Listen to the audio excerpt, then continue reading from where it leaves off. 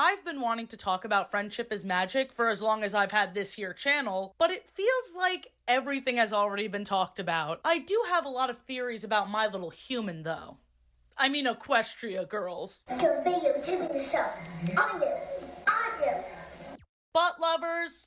Welcome to the Athena P YouTube channel. Usually in the lore series, we overthink shows or movies that no one else is brave enough to, but with anything Friendship is Magic, none of this is uncharted territory. But you know what? We're having fun, and that's all that matters. Actually, you know what else matters? Your health. I hear so many people talking about aches, pains, rashes, you name it, and every time I have the same response. You should see a doctor. But the excuses roll in just as easily. Finding a doctor that takes my insurance is such a hassle. No one ever has appointments when I'm free. The list goes on and on. I'm no exception. I've been putting off finding a general care physician since I moved. Huh? I've been moved for a while. Time just flies by, but I recently booked an appointment with this video's sponsor, ZocDoc. Whether you just moved into a new area, got new health insurance, or even if you've just put off making an appointment because you don't know where to begin, ZocDoc makes finding the right doctor so much easier. ZocDoc is free to use. ZocDoc lets you search and compare local in-house doctors, and they have more than 150,000 providers within 200 plus specialties across all 50 states. And you don't even have to wait. Appointments happen fast, usually within 24 to 72 hours, and you can even score same-day appointments. Don't keep waiting. You deserve to feel your very best. Clicking the link in my description is a huge step to prioritizing your health. Head to ZocDoc.com/AthenaP to get started and check that appointment off your to-do list. Thank you so much to ZocDoc for sponsoring this video.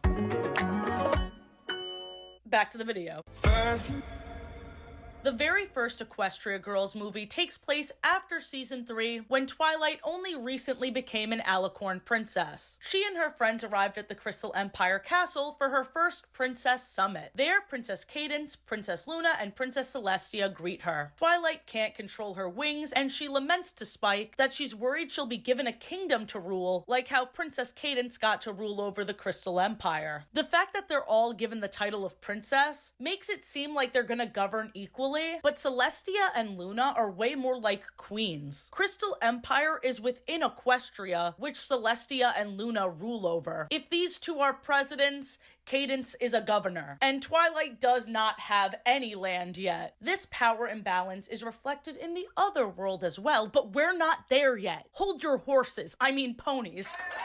A cloaked figure appears creepily at Twilight's bedside table and steals her crown. You want to take a look at whoever did this dastardly act, and you're ready to back kick them with your hooves until this unicorn teleports in front of Twilight and we see her. Sunset Shimmer. One of the most gorgeous ponies ever. Argue with the wall. I'd let her keep the crown. Her color scheme, her hair in front of the horn, shit. No doubt she's serving. But why is she stealing? If she keeps this up, she'll soon be serving time in prison. Girl, you should be on the runway, not running away. Sunset Shimmer jumps in this mirror portal, and our heroes are befuddled. The princesses explain who that was and what the portal is, but I don't think they're being entirely truthful. Sunset Shimmer is an old pupil of Princess Celestia, and she wanted more. Celestia is very vague about what Sunset wanted, but for now, all we know is that she wanted more power. Sunset has been living in this mirror for, I don't know how long, but she has returned, and the portal is only open every 30 moons, which is about 2.5 years. Okay, everything is kind of making sense so far, but Celestia moved this mirror to the Crystal Empire for Cadance to look over, and unless they all lost track of time, they must have known it was going to open during the Princess Summit. Why would they make the Princess Summit the same day the mirror portal opens, and in the same place the mirror portal is? At the very least, hold the summit in the Canterlot Castle, or on a different day. What is going on? They left this giant window of opportunity open, they didn't have a plan, and they put Twilight in danger. Yeah, they're putting the newest princess in harm's way, who's the only one that didn't know about this fuck-ass mirror. Celestia claims she doesn't know about this world, but I think that's a load of malarkey, because she's known to keep secrets like this before. It's too early for my theories, but just know I don't trust a word she says, including this excuse as to why Twilight's friends can't join her. Whoa, whoa, whoa. She's going, we're going with her. Right, girls? I'm afraid I can't let you go. What? Why not? Because you're not the main character.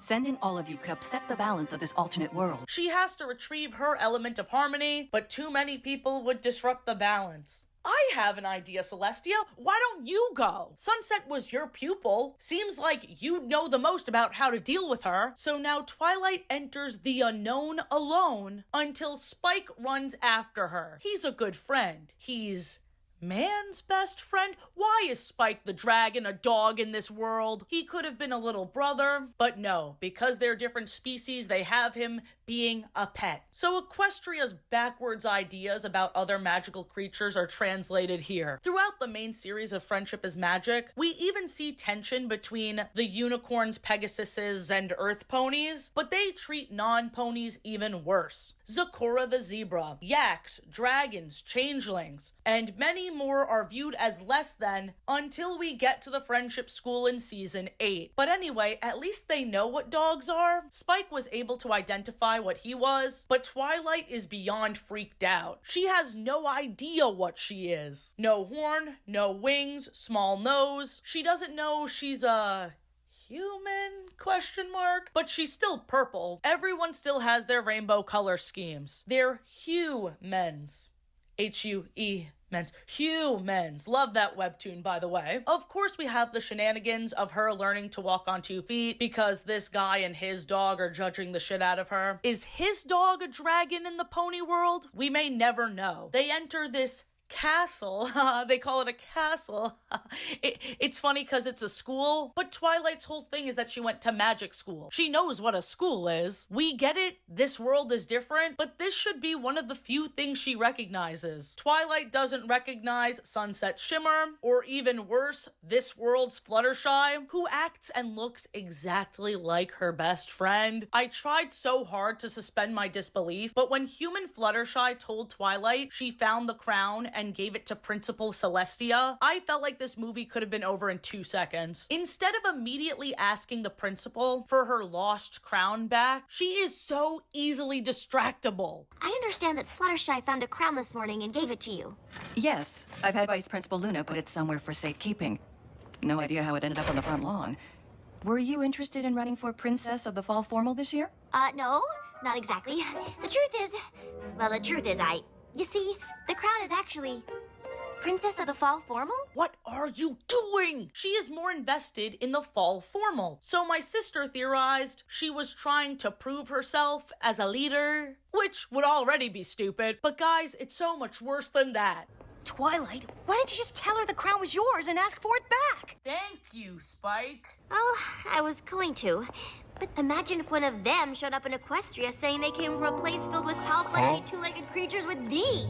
We'd think they were crazy. You don't have to share your backstory to get something back that belongs to you. Excuse me, you dropped your wallet. Did you hear me? Oh, no. You dropped your wallet. My name is Athena P. Sherman. I'm a 28-year-old YouTuber from New York. I have OCD. I'm currently treating it because even in my nightmares, when I do something wrong, I feel like a monster, and my dad hates me. What? Thank you for the wallet.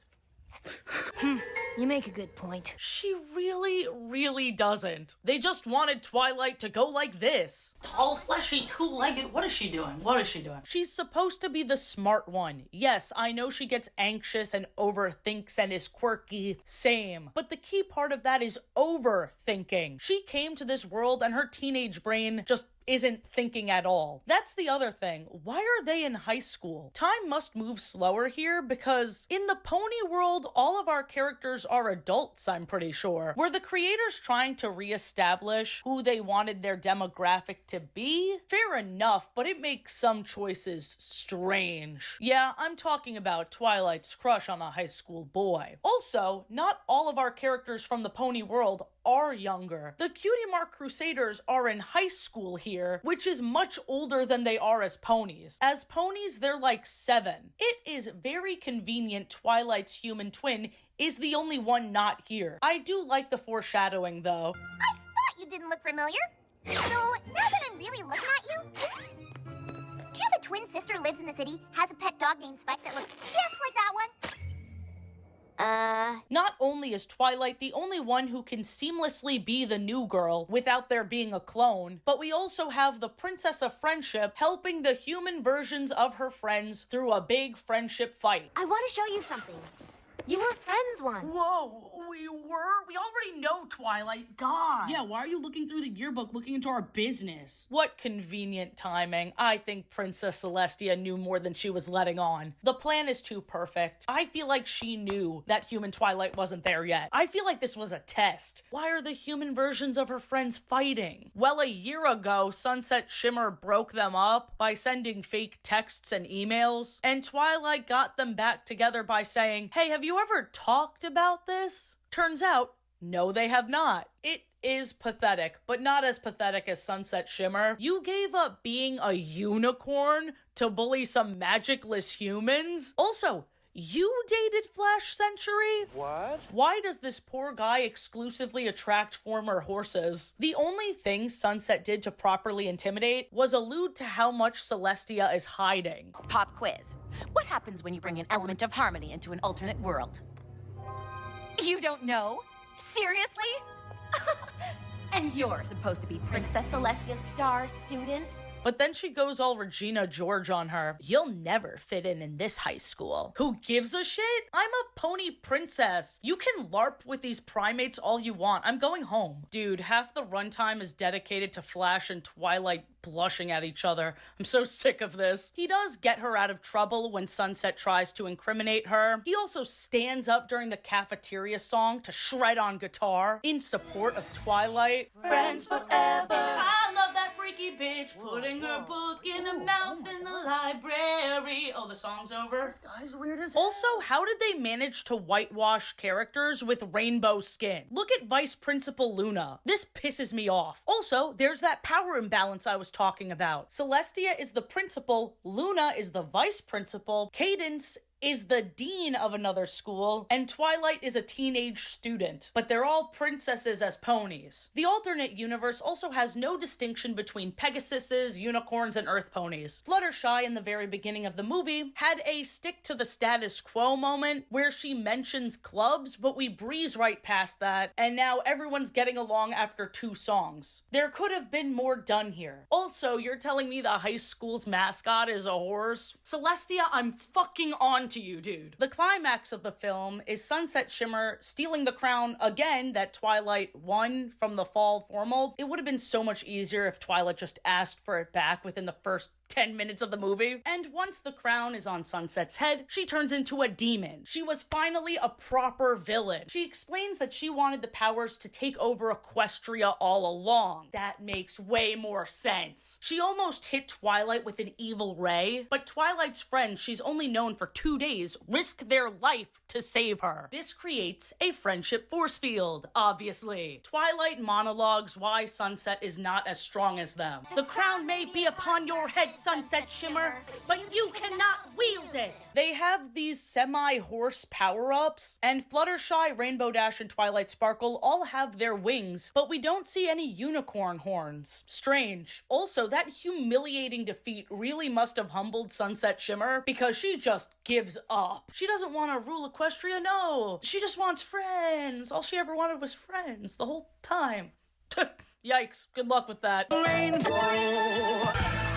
The second movie, Rainbow Rocks, is near and dear to my heart because my sister and I saw it in theaters when it came out 12 years ago. 12. Wow. The songs in this movie are so much better, and Sunset's journey is really sweet to see. We open on our new villains, Adagio Dazzle, Sonata Dusk, and Aria Blaze. Great names. They're sirens and they get more powerful, feeding on rancid vibes. They make people fight so they can get more powerful. They were banished from Equestria and sent here. Okay, good news and terrible news. Which one do you want to hear first? I can't hear you. Good news, other species can also turn into humans. Yay. Bad news, Star Swirl the Bearded just dumped them here? What a terrible thing to do to an almost completely magicless world. I say almost because all the girls are performing without Twilight and they're still able to channel their pony-ish powers. Usually they only have horse ears, but in some of the shots they have both ears and I hate it. Also, if I was Rarity or Applejack, I would be pissed I didn't get wings. They don't even know their pony selves. Sunset gets the cold shoulder from the whole school, understandably so, but the main five embrace her. She is very careful not to overstep, so she just watches them perform and cheers them on. She's on the sidelines because she doesn't want to push. She knows she's still on thin ice after the whole trying to fucking kill them thing. Every time the sun sets, there's a brand new tomorrow, and we can make it shimmer. Poetry. Imagine a single tear streaming down my face. It's clear Sunset's friends aren't as over the whole ordeal as they say they are, since they keep bringing it up. Last thing she needs is another CHS event almost ruined by some power-crazed lunatic. No offense. None taken. Our main characters immediately know that the three new girls, Adagio, Sonata, and Aria, are up to no good. Sunset contacts Twilight with an old spell book from her studies with Celestia. You write something in the book, it appears back in Celestia's book in Equestria. They made texting magical. Been a long time since I've written these words. Dear Princess Celestia. Dear Princess Celestia. What a beautiful nod to our main series. Twilight very easily opens up a new portal. Wow, that whole time limit stakes thing from the last movie didn't mean shit. And now she's reunited with the human versions of her friends, and her crush, too. The girlies immediately ask Twilight to be part of their band. Sunset stands there deflated, but she's afraid to show it. How long will she have to prove herself? Her and Twilight have this tiny bonding moment during the sleepover, where they both complain about people's expectations. Must be nice to have everyone always looking to you for answers to their problems, instead of waiting for you to cause a problem. Just because everyone expects something from you doesn't mean it's guaranteed to happen. But that doesn't stop them from expecting it. Which only makes things harder because the last thing you want to do is let everybody down. Oh, yay. Very, very cute. Twilight even almost asks Sunset for help on this spell, but no. Too early in the movie. Never mind, I have to do this on my own. Everyone's depending on me, and no one depends on you. Plus, if I ask now, there's no rest of the movie. During the auditions, tensions are rising. The sirens are making everyone enraged. Our girlies, the Rainbooms, are being sabotaged by the rest of the school, and Rarity was blamed for wearing metal. Applejack even kicks her, which hurt me tremendously. But one of my favorite songs of all time is Under Our Spell, where we see the competition progress and people are being launched via guitar solo. Put your hands up to the sky, whoa, whoa, which I thought was a really fun visual until I saw how concerned the girl group looked. No, Rainbow Dash, don't kill her! Speaking of our element of loyalty, she is loyal first and foremost to herself. She keeps talking over Fluttershy, she keeps making rude comments about everyone else's performance, and she's acting like the only one in the band with talent. This is the only problem bubbling to the surface before the sirens even got to the school. We know for a fact the sirens have nothing to do with Rainbow Dash being an asshole. She's just kinda like that. The thing that adds insult to injury, she's really good. Like, if we're supposed to hate the way she's acting, why did you make her slay so much? Sunset has a very awkward moment where she tackles Rainbow Dash to the ground mid-performance. Why? She panicked when she saw that Rainbow Dash's powers were showing, and they wanted to save the power-up for the finale to take down the bad guys, so I don't know what the consequences would be of her showing off the powers too early. I feel like I missed something, but regardless, the main six is pissed to the point where they aren't even defending her. It wasn't a fit of jealous rage!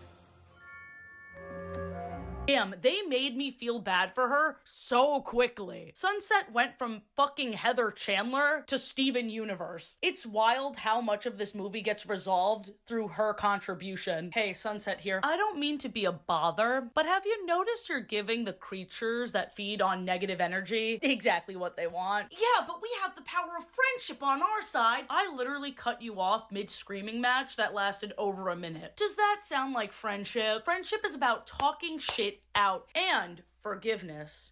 Can you imagine? I love how Sunset is the unofficial element of redemption and growth. It's been so long since I've seen this, but when Sunset got her solo and horse transformation, you know what? Maybe I gotta freaking chill down my spine. And I love that when she got the power up, she wasn't hype about the actual magic. She was just so happy and relieved to be part of the group. Also, the Siren's final form is so sick. Dragon, mermaid, horse spirits. I actually needed way more of them like this. We have the Equestria girls unlocking the power of rainbow power friendship magic. I think they must have known that this power looks way cooler when they're ponies, because all of a sudden at the end of the battle, their loving musical energy formed a giant sparkly alicorn with a death ray. I'll never doubt them again. I love how when this evil trio's necklaces broke, they couldn't sing anymore. This is like Velvet and Veneer from Trolls before they existed. And then the cherry on top is Sunset writing to Princess Twilight instead of Princess Celestia. When I tell you, infinitely better than the first movie. Comeback of the century. I think this is my favorite movie out of all of them. Twins. In the third movie, Sunset Shimmer is desperately trying to reach out to Princess Twilight because the magic is out of control. And by out of control, she means sometimes the girls power up when they don't mean to. Ooh, horse ears and a long ponytail. So scary. It's not like they're accidentally hurting anyone. Who cares? This movie had an incredible ending, but it was painful to get there. Why is this movie called Friendship Games? Well, this is what they call their competition with the city school Crystal Prep. Human Twilight with glasses has been studying the strange energy emanating from Canterlot High. She has a whole corkboard with string, which includes the opening credits. She knows too much. She knows she's in a movie. She's conducting a study with this strange little device she invented, and she did all of this so she can apply for an independent study. She doesn't get along with anyone at her school, and she knows everything they're teaching already. She is eager to leave. I understand why she wants to leave. The Crystal Prep principal takes these friendship games so seriously, she threatens Human Glasses Twilight that she'll make sure the independent study doesn't happen if she refuses to play in the games. The Shining Armor slander was too much. You're telling me Twilight's brother was there and didn't stand up for her? Outrageous. It's weird that all the students from both schools are this intense about it because it happens every 4 years. This is the first and only time in these games, and they're like, oh, that school always beats us. No, they beat the students here before you. I don't know, man. School pride is weird. Who gives a shit? And my girly Sunset Shimmer actually says as much. Seems kind of silly to me. Silly? So, I guess you think the friendship games are silly too. Well, it's not like we'll be fighting the powers of evil magic. We've taken down magical creatures. This is such a non-issue. I agree. I love that in this movie, Sunset seems full of regret over leaving Equestria. I'm sure in Equestria magic does whatever you want, but... This isn't Equestria. Well, Yeah, leaving for this world is still the fumble of the century, but it's okay. I really thought the principal would be some sort of evil spirit, but no. She's just a regular schmegular asshole. She doesn't even have a pony she's based off of, and she's actively talking shit about the students in front of Principal Celestia and Luna, and they just let her? They are as bad at running schools as they are at being princesses. Good lord. During the actual games, it doesn't matter which school wins which event. Let's talk about Human Glasses Twilight accidentally draining the magic. Each of the main 6 has a moment where they feel great about what they contribute to their friends, even friends outside our main group, and they have a solo power-up. Really emphasizing individuality is nice, because the last movie was about working together, but this movie shows that you can shine on your own as long as your motivations aren't exclusively about you. Twilight's little invention keeps sucking up the magic. The tech becomes unstable, spitting shooting out little portals to the pony world that looks like rips in their universe. The magic-sucking cyberdeck also causes Spike the dog,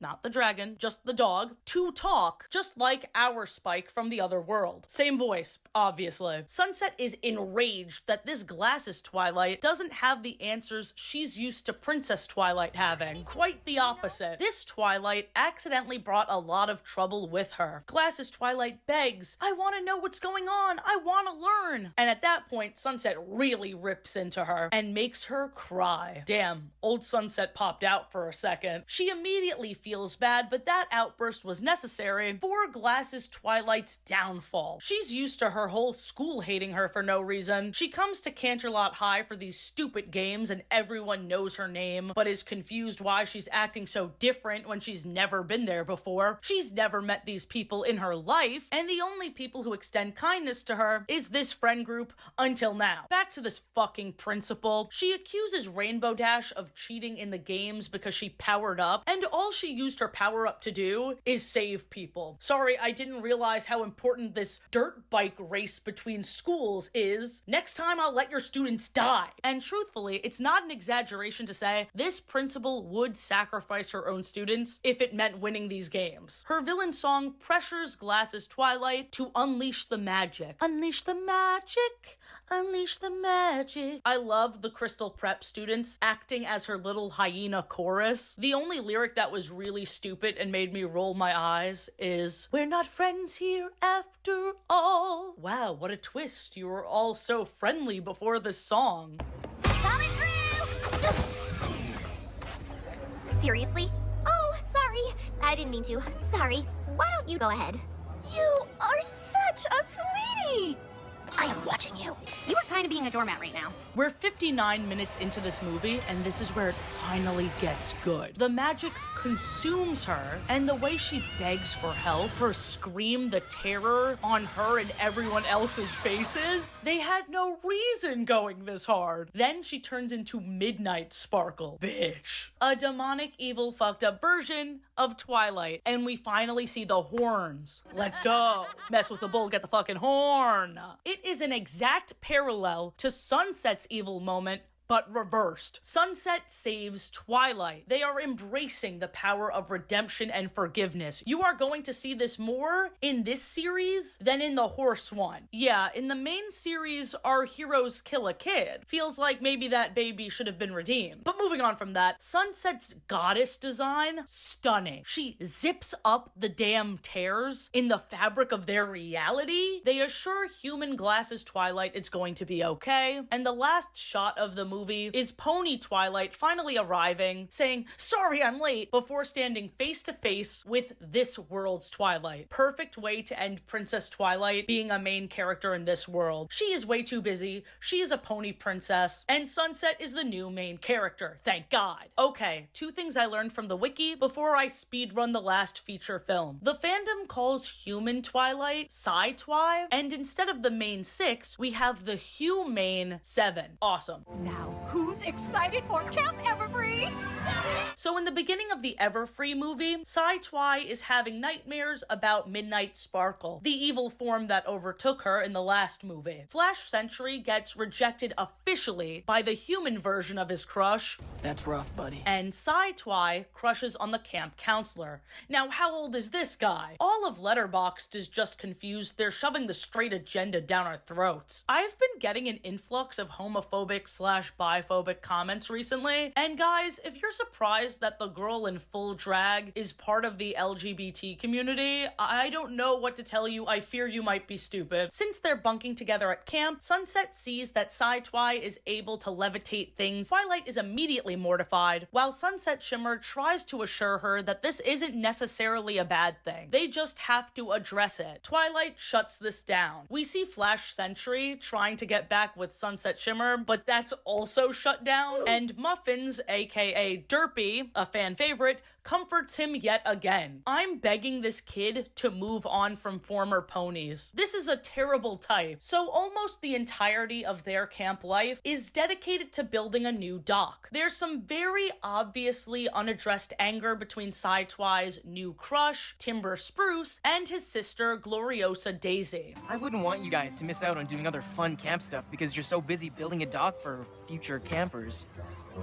So obviously, this exchange plus Filthy Rich being seen at the camp implies that this super rich guy is trying to buy the land. Classic. Sunset is the only one questioning everything. Despite every character getting another power-up, they're not focused on as much. Love the powers, though. Applejack is super strong, Rainbow Dash is super fast, Rarity can make these crystal shields, and at the end of the movie, she also made this chandelier. Fluttershy can talk to animals, Pinkie Pie makes shit explode. It's perfect. Sunset is the last to discover her unique power, but it's the power of empathy. She touches someone on the shoulder or the arm and she sees their backstory and worries. A certain finale is coming to mind right now, but in this case, it doesn't take up half of the runtime. Wow. Sunset helps Sidetwi through her self-doubt and fear. She is quite literally the only person that can relate to her. I've let magic turn me into a monster too. So if anyone understands what you're going through, it's me. I can help you, Twilight. And the rest of our friends can be there for you too. But not if you run away. I'll stay. And Sunset also had to encourage the others to practice their new powers because the rest of the Humane Seven are sick of having to practice magic. They just wanted a normal summer camp experience. Too bad. Imagine how sick the rest of the school must feel. Yeah, it must suck being the main characters. If you don't want your new magic, I'll take it. Shit. Their new powers stem from this cave with crystals containing magic from Equestria, of course. The person that discovered the cave first was the camp counselor Gloriosa. Gloriosa as the villain was incredible. The villain transformations are always my favorite part of these Equestria Girls movies. Gloriosa wanted to save Camp Everfree from being sold. She discovered this cave and the magic overtook her. The embodiment of the saying, "The path to hell is paved with good intentions." Love this vengeful Mother Nature. Gloriosa throughout the movie's catchphrase was, "I got this." And hearing it go from a cheerful little saying, "I've got this, I've got this, I got this," to this angry growl, "I got this, but I got this." I laughed so hard. I love that so much. Also, the villain, as usual, had a song. She's singing the lyric for Everfree, like everything she's doing is for the camp, Everfree, but it also sounds like the word forever, forever free. And she's singing this while trapping people. When our girlies saved the day and freed Gloriosa from the magic, they were given the crystals that matched their colors. They were meant to have these power-enhancing geodes. They're this world's elements of harmony, I think. It was never confirmed, but this is beyond prophetic because it isn't an exact one-to-one of the pony world. There's 7 of them. In conclusion, Applejack and Rarity all the way, dude. They were holding hands, they were cutesy. This was the start of Equestria Girls shipping Rarajack. I live for it. You know Sidetwi had to be the one to take over from here. I'm the one who reads.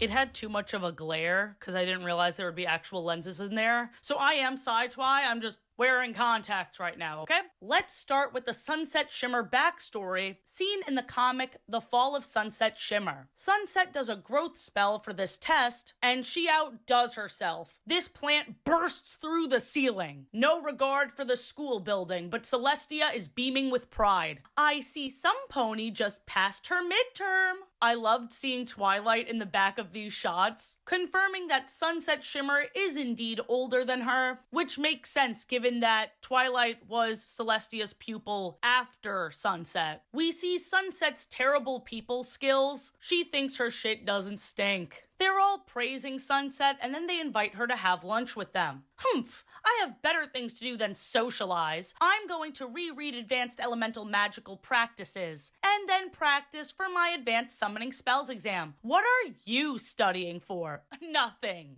That's what. Listen, it's not horribly mean, but it is rude. It's clear she thinks she's better than them. At the start of the series, Twilight also failed to understand the value of being around peers, but at least she was more avoidant and less, I'll tell you to your face I don't think you're worth my time. That's not Twilight's style. That's why she's the main character of the cooler pony world. One of my biggest regrets is in a previous Ranking Things video, I said I understand why people hate Twilight and Pinkie Pie. I take that back. I'm a pony's pony now. I didn't used to be a pony's pony, but now I'm a pony's pony. Look at baby Twilight making the ball float. Aww, so cute. Celestia tries to reason with Sunset and preach about the importance of friendship. I think Celestia was 100% in the right, but as usual, her approach was a bit strange. I know we're catching Sunset at her lowest, and Celestia obviously trusts her more than we do, but if you're having a talk about humility in front of a mirror, why would you take the power-hungry student to the magical mirror portal? Why would you do that? Why wouldn't you take her to a non-magical mirror? Why would you tell someone clearly in the throes of grandeur that they're not ready for the truth? You know what it is about Celestia that annoys everyone? She lacks tact. When Sunset is found looking for answers, Celestia gets mad. Why would they draw her like that? But here's another way she dropped the ball. As Sunset is throwing a tantrum, Celestia sends her guards to escort her from the castle. She's no longer welcome in the castle. Even though Celestia is beyond disappointed, she definitely should have escorted the rage-filled Frick herself. The guards were knocked out, and Sunset escaped into the mirror world, which is, of course, the human world. There's so much knowledge in here. Through the Mirror has the best dedicated section ever to all the humans who've ever wondered what it would be like to be a pony.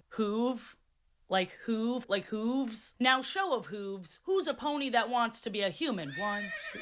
Okay, just one. Take fast. Okay, let's begin. Chapter 1, The Princess Summit. The castle of the Crystal Empire sparkled brilliantly in the midday sun. Ponies pranced around the kingdom running their daily errands in the market or playing outside in the gorgeous weather. Every pony was so busy that they didn't notice that 7 visitors from afar had just arrived through the front gate. It was 6 ponies and 1 small dragon. No, it's just the first movie in book form. Gross! On the bright side, this is a pre-owned copy, and there's a little diary section at the end. Let's read some kid's diary! So they tried to erase it, but I could still read. The meaning of magic. Write about what friendship means to you. So much! Decorations for our dream party. We have ribbons, mustaches. So 2013, mustaches. It's really hard to read because, again, they erased it. They didn't want somebody to do what I'm doing. But for photograph backdrops, I think they also said Mustache Land. What does that mean? What fun. Now let's move on to Sunset Shimmer's Time to Shine. Let's address the elephant in the room. Who is that? That doesn't look like Sunset Shimmer to me, like at all. I love that Sunset Shimmer is still learning how to socialize post Rainbow Rocks. When she'd been invited to the study session, she hadn't seen any reason to bother going, but she'd only been thinking about herself. She hadn't realized that maybe she could help the others practice, that maybe they would have fun together in the midst of studying, and she could be part of it. She sighed.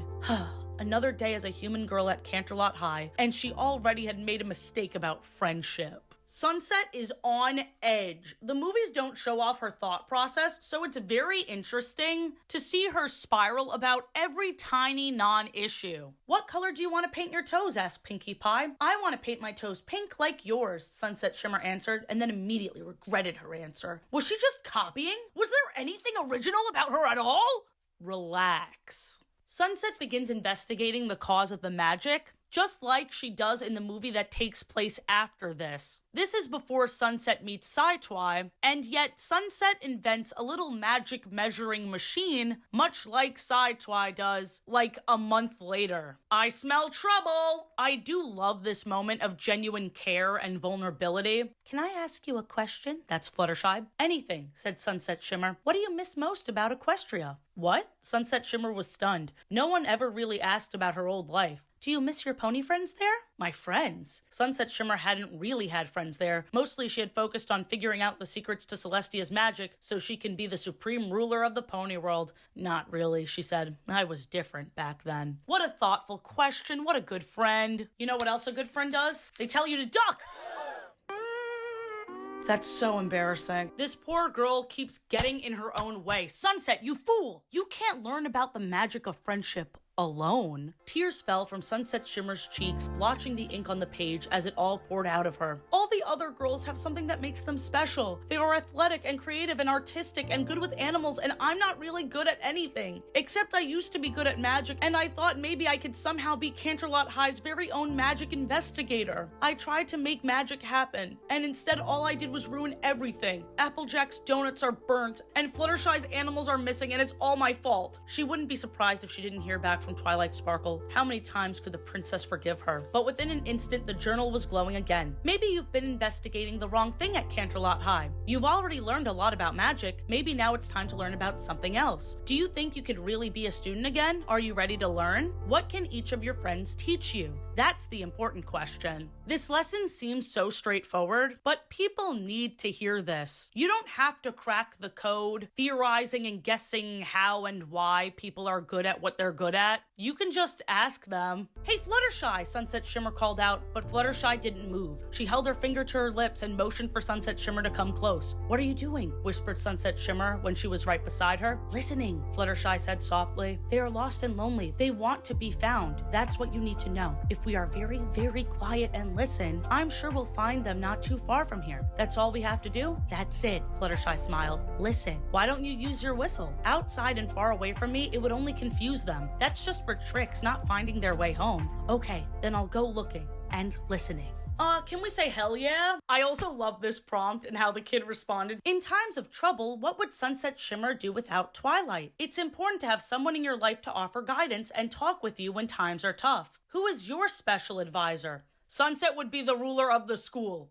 Not at all what they were asking. But is the kid wrong? I love that this kid very obviously only read the first question. What would Sunset Shimmer do without Twilight Sparkle? Sunset would be the ruler of the school. Yes, but they were trying to ask who you turn to for advice, and that just went, love it. I'm bored. Sunset would be the ruler of the school, duh. Now on to Twilight's sparkly sleepover surprise. This book takes place right after the Friendship Games. Honestly, it was the strangest thing that has ever happened to me. Make that the second strangest. Confused, Twilight Sparkle gave the girl an awkward wave. The girl behind her bust out laughing. Well, help me, Applejack grinned. Twilight Sparkle? Meet Twilight Sparkle. Princess Twilight Sparkle from Equestria, meet Twilight Sparkle, the new girl who just transferred to Canterlot High from Crystal Prep, explained Sunset Shimmer helpfully.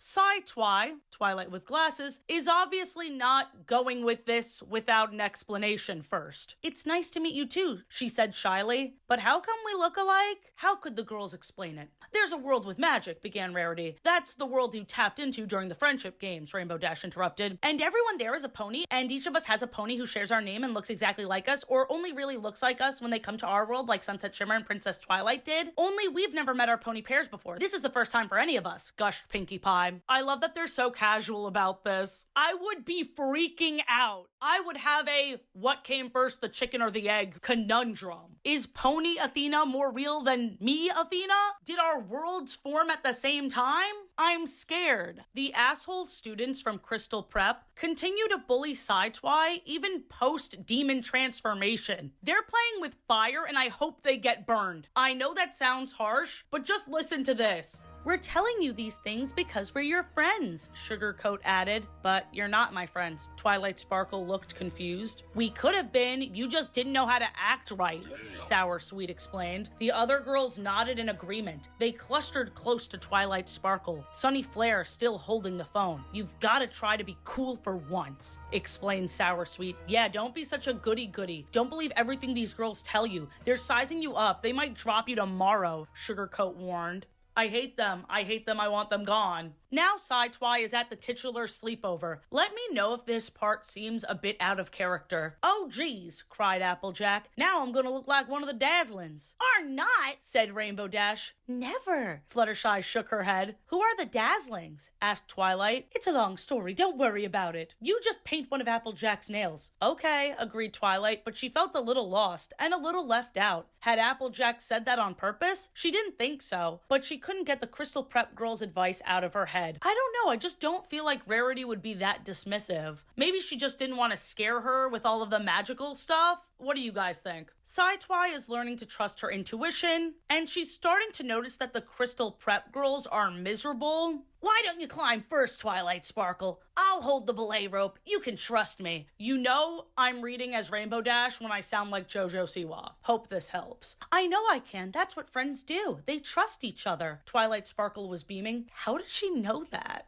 She just did. She can feel it inside of her. She saw the Crystal Prep girls a moment later. They were shaking their heads like she had said something stupid. It was true. Twilight Sparkle hadn't thought about what she was saying, but she knew it was true. She just did. Here's another example. At the height of her happiness, Twilight Sparkle noticed the Crystal Prep girls sitting at the corner table. Sunny Flare was scowling as she scanned the room. Sour Sweet was drumming her fingers like she was bored. Sugarcoat was absorbed in her phone. Twilight Sparkle had always thought they were friends, but she suddenly realized they never seem to be having any fun together. Even with that reassurance, they explore the fear that comes with the mindfuck that your friends befriended your twin from another world before you. Pinkie Pie laughed. I've seen the way he looks at you in class. He likes you because he likes you. That's what I think it means. About Flash Sentry, of course. It's not just because I look like Princess Twilight. That was one of Twilight's lurking fears, that these girls liked her only because she looked like their old friend. What would happen when they found out what she was really like? What if she turned into Midnight Sparkle again? Would they still like her? I wish they explored that more. I would be so insecure if everyone was like, oh, you're the second Athena P we've ever met. And the last Athena P that we met, that can't be here right now because she lives in another world. Yeah, we were like this with her. We were best friends with her. She looked exactly like you. I'm sure we'll like you too, I think. Everything escalated when they were playing Truth or Dare with the Crystal Prep girls. I hate to have to do this, began Sunny Flare. What?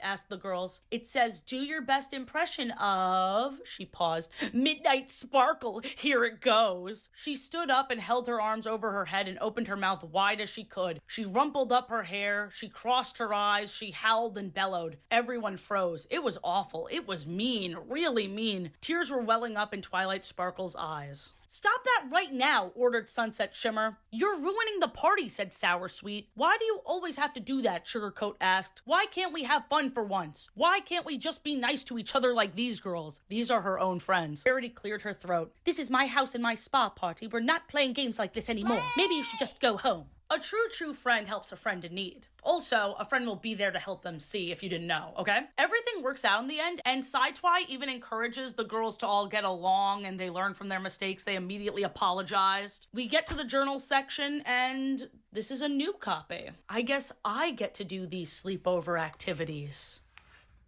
True or false? Rainbow Dash loves fussing with fashions. What? True? Wrong. That's Rarity. Okay. Let's do one that's like more of a long response answer. Okay? How would you help a friend who is feeling a little shy or scared about spending the night at your house? This shit was so much fun. With a time loop plot, there are so many directions to go. So the special Sunsets Backstage Pass that we're going to talk about in a bit is the perfect special to inspire a choose-your-own-adventure book. There's only one ending that's based off of the good ending we see in the movie, and then we have one other alternate good ending, and it's a really weird one. So basically, to stop the time loop, she has to disrupt time. So she has to do something that is very much unlike her. Find the cutest guy at Star Swirl and ask him out. Twilight, if your hypothesis does break the time loop, I'll really be asking him out. So she ends up going on a date with this unnamed guy, and right before they kiss, she's launched back in time when they're buying the tickets for the music festival. Okay, so there are 2 good endings. How many bad endings are there? 5. And they're brutal. There are these bickering bandmates, and Sunset can't believe she's stuck here forever with these 2. Some of them she doesn't even break the time loop. Another solution is that she kept trying to drive away from the festival. She tried this once in the special and it didn't end up working. Sunset walks on, sadly appraising the happy faces around her, unaware that they've lived this day 100 times and in all likelihood will live it 100 more. Sunset's resigned to her fate. To no one, she mutters, "You could spend eternity trying to make everything perfect, and it never will be."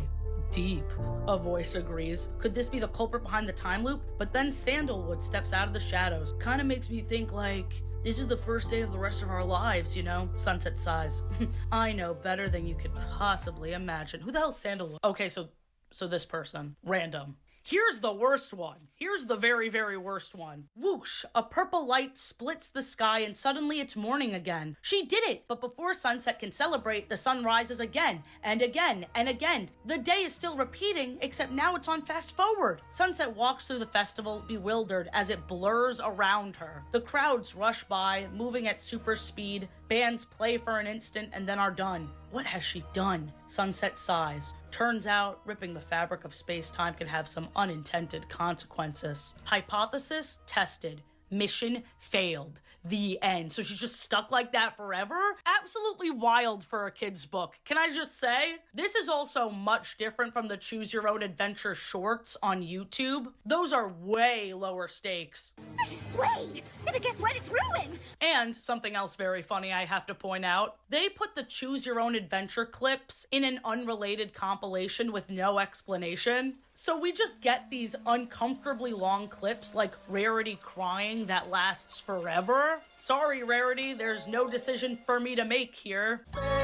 Special. Tales of Canterlot High is made up of 3 sections: dance magic, movie magic, and mirror magic. And the magic in each crescendos. Starting with the least magical, the girls are trying to fundraise to pay for the Everfree camp repairs. There's a dance contest going on with a big cash prize, hence the name Dance Magic, and when Rarity signs them up, she runs into old foes from Crystal Prep. These motherfuckers again. We hear some good news. The old principal was fired. Cadence got a promotion. Our queen. It is really nice that we get that confirmed because the principal was really let off easy at the end of that movie. I mean, to be fair, almost all the villains get it easy at the end. More than half of them are redeemed. The only villains in this series that have fully lost so far are the Sirens and this principal. The Crystal Prep students, of course, take advantage of Rarity's openness. So when Rarity shares her music video idea, the Crystal Prep girls steal it. This special was cute. The 2 groups end up teaming up, combining their strengths. It's good closure for the friendship games. It's better than the Sleepover book. The Sleepover book made them look way too malicious. In movie magic, we see the Humane 7 on the movie set of Rainbow Dash's favorite action series, Daring Do. We know about this from the main series, so I thought we'd see Daring Do, but they only have an actor playing her. That doesn't stop this show from dropping the action hero's pen name, A.K. Yearling. A.K. Yearling is very hands-on when it comes to the sets and props for the movie. So is she a hero as a human too? We don't know, but the merch definitely implies this. So if we're not focusing on who wrote the movie / who the movie is potentially about, what's going on here? The director's niece, Juniper Montage, in a fit of jealous rage, hides all the props to try and make the lead actor on a tight schedule quit the movie. Juniper Montage wants to play Daring Do. She does that classic villain thing where she runs away in a hooded cloak. I wonder if that brought Sunset Shimmer back to the first movie. Bad times. Bad times. Rainbow Dash tried to use her super speed to catch up to the culprit, but ended up being lured into and locked in a closet. And Psy-Twi used her telekinesis to unlock it.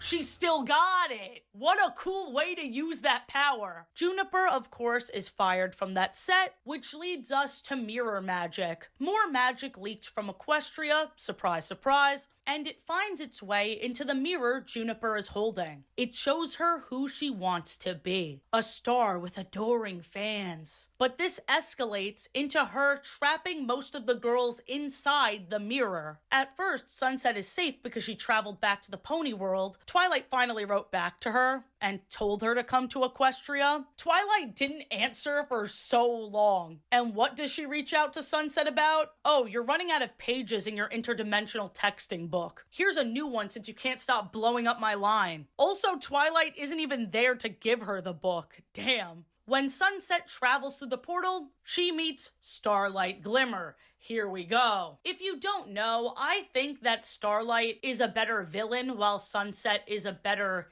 hero. And again, I would have to watch more of Starlight's journey before really casting judgment, but what it looks like to me is that she's just reheating Sunset's nachos. I will say, Starlight's human design is adorable. I love the beanie. But the moment Starlight is brought to the human world for the first time, Sunset is captured in the mirror. Dude, you used your empathy powers to see where your friends are, and you couldn't dodge a single attack? Bruh. Nope. She just needed to be trapped as well so Starlight can have her big human moment. Don't you have enough, Starlight? No, Juniper, it doesn't have to be this way. Oh no, maybe you're right. Maybe I wanted friends all along. We've seen it before. I will say, at this point, they're self-aware of how repetitive the formula has gotten because they too poke fun at it. We've all been there. Really? Manipulated an entire town into giving up their talents so they wouldn't think they were special. Overpowered by magic I couldn't control and created a rift between two worlds, almost destroying both of them in the process. Turned an entire school into my own personal zombie army in hopes of conquering a distant pony world. Wow, we are a really forgiving group. Even though Juniper's story isn't the most interesting, I will say I love her design. The film, hair ties, and hat is super fun. Her pony self in merch artwork needs the flair of the usual accessories, but still, fun. I completely forgot I watched Forgotten Friendship, the special where all of Sunset's friends forgot about her redemption. Dude, someone must have used the memory stone on me. So yeah, there's this character named Wallflower. She makes such a non-impression on everyone and gets so pissed she uses the memory wiping stone from Equestria to target Sunset specifically. I'm gonna be so real with you, I hate Wallflower. Can the magic of friendship include not guilting people and not forcing them to be your friend? Shit. You know what's funny? I watched this 3 years ago for another video, and I just accepted Sunset's backstory powers. At that point, I didn't see how she got them, but I just said, yep, no questions here. I guess she can just do that. Sunset travels back to Equestria to learn more about this specific kind of magic, and this is when Celestia and Sunset finally make up. We've been waiting for this. This is also where I misheard what books Twilight was reading. Flashback. When they were in the forbidden section of the library, Twilight was really excited reading about Canterlot's cannibals. Can you believe they have Canterlot Cannibals Volume 31? I still hear her say cannibals, but apparently she says canticles, and canticles is a hymn or poem. The Memory Stone was brought to the human world before Equestria was even founded. These ponies have been messing with the human world for a long time. The great and powerful Trixie is very funny in this movie. Very endearing. I felt like they did a good job showcasing her character after she became a fan favorite. It does seem really random that she acts like no one understands her, when it seemed like she had two really good friends in the Rainbow Rocks movie that performed with her. Speaking of, Trixie used to be quite the antagonist, but hey, What's a little locking us in the basement between friends? Enemies are just future friends that haven't apologized and trauma dumped on you yet. Sunset sacrificed herself so her friends wouldn't lose their memories from high school. And when it happened to her, you could see the film of her memories leaving her head. It reminded me of what happened to Grace in Infinity Train, but way less graphic. That's not to say they don't launch into the psychological torture, because for the other 6, high school memories are just memories from high school. Duh. But for Sunset, it's her memory of being a human, period. This isn't Canterlot. Where am I? Princess Celestia? What's happened to me? Some pony, help me! Even before that, as the memories are being ripped from her head, she is screaming their names in agony.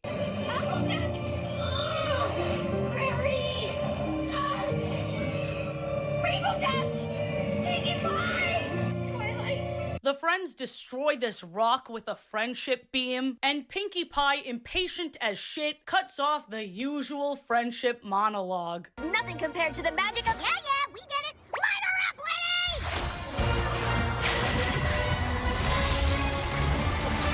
Winnie! Fuck you, Wallflower, you hating-ass boring bitch. Cool villain plot wasted on such a blah, nothing character. I wouldn't befriend you if you were the last human on Earth. I hate Wallflower, man. 2 absolute stinkers of villains in a row. In Roller Coaster of Friendship, we have an influencer villain. Daring today, aren't we? And if that isn't overdone enough, what do you think an influencer villain will say after she's defeated? I have 3 million followers and no real friends. The villain's phone gets Canterlot magic and gains the ability to teleport anyone she takes a photo of. And throughout the special, we think our heroes are trapped in her phone, just as they were in the magic mirror, but no, dude. They were just in a random room at the fair. I wouldn't even be talking about this special if not for the fact that Rarejack, dude, Rarejack is canon. It's real, Applejack was jealous, and then they were blushy, and we're all happy and we're all cheering until the next specials. I hate him!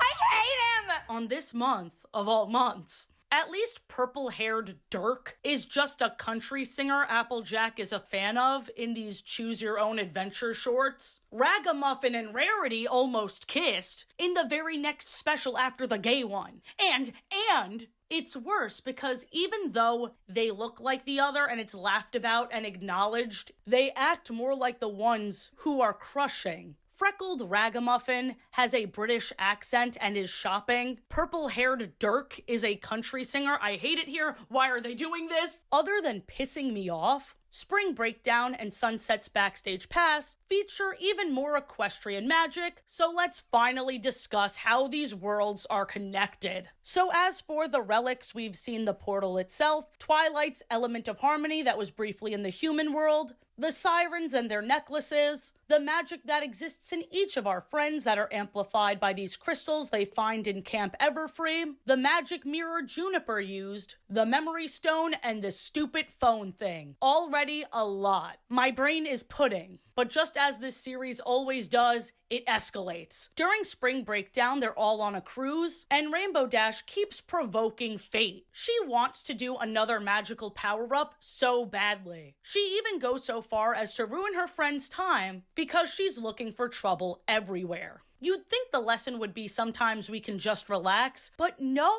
Rainbow Dash ends up being correct. There's this symbol in the sea, she goes off on her own to investigate, and Sunset is so fed up she snaps, pushing Rainbow Dash into some quicksand. The end.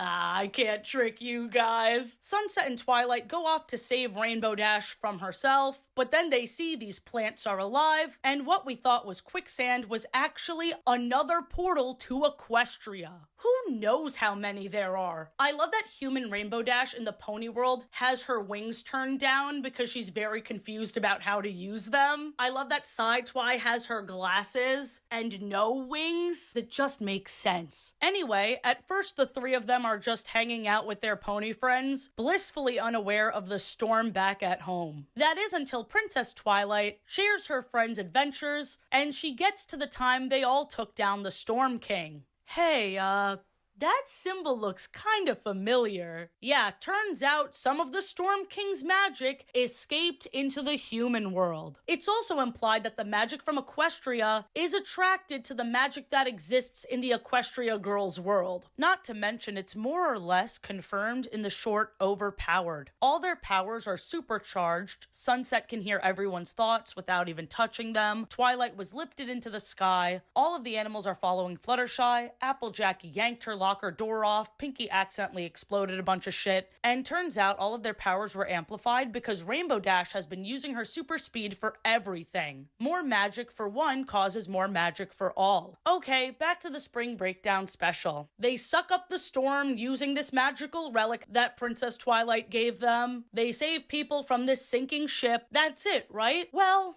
no. I might have a way home. We're back! I just feel like keeping these portals open and using them willy-nilly probably isn't the best decision. That's probably why more magic keeps seeping in. In the special Sunset's Backstage Pass, we have a classic Groundhog's Day plot, meaning one character gets stuck experiencing the same day over and over again. That's what our Choose Your Own Adventure book is based off of. Sunset gets stuck in this time loop right after Pinkie Pie gets them kicked out of the concert they were both looking forward to. Pinkie Pie is acting very selfishly, but it's played up like Sunset's being the asshole. I really don't see it, to be honest. Sunset thought this time loop was accidentally her doing because she wished she could have a do-over of the day, but after she had her perfect concert experience, she was weirded out that she was still stuck in this time loop. Sunset writes to Princess Pony Twilight. Twilight informs her that she stumbled into another ancient equestrian artifact. And it looks like you found another long-lost equestrian artifact. The Time Twirler. Lucky me.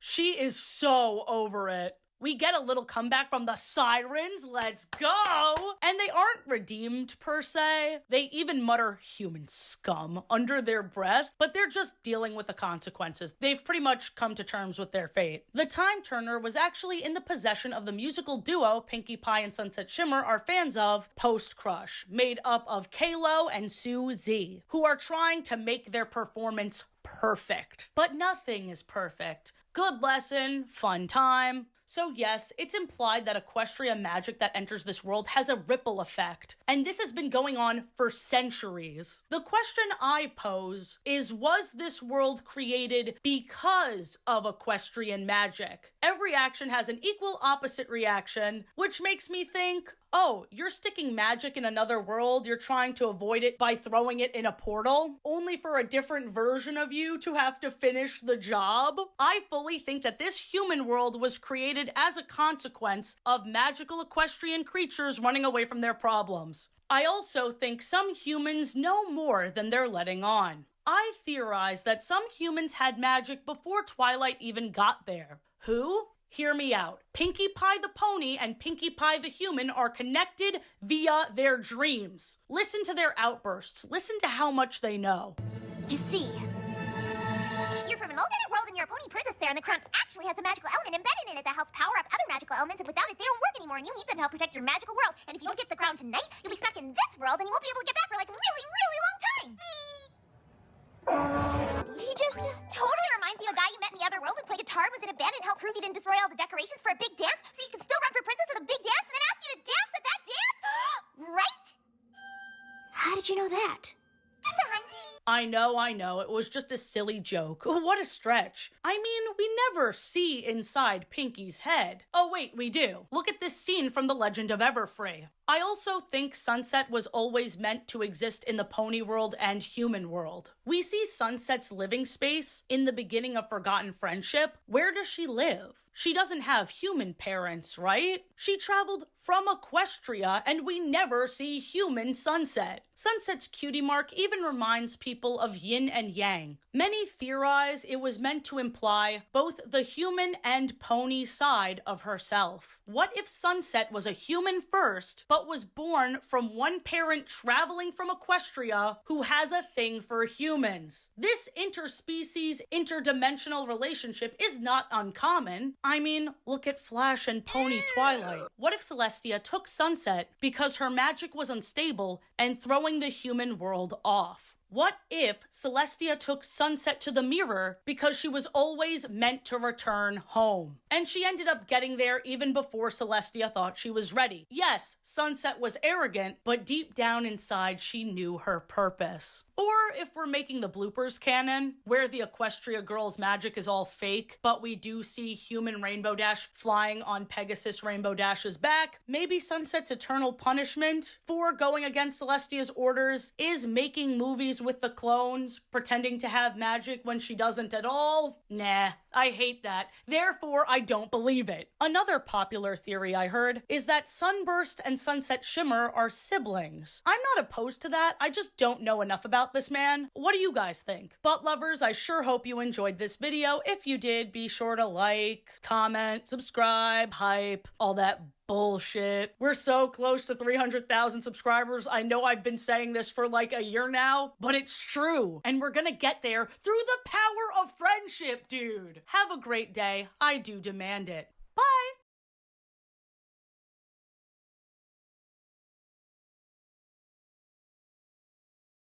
Everyone knows Mickey Mouse's influence is everywhere. His tiny little rodent hands have touched every type of entertainment. And I don't just mean how many companies Disney absorbed. I mean how far they stretch their own characters as well. We've talked about steampunk Tinkerbell and her non-binary crush. Disney is way more ballsy in their books, I'll tell you what. We talked about a Tinkerbell romance novel. There's a new one coming out this summer that I'm going to cover. Disney is taking what once could only be fanon and hiring people to publish fan fiction for them. Things you thought Disney would never care about. Diary of a Wimpy Kid, mobile games, manga. It's not about this giant company making money from these smaller ventures. They market to every possible demographic to be completely unavoidable. It's working, and it's unfortunately genius. Your video tipping this up.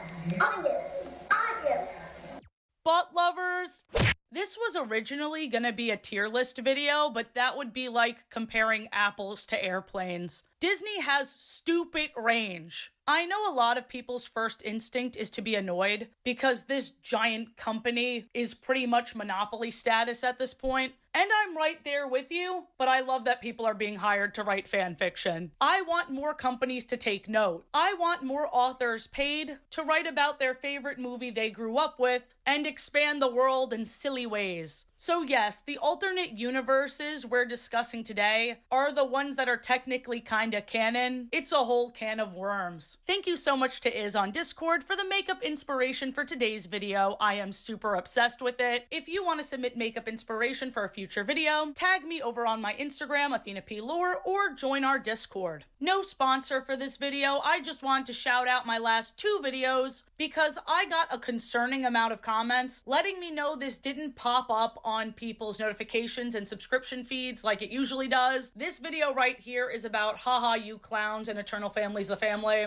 They are both very surprisingly heartwarming shows, despite building up an absurd level of suspense. I highly recommend that one. I had a lot of fun with that one. A lot of fun. And this one is just a second channel video where I get on my soapbox. I am so anti-cringe culture. I think that people are embarrassed to do anything, and I think it's sad. Now, let's start off very strong with A Twisted Tale. This series follows different what-ifs that twist the story of classic Disney and Pixar movies into something entirely different. They are alternate timelines. With some, it's as simple as the butterfly effect, how one small change can affect the story in a big way. For example, what if Cinderella never tried on the slipper? To even bigger twists, like, what if Belle's mother cursed the beast? I heard that meeting the in-laws could be awkward, but this is ridiculous. You need to leave! This one also intrigues me because way to utilize a character we've never seen in the original source material. Very fun, very creative. My original plan was to read all the books for this video, but this series has been going on for over 10 years with 23 books in total, and a Lilo and Stitch Twisted Tale is coming this fall. What if Nani and Stitch had to join the Galactic Federation to keep their Ohana together? Some of these questions truly hurt my brain. With this in mind, I decided to read only one for this video and save the rest for a video fully dedicated to this series. I read Reflection.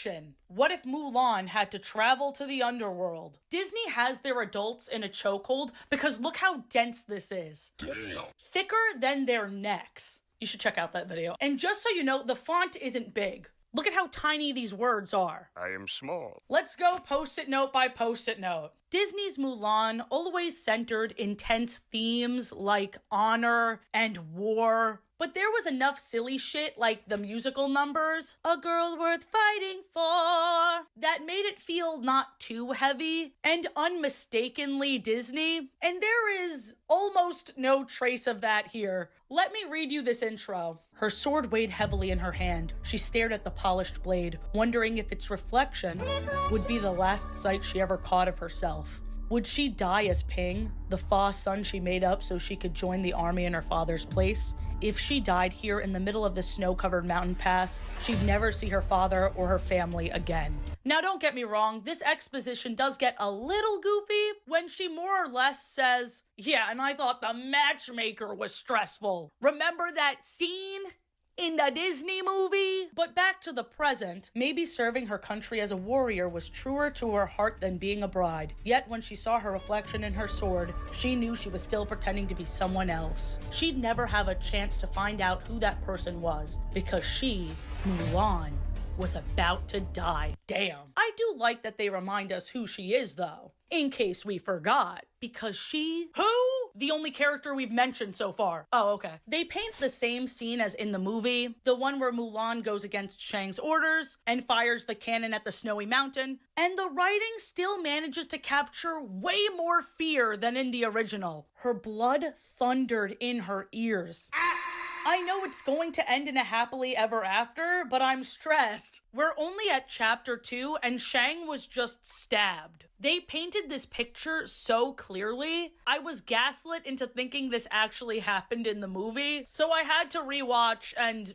no, obviously not. He wasn't even stabbed in the second movie. It looks like this tale has officially been twisted. Hey, take that, soldier! They expertly mixed the original storyline with this one. Listen to this. Ping, you're the craziest man I've ever met. And for that, I owe you my life. From now on, you have my trust. But instead of Mulan passing out, Shang does. 'Cause he was stabbed. Chifu is just as much of a nuisance in this book as he was in the movie. Instead of throwing Mulan on the ground for being a woman, he insists they should leave Shang to die. We're not leaving him, Mulan said firmly. Your duty to the Emperor comes first, soldier, Chifu frowned at her. Or must I document your insubordination? We'll take Shang with us. Impossible, Chifu snapped. We don't have enough supplies to take our time. The longer we wallow in this blizzard, the sooner we'll all die. Besides, he wouldn't survive the journey. They should have twisted the tale so much, Chifu finds out Shang is a woman. What if Mulan was a lesbian?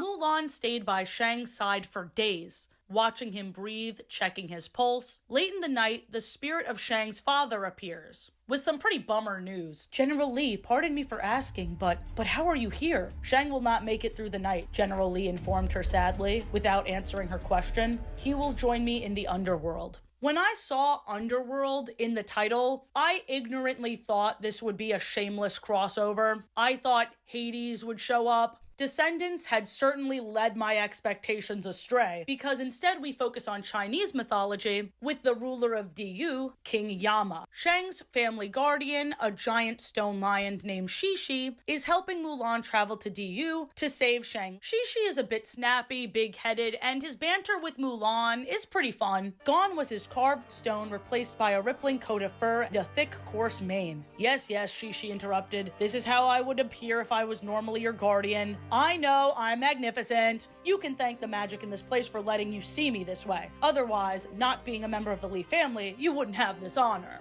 Mulan rolled her eyes in the shadows. Even Mushu wasn't this arrogant. The demon guards were insistent a human cannot enter DU and listen to Shi-Shi's lie. "This is my little soldier," Shi-Shi replied. "He's not entirely human. There's a bit of fairy blood in him."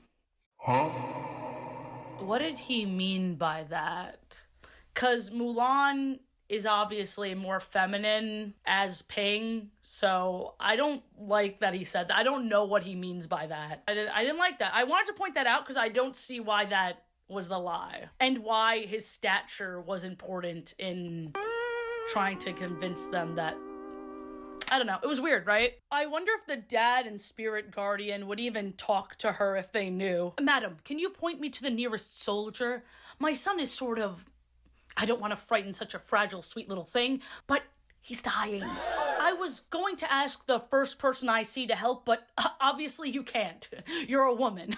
In chapter 8 out of 33, Mulan meets the king of DU. I thought it would take way longer. And she is bold and brave, and honestly way too comfortable around the king of the underworld. "I'm not here to intrude, your majesty. I'm here to bring Captain Li Shang back to the land of the living." At that, King Yama set down his quill and laughed. It was a terrible, terrible laugh that rebounded across the long chamber and silenced the ghosts whispering and gossiping. "Back to the land of the living? Ha! You're a funny one, Ping, especially for someone who doesn't exist." It's weird that he knew Ping wasn't in his records but didn't investigate further. It's not a joke. I'm here to bring Captain Li back. It is not yet his time to die. And who are you to decide that? King Yama's amusement quickly shifted into anger. "Hundreds arrive in my realm every hour. I am the one who decides whether they get to stay in DU or return to Earth or rise to heaven. Do you know how much consideration goes into making such decisions? Do you know how difficult it is to decide whether someone should go to heaven as a reward for his good behavior on Earth, or whether he should stay in DU to make amends for the one time he kicked a dog, or had too much to drink, or whether he should make those amends back on Earth in a new life? There is a schedule to keep, boy, and you are wasting my precious time." I can't give up now, Mulan thought. This is actually the perfect time to give up. For such a cantankerous deity, Yama had beautiful calligraphy. It helped ease her fear of him. He couldn't be that terrible if all he did was sit behind a desk all day writing names into his book.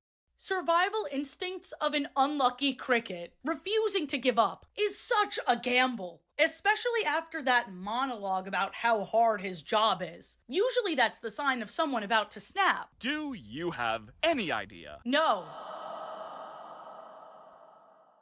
We hear that Li Shang is scheduled to be reincarnated. Mulan still refuses to give up. She's so lucky she's the main character. King Yama tapped his fingers on his desk. "Your determination intrigues me, Ping. More than that, you've amused me." Yama chuckled, then leaned back in his chair, looking weary. "It's not every day a mortal succeeds in entering my realm and piquing my curiosity, so I will give you a chance." He wagged a finger at Mulan. "But that's all. A chance." So that said, Li Shang will be saved if Mulan can find him and escape before the sun rises. But if she fails, she will be a prisoner here forever.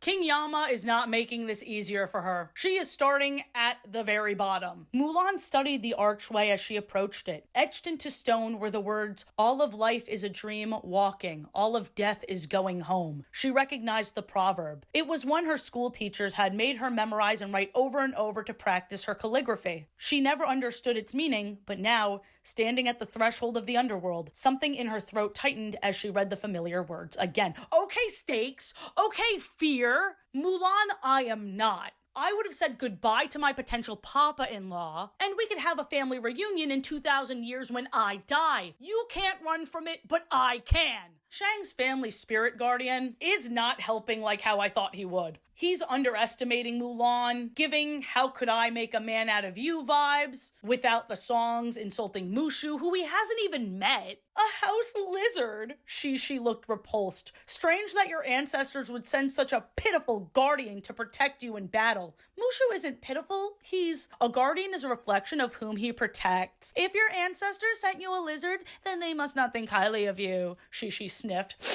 Perhaps it'd be better if I alone sought Shang and brought him him home. Your dead family must think less of you because of Mushu.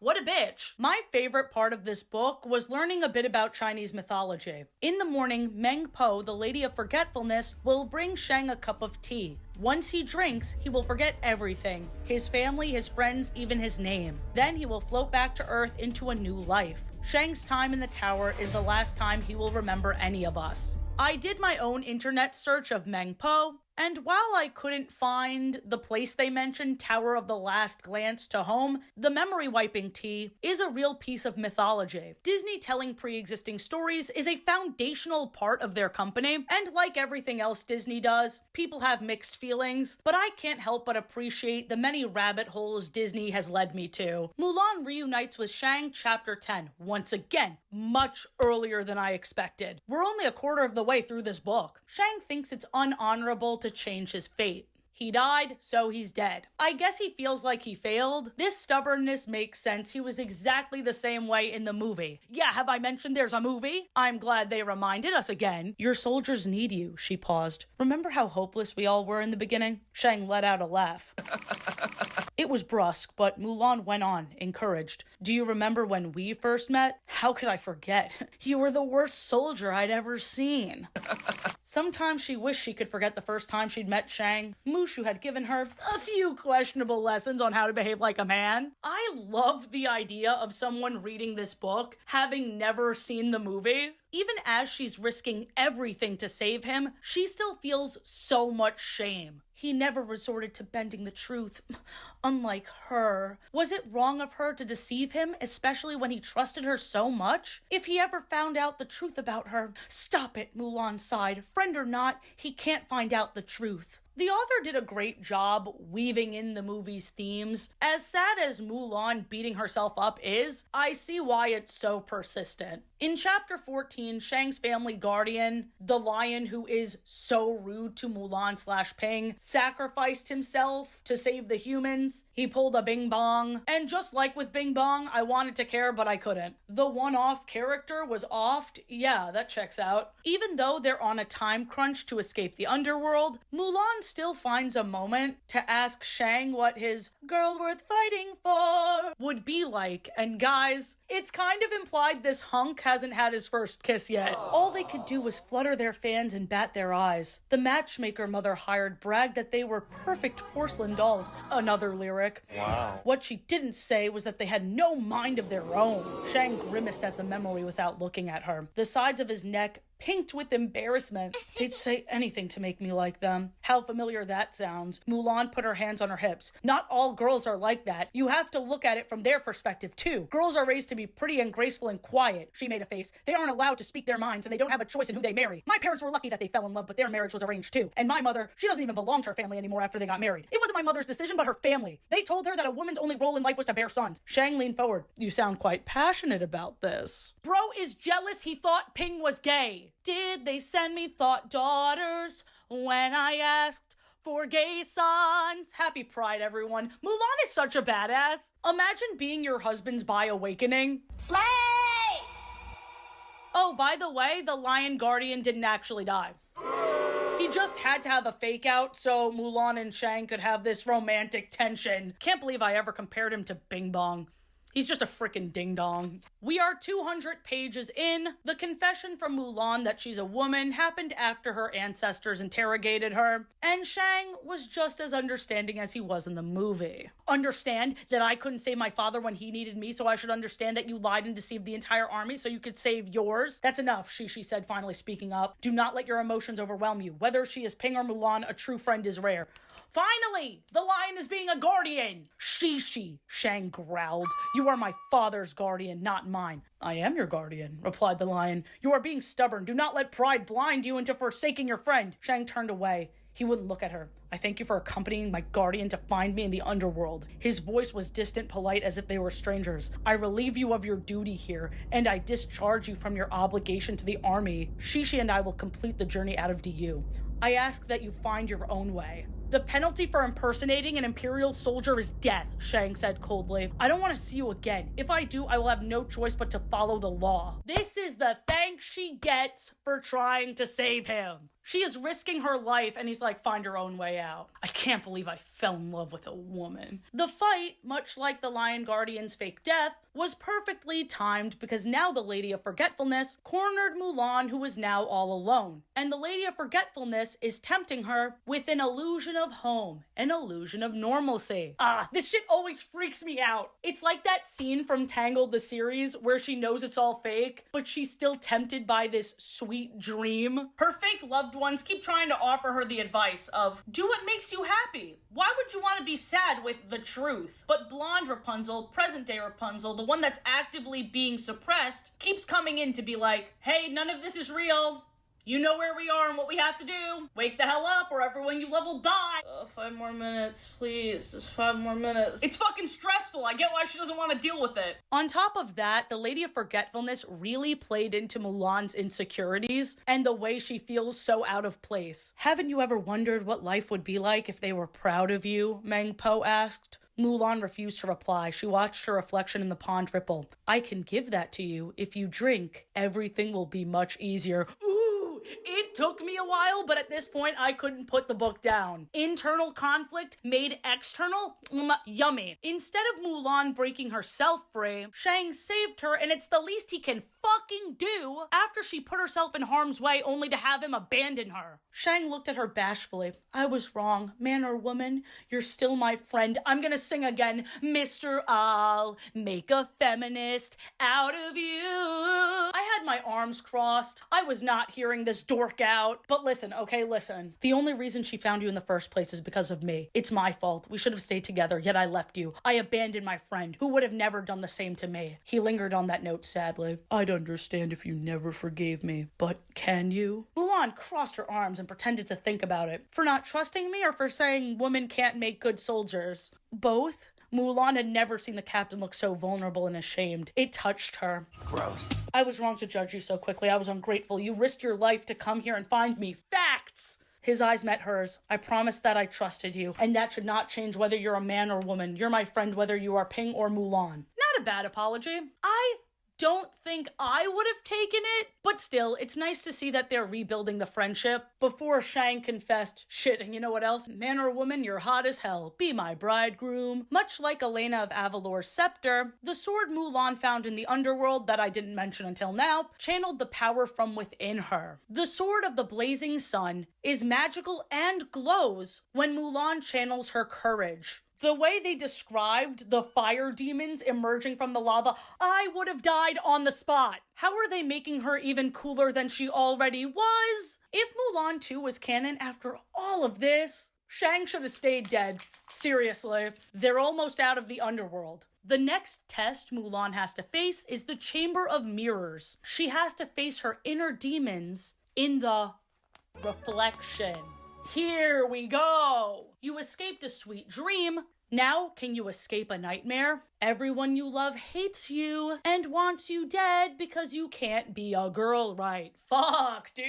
Give Mulan a break. The ending better be so happy I smile wide enough to grow dimples so deep I can jump inside of them. Then she had to find her true self in these many mirrors. We circled all the way back to identity. It didn't seem like it would be that hard because most of the reflections were just like, meh, you're a piece of shit. So she just had to find the one that wasn't doing that. The ending was the opposite of blue balling. They made me think something stupid and annoying was gonna happen, and it didn't. So not blue balling, they purple penised me. When Shang escaped from the underworld with Mulan, he forgot what happened. Until he told Mulan about his dream. And she was like, no, you idiot, that was real. And he was like, what? I love you. Not a dimple in sight. Can I pitch a future Twisted Tale? What if Mirabelle learned magic from Cedric? I know it'll never happen because a crossover is too much to ask for, but have you considered please give it to me now? Wait a minute, why am I acting like a crossover is impossible? There are so many. One of the most popular of which being Kingdom Hearts is light! Light is strongest than darkness! I played Kingdom Hearts on stream for the first time recently, and I am nowhere near finished, but let me talk about my first impressions and, more importantly, the cultural impact. The first Kingdom Hearts game was released in 2002, which is 10 years earlier than I would have guessed. It feels kind of ahead of its time to me. What I didn't realize is to this day, PlayStation 2 is the best-selling game console of all time. The PlayStation 2 was released by Sony in the year 2000. It doesn't feel like a coincidence that Disney would release a game on this very popular household console 2 years later. The game follows Sora, a young boy that jumps from world to world, not only meeting Disney characters, but also characters from the video game series Final Fantasy. Chris Angel? That's Chris Angel of Mind Freak fame. I was shocked to learn that Disney did not purchase Final Fantasy. This is simply a collaboration, not an acquisition. Something I was gonna say never happens nowadays, but then I remembered the inclusion of Kingdom Hearts Sora in Super Smash Bros. Ultimate. Wait, this kind of looks like Kingdom Hearts low-key. You know how the door... Stop. No, look at the twinkle, bro. Please. Stop. Please tell me that's a Keyblade! Disney, who is known for collecting other companies like Infinity Stones, a reference to another property they own, not disrupting video game empires, just goes to show the cultural chokehold they have. Now, as for my gameplay, I am just a terrible streamer. I could not for the life of me figure out how to turn on the volume. Bruh. I was stressed. But for the intro, it ended up working out for me because that very dramatic song would copyright strike the shit out of this video. The only thought running through my head as I watched this very dramatic intro, I listened to it before I went on stream because I knew I wasn't gonna be able to. Hello? Hi, Sora! Get your ass over here! Get out of the water! What are you doing? What the fuck? Are you like drowning or something? Stop doing that. Idiot. He's falling again. He's watching himself falling from the sky, and now he's falling again. And she's like, oh, this isn't funny anymore. Stop drowning. Sora, enough. You're being ridiculous. No, stop doing that. Oh my god, how are you still falling? I met Sora's friends, the love triangle moment going on here. The three of us will always be together. I can't wait to see Kairi do something, anything, besides just send me on little missions. But in between, we have cutaway scenes to Donald and Goofy reacting to the fact that Mickey is missing, and my ass was starting to get impatient. Just can't wait. Once we said he's remembering what she said, because he has a big old crush on her. Dude, just meet Goofy already. You know what? What if I just show you the clips from this stream? What if I gave you as little context as I had? You know what? I like that. Let me in, let me in, let me in! I've come to see the door to this world. Oh my god, that was the deepest voice ever. I've come to see the door. This world has been connected. What are you talking about? Tied to the darkness. Darkness. Oh my god. Soon to be completely eclipsed. Do you ever see this character? Please tell me you see this character. Whoever you are, stop freaking me out like this. Stop freaking me out like this. Huh?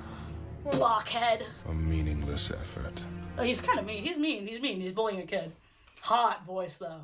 That's the Kingdom Heart. I got the key. I got the key. I got the key. The key was inside me all along. Keyblade.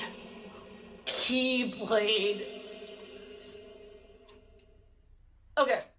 Level up, strength up, something up. Keyblade.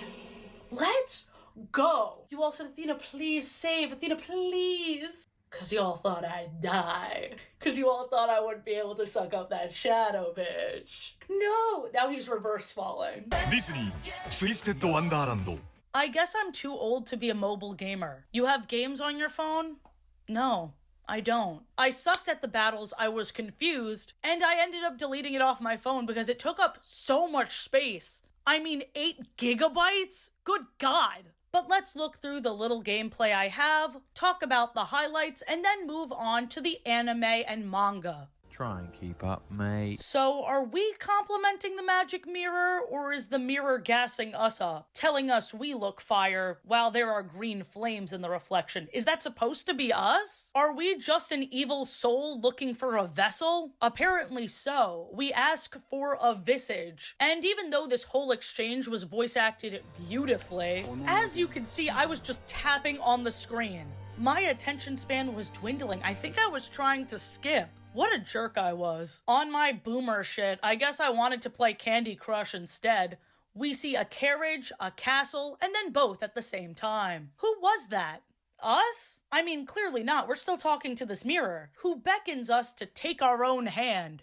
We will now pick our very own twisted destiny, in the form of what group to be a part of. They call Maleficent the Thorn Fairy, which goes hard. But after looking at fits and personalities, there were a lot of great options. I was indecisive as shit, but I decided to go with my favorite Disney villain, Scar.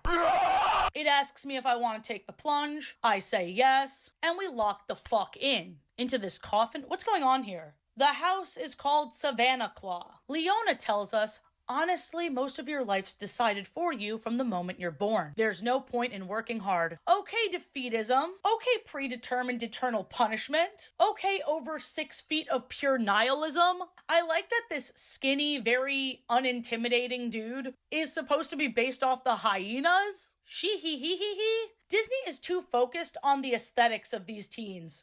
This guy is supposed to be stinky. Make him covered head to toe in ever-flowing gunk like that cursed woman in the mobile ads. They did not explain the gotcha-looking battles clear enough for me. We see this dog cat with a hellfire mane, and we have to fight it. And even though I don't know what I'm doing, Leona, once again shading Mufasa, says, I don't need brute strength to fight. Then why did we lose? Water powers?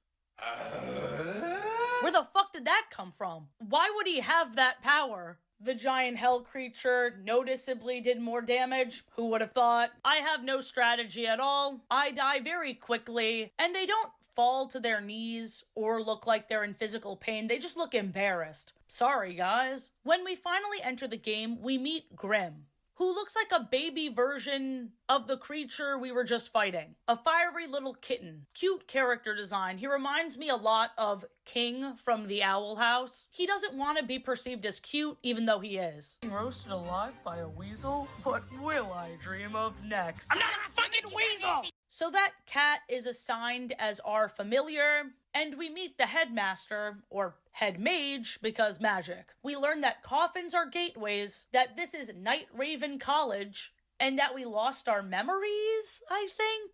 The head mage's name is Dyer Crowley. I just know some Good Omens fans spit out their drink. But guess what, guys? I'm sorry to say I never attended that orientation because I didn't feel like it. I dropped out of this magical school before it even began. But to learn about this world and story in a way that doesn't take up my precious phone storage, let's take a look at the anime. The first season of the anime, the only one that's out right now, follows the group Heartslabule. Or as I said before I looked it up on the Reddit, Heartslabule. This is the Queen of Hearts group. I happen to get the manga for these particular characters, so we'll have a direct comparison. Same intro as the game, mirror, horse-drawn carriage, but we cut to a non-magical school where a group of guys are practicing for a kendo tournament. In the manga, they are way harsher to the new member that sucks. Very little experience and almost no physical strength. Yeah, but without him, we wouldn't have 5 members. That's all we really need from him. Damn.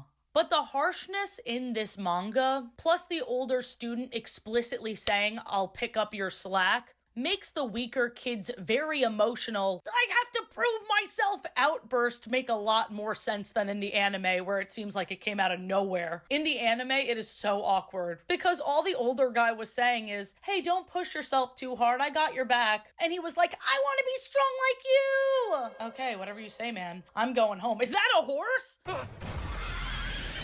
Yeah, the horse kills him, I think, and sends him to this magical villain school even though he seems like a nice guy. Anyone in this situation would react like how he did. Who are you weirdos? And why did you bring me here? Good writing, honestly. If I could pitch one more piece of dialogue, have you ever heard of Disney adults? Get me out of here! No. Cult leader Crowley just talked about how he was chosen. Crowley? Is he a reaper of sorts? Even the crows looked like they knew this guy was gonna die. Are these Crowley's messengers? Perhaps not. This first chapter / first episode makes him look weak as shit. Grim, the cute tiny fire creature that we met in the game, appears at the orientation and makes it go up in flames. The college boys have varied reactions, from Leona not giving a shit, to many running away, Azul, an Ursula boy trying to suck up while dropping a poor unfortunate Souls reference. I believe I may be of some assistance here. If you'll allow it, I will gladly take on the unenviable role of apprehending and torturing this poor, unfortunate little soul.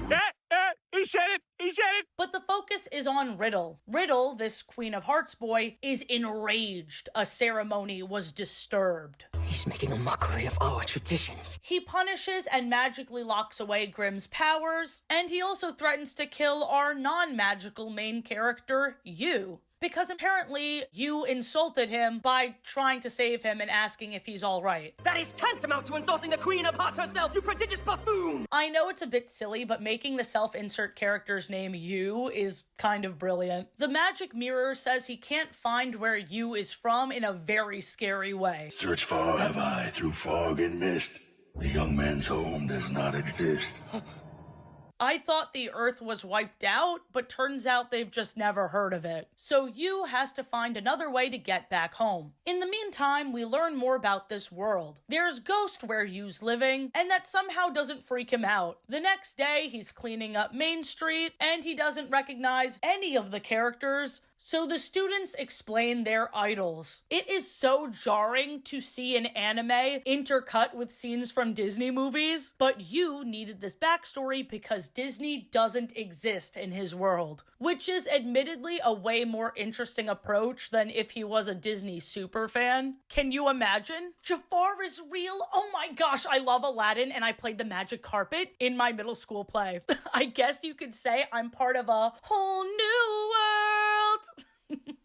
Oh, I'm gonna like it here. If a Disney superfan was sent here, it would take them less than 0 seconds to embrace their new life. But here we have conflict and confusion. We meet 2 more boys from the Queen of Hearts house. Heartslebel. Ace is a bit of a shithead, fighting Grim right after explaining all of these statues, and uh-oh, the Queen statue is up in flames. As a result, the head mage punishes Ace, Yu, who did nothing, and Deuce, who was actively discouraging this whole time. Poor Deuce was expelled just for being near the destruction. Deuce begs the headmaster, I will do anything to stay in this school, so Crowley sends them on this very elaborate quest. I'll cover more of this series once I get the other books and when more of the seasons come out. Sorry for dipping early, but just like with Twisted Tales, this is a barrel of worms that most definitely deserves its own video dedicated to it. Plus, I didn't even realize there were different books for different groups. I only got the Heartslebel one. And I also got the anthology manga, full of silly little stories I don't give a shit about. Haha, the cat made a mess. Oh, how hilarious. Sea polyp heads. The demographic of this book would chuckle and exclaim, sus. Is that still a thing? But my favorite part of the anthology books, because I didn't read them, is when you open up the book the wrong way, it just scolds you. Turn it over and read it on the other side. Dumbass.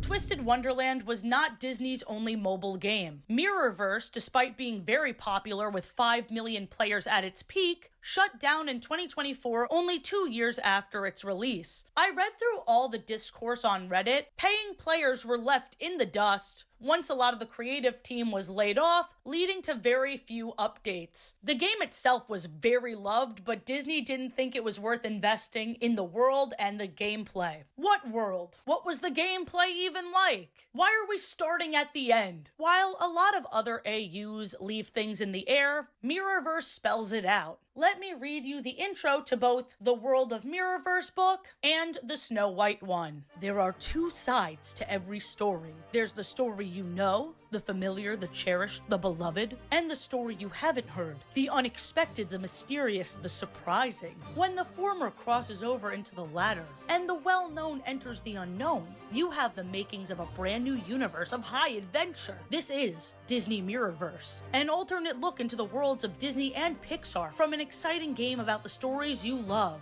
told in astounding new ways. I'm already sold! What else can be said? How about this? In the not very distant past, two magical stars collided, sending reality spiraling into two very different directions. The source worlds you all know and love still exist. But now our beloved characters also exist as new, amplified versions of themselves in the Mirrorverse. In the mirror worlds, everything is heightened. Personalities, powers, and dangers. The trailer shows off Merida and Scar using these mirror powers in different ways. The dramatic narrator goes on to explain, whoever controls this gateway controls them all. I'm shitting myself. We see how both Merida and Scar fight off these fractured dark mirror goons. They call them goons. There's the stellar mirror and the dark mirror. And this dark mirror is way more twisted than just henchmen. It can create evil versions of beloved characters. Fractured Maui. Fractured Goofy.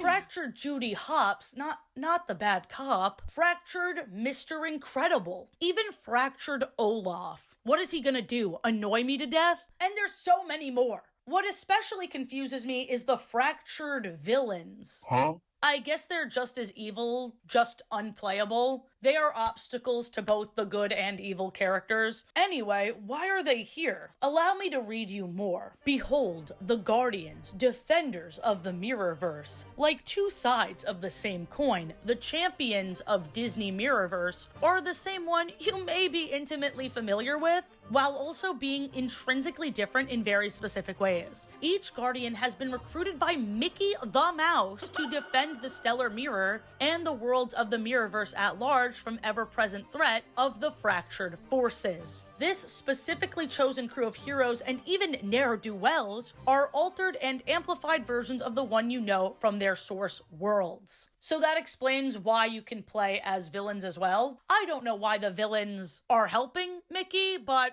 again, it's the fractured is evil to both the evil doers and the heroes because they're all defending the Stellar Mirror, okay? Some examples of the way the Stellar Mirror amplifies powers are really cool. Here are some of my favorites. We have Gaston with this beast pelt around his neck. They made Gaston have more beast-like powers. We have Captain Jack Sparrow. Branded by the black spot, Divergent Jack's right arm has been transformed by stellar magic, allowing him to turn his many curses to his advantage. By manipulating the mystical effects within him, he can channel his curses to help his friends and harm his foes. This design goes hard. You have Ariel with part of her father's trident. Triton's trident has become unstable and split into a spear. And we have my girl Tinkerbell. Stellar magic has supercharged Tink's pixie dust, allowing her to project a giant version of herself that creates defensive aura or launches offensive bursts, with a burning passion to do what's right, at least by her standards. This stubborn fairy is a force to be reckoned with. I love this. Some are a lot less fleshed out, like for whatever reason, Nemo characters get in on the action with vehicles to ride on.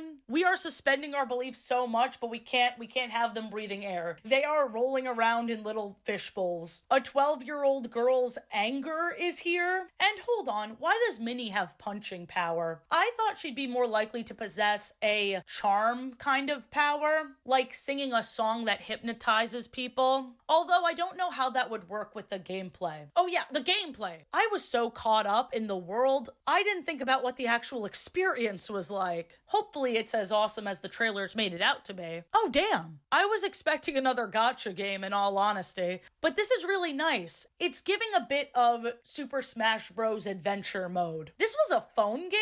I'm honestly pissed I'll never get to play this. It's so ambitious and had the potential to have a Kingdom Hearts level dedicated fan base. Major companies nowadays need immediate payoff with little to no upkeep for them to care about anything. Books are such a low-risk industry for Disney because once the book is out, you don't need to update it or fix bugs. It's a book. That's why they have 1 million books. And this is probably why they don't try to buy video game companies. They don't want to do all that shit. Am I a Muppet? Am I a Muppet? If I'm a Muppet, then I'm a very manly Muppet. Disney purchased The Muppets in 2004. The first Diary of a Wimpy Kid book, not counting the webcomics on Funbrain, came out in 2007. Presumably, Disney saw the immediate success of Diary of a Wimpy Kid, thus Tales of a 6th Grade Muppet was born. The first page starts with the same lined paper and terrible handwriting, similar kinds of doodles, but let's be honest, Diary of a Wimpy Kid popularized this, but Junie B. Jones was the blueprint. The B stands for blueprint. Junie walked so the Wimpy Kid could run, so the 6th grade Muppet could crawl. Did the Post-it note factory explode? Because look at this shit. We're gonna go through them all right now. Seeing a character's thoughts written out like this leaves a lot of space for gags, my favorite of which is the spelling mistakes, followed by just giving up. Many of my colleagues,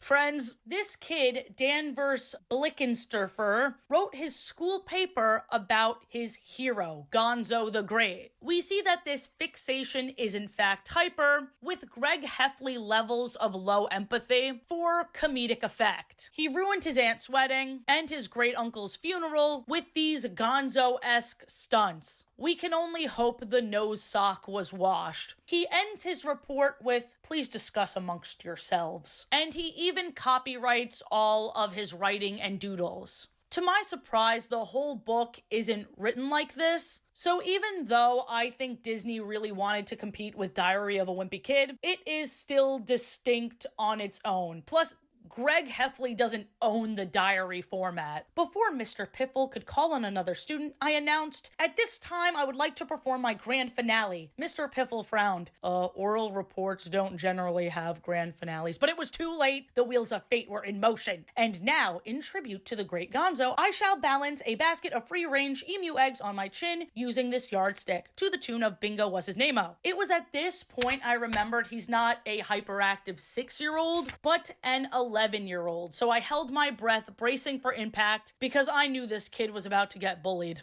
A lot. We see on the very next page the eggs spell the onomatopoeia of kersplat, and as expected, his classmates laugh at him. But they didn't make him the only Muppets lover. I could have lived with the egg on my face. I hear it's good for the complexion, but all the other reports were painfully bland and ordinary. Okay, at least Dante DiGiorno picked a Muppet, but come on, everybody picks Kermit. The probability of 2 kids in the same middle school class in 2011 choosing Muppets to be their heroes seems very unlikely. Much like Greg wrapping up Rowley in all of his messes, Danvers is also not a great friend to Pasquale. Luckily, Pasquale puts his foot down and took legal action. We are only on page 10, and a lot is happening. Like a lot of folks, his mom and dad just don't get it. True art involves sacrifice. Vincent van Gogh gave up his ear. The Sphinx in Egypt is missing her nose. And I once lost my lunch after eating a whole pint of cream spinach in time with Yankee Doodle Dandy. In the words of Gonzo, if it doesn't leave a mess, it isn't art. Disgusting. I need to see a crack ship friendship between Rowley and Pasquale, both in casts at the doctor's office waiting room, talking to each other and realizing they deserve better. I jumped the gun on that one. I don't actually like Pasquale as much as I like Rowley. You'll see why. Don't call me. Don't come by my house. Okay, so I was wondering why this frog-like kid giving the presentation had his little piggies out, and I thought he was just dressed like a Muppet for this presentation. While Danvers is auditioning for the ice skating festival, there are just puppet people, in his words, an all-frog quartet. I don't know why I'm surprised, to be honest. In all Muppet media, puppet people and humans cohabitate. I think it just caught me off guard because this kid, as a Gonzo superfan, I would have expected him to express jealousy over just being a boring old human. Glad this very obvious fact about their universe was figured out, because who else but Miss Piggy is the judge of this audition? How could this middle school afford her? Let me read you a bit about these auditions. It didn't go too well for Danvers. Moi can appreciate your artistic reach, but that sounds just plain crazy, kid, agreed Miss Piggy. My dreams were crushed. Even Miss Piggy had rejected me. It was almost too much to bear. But then, something happened. As Pasquale and I collected our presentation materials and walked off the stage, all the girls in the room shrieked with glee and barreled up the aisle towards Pasquale and me. I knew it, I shouted. This is it, dude. The ladies love us. Oh, a happy day, squealed Pasquale, I don't know. But the screeching horde of girls ran right over our scrawny hides on their way to the stage. I looked back to see my worst nightmare. Coldrain Middle School's most popular boy band, Emo Shun, was ready to perform. Emo Shun, huh? This certainly is 2011. I don't care about this band. My attention is on these divas. Obsessed with them, I'm convinced this is me as a Muppet. I am Fozzie's niece, Faustina P. We see little drawings that Danvers made, talking all about his ex-best friend in the band Emo Shun. Monsters, Inc. gave Cody Carter nightmares for weeks. Now hold on a minute. Are Sully and Mike and all the monsters from Monsters, Inc. Muppets in this world? Think about it. I know Disney just wanted to flex another iconic franchise they own, but the implications of this world, what do you guys think? Of course, Danvers' baby sister Chloe is an asshole. Think Megan from Drake and Josh. With an evil little sister, the main characters seem less shitty. Tale as old as time. Chapter 4 opens with Danvers waking up to a bright green light, and he was Muppetified. And also terrified? I thought he'd love this. At first it seems like he's going to keep this a secret from his parents. There are 3 other books. I thought to myself, if he somehow keeps this a secret through all of this, his parents are Mr. and Mrs. Turner level negligent. To hide the fact that he is now a puppet person, he has this spacesuit costume on. I am obsessed with the design of the school guidance counselor. And also, ever since Danvers turned into a Muppet, the old man hecklers, Statler and Waldorf, followed him around to roast him. Something they never did when he was a human. It was Statler and Waldorf sitting in the bleachers this time. They were starting to get on my nerves. Go pick on someone your own age, I yelled. We would, but it's not polite to make fun of the dead. This was ridiculous. It was like they were trying to distract me. Whammo. A lot of onomatopoeias. Thanks to those old curmudgeons, I let my guard down and got pegged. The blow knocked my helmet off and I landed flat on my back. Everyone gathered around what looked like my headless body. Statler and Waldorf also called him Buzz Lightyear before with his getup. We get it, Disney. I would say take a shot every time they make a reference back to their other movies, but we would be dead. Learning about Muppet anatomy was also very interesting. Things don't hurt as much, which explains all the cartoony violence, and Danvers even used the word Muppet morphosis. This book just won me over. The secret that he got turned into a puppet did not last all series. It didn't even last a chapter. But his parents are still bad people. It's my fault, Mom said at dinner, sniffling over another horrific meatloaf. I never should have exposed you to years of craft project, all that felt and sewing. Don't be ridiculous, said Dad. It was my fault. I let him watch too much Muppets. He should have been watching football and senseless violence. May I be excused, I said. They were really bumming me out. Not the Muppet phobia, damn. Muppets exist in their world. So even though this transformation caught them off guard, it's not like they jumped to how did this happen cosmically. Nope. We get a gay allegory, almost as out of place and misguided as Zootopia's species racism. I don't know, dude. It was really weird. The sister is trying to sell her brother's story to a TV network, and look at this. Phineas and Danvers. God damn it, there's 104 days of summer vacation. That is a Disney show. Oh, you can't see it, but this is a Great Wolf Lodge shot glass. Wow. What a funny joke. Danvers saw Ralph as Dr. Bob and started putting the pieces together. If I take another shot, I'm going to see Dr. Rolf. So I'm not doing that again. That was a one-time thing. Here's the book. I shook my head. I'm serious. Ever since I changed, I swear I've been seeing stuff that should only exist on TV. Like what, pray tell? Said Dr. Bob. Like this place. Your name is really Rolf, and you play a doctor on TV, and those two old guys out in the hall keep pestering me. That's just Statler and Waldorf. They pick on the weak. And the month, day, and hour, too. Cute. And then there's you, Miss Piggy, I continued. You're a famous actress. Why are you working at a veterinarian's hospital? The Muppets being celebrities is one thing, but him being part of the story, where they're all in character, is very different. Here's another example. As we approached Dr. Honeydew's laboratory door, I whispered to Pasquale, "Isn't this weird? Everything's all mixed up. I'm a Muppet, Statler and Waldorf are stalking me, Dr. Bob runs a real hospital, and now the Swedish chef and Dr. Honeydew are here at a private school run by Sam the Eagle. It's nuts!" They suspect a honeydew experiment was the cause of Danvers turning into a Muppet, or as they say, Muppet morphosis, but I still don't know why he wants to turn back to normal. We see Pasquale trying to empathize with Beaker, but this dumbass kid doesn't know that Honeydew and Beaker's freaky shit is completely consensual. Bunsen and Beaker, why are you wearing each other's clothes? If it happens outside of work, we don't owe him an explanation. Danvers got an internship position at the Muppet Theater that's usually not even in his state, and this starts chapter 15. The drive there with Electric Mayhem was fun, although the way they drew Animal upsets me. I can't place my finger on it, nor do I want my finger to be placed on it. My favorite art from this book is this picture of the sister that looks like it'll be the next viral reaction image. I can see this in TikTok comments now. Halfway through the book, he meets his hero Gonzo, and the two are immediately friends and perform together as a duo. This doesn't last long. They remain friends, but Danvers weirdly has a complete 180 in what career he wants. He ends up being a singer. But regardless, him meeting Gonzo is manifestation, but he's not a man. Muppetification.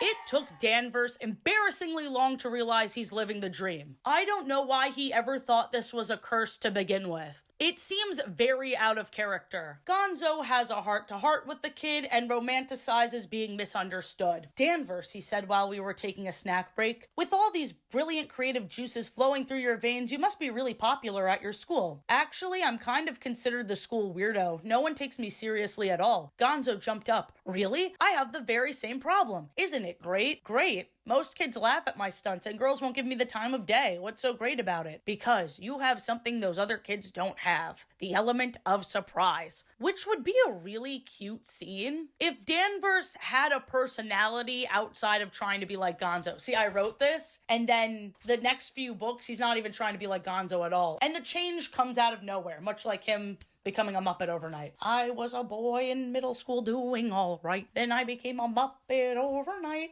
Ah! Pasquale ended up being a real coward. Instead of talking to Danvers, his best friend, he went on TV and talked shit about him. How would Danvers know you missed the crazy stunts you guys used to do together when you complained about it constantly? Danvers was starting to think he was supposed to stay a Muppet, but he has a predetermined destiny in the form of these books that the characters are aware of in universe. That would scare the shit out of me, bro. Truman Show, but not True Men. True Muppet. The True Muppet Show. It happens again here. Is it over? The show? No, this book. Compared to this thing, Moby Dick seemed like a short story. The ice skating show was chaotic. Honeydew's invention was not responsible for this kid being a Muppet. You'll see they have a bunch of false leads. And this book ended with yet another Disney movie name dropped. Sebastian from The Little Mermaid.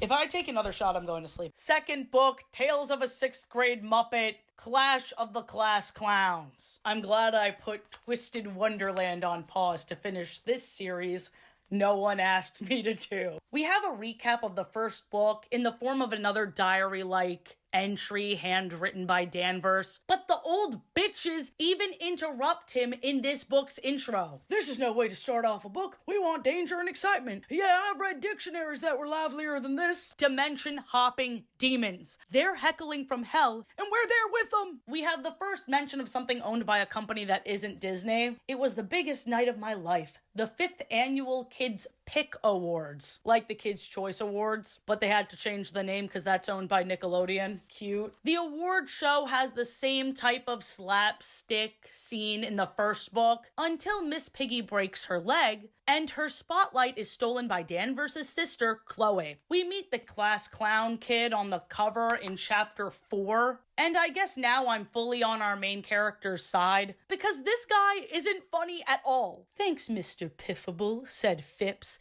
It's actually just Piffle. Sorry, Phipps said, shrugging. I got a thing for Ibbles and Ables and Ickles, as in the mystical, misterable Piffable and his historical classical. A what? This is what everyone's laughing at? Oh, brother, this guy stinks! Danvers is funnier than this kid. I will say, Vincent Van Toe was pretty good, but every other Phipps joke, I'm snoring. I am the Simon Cowell of books made for elementary schoolers. We see a lot of people prejudiced towards Muppets throughout this series, calling Danvers' transformation an incident, and Fozzie's reaction to being mistaken as a carnival toy is very telling, especially after what he dealt with meeting his human girlfriend's parents in the ABC Muppets series. This salmon is just terrific. Likes the salmon. What a surprise. I'm so glad you like it. Do you know, if I'd known, I would have kept some raw for you. Mom! Well, they do catch them in rivers. Actually, I usually get mine at Costco. Oh, okay. The Deja Poo 5000 is a honeydew invention where you put your detachable puppet nose into the machine and it shows you scent-based memories. This whole scene was cute, but I officially hate his friend Pasquale because he looks at a baby picture of his friend and says, "Nice butt, dude. Weirdo. Throw this kid in the trash." If there's one character they could really capture the aura of through their art, it's Miss Piggy. I feel like we've seen her more than we've seen Gonzo. Despite my queen being seen more in this book, it is just not as fun as the first. This whole book is just Danvers and Miss Piggy being rage baited over and over and over again. It feels like nothing else happened. Although the way they break the fourth wall still manages to tickle me, because what do you mean Pepe says exactly what page he's going to be hired on, and we wait 8 whole pages for the predictable punchline? I need to know why this through line amuses me. Another funny gag is Disney bringing up a show they own to make fun of it. Here we see the coaches watching Baby Einstein. And this is of course hilarious because adults watching shows meant for kids is stupid. I just remembered that's my whole thing. Fuck this book. This comedy off escalated into a honeydew invention accidentally hypnotizing the entire middle school, turning them into joke-telling zombies. Literally all I care about is if this kid stays a Muppet. I have no commentary on the plot on Pot. We need to speedrun this shit. Even the opening of the 3rd book points to my hypothesis of the Muppet form being permanent. For one, Honeydew says this is a possibility for the very first time, but even more so, his Muppet-phobic father finally accepts him. Dad clamped his hand on my shoulder and said, "I guess what I'm trying to say, son, is that maybe you were meant to be what you were meant to be." Easier said than felt. Felt like a feeling, but also felt like fabric, like a puppet. Danvers really wants to go back to normal because it's what he's used to. Talk to your non-binary hero and accept yourself, kid. The themes they're setting up, it would be really weird if you went back to being a human. Right? We are introduced to the new antagonist, Beavis Spracklin. Great name. I'll give him that. Yeah, the bully from the last book went to a new school, so we don't have to worry about what's-his-face anymore. But Beavis, though new to us, has actually returned to our main character's life. Beavis gave me an evil grin. And then there's Danvers. How I missed our time together. I heard you had turned into a Muppet, but I didn't believe it until now. This is gonna make my life a whole lot easier. How's that? I asked. Now that you're a lot lighter tighter, it won't strain my back when I dangle you over the john for a swirly. Dude, the muscle man tough guy gym teacher is also afraid of this bully. I get that this is over the top for the purpose of haha comedy, but oh my god, could you imagine how horrifying that would be? It's reminding me of the time Flats the Flounder's father was afraid of his own son. Who wants to kick my butt? Dad, what are you doing? Nothing, son. What did I tell you about talking to strangers? Now he's gonna kick my butt. What the fuck?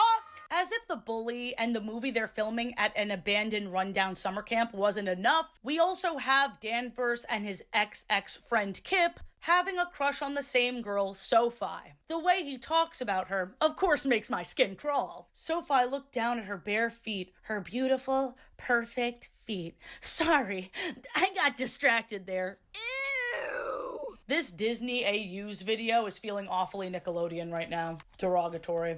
This book also ends flanderizing this kid's supposed hero. Kip tried to calm me down. You're right, my hair makes me a girl magnet, but I like Sophie because she is a rocker, yo. But Sophie is a skateboarding extreme stunt lover, I yelled. She couldn't be any more right for me. If only she was a chicken. She'd be perfect, added Gonzo. Gonzo, she's 13. The first book had such a fun premise, but the quality of each book dwindles in my opinion. Finally, we're getting somewhere with the Muppet science, the Muppet morphosis. Muppet movies are still affecting reality. The baseball diamond was stolen in England, I read aloud. Wait a second, wasn't that the name of the diamond in the Great Muppet Caper? Correct, said Dr. Honeydew. Now look at this photo of Charles Dickens on the back of this copy of A Christmas Carol. I couldn't believe my eyes. On the back of the cover was a photo of Dickens, except it looked exactly like Gonzo wearing a top hat and scarf. They won't let any reference go over our head. Didn't Gonzo play Charles Dickens in the Muppet Christmas Carol? Asked Pasquale. Precisely, said Dr. Honeydew. A fictional diamond theft showing up in a real newspaper. A cinematic portrayal of Dickens making its way into an actual novel. Some may say it's a coincidence. Who would say that? Some might call it curious, and others might claim it's a shameless plug for other Muppet merchandise. I told you, I said, things have been wacky ever since I transformed, starting with the veterinarian's hospital and the Muppet Theater being in the middle of Block City. And what's even worse, what made a chill go down my spine, somewhere MatPat is shitting, these microscopic organisms are Muppetified. Move over, Beatlemania. There is now Muppet Mania, and their influence is molecular. This is Disney's dream. If they could inject us all with this, they would. Are you guys on the edge of your seats for this finale? No! Even though the last book ended with the cliffhanger that the secret to reversing the Muppet morphosis is in space, we somehow don't jump into that plot right away. No. Danvers transferred to Sam Eagle's school. I think this author had to make a word count. I thought nothing in this book could surprise me, but just when I thought I was out, they pulled me right back in. This is the last book, but somehow the first appearance of Uncle Deadly and Bobo the Bear. I love these guys. They're preparing to travel into space with a pig parody of Star Trek, and we get this exchange. It says here that since we last traveled to space, Pluto is no longer considered a planet. But of course, I knew he was a dog all along. Now what the heck is Goofy? Guys, somehow they knew I would read this book 13 years later. That joke was meant for me. I am that big-chinned pig. Sorry I've been such a buzzkill, but the characterization of Danvers makes me so confused. If you told Book 1 Danvers he would be shot into space, he would be so excited, he would be so happy. But ever since he met Gonzo, Danvers isn't a daredevil stunt Muppet anymore. That was his main thing, dude! I'm not saying characters can't change, but I would like to see why they changed. Feels like it came out of nowhere. Honeydew's robot that said the secret to undoing the Muppet morphosis was lying about the cure being in space. This robot just wanted Danvers' boy band to enter this intergalactic talent show, but if you lose, you get turned into jelly. I wrote on this post-it note, make the boy a Muppet forever. Oh, past Athena. That would make too much sense. Listen to this shit. Forgive me, Earthling, Muppet-human hybrid, but the key to your Muppet morphosis has been obvious since the second volume of your life story. Hee hee, ha ha. Now prepare to beam down to the surface, all of you. Hee hee. As Howie rolled away laughing, Pasquale and I huddled. He said the key to my Muppet morphosis was in the second volume of my life story. That must mean book 2. We have to find a copy of book 2. It just never ends. It never ends. Final guesses, anyone? Turns out the reason Danvers turned into a Muppet is because the day before, on his little sister's birthday, she used her birthday wish to turn him into a Muppet. 4 books, and that's it. They should have made it a result of recessive genetics. He should have had 2 Muppet grandparents he didn't know about, especially with how much this kid is misunderstood. I don't know. The actual reveal matches the chaotic nature of the series, but to me the idea of a human boy turning into a Muppet just because of regular schmegular puberty is much funnier and explains human Muppet relations better. Once Danvers destroyed Chloe's recalled wish-granting toy that was responsible for everything, he was back to normal. I opened the door and found my parents standing there in the hall stunned. They swept me up in a huge hug. "You're back?" my mom said, beaming. "Looking good, sport," said my dad. "Good to see you've put some meat on those bones." It was the first time I had seen my parents that happy in a long time. So no one learned anything. Okay. Then this was the last line of the book. "I bet secretly you're going to miss being a Muppet." I laughed and took a mighty slurp of my chocolate shake. You know, Pasquale, whatever. "The one thing I've learned from this experience is that a Muppet morphosis is a lot like a bus that won't back up." "How so?" he said. "It's irreversible." It's because he's a Muppet in here still. He's always going to be a Muppet in here. Sure. Even though I was harsh for comedic effect, this series was super fun, and I'm glad the author got 4 books. I still think Disney was most likely a little disappointed that they didn't come for the wimpy kid's throat like they thought they would. And as usual, if you can't beat them, join them. Disney Plus has 4 animated Diary of a Wimpy Kid movies. You know shit's popular when it has this many movies. Live action movies with 2 different casts of actors, and animated ones too. I thought Disney paid for these movies specifically, but they actually acquired the film rights after purchasing 20th Century Fox. Oh boy, I almost forgot they own that too. They own far too many companies. And now, back to the movie on Disney XD.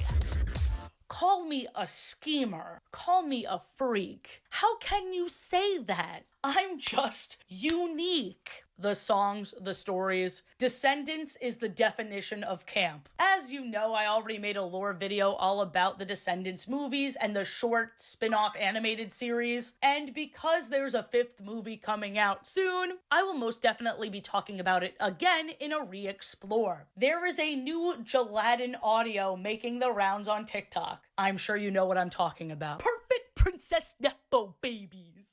I love it. I had no idea that was a preview for Descendants 5 for the longest time. But the moment it clicked, I was filled with absolute joy. Of course it is. I love the stupidity of this series. Luisa from Encanto's kid will be there?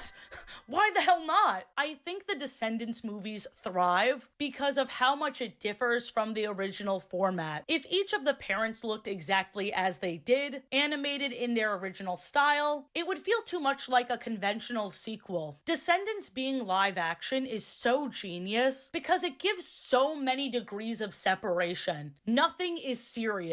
I mean, it's all fictional, so you could always take what you like and leave what you don't, but you know as well as I do how intense people are about their childhood faves. So yeah, this is Beast and Belle's son. What is it really? Because the Beast and Belle we knew back from the olden days looked like this. These are just different people. Or maybe they're the same. The power is in the viewer's hands. Disney gives us options with no clear answers to appeal to literally every demographic possible. But just like with Twisted Wonderland, Disney realized people wanted more of the villains. My theory, given the timing of Descendants, this is going to sound a little bonkers. I think they looked at Despicable Me. I think they looked at Megamind. You all laugh, but there was a shift in the air as early as 2010. Disney doesn't have to be the trendsetter. They just have to be there. I wonder if they'll ever include the son of Hulk or some shit in the Descendants canon. Speaking of Marvel, believe it or not, these Marvel comics where Mickey and friends get the powers of iconic Marvel heroes started this whole video idea. What if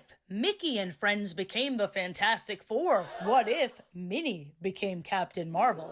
Yeah, what if? I don't know. But here's the thing. Even before Disney bought Marvel, Marvel was known for silly shit like this. Inside the first page of both comics, they're promoting Alligator Loki. I didn't know that was a thing. I didn't know this was happening. Marvel also has comics about the Kool-Aid Man, and Archie, and Ren and Stimpy. I don't think these Mickey ones even make it to the top 10 weirdest Marvel comics. I'm so serious. This flew under the radar because this is what's expected at this point. Let's start with the Fantastic Four comic. Look at Minnie. Slay!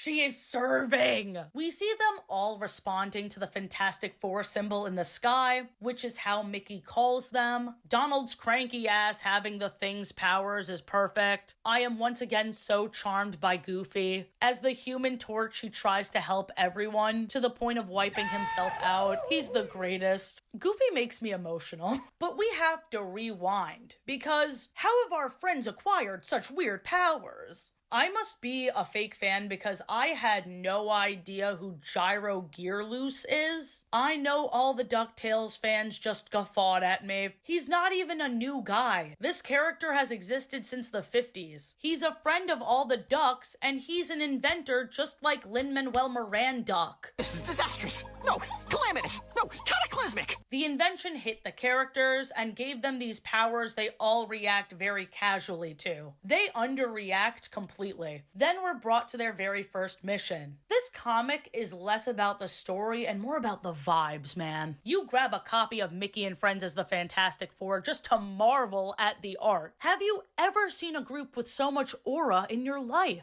Thought not. The villain is Pete as the Mole. That's an actual villain. Disney went from parodying this villain at the end of The Incredibles to turning one of their iconic characters into him because they now own Marvel. I don't know if I've mentioned it yet in this video, but they own a lot of companies, huh? Now on to Minnie as Captain Marvel. And you know who I saw on the first page? Oh, my sweet Figaro, you know I love you so cuddly and so furry, just love to hear your purring. Minnie is a reporter who keeps slipping in and out of consciousness every time she transforms into Captain Marvel. She is completely unaware of this alter ego of hers because she recently got the powers from a villain attack, and apparently I don't know shit about Marvel or the world of Mickey Mouse because I saw this and I was like, ooh, Evil Daisy, get it? But then I got to this page. Magica as Hecata. Huh?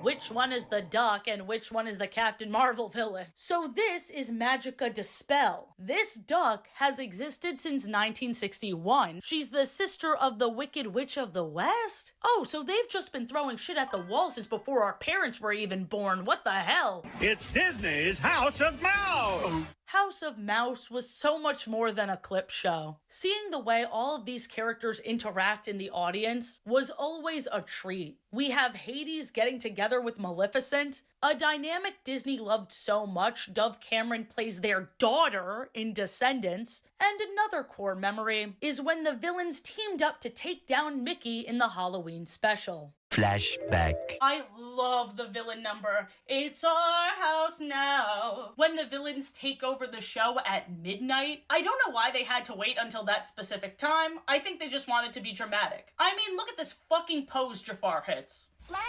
Also, I can't believe Mickey is acting surprised. The villains being evil?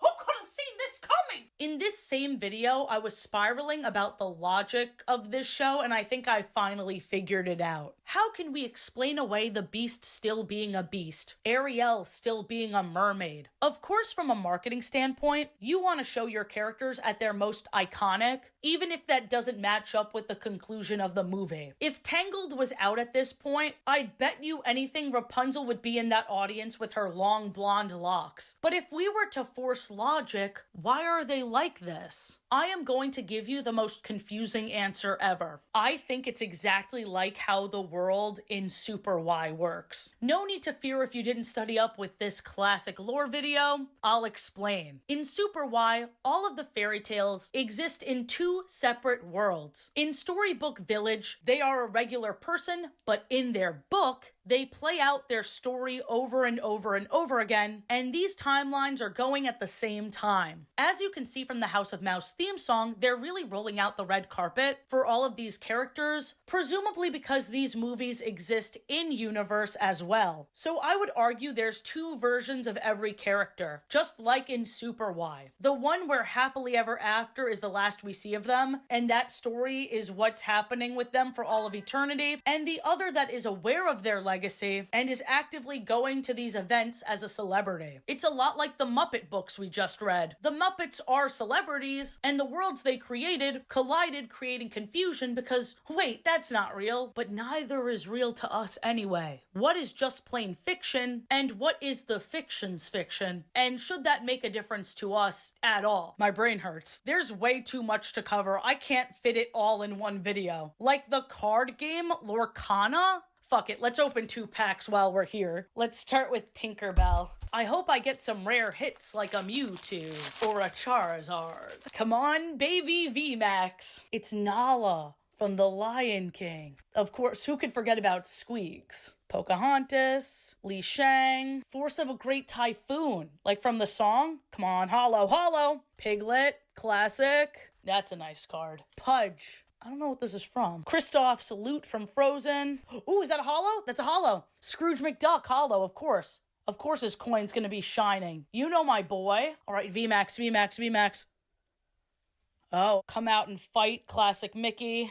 Strike a good match. Cena, I think that's Moana's mom. Are you sure about that? Launchpad, I knew that guy's name. Shut up. Oh, I have that one already. Oh, Baby Anna. Chernabog, I don't care. Okay, a hollow. We got Thomas. You already know. What's the value of these? We also didn't touch on Dreamlight Valley Life Simulation. I have to stream that one day. There's a bunch of Disney Prince romance books, the old spin-off shows for Aladdin and Hercules, and even the show Tailspin, where Baloo from Jungle Book became a pilot. What? A sequel for this video is on the horizon, I assure you. Disney started as a company that reimagined fairy tales, and as their popularity grew, they realized they could repackage their own properties in more ways than we can count. As you heard in the beginning, I have such mixed feelings. I commend creatives so much for working within these weird restraints, but at the same time, they probably grew up with these movies and expanding the world could be so much fun for them. I don't want this giant spin-off industry to end. I love things like this way more than the live-action CGI movies. Flat-out recreations, don't get me wrong. All I'm saying is, I wish people were just as excited for new projects. Rich coming from me, the nostalgia tuber, I'm part of the problem. I will say my last video touches on a new show, Haha You Clowns. You probably saw the art style and thought, classic Adult Swim, I've seen this show 1,000 times already. I assure you, you have not. It is more similar to Full House. What? Yeah, I highly recommend this video. Sorry for plugging it thrice. That's a bit desperate, huh? This was a fun one. Let's have another shot out of the Great Wolf Lodge shot glass. Be sure to hype this video. Still don't know what that does. I just want the pat on the back of ending up on the hyped page. Wouldn't that be cool? Cheers, everybody. Uh-oh, stinky. Have a great day. I do demand it. Bye!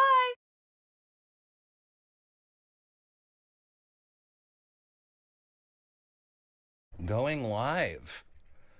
Hello, everyone, and welcome to Guessing Secrets, a charity game in the style of Dropout's Dirty Laundry. We are raising money for the Transgender Law Center with the goal of $150,000 by the end of the year. We have 4 wonderful guests with us today, and each of them has submitted secrets.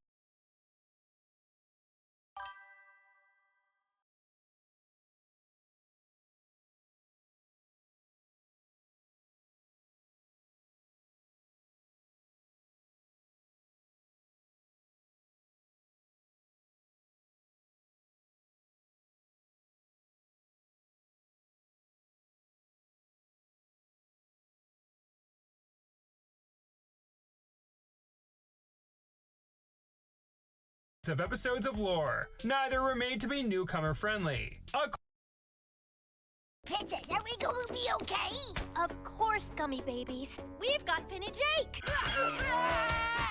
Adventure Time is a franchise for kids that hasn't released any new animated material for kids in nearly 5 years. The original show and its 2 spin-offs, Distant Lands and Fiona and Cake, grew with its audience. These are also reliant on hundreds of episodes of lore. Neither were made to be newcomer friendly. According to showrunner Adam Muto, their goal with these projects was to do something they hadn't done across the 283 episode run, plus a Minecraft crossover. Production-wise, this is technically the series finale. What a way to go out!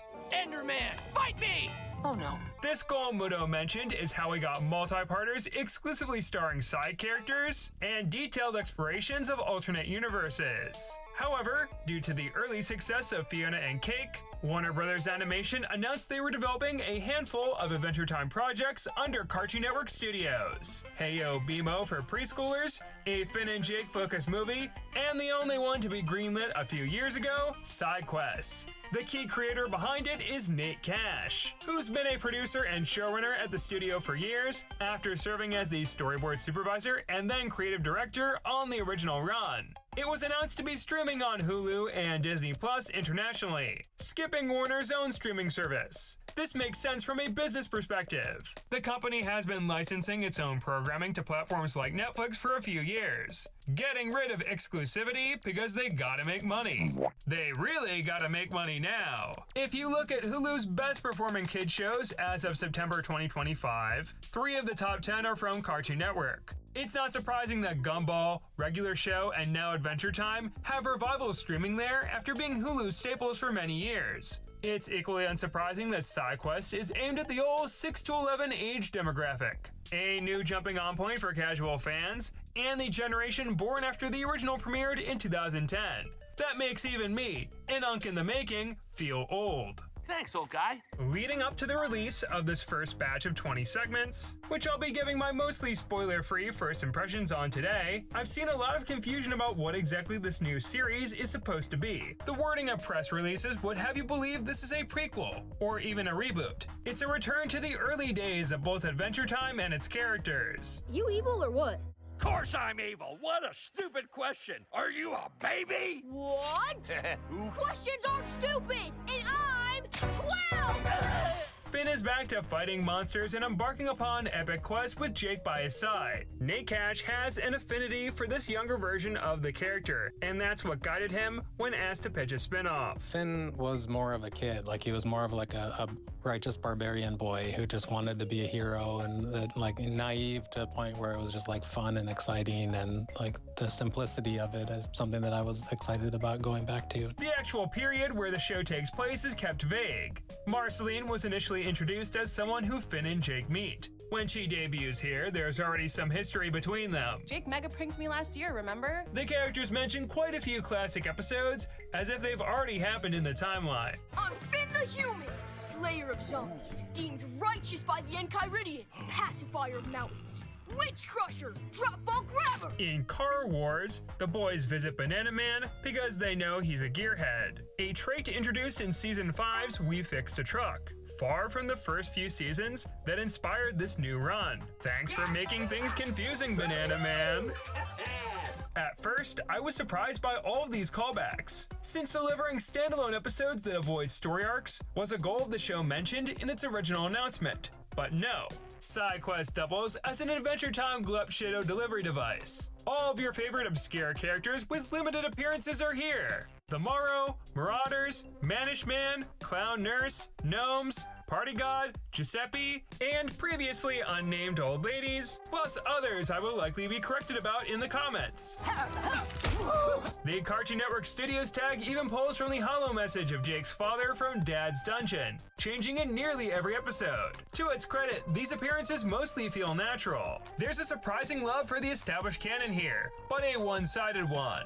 It'll reference classic material, but won't expand upon it. Kind of like the older mainline comics from Boom Studios instead of the current run by Oni Press, which gleefully does whatever it wants. The former would take a one-shot characters and make them supporting players, typically without contradicting anything that happened in the cartoon. That seems to be happening here too. The King of Ooh first appeared around the midpoint of the original, but showing how Finn and Jake met him doesn't retcon anything about his introduction. It actually builds in a little backstory about his blimp, Honestly, I'm just glad King Abu is back. I enjoyed seeing how he might have been handled a few seasons earlier.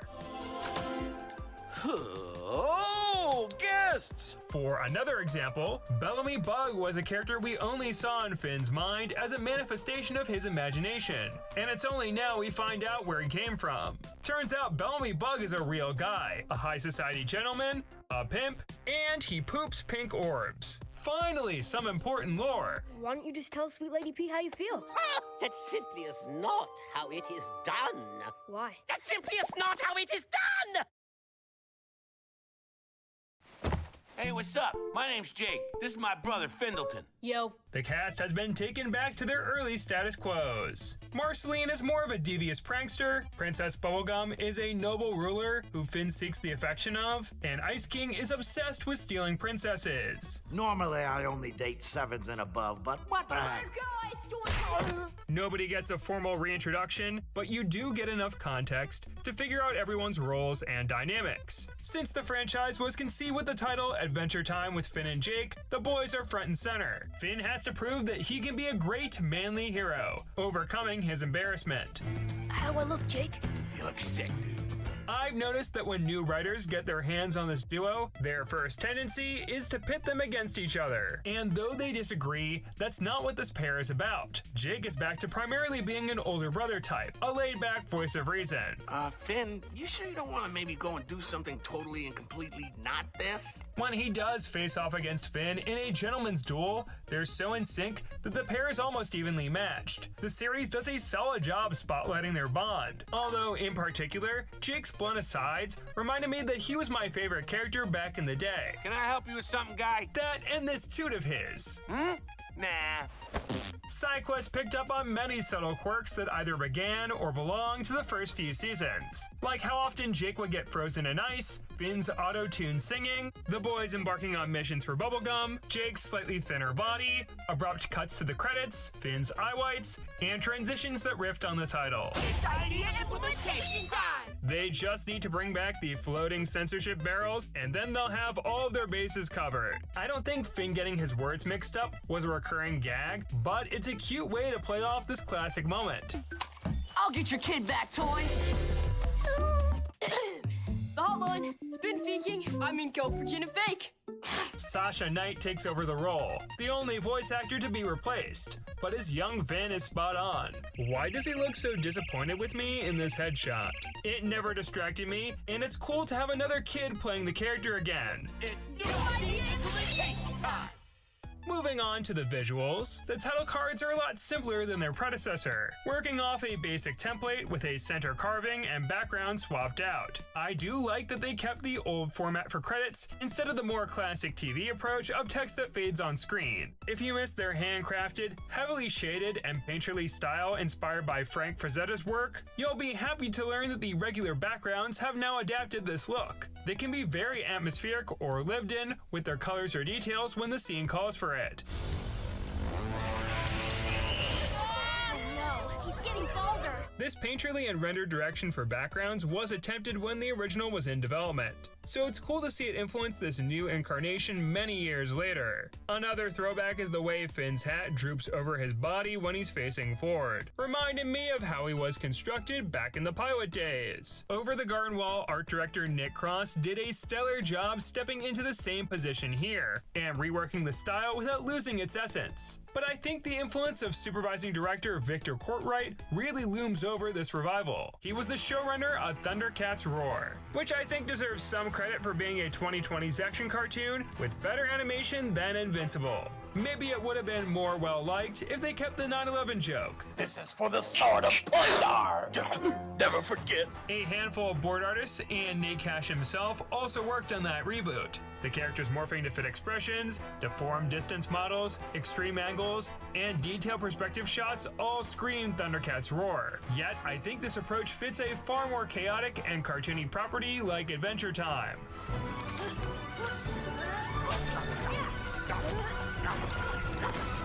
In terms of nitpicks, the lighting that was added to this dance scene is somewhat distracting. You can tell it was animated with rigs, though they only stick out very occasionally. Also, Starchy's colors are too dark, as if his night palette is the only one he was given. The intro, being a more amped up version of the original with faster movements, crazier angles, and more cameos, came off like an attempt to keep the overstimulated Gen Alphas invested. But it grew on me.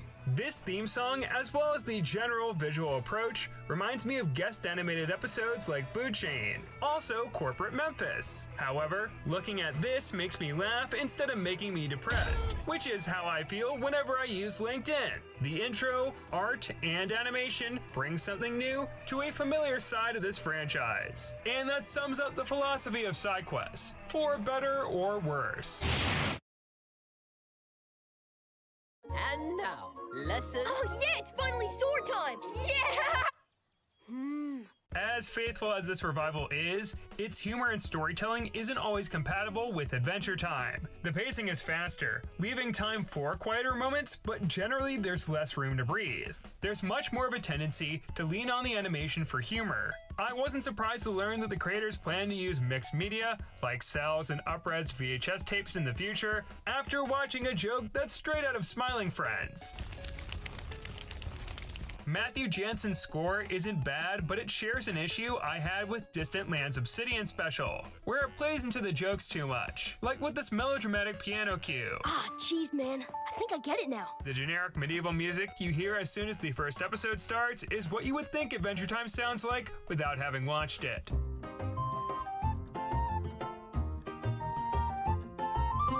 It's a stark contrast from the way the original was scored, which was far more lo-fi and ambient. Besides the odd montage, that electronic yet rustic sound isn't too common.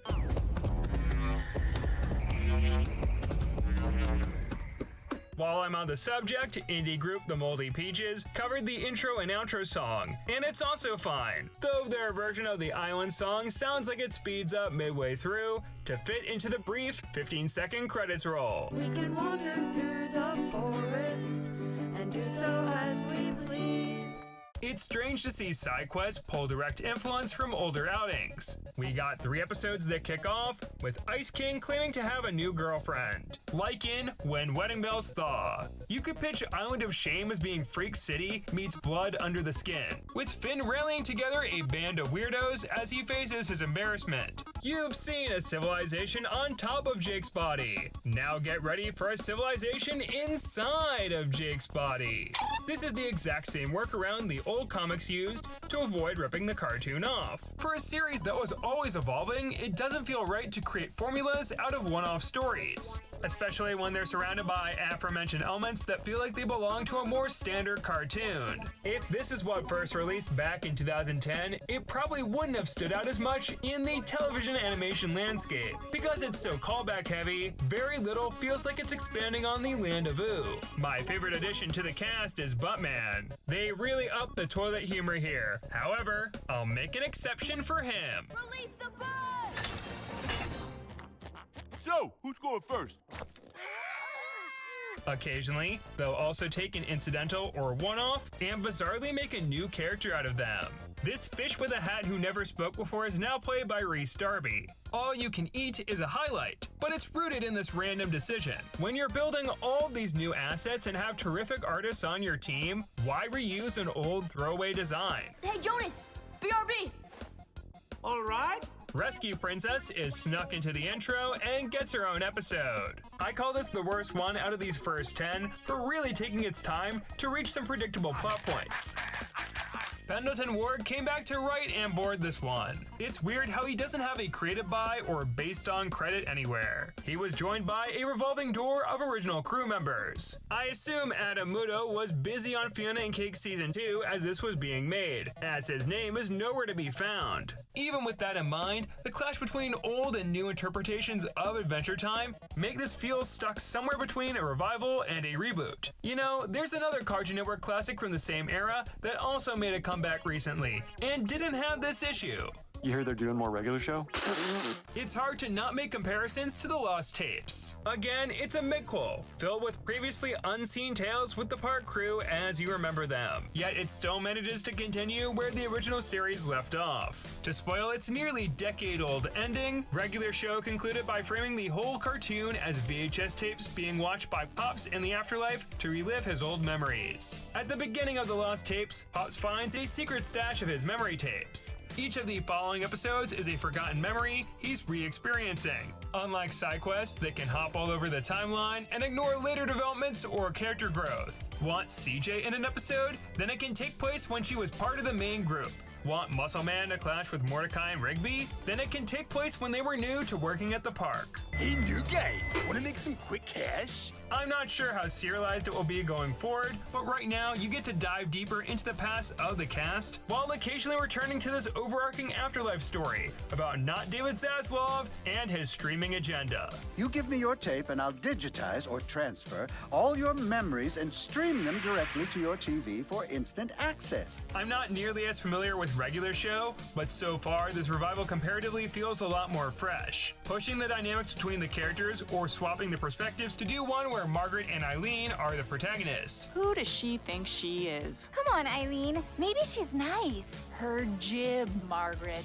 I don't like the cut of it. It's neat to have a wave of kids' cartoon revivals doing female-led episodes, but they almost come across like they just discovered what the Bechdel test is. SideQuest has one of these too, where Princess Bubblegum, Marceline, Lady Rainicorn, and Lumpy Space Princess play Dungeons & Dragons together. Again, it's a plot you've seen elsewhere, and while being super comedic, it's one of a few later episodes where you can feel this Adventure Time spin-off coming into its own. It helps that game night bring something new out of the characters.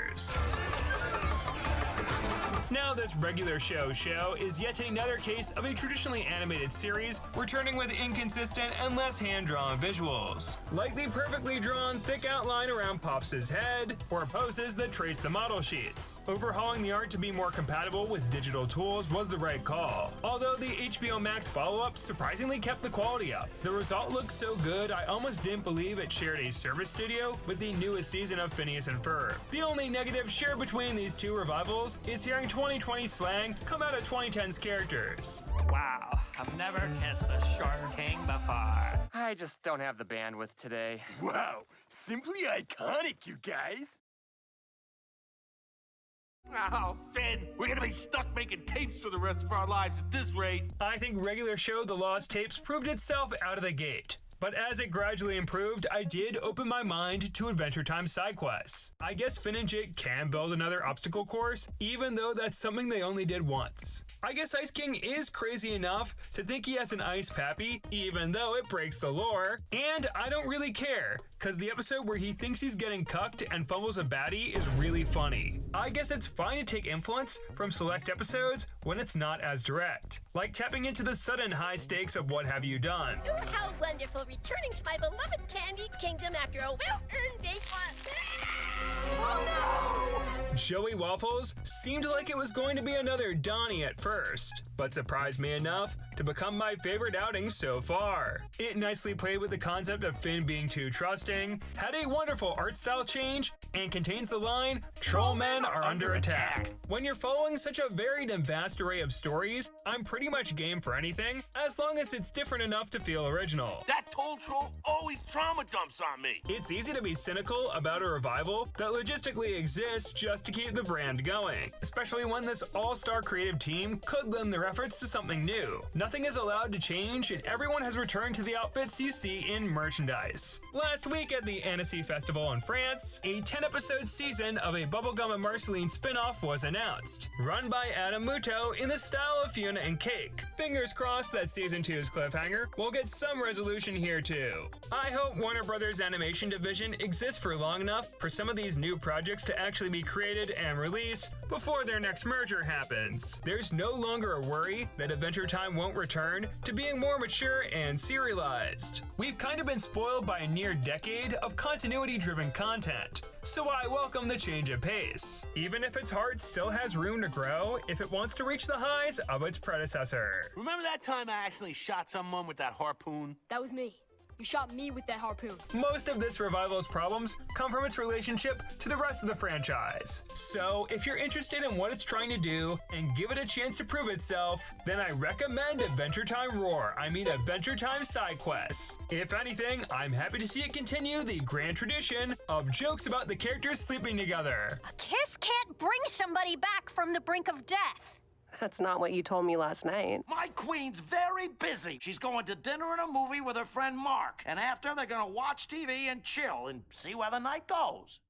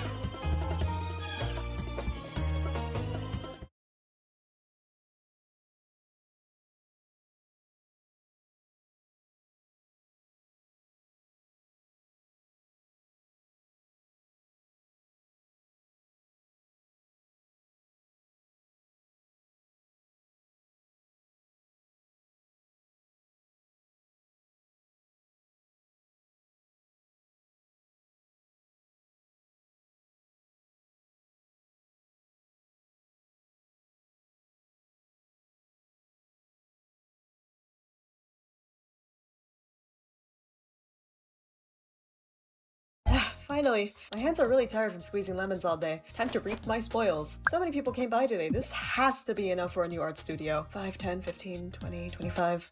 25! Hey, you. Is 25 a big number? Yeah, I think so. Really? How far is it from 400,000? Okay, so let's give a little brief game introduction. Pass part out 2. You play as a lost artist who just arrived at this seaside city and you don't really have anywhere else to go. Your job is to paint from the soul and then sell off the art to the local citizens around you, who will hopefully give you enough money to afford food that day. 25 was enough to get myself a one-way boat ticket, but maybe through this new city I can make some money selling art and hopefully, finally, get my art studio. I sent out a community post asking people what to draw, so I'll be taking some of the comments, suggestions from there. I got so many. Please enjoy.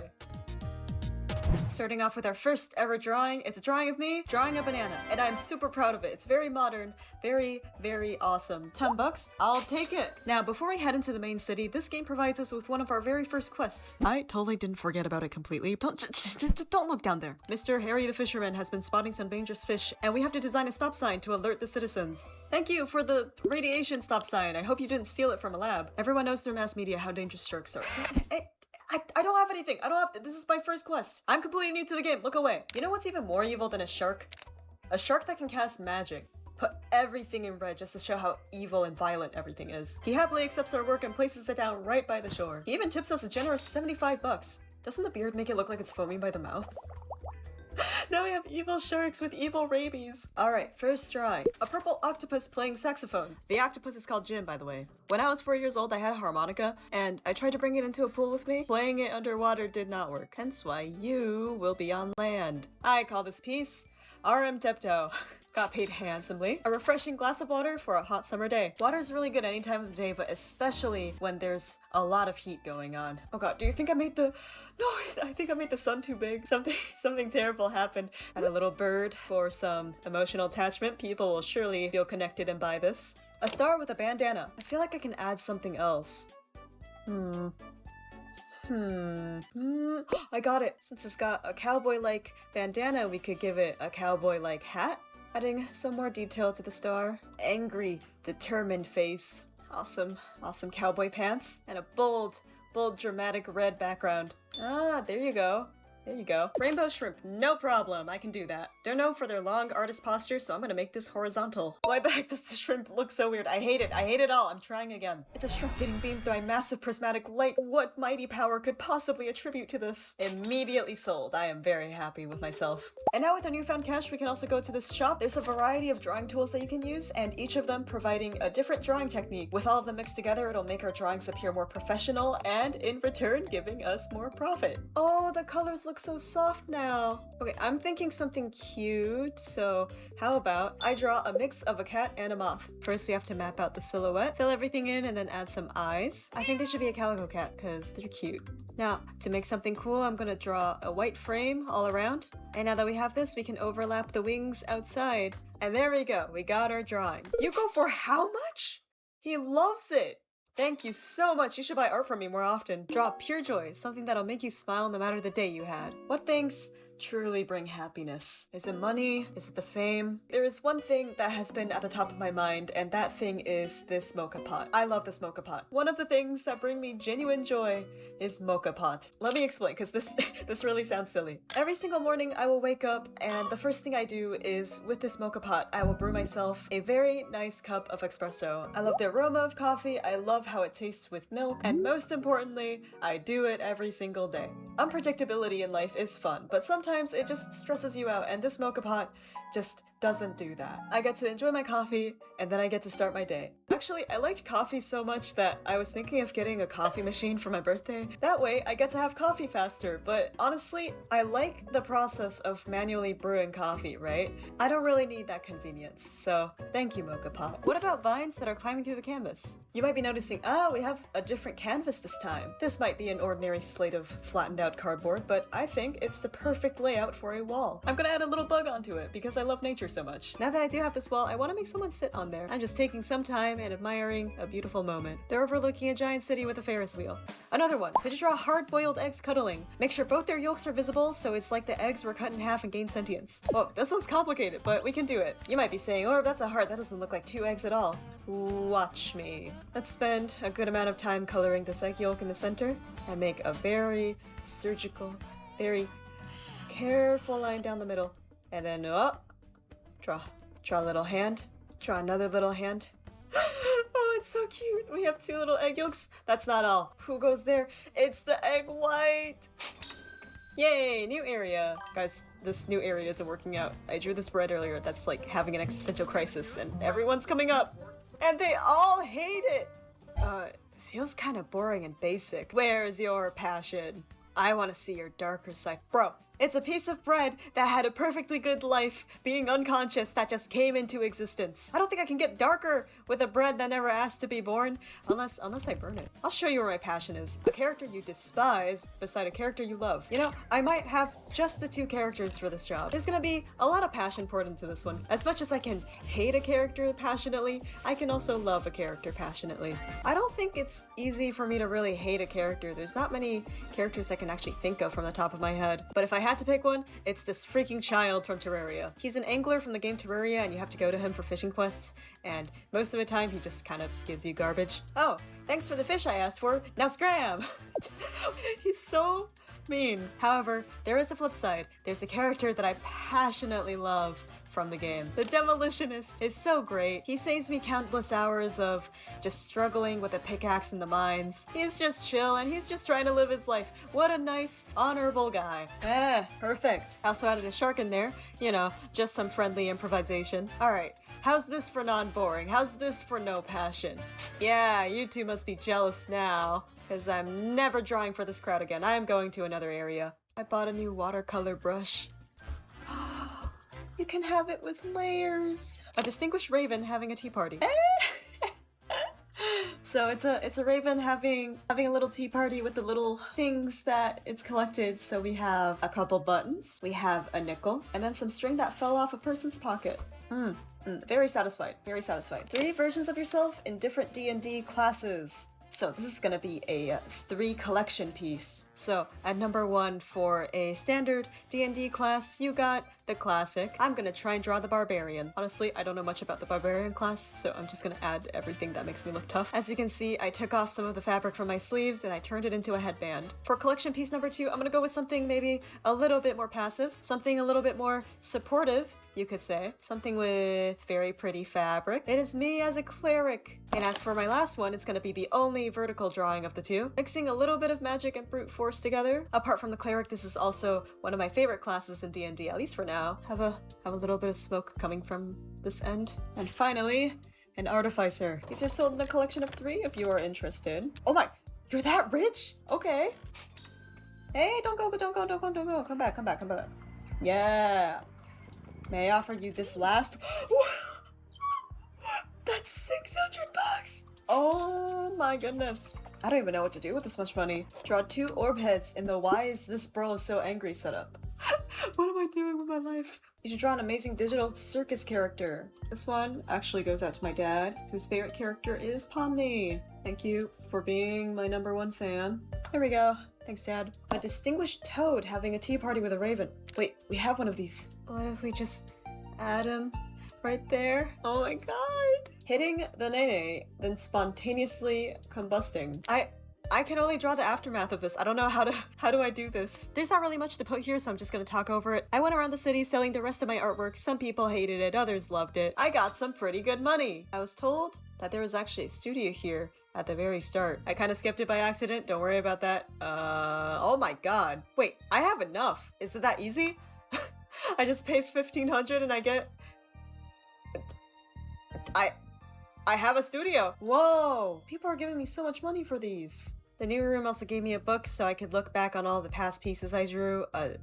Most of them are white for some reason. Whoa, look at this technology. You can even see the time lapses in them. So in this game, apart from making money and also drawing, there was also a lot of quests that I could have done and I just didn't do them. So I grabbed my friend B-Man and we're gonna go around and help some people. First, I have to help this anarchist. We need a poster for some totally legal stuff, Yen.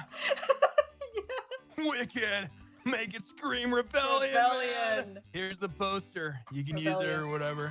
And not conforming to society. You got bluegrass and a green sky. You just did a BFDI. And then in the clouds, they have, like, instead of grass and like the sky. And in clouds, they're gonna be black. Wait, and they're gonna be spiky. So this is orb, but instead of it being an orb, they're actually 2D. They're hollow on the inside. They look like a floating cheeseburger. I do. You know the stick limbs? Give it like actual limbs. What? Yeah, this is not conforming with society, I guess. Yeah. Anarchy! And then maybe his beauty is found in within. Where's your face? I don't have a face. I'm not gonna conform to society. They can't look at my face for eye contact. No face, no. Wait. You know that last touch. You know what's the most non-conformative of all? What if we... I kind of just... Perfect. Time to spread the revolution. Oh my god, they're putting it up I there. love that. That's beautiful. Yeah. Okay, who else needs our help? The sanctuary is all messed up. Ooh, something with a nature vibe. I got you. Let's go buy an easel. Oh my What god. in the world? So feng shui literally translates into wind and water, and it's like a thing for like harmony and everything. What is this? Dude, do you think this is what the picture was, what the ring was showing us? Oh, wait, you're right. It was zooming into the soul of the person, and then wait, who's that? Who's that little guy? Hey! Who the f are you? Get out of my lake! Hey, out of my lake! This is private property. You can't fish here. This is some mystical land. You can't fish here. No, they're a unicorn. They're part of this. Okay. Wait, that doesn't stop. It doesn't. Wait, no, you still can't fish here. I love him. Yeah, perfect amount of feng to my shui. That's what I mean. $100. Hello. Do you have any experiences with flags? Oh yeah, we have a flag. Yes. Phoenix needs a symbol to help united citizens. I've got the trust of the mayor to find the right artist for the job. And I hired Benjamin. Big mistake. Oh my god, what did Benjamin do? We now gotta gather up some citizens for the ceremony and also see what kind of flag they would like for it to properly represent the public of Phoenix. Flag. It should be black. Completely black. I don't think we've ever had one that you can be proud of. Oh, man. Oh, Could you make it like feel fresh? Something we're not ashamed about for once? See ya. Bye. Also, it was this person. We went by her like 2 times. Here, make your design on this model car. She just gave me a car. Oh my god. All right, chop, Okay. Oh my god. Lightning McQueen? I can try and draw Lightning McQueen from memory. Yeah, do Lightning McQueen from memory and then I'll Okay. I'll doing good so far. And then it's like that on the other. This is gonna go great. Any other details along with that lightning strike you want to put on? Didn't you have like Let's give him some friendly eyebrows. He's so happy. That's not. He's so happy. Oh, that's not where those are. You know, in the movie, those are like. Never mind. Are they the packs? Those are pecs. Why? Okay, so I have to draw the eyes on top. You're so close.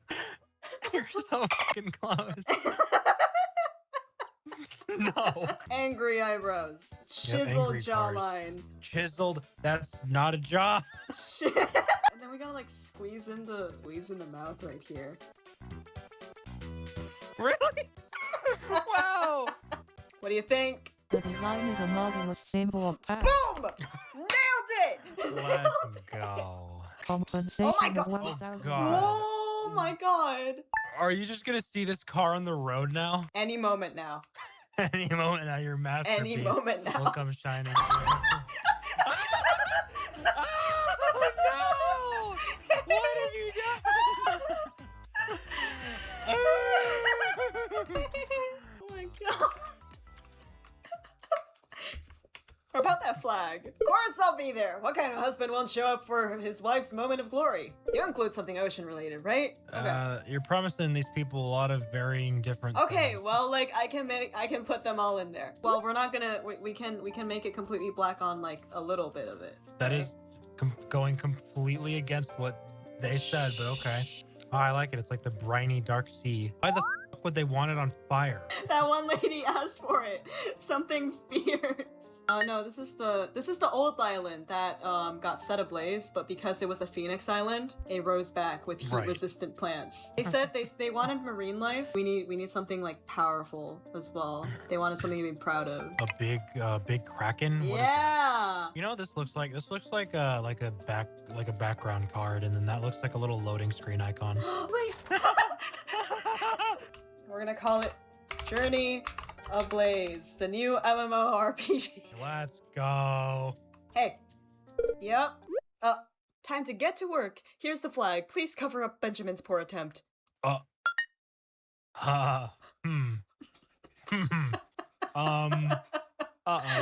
We probably should have done this first and then worked on. Maybe you can like. Maybe you can. What the fuck is that? I'm angry. We're gonna kill this thing. Gonna drag it into the bottomless pit of tar. The last one was now loading. You could do this now assimilating. Oh my. Yep.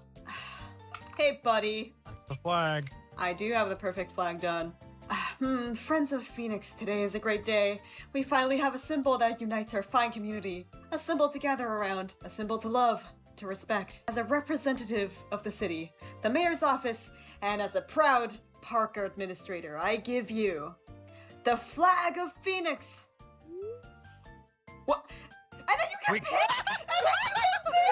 So I could have gone with the original one. Could have gone with the original the whole time. No, You didn't have take to your kill it. freaking community. Thank you for my $200. It's not like I went over there and got like an extra 1,000 from designing a car by accident. Alright, that was a lot of drawings, so I'm gonna end the video off here. It was a lot of fun picking comment suggestions. It's a shame that I couldn't get to all, like, 5,000 of them, but I'm glad I was able to make use of some of them in this video. Drawing in a non-art program is always really fun. You really have to work your brain and think of how you can make a drawing with such limited tools. This begs the question if there's any other art games out there that I could also try out, and now I can enjoy life in my little art studio. I always record these outros before school, so I'm gonna go do school things. Okay, take care everyone. Bye-bye.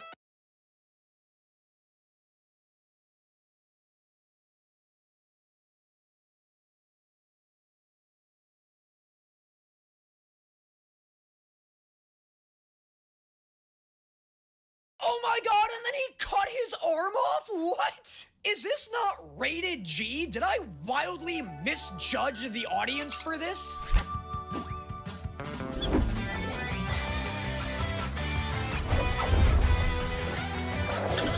Captain!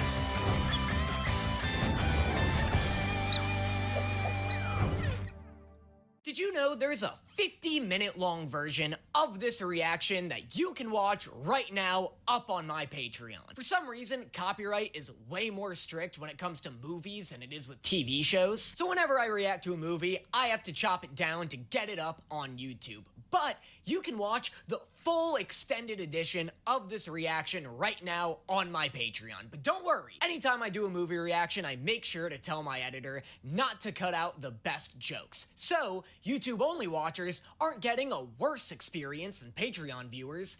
just a shorter one. All the essential bits and jokes are here, but if you want the full, complete 50-minute long edition of this video, make sure you check out the Patreon link in the description below. Supporting me on Patreon also helps ensure that I'm able to put out as much content as I do, and just really helps out the page a ton. And now, on to the show. How's it going, boys, girls, and squirrels? Danny Mata closing out Pride Month with a photo finish Nimona reaction. Just in the nick of time, too. I know I said I'd do Interview with a Vampire, and I do still plan to do that, probably in July. However, I've been getting requests to react to Nimona since it released. I've been getting requests to react to it for months, and most of the stuff I react to is animated, so I felt like a better Pride Month celebration would be to look at an animated LGBTQ movie. Now, this movie's a bit of an enigma to me, because while I do get it requested quite often, I've never, heard about it outside of my comment section. When it came out, 2 or 3 years ago, none of my friends saw it. No one I knew was talking about it. I saw no clips online. I've seen a couple posters for it. And I also know it has a 97% on Rotten Tomatoes. It's got a 97% on Rotten Tomatoes and this massive secret following. What is this movie? Where did it go? Why is it so kind of obscure but also popular? By the way, before anybody panics, I'm not this guy. This is not typical Danny Mata, nor am I trying to make this a new version of him. All this is a cry for help from my laundry. You really think I'm the kind of guy to wear an athletic tank top for any reason other than desperation? No.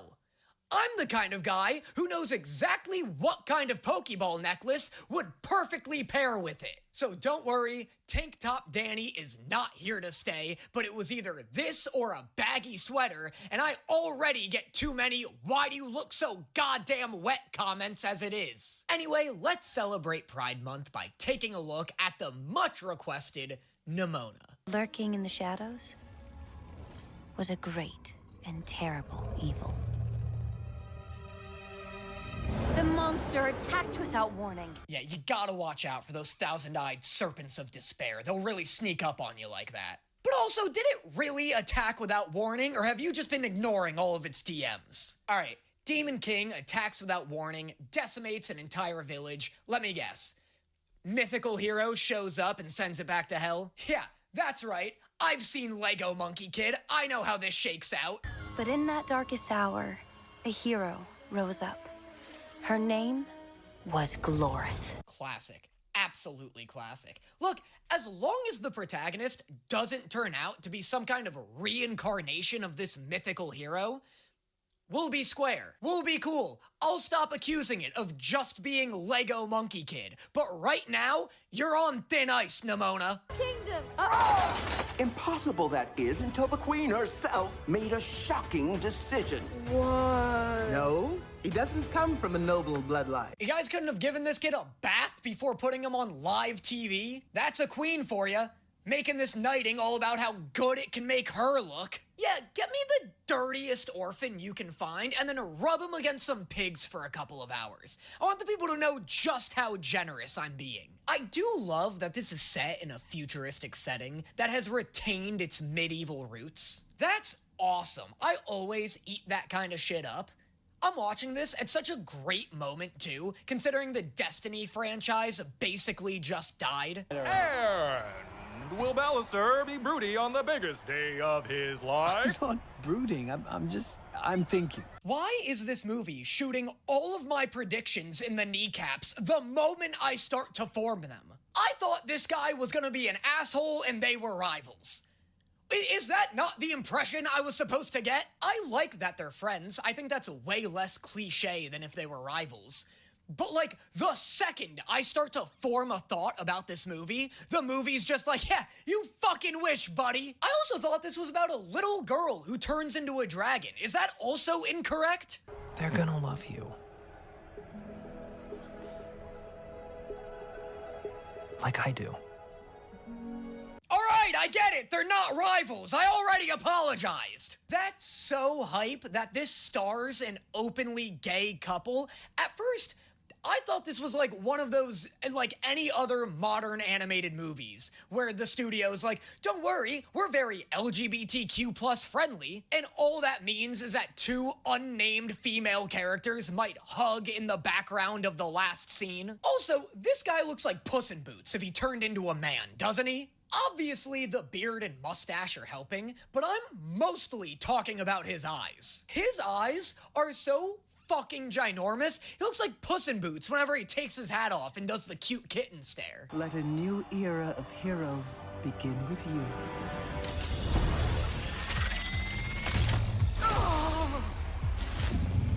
Oh, I said boo him, not murder the queen. You put the dog 2 under, guys. At least give him a chance to dig his way out. Why did the sword turn into a Death Star? What? What a crazy plot point that only works in a medieval cyberpunk future. Like, what an awesome plot point that only works specifically for this setting.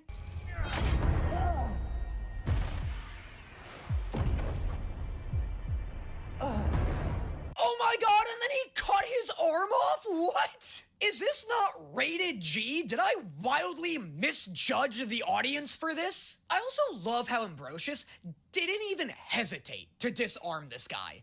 Like, I love that his knight instincts just kicked right in. Killer is still out there. Everyone is scared. Oh, freak. Like, what did that guy expect if not to get assaulted? Who treats anybody like that on the street? He's lucky all she did was paint him. Also, wow, I was super wrong about this being a Jinx origin story, but Vi's definitely not out of the question. This character looks like if Jinx and Vi did a Dragon Ball fusion dance together. I guess no, actually, I stand by that. I am right. I was gonna say she doesn't really look that much like Jinx. Like, maybe it's just the fact that she was spray painting that's embedding Jinx, but I feel like the fact that she's short and stocky gives both Jinx and Vi, and then obviously the hair color is Vi. The garbage and the smell of sadness really pull the whole thing together. Wait. Who are you? The name's Nimona. And how did you... Whoa, yeah! Sick arm! So is she like a demon, or like a monster, or at least part dragon? The fact that she has fangs leads me to believe there's something magical going on with her, but like, I swear to God, I've seen her with scales. We all saw how it happened.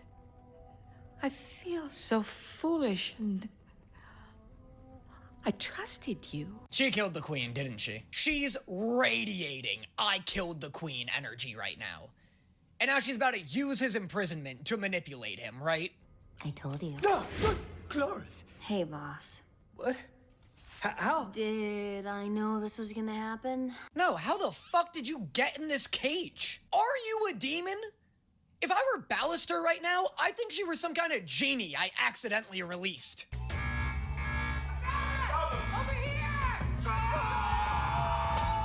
One-Arm Club's about to get some new members. Get it? Dude, you have to get a lawyer. Nimona is not helping you clear your name. She's so fun. She's so much more chaotic than this type of character usually is. I like how she actually wants to murder people. And I like how actually stressed he is about it. Just promise! I promise, I will not freak. This is the part where you run. I'm not wrong yet. This is very much not what I expected her to turn into, but there's still time to be a dragon. Huh, this floor is surprisingly stable. Ah, there we go. Cold in here? What is this rated? Well, at least you don't have to murder him anymore. That was way worse than any afterlife he could experience. Dude, if a whale broke into my bathroom, judged my penis, and then left, all traces of Danny Mata would be purged from existence. It'd be like God just brought my opacity slider from 100 to 0. I would just fade out into oblivion. You're a Marsupial? Mariachi? Meatball? You're a monster. Do not call me that. How is that offensive to you? You're literally coaching him on how to be a better mass murderer. You need the squire? Then let's go get him. Let's go get him. You and me. She's so authentically chaotic. I love her a lot. I can't tell if she's actually helping him or not. Like, I know she's not, like, technically, but I can't tell if she's, like, malicious, you know? I can't tell if there's gonna be a twist where it turns out she's evil. I believe she thinks she's helping him, but considering he's trying to clear his name right now, maybe don't hang around the girl who's just itching to murder more people. Roger that. The next flight to the market leaves in 3, 2, 1. I'm a ghost. What the fuck is going on right now? Why is this movie edging me so hard? I'm so close to being right. I'm so almost there. Give me Dragon Nimona already. Also, Ballister's so lucky that dude didn't just punch him. That was such a punchable offense. Also, he's lucky that guy didn't recognize him for committing the biggest crime this country's ever seen. We need a distraction. Who has 4 thumbs and is great at distractions? Fine. I was so okay with the 4 thumbs until they made the wettest noise anyone's ever produced. Did you see something? Say something! It's Ballister Boneheart! What a nightmare. It never occurred to me she could just straight up turn into him. Again, considering you're trying to clear your reputation right now, maybe don't hang out with a girl who can transform into you at any time and do whatever she wants with your body and likeness. Even after you prove your innocence, good luck explaining this shit to a judge. I was just a kid. Cute, little, innocent me. I was playing in the woods. This is such a sick idea. I've never seen anyone use, like, a subway as a zoetrope before. That's so fucking genius. I wonder if this would actually work. I wonder if anyone's tried this practically. A wish to one day be trapped on a subway with an uptight knight asking me small-minded questions. The pause is so good. So the whole backstory was bullshit. She just wasted like 2 minutes of his life. This is the exact face I make when I waste somebody's life. Nimona's so good. Wait, not like that. Not like that either. You want me to shift? You don't want me to shift? Pick a lane! And now you're a boy. I am today. Wait, no! What a gender fluid icon. That was so funny. We're just gonna take a look, okay? Okay. Okay, seriously, what is this rated? I thought this was G when I first turned it on, and then limbs started flying off. PG is crazy, dude. What's an animated film gotta do to get a 13 slapped onto that? I feel worse when I don't do it. Like my insides are itchy. You know, like that second right before you sneeze? That's close to it. Oh, maybe she is a gender fluid icon. Is that actually one of the themes? That's such a cool description of how she feels towards shape-shifting. Like, she gets antsy if she stays in the same body for too long. It's cool that the act of changing makes her feel more like herself than staying as one specific person. Like, Nimona isn't just one specific look or being. Nimona is change. That's how they feel most comfortable. I could see people, like, relating to that so heavy. I think that's really cool. I don't know if I've really seen, like, I haven't seen a movie express that personally, but I'm pretty lacking in my, like, queer cinema, you know, archive. However, and I mentioned this song a lot, but the song Wobbly by Ezra Furman does tackle this. It's just a song about Ezra dealing with her, like, gender fluidity at the time when she was gender fluid. She's now trans. I just really like the concept of someone feeling, like, stuck in one body, especially when most people spend their whole lives trying to, like, sculpt and define what their essence is. I really think it's cool, the idea of someone else being like, No, that sounds miserable to me. I want, when you think of me, you think of change.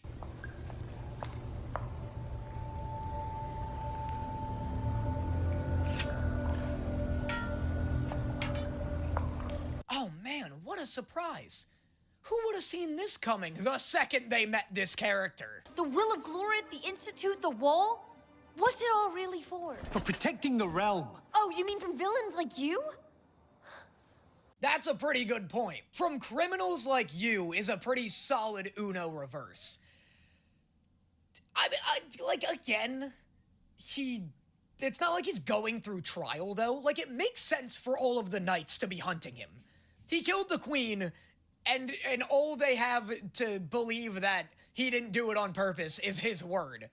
Without trial, you know, without evidence or trial. But I do really like her statement of, like, oh yeah, you're right, the system's working so well. They're hunting the worst of the worst. Like you, a guy who accidentally killed someone. Like you, a guy who was set up by the government you're defending. And I have proof. He's got a weapon! No, not anymore! Todd rule! Oh, that sucks so hard. Please tell me you uploaded that to the medieval cyberpunk version of the cloud. Arrest them. You want to know who the kid is? Oh, I like where this is going. Nimona and I are on such similar wavelengths right now. I just got so hyped. Get this thing in the air, now!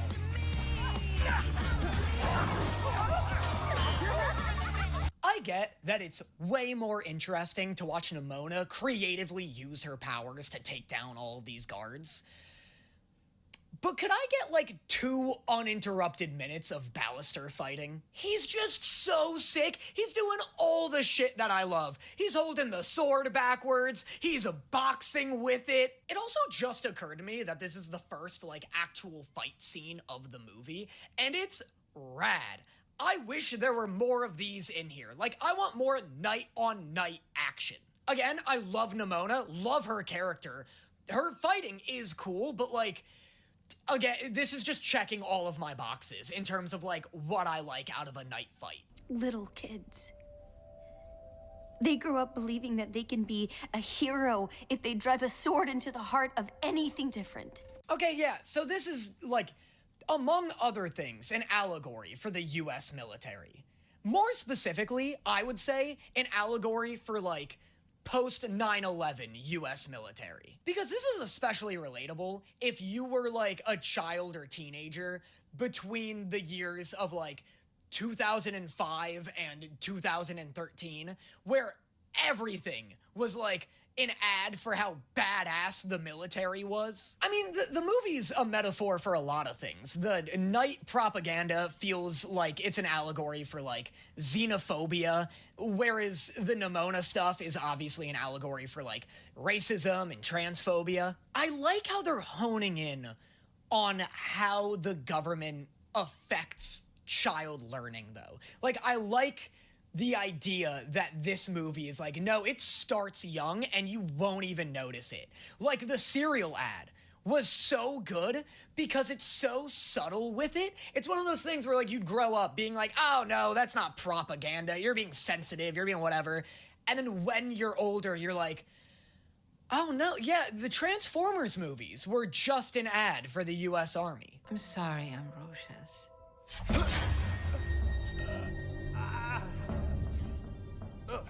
What is this rated? Who's handing out the PGs these days? I love that this is the hardest PG you could possibly make.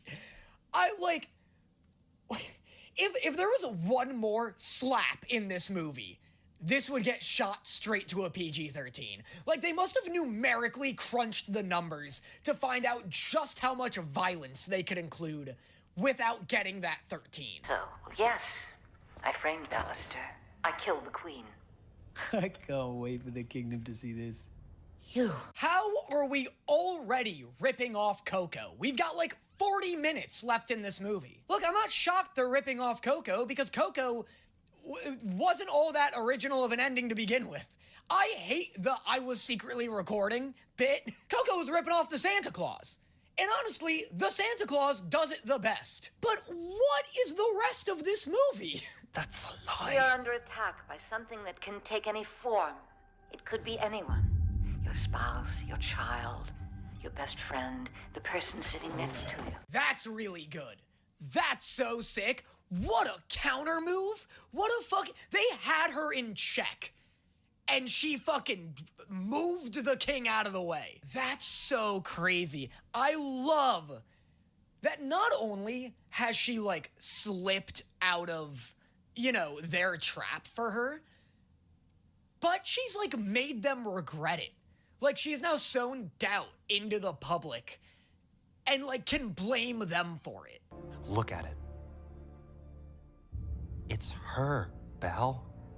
She's Glorith's monster. Okay, but that doesn't change the fact that the director killed the queen. Unless the director is claiming that either Nimona was Ballister, or that Nimona was the queen, or no, Nimona was the director giving Ballister the fake sword.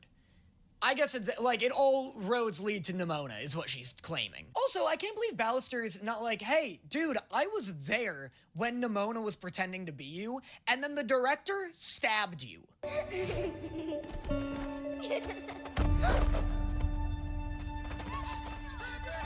Okay, well, to be fair, it did look like their daughter was getting mauled by a bear.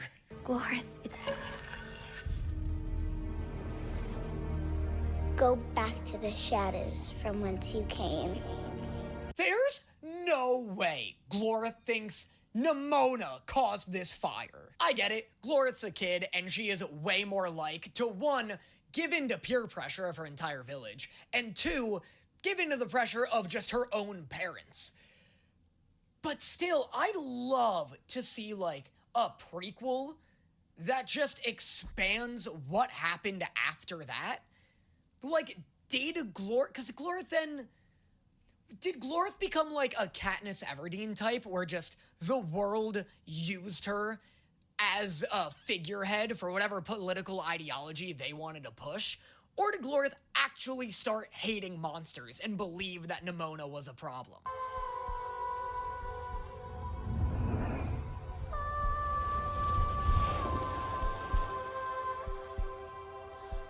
The suicide attempt is crazy. Whoa, that's so crazy. There's no way she does it. There's absolutely no way. That'd be like one of the best endings of anything ever. If they committed to that, where it's not even like a self-sacrifice, really. I guess it is, but like for the comfort of bigots, you know? And then this, like, inspires Alistair or Ballister and Ambrosius and ideally a bunch of other people to be like, yo, that was fucked what happened. Like, they weren't even fighting us. They just killed themselves out of sorrow towards our hatred. And it makes people reflect. Oh, man, that'd be crazy. There's no way it happens.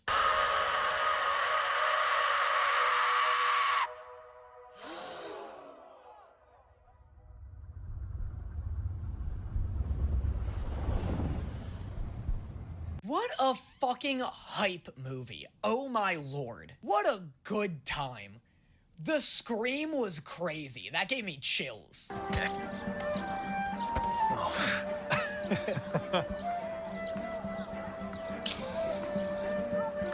Nice. Good long on-screen kiss. Really, like, this is the opposite of what I was talking about earlier, where it's just like the two people of the same sex giving a little peck in the background. Like, this is a real emotional, passionate kiss you would see in any other movie from a heterosexual couple. By the way, is Nimona dead? Because absolutely not, she isn't. Hey, boss. Holy... Weird that it ended like a Tom Holland Spider-Man movie, but alright, I knew she wasn't dead. Dude, great movie. Really good movie. This should have been in theaters. This was great. It's hype. I love the world. It has me wanting more. Like, if that prequel with Nimona and whatever the Hero of Ages name was came out, I'd be hyped for that. If a sequel happened, I'd be hyped for that. Like, this really gave me a ton and left me wanting even more. I wonder if there's more on the way. Like, this must have done well. It reviewed so well. This was so good. This was stellar. I was very pleasantly surprised with this, genuinely. Let me know in the comments what you thought of this movie. I assume you liked it, but have you heard of it before watching this video, and did this convince you to go check it out? I'd give this like a 9, like, honestly. A 9 or like an 8.5, because I give a 9 to movies that I don't, like, I could barely see any improvements. You know, like, it's not like this is like the peak of what a Nimona movie could be. So I'll give it an 8.5 because I do see that there'd be like room for growth. But it's like, I really thoroughly enjoyed it. I loved the characters. I thought the dialogue was good. I loved the themes. I thought the themes were well executed. I thought the themes were plentiful, which I like. It wasn't just like one core major theme. It had like, it was an umbrella and then it tackled a lot of things under it. I thought it tackled them really well. I thought the execution was very well done. So yeah, I mean, like I said, I could see a sequel improving this. A lot like K-pop Demon Hunters. I think this is a more finished feeling than K-pop Demon Hunters, because a lot of my issues with that was that it felt too short and like, it felt like a chunk of the movie was missing. But in the way that I was like, that was a great time, but I'm not going to say it's like a 10 out of 10, because I could see how a sequel would improve a bunch. That's how I feel about this, but a little hotter. Anyway, let me know in the comments what you thought of this movie, what you'd like to see me react to in the future, and I will see you guys next time. Is it obvious the way I search the room? Barely taken in the crowded view.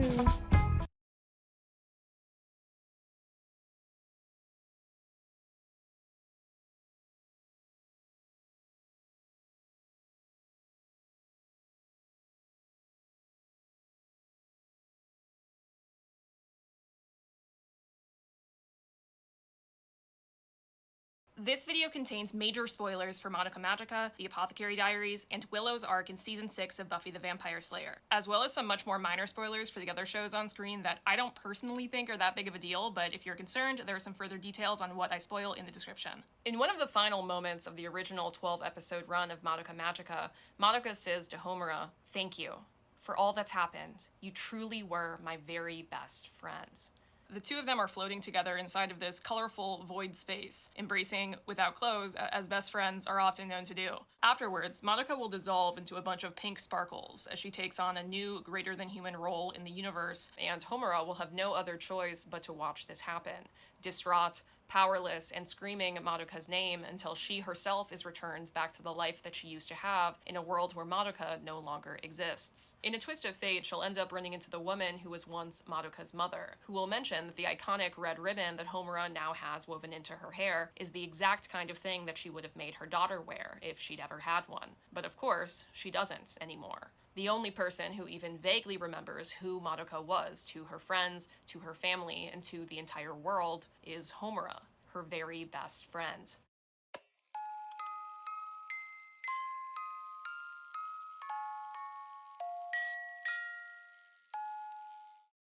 I've been thinking a lot about Yuri recently. I know, you too, but stay with me. Yuri, also known as Girls Love, is a Japanese media genre that focuses on love between queer women. In fan spaces, you'll see Yuri both used to refer to works that are firmly in the Yuri genre, where sapphic relationships are the front and center point of the text, but also to popular, non-canon, mainstream Yuri ships that exist inside of other genres of anime and manga. So I've been thinking a lot about Yuri recently, but more specifically than that, I've been thinking a lot about about doomed Yuri, which is a modern way of referring to something that has existed in some form for a very, very long time. In many ways, since before Yuri as a genre even really knew what it was. Doomed Yuri, in modern parlance, is Yuri that feels predestined to tragically end, whether that be through death or betrayal or separation or something else in society beyond our individual control. And I find that for Doomed Yuri in particular, these relationships are often subtextual. They're rarely canon in a bulletproof way, at least until you leave the mainstream, where, once again, Yuri as a genre inside of Japan and elsewhere is certainly alive and well. I mean, there's plenty of canon Yuri, doomed and otherwise, that will feed your entire family if you choose to look for it, but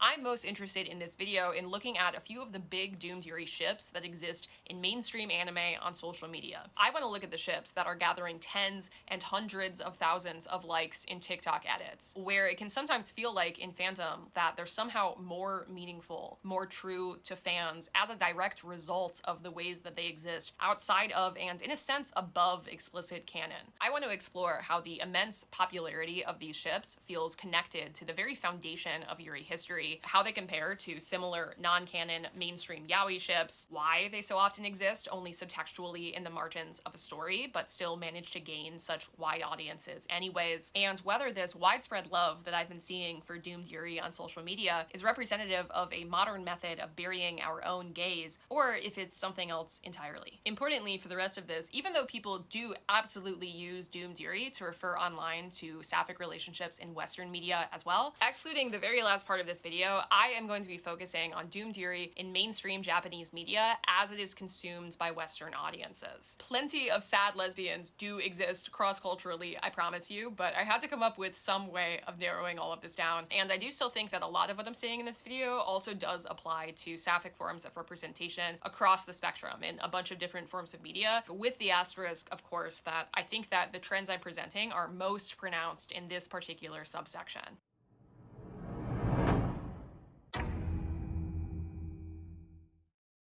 Madoka Magica is a magical girl anime. You're probably most familiar with Sailor Moon if you've heard of any of them. And even though there were a couple of early manga prototypes like The Secret of Ako-chan and Princess Knight, the first magical girl adjacent anime, Sally the Witch, actually descended from a Japanese dub of the 60s American sitcom series Bewitched. But even though in America things like Bewitched will remain a pretty normal niche subgenre of fantasy, never quite reaching the heights of superheroes, for example, the magical girl genre in Japan will boom in popularity during the 60s and beyond. Magical girl media in its earliest forms featured girls that were usually either aliens or like alternate dimension humans who had come from another realm to walk, for whatever reason, among all of the non-magical normies on Earth. These girls adapt to their new environments and they use their magic to make friends, find love, find themselves, come of age, and handle various minor conundrums inside of their lives. Magical girls battling things and defending people, doing the things that I have come to associate with magical girls, isn't something that we really saw on a wide scale until the 90s with Sailor Moon, which is also when we get the wide popularization of what I see as like the primary hallmark of a good magical girl anime,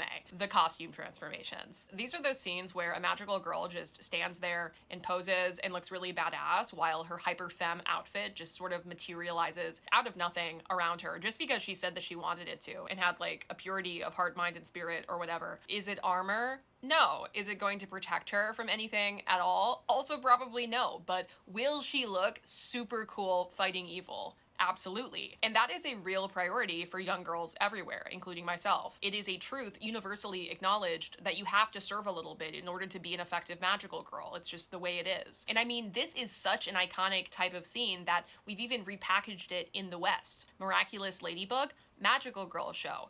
Transformers, arguably a magical girl show, but it feels like nobody's ready to talk about that. This is the first outfit transformation that you see in Madoka Magica, and probably my favorite. Maybe a little bit for nostalgia reasons, but also because I just love her little steampunk aesthetic. The corset with the blouse and the ribbons and her little fuck-ass hat. When you're watching this, you feel the whimsy, the joy, the magic of this transformation. You can just tell that this is a magical girl who knows what she's doing, who will prevail against evil, who will keep all of your favorite characters safe. Fun fact, the guns in this universe are canonically made out of her ribbons, somehow. Don't ask me the mechanics of that, I don't really know them, but yeah, anyways, by the era of Madoka Magica, a lot of magical girl shows are no longer about aliens who were always magic and ended up somehow on Earth, but instead they're featuring regular Amelia Bedelias, who end up, whether by accident or on purpose, stumbling into their immense latent magical power, whether that be through finding an artifact, making some kind of suspicious pact with a magical entity, or maybe just through realizing it was in them all along during a time of crisis. And all of those old, evergreen major themes of coming of age, and good versus evil, and love can conquer all, we're still doing all of that, but we're also coming up with some new themes, like wishes can come true, and every individual girl is beautiful because she is uniquely herself. You have to understand when we're talking about magical girls that these are series that have a primary goal of being comforting power fantasies for young women. These are shows that invite you to watch as a girl who is just like you makes the friends that you wish that you had, finds the love that you worry that you'll never see, and saves a world that deserves it maybe a little bit more than the one that we actually live in right now. And she'll do all of this through harnessing, inside of a super cute outfit, the newfound magic that might as well have been inside of her all along. There are definitely some darker moments in some of the more teen-oriented magical girl animes like Sailor Moon, but even then, you always have the comfort of knowing that good will prevail in the end. You always know that even if things get really, really bad, the protagonist will eventually choose love in a way that whatever villain she is fighting cannot. She will channel the infinite magic inside of her in memory of all of the good in the world that she knows she has to protect, and she'll win because of it. And if you watch the first 2.5 episodes of Madoka Magica blind, you would probably be expecting it to tell a similar story.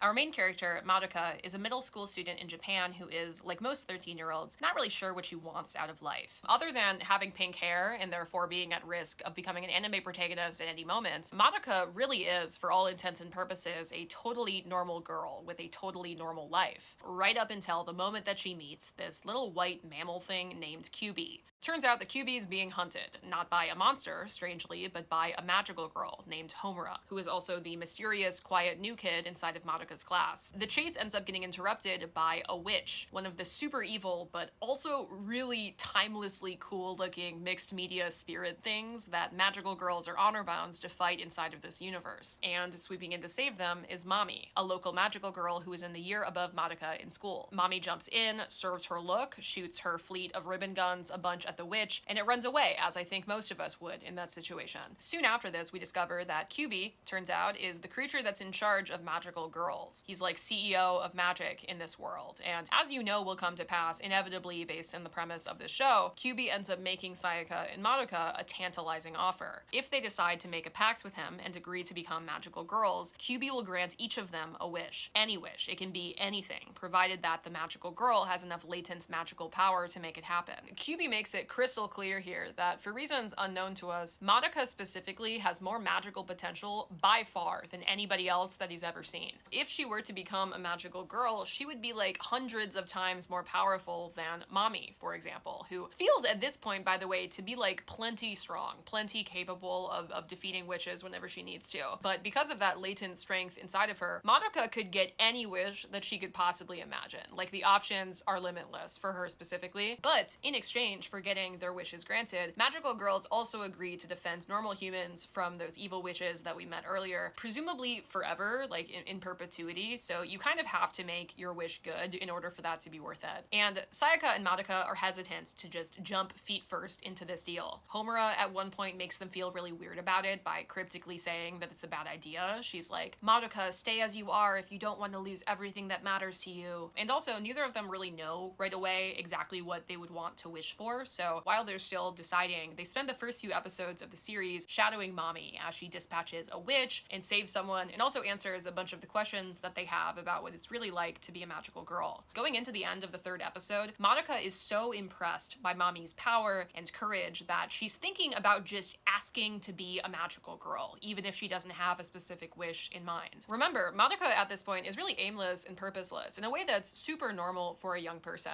She sees magical girlhood as like a good good and kind thing that she can do for her community, and also is something that can make her into the brave and honorable person that she hopes to become. Being a magical girl might require sacrifice, but it's noble. Protecting people from evil is noble. This is something that we know about this genre. But all of this changes at the end of the 3rd episode, when, during what should have been a typical battle for Mami, like the others that we've seen, instead, she's beheaded and killed by a witch in front of Madoka and Sayaka. And at this point, the show transforms into something entirely different. Because Madoka Magica is not a traditional magical girl anime in the mold of its 50 years of predecessors. It's a deconstruction of the entire genre, a subversion of all of the things that are usually taken for granted inside of it. Over the course of the following 9 episodes, it quickly becomes clear that this is less a typical magical girl anime than it is a work of surreal and existential horror.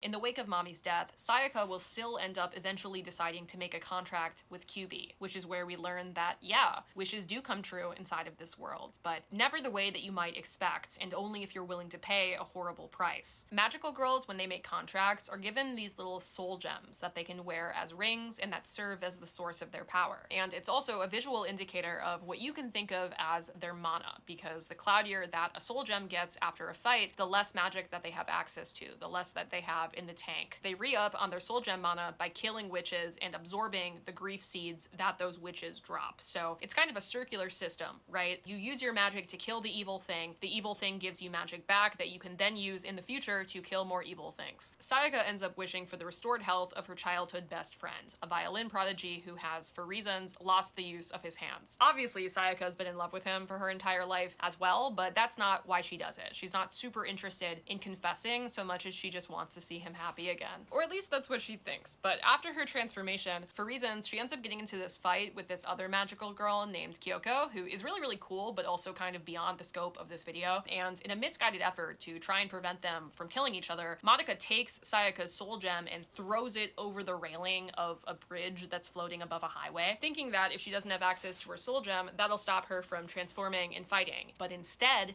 immediately, like a puppet with its strings cut, Sayaka just goes limp and falls to the ground, because it turns out that Kyuubi conveniently forgot to mention that part of making a contract with him involves the literal cleaving of your soul from your body and into the gem. He says to make it easier to protect, which you might think, that's bullshit. It is, but yeah, it's not in you anymore. Your soul is not in you anymore. Homura is able to get the soul gem back before anything bad can happen to it, but Sayaka is never the same. Kyuubi also, to really drive the point home as Sayaka is understandably grieving her soul leaving her body, he ends up torturing her through her soul gem just to like prove a point or aura farm or something. But yeah, that doesn't help, and Sayaka after this becomes more and more unstable. Her uncertainty about whether or not she's just a husk of a person now means that she never confesses to violin prodigy guy that she healed, and coincidentally, her other best friend who isn't Madoka, she was also into him, and she confesses to him instead, and now they're together. Current status, Sayaka sees herself as definitely a husk of a person who is also going to be alone forever. You know, be careful what you wish for, I guess. But this all contributes to a downward spiral that leads to what I would say is the big lore reveal of Madoka Magica. And if you're wondering, when will this be gay again? When will we be back to talking about Yuri? Just lock in,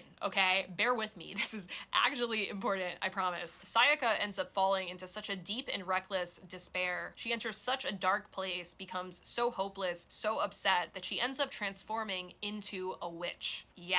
Turns out all of those witches that they've been fighting this entire time, once upon a time, those were all magical girls just like them, until they ran out of mana inside of their soul gem and fell into such deep despair that they became witches. And the reason why Kyuubi is doing all of this, creating magical girls that other future magical girls will one day have to slay to protect the rest of the world, is because, and stay with me, this is a lot, Kyuubi is part of a super intelligent alien species that has discovered that the most effective way to fight off entropy, to fight the literal heat death of the universe, is through harvesting the massive amount amount of energy that is released when a young human girl falls from the highest height of hope to the deepest low of despair. QB is able to transform somehow this usually internal mood swing into an external source of energy through externalizing them as magical girls, through granting their wishes and bringing them to the highest height of hope, and then waiting for the day that that hope runs out. The whole show, this whole time, has actually been built upon a Faustian bargain, and the consequences are always the same. This is the inevitable fate, no matter how much they try to avoid it, for all magical girls. Yes,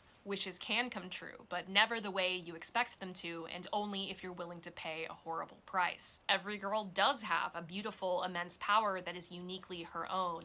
But that same power is the root of all of the despair around her, the same curse that will ultimately bring her to her own ruination. Good versus evil does exist because witches do kill people and magical girls try to stop that, but it's not a binary in this universe. Everything that is evil was once good. All perpetrators of violence were once defenders of the weak that they now attack. And even the most obvious antagonist in the series is arguably a pretty neutral alien entity, more concerned with the survival of all creatures in all worlds in the universe than with the fate of a specific small subset of people within the human species. Magic does change your life, for the worse.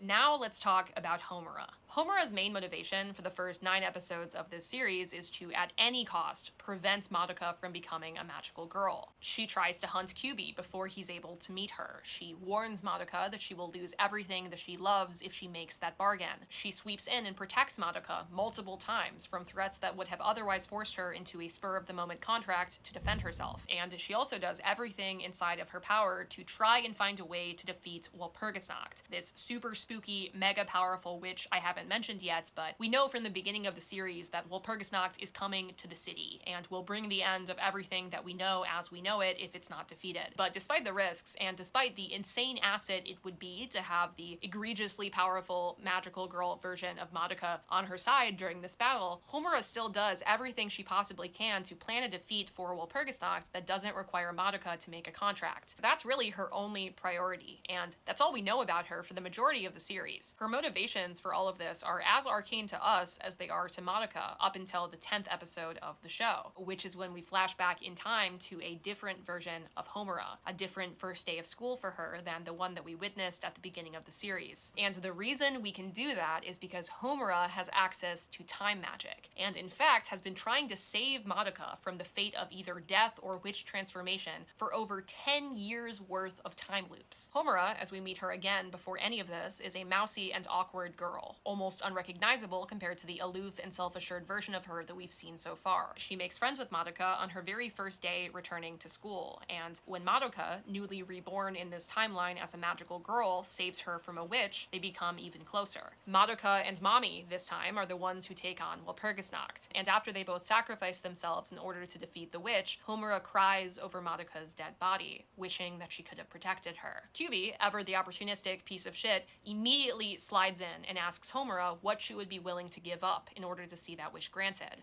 And of course, Homura is willing to give up everything if it means saving her very best friend. Contract signed, Homura gains the power to loop backwards through time, and she tries and fails over and over and over again to protect Madoka. But Madoka also protects her in these many loops. In one timeline, Mami learns the secret of witches, kills Kyoko in response, and threatens to kill Homura as well, but Madoka is able to protect her by killing Mami first. The two of them are able to defeat Walpurgisnacht in another timeline, but at the cost of all of their magic. Their soul gems are corrupted, they're injured, and they both know that they will soon turn into witches. And Homura suggests in this moment that they both embrace turning into witches, that they embrace having the opportunity to break and smash and pound the rotten world around them into dust, so long as it is the two of them doing it. You know, just platonically becoming monsters together, and platonically burning down the whole world with your best friend. But Madoka, turns out, had a secret grief seed the whole time, that she uses not on herself, but on Homura to save her life,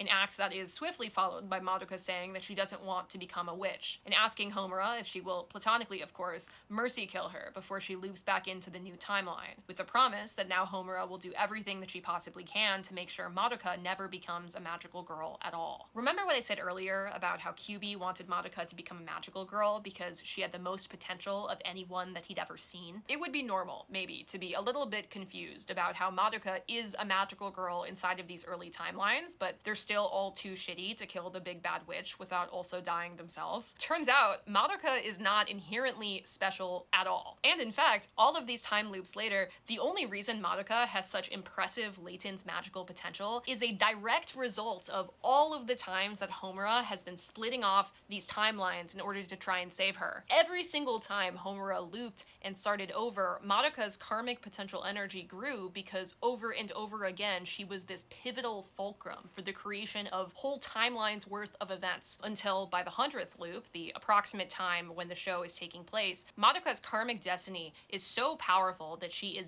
guaranteed to get whatever she wishes for, no matter how significant. And what she decides to wish for back in the present day, in the present moment, after watching Homura try and fail to fight Walpurgisnacht alone, Madoka wishes for the erasure of all witches, past, present, and future. Something that should be impossible, and would be impossible if not for the weight of Madoka's destiny giving her essentially godlike power. And that's what the wish turns her into. That's what she becomes. Her soul gem is not some rinky-dink accessory, it's a gigantic fucking comet flying through space. From now on, and for time immemorial, Madoka will always arrive at the exact moment that a magical girl should transform into a witch, and she will grant that girl the mercy of a natural death instead. The price for this, because everything has a price, is the Madoka that we know can no longer exist anymore inside of the world. Can never have existed, actually, if a change this great is to be made. The Madoka that we once knew is now a concept, erased from time and space, and nobody in the world that remains will remember that she was ever there at all. The end of this series, interestingly, is not so different from the end of other magical girl anime.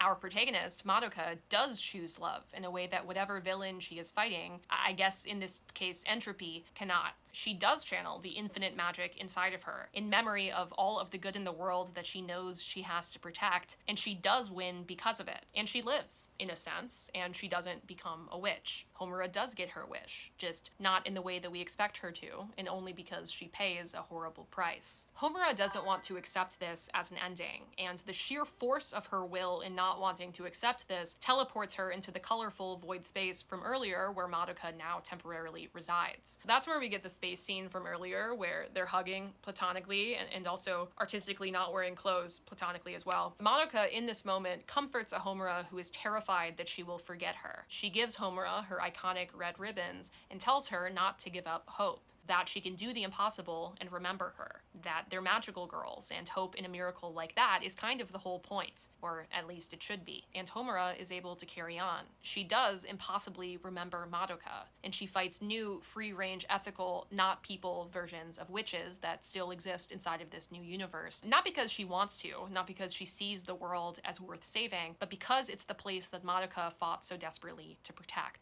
And that's enough for her. It's certainly possible to view Madoka Magica through the lens of Homura and Madoka just being really good friends, and I would argue that the plausible deniability that we see in this show is one of the reasons why the series has achieved such impressive mainstream popularity. But I hope that those of you watching will see what I mean when I say that the subtext here is practically just the text. To me, this is the story of two girls who love each other so much that one of them ends up time traveling so often and so impotently in an effort to prevent the other's fated tragic death that she accidentally makes the girl that she is trying to save so important to the fabric of space and time that she is capable of becoming a literal god. Which, of course she does, if that's the only way to save the people that she loves inside of her life. To save Homura, who will no longer have to sacrifice herself over and over again in every universe to try and save her anymore if there is nothing left to save. Have I mentioned that this show is fucking nuts? It's like a perfect piece of media, in my opinion. It's also important to the case of doomed Yuri here that Madoka and Homura do not have other love interests. I'm pretty sure that there are no named men at all in the show, other than Sayaka's violinist and Madoka's family. There is no canon heterosexual relationship to hide this Yuri subtext within, like we're going to see for so many of the other things in this video. All we have instead in Madoka Magica is one girl who loved her best friend so much that she dedicated 100 lifetimes to saving her, and another girl who loved her best friend so much that she became a god and gave up all of the other beautiful things about her life for good, just like Homura warned her that she might at the very beginning. I want to put a disclaimer here real quick to any concerned stans who will wonder why I'm not talking about the changes and the expansions that were made in Rebellion, which is the Madoka Magica sequel movie. I mean, I think it's fair to wonder why I'm talking about the original series like it's this self-contained, finished thing, when there is more content, there is more story out there. And I have 3 brief reasons for that. Number 1, Rebellion wasn't planned when Madoka Magica initially dropped. The series told the self-contained story it was written to tell in its totality, and because of that, the original series, I think, can be analyzed apart from anything that was generated after its success. Number 2, Rebellion is kind of confusing. It's a weird movie. I like it. I actually really like Rebellion, but it's not even close, in my opinion, to being as clean and tightly constructed as the original series, which wouldn't prevent me from talking about it if I felt like it would add something, but honestly, point 3, Rebellion, in my opinion, is equivalently gay and has an equivalently sad, doomed gay ending. And the movie overall feels like an extension of themes of tragedy and obsession that are already present in the original series. So I ended up deciding it was kind of redundant to talk about in this video, but wanted to mention it in case anybody's like, whoa, where's Rebellion? Side note, there's actually a new Madoka Magica movie coming out somehow 12 years later this summer, so that's neat. Trust I will be there to bear witness. But anyways, back to Yuri. The whole reason that I've been recapping Madoka Magica, beyond just the fact that it's peak and made me cry both as a teenager and also recently watching it for this video as an adult, the whole reason for that is because I think it's a great model through which we can see the lingering influence of one really important piece of Yuri history that feels especially relevant to how we talk about doomed Yuri today. At the turn of the 20th century in Japan, more and more young girls were being encouraged to attend more and more years of school beyond elementary education. And since education in Japan had been gender segregated since the 1870s, this meant increased attendance at all girls' academies, where a distinct subculture started to develop, and many girls had what were called Class S relationships. The S in Class S would stand for different things depending on who you asked, but most commonly it stood for the English word sister. Usually, these were relationships between older and younger students at the same school that went beyond the scope of typical friendship. These were obsessive and intense bonds, and they were also monogamous. It was frowned upon for girls already in a relationship to pursue anybody else at their school. Society, for the most part, viewed these relationships at the time as a childish but ultimately harmless part of girlhood. They were often seen as a form of practice, sort of like a trial relationship before the real thing. Girls would engage in typical courtship behaviors like gift giving, letter writing, some PG forms of physical intimacy like hand-holding or caressing, with the idea being that this training in love and devotion would serve them later on inside of their heterosexual marriages. And all of this is fine, I guess, if you're a 1910 adult man in Japan, because what teenage girls do at school is inherently unserious. It's nothing to worry about. It's a natural part of human adolescence that will inevitably sort itself out inside of adulthood. According to scholar Sarah Frederick, parents would write into reader columns of girls' magazines at the time that they were thrilled about their daughter's crushes on other girls. For some parents, this was simply because such relationships would not result in pregnancy and thus not compromise future marriage prospects. But Class S relationships weren't entirely without controversy. Some scholars at the time did believe that they were abnormal, even during their heyday, and scholar Gregory Flugfelder cites that Habuto Eiji, one of the most widely read sexologists in early 20th century Japan, felt that while it was common for pre-adolescent girls to experience a feeling of love toward a close friend or teacher of the same sex, this tendency might indicate a hereditary element of mental disease if it lasted into puberty. The latter phenomenon occurred, according to Habuto, in extremely many cases. But this was not an opinion that was considered that big of a deal during the peak of Class S culture. The assumption that people tended to have was that all of these extremely many relationships would inevitably end once the girls either graduated or were married off and entered the real world. And for the most part, they did. That was how it worked. Trying to hold on to a Class S partner in any capacity was unacceptable once girls left school school for good. It's worth mentioning that this culture was also developing during a time when arranged marriage was extremely common, and attendance at an all-girls academy would temporarily insulate these women from the patriarchal forces that were shaping the rest of their lives. They got to exist for a time in a sort of safe haven with girls who had the same problems that they had, who talked to them like people and who they felt that they could be themselves around. And the resulting Class S relationships gave them something else that was invaluable: the ability to choose. Whereas her family might be the ones who determine her husband and future, at school, a girl had full agency in deciding who her partner would be. And yeah, she would eventually have to graduate to become a good wife and good mother later on, like her culture demanded. But for that short period of time, she was something close to free. It's actually really hard to find information online about what these Class S relationships looks like for the women who participated in them. Plenty of researchers and scholars now and then have had opinions from the outside looking in, but there are vanishingly few accounts from actual affected women and girls. I know that society viewed these relationships as temporary and naive, and that the girls treated them despite that with a stunning amount of intensity. But I don't know how they really felt or how they really saw each other. I know that these girls knew that their relationships were finite, but I don't know how much or how often that bothered them. I know that sex between women was still considered to be socially unacceptable, a perversion of this otherwise wholesome Class S phenomenon, but I don't know how often the intimacy of these relationships might have extended past gift-giving and hand-holding to any of the more physical forms of connection, or how often people were honest about that when they were asked. This was over 100 years ago. All of the people who could have once answered my questions directly are dead. The stories of whatever relationships they might have had during their formative years have died with them. Their interior worlds were mysteries to the adults in their lives then, and they remain that way now to me. But if I could turn back time and talk to them as they were then, if I could guarantee their honesty through guaranteeing their safety, what would they say? Did they view these relationships with the same ephemerality that society did, as phases to be enjoyed and then left behind, or did they see them as deep, unbreakable bonds that had tragic expiration dates beyond their control? How much did they mourn the losses of their very best friends? Were they willing or unwilling participants in their own doomed Yuri?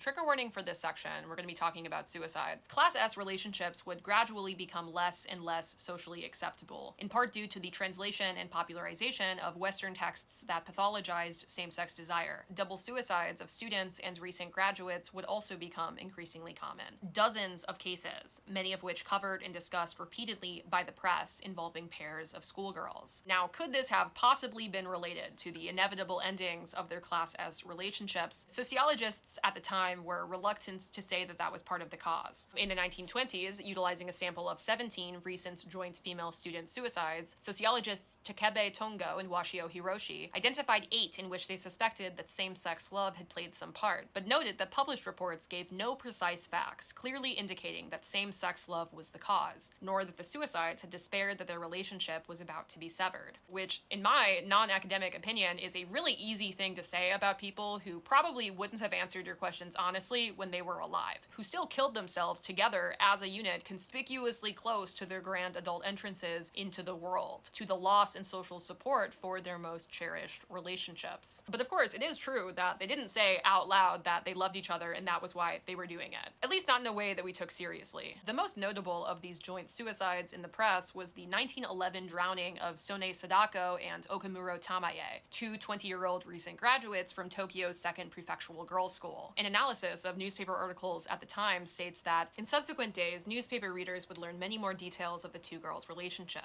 which their fellow students were said to have regarded as a conspicuous case of Class S, and for which a teacher had reprimanded them on more than one occasion.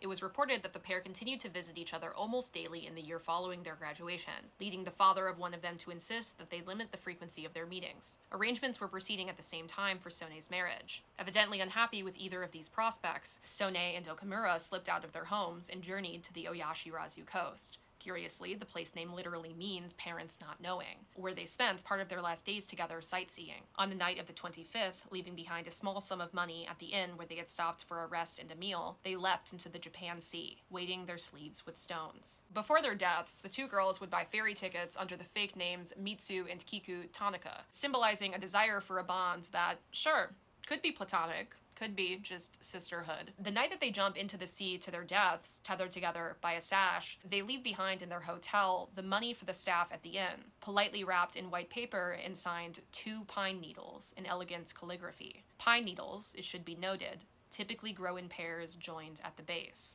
It's important to mention that not all, or even very many, of the girls who engaged in Class S relationships were queer or lesbian in any kind of modern sense. A lot of them actually were just really good friends, who saw their relationships more like a sisterhood than like a mutually obsessive crush. There were plenty of girls who were much more interested in looking up to and becoming their partner than they were in being with them romantically. I'm compressing a full range of experiences right now in talking about this, and of course I'm focusing mostly on the portions that birthed the Yuri genre, but the truth is, each S relationship was probably quite unique. Obsessive, yes. Devoted, yes. Reverent even, yeah. But you can be all of those things just as well for a best friend as you can be for a lover. If we're trying to apply modern terminology to these relationships, I think that queer platonic is probably a better descriptor for the average Class S relationship than queer. But regardless, this full spectrum of real, mostly platonic, even if intense experiences in Class S relationships would also have the consequence of providing everyone plausible deniability, at least for a time. Because certainly some of the girls participating in this culture were queer, including author Nobuko Yoshia, who would go on to write the seminal works in what would eventually become the Class S literary genre, the precursor to both shoujo fiction and eventually shoujo manga.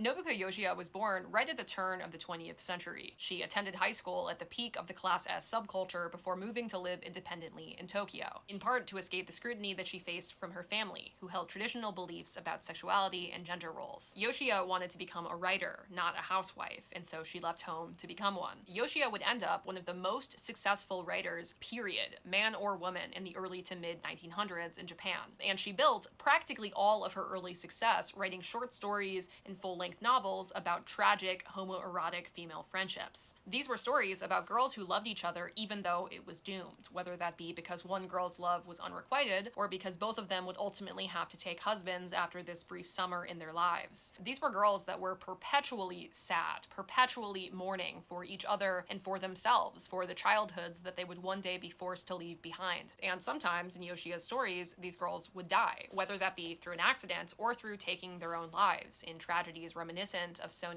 and Okamura. The queer messaging in these stories was sometimes quite overt. In one short story, Yellow Rose, one girl tells another about Sappho and how she was passionately devoted to a friend of the same sex, just something that you definitely tell to another girl that you just want to be friends with, I promise. And this is an admission in the story that drives the other woman to tears. Reiko's voice shook, barely managing to speak these words, with her quaking red lips like petals. At that moment, a bell rang out, reverberating for a long while. Enfolded by the sound, the two shadows became one. The two shadows became one.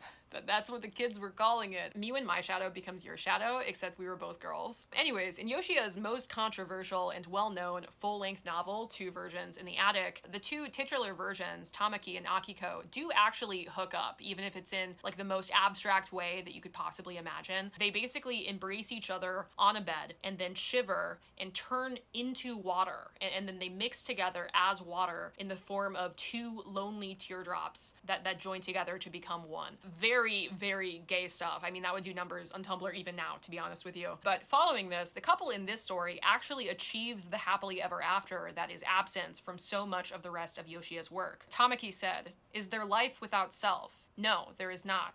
Akiko, let's become strong women. We should live forcefully in society, with this attic as our starting point. Even if our actions are against social codes, our life is given just for us. We should look for our own way." But just like in modern mainstream Yuri, outside of these more straightforward examples, it was much more common for Yoshia's work to be queer primarily in its subtext, in the reader's ability to read between the lines and see these deep, complicated emotional bonds between friends for what they actually were. Later in her life, Yoshia would write stories that were even less overtly queer, where friendship between adult women was seen as less like tragically romantic and doomed, and more as a critical support for the institution of marriage. This is work like Dana-sama Muyo, which directly translates, by the way, to husbands are unnecessary. Usually in these books, the main character's husband would do something stupid like cheating on her or being otherwise useless, and the woman would lean upon a strong bond bond with a female friend. But these novels, again, no longer would cross lines that Yoshia was so comfortable crossing early on in her career. Hiromi Tsuchiya Dales notes in her study of Yoshia that when Yoshia depicts lesbian desire in her later work, her characters usually end up taking a means of escape, such as becoming nuns or dying. Lesbian love is never realized in heterosexual culture. In a sense, Tamaki and Akiko, after leaving their attic, are fated to play out this marriage narrative.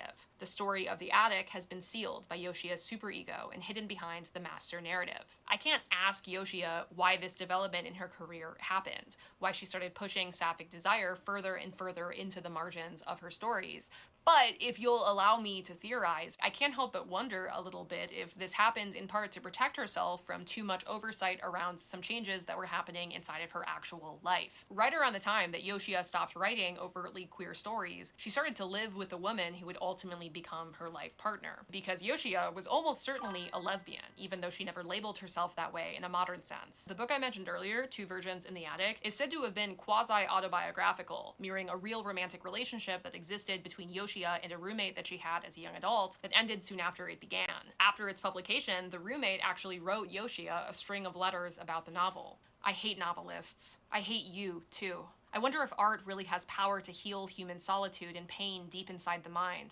Please forget about being a novelist. I am so lonely. Sad as that might be to read, the two of them apparently broke up for a reason. The relationship didn't last, at least in part according to her diaries, because Yoshia viewed the roommate as a possessive and jealous partner, uncomfortably close in temperaments to a controlling boyfriend, to a patriarchal relationship dynamic that Yoshia wanted no part in. After this breakup, Yoshia would go on to have a different relationship with a woman named Chiyo Monma, who she met when she was 27. 1 year into that relationship, Monma would spend 10 months away from Yoshia due to her job as a teacher. The two of them would exchange dozens of letters during their time apart. Eventually, 1 month out from her return, Monma would write a particularly distressed letter about the lack of societal support for their relationship, and Yoshia would respond with her plan to build a home for them, and following that, to adopt Monma as her child. Which sounds cuckoo bananas insane until you realize that it was the only way for these two women to bind themselves together in the eyes of the law in a country that did not allow for same-sex marriage. To celebrate the adoption,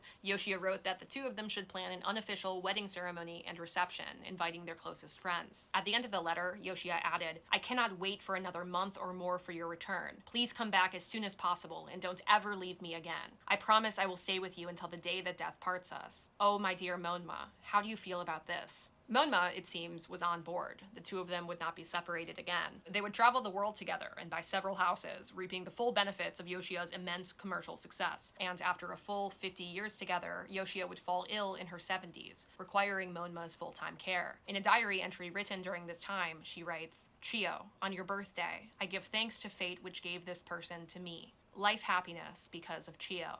Approximately 1 year after this entry, Yoshia will peacefully pass away. Monma is holding her hand when she does, a full 50 years of memories strung out between them. The next day, Monma will say in a press interview, "Even in her old age, Miss Yoshia remained in pursuit of the sweet fragrance of her girlhood dreams. Perhaps that is what attracted me. The passing of 50 years is, perhaps, merely one lady's dream." For Yoshia, the subtext was the text. In part due to her wealth and success, she was able to live the life that she likely would have wanted for many of her characters. Even if it wasn't perfect, for 50 full years, she was able to bask in that sweet fragrance of her girlhood dreams alongside the love of her life. It's certainly possible to read some of Yoshia's work and think that the women in her stories are just really good friends. Of course it is. They were designed to have plausible deniability. They would never have been allowed to achieve mainstream success if they weren't. And Class S relationships were complicated. They weren't always queer, but even when they were platonic, even when they were deemed harmless, even if society would temporarily claim otherwise, they were never normative either. They were something new and different that adults didn't care to understand until it started to scare them, accessible only to girls inside of a specific time and place. And short stories that transparently featured these doomed romantic friendships and love between schoolgirls made up a large percentage of the best best-selling literature of the entire era. Class S fiction would eventually change dramatically in the wake of state censorship in the 1930s, but the damage, if you will, had already been done. Turns out, and this might sound crazy, but people wanted to read books where women and girls were full people. Class S literature was not just the foundation for Yuri much later, but for the whole shoujo genre. This was a new world of girls' fiction, concerned with the complicated, rich, interior worlds of its protagonists. And modernized versions of classic Class S dynamics, even today, are not just like dead and gone. They're still really common in modern Yuri. For example, in a short 3-volume manga called Run Away With Me that was released a few years ago, 2 women date as schoolgirls before breaking up to enter the real world at graduation.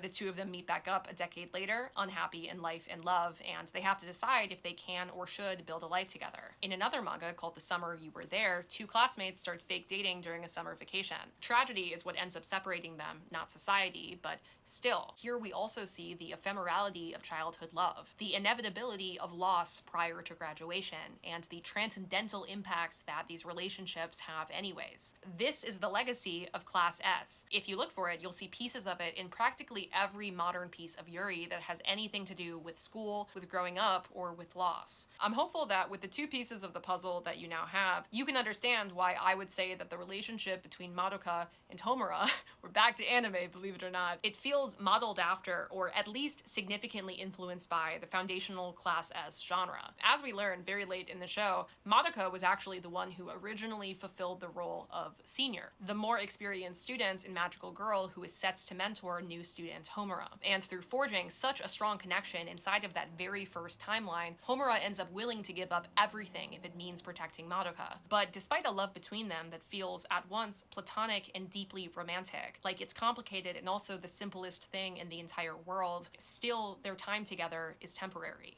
Homura, much like a protagonist inside of one of Yoshia's short stories, spends the entire series mourning the loss of her very best friends, over and over and over again until she finally gets it right for once and then still has to mourn her again anyways. Neither of them will ever go back to being the girls that they were before they knew each other, and they also won't come of age together, crossing as a pair bravely into adulthood. Instead, they'll never see each other again. The rest of their lives is just something that they'll each have to figure out on their own. Carve out all of the fantasy elements, forget for a moment that they're supposed to be magical girls, and you'll find this to be very familiar. This is, after all, a very old story. The Yuri has been doomed for a very long time.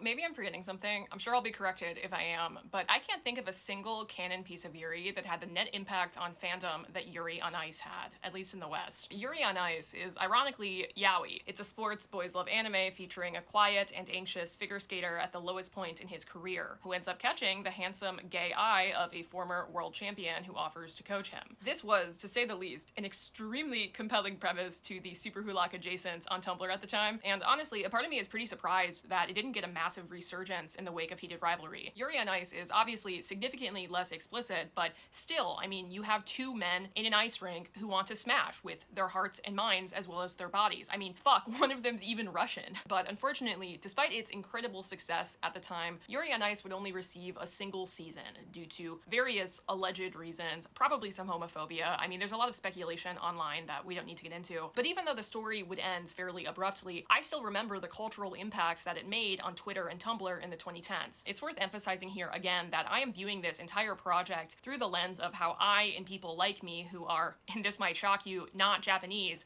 are engaging cross-culturally with Japanese media. I am viewing all of this from the perspective of English language fanfiction, English language TikTok edits, English language Tumblr. And I know that to an extent, what becomes popular over here internationally is not always the same as what becomes popular in Japan. But here, at least, I don't feel like we have a canon Yuri equivalent to the success of Yuri on Ice. The best recent example that I feel like I can offer you is Mizusuwa from Alien Stage, which is not even Japanese and not even an anime. It's more like a series of really abstract, interlinked music videos that are made by a studio in South Korea in a style that's familiar to Western anime fans. Alien Stage features a couple of different doomed queer couples, and if it missed you, if you've never heard of it, it's really blown up over the past couple of years in a way that reminds me a little bit of Danganronpa, maybe, but still, maybe I'm just old and biased, but I also feel like I'm right in saying that the cultural impact of Yuri on on Ice was just so much bigger at the peak of its popularity. I could also see an argument that the best that we have in mainstream canon Yuri, the best competitor to Yuri on Ice, is Ymir and Historia from Attack on Titan. The two of them have a connection that, this will be familiar to you, is mostly subtextual, plausibly friendly for most of the series, I guess, to anybody who either didn't care or didn't have eyes. The two of them do various gay things like carrying the weight of each other's deepest, darkest secrets, saving each other's lives and risking everything, and trusting in the good of the other person, kind of blindly, even through betrayal. You know, casual stuff like finding within the other person the will to continue living and the strength to pursue what you want as an individual and not just what all of the other influences inside of your life want for you. Stuff like that. But sure, I mean, yeah, they could totally just be really good friends. I would carry dark secrets for my best friends, probably. But then, late in the series, Ymir writes what she calls outright a love letter to Historia. And she says in her letter that the only regret that she has in this life is that she was never able to marry her. And for just a single moment, after the two of them have already been separated and after it was already clear that they would never see each other again, the series boldly acknowledges the relationship that they had for what it was. Sure, the Yuri was already doomed by that point, but at least we had evidence of the affair, because it's a big deal to have a ship like that confirmed as canon. There are always going to be people who insist that the gayest, most unbreakable soulmate bond connection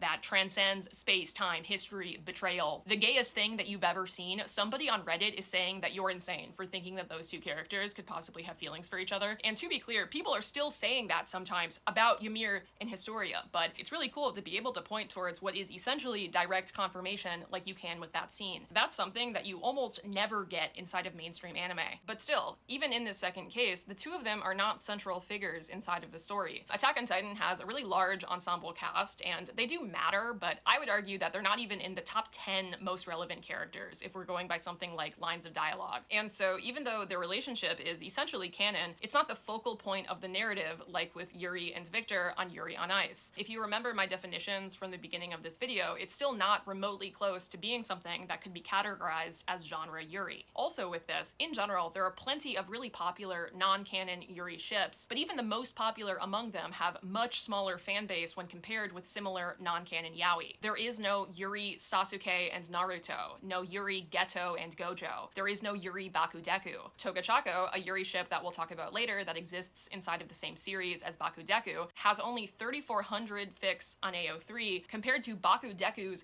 58,000.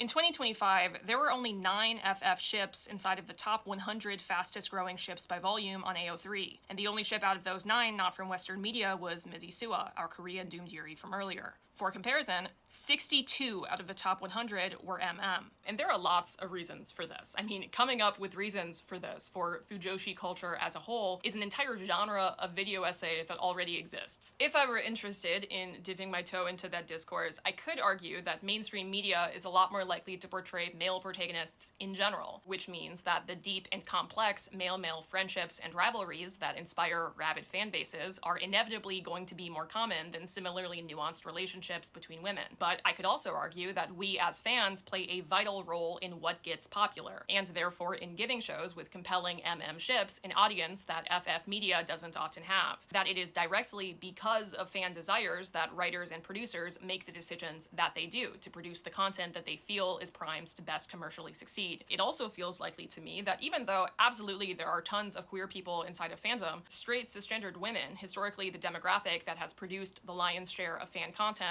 are just intuitively going to be more likely to read and write steamy /fic about hot and tortured men than they are going to be about women. And I would possibly even argue that MM/fic is written more often for an audience of other women than it is for any imagined audience of queer men. And all of those theories are likely at least partially true, but they're still not the full picture. Again, that question of why MM is so much more popular than FF and why MM spaces are dominated so much by female writers is a whole field of discourse that is mostly beyond the scope of this video. And I don't at all bring this up to shame MM writers or MM enjoyers, because I too am a simple woman, okay? I also like yaoi. I think it's fun, it's a good time. I just bring this up to acknowledge that it's true, because the fact that there is a conspicuous disparity in the popularity of these ships is critical to the points that I'm going to be making for the rest of this video. The presence of a full spectrum of MM ships inside of mainstream anime means that even though, yeah, we do absolutely have doomed yaoi, Geto and Gojo, Ash and Eiji, we also have plenty of non-doomed yaoi.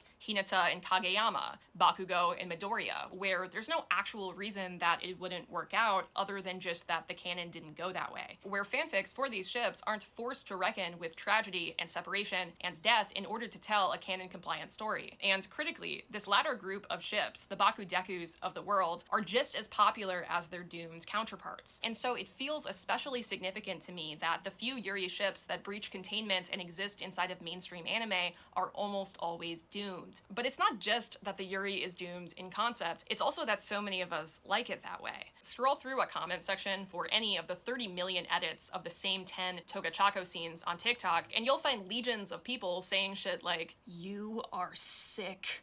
Sick, sick, sick, sick, sick. This needs a watermark so people know who to blame. The ticking under your bed isn't a clock." Hundreds of people pretending as a bit that every single time they open up this godforsaken app, they aren't half hoping that they'll get another edit of those same 10 scenes, those same 10 crumbs that the writers gave us, except maybe set to Leve instead of Chapel Roan this time. The people right now are yearning for doomed Yuri publicly at a level that I feel like I've never seen before. But before we get into whether or not I think it's a problem that these popular stories tend to hurt as good as they do, I am benevolent, and I would like to help any of you guys who are somehow not already fellow Yuri enthusiasts, who are primed to see wives inside of everything. I feel like there's probably at least one or two of you guys who are here primarily for the vibes, or maybe here because I put Buffy the Vampire Slayer in the thumbnail. So for your benefit, and because I want to talk about it, I want to explore more in depth through a case study how even ships that not only are not explicitly canon, but more than that, aren't even close to being the primary focus of their stories like you get in something like Madoka Magica, how even ships like that still end up being queer-coded and meaningful for so many people, and why these couples end up being so deliciously compelling and sad in fandom, even in stories where the canon options are also good.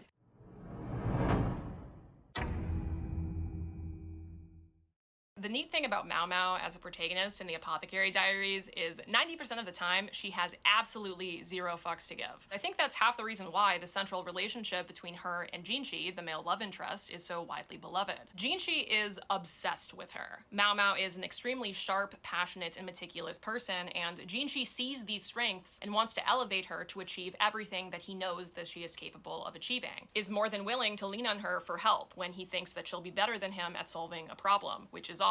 Mao Mao, meanwhile, looks at Jinshi most of the time with, at best, unimpressed skepticism and, at worst, mild disdain. She is a master in this show of the baleful and withering gaze. And Mao Mao does come to care for Jinshi despite herself, especially as their relationship gets closer to the mutually flirtatious friendship that they have at the end of season 2. But almost all of that progress is a direct result of Jinshi's yearning, Jinshi's effort. It's a dynamic that I think is essential for the story to work. After all, the Apothecary Diaries takes place in a setting inspired by the Tang Dynasty era of Imperial China. Mao Mao first works as a skilled apothecary for a brothel before she's kidnapped and sold to work at the Emperor's rear palace, where his dozens and dozens of concubines live. Mao Mao is supposed to be a simple servant, but her expertise in poisons ends up giving her some opportunities to ascend beyond her station, and she ends up practically the local detective, consulting on a variety of neat medical mysteries throughout the show. Mao Mao and Jinshi are obviously supposed to be the endgame romance, and the show delivers an appropriate amount of slow burn sauce along with our meal, but I would argue that the Apothecary Diaries, at least right now, is much more of a historical fiction drama than it is a true romance. And the series makes a strong effort to be period accurate. The Emperor has dozens of concubines that were either bought or gifted to him. Some of them are pregnant with his children, sometimes at the same time. Some of them were inherited from the previous emperor, his father, who was a widely hated loser that had a disgusting thing for young girls. And the new emperor's not like that. He's, you know, woke and based because he passes the extremely low bar of only liking women his age, but he's also not quite willing to give up his dozens and dozens of adult women concubines that are essentially trapped on his estate. Mao Mao was also raised in a brothel that has both a rich culture of internal community among the women and also a matron who is willing to kick girls out onto the street, exposing them to dangerous diseases should they not be of continued use to her. The Apothecary Diaries overall ends up being a serious and accurate reflection of how few choices women really had inside of this time period. Jinshi is in charge of the Rear Palace, and therefore in charge of all of the women who live there, concubines and servants alike. He is also, we learn, secretly the crown prince, and he was raised in an extremely strange environment with no real understanding of how to interact with people who don't want something from him. Jinchi is considered extremely attractive by practically every character on the show, and Mao Mao is one of the first people ever who hasn't eaten out of his hands within moments of meeting him, which is a big reason why he becomes so attached to her so quickly. But Jinchi is still the person who has all of the power between them. Jinchi is a literal prince, even if he's hiding in a symbolic leadership position.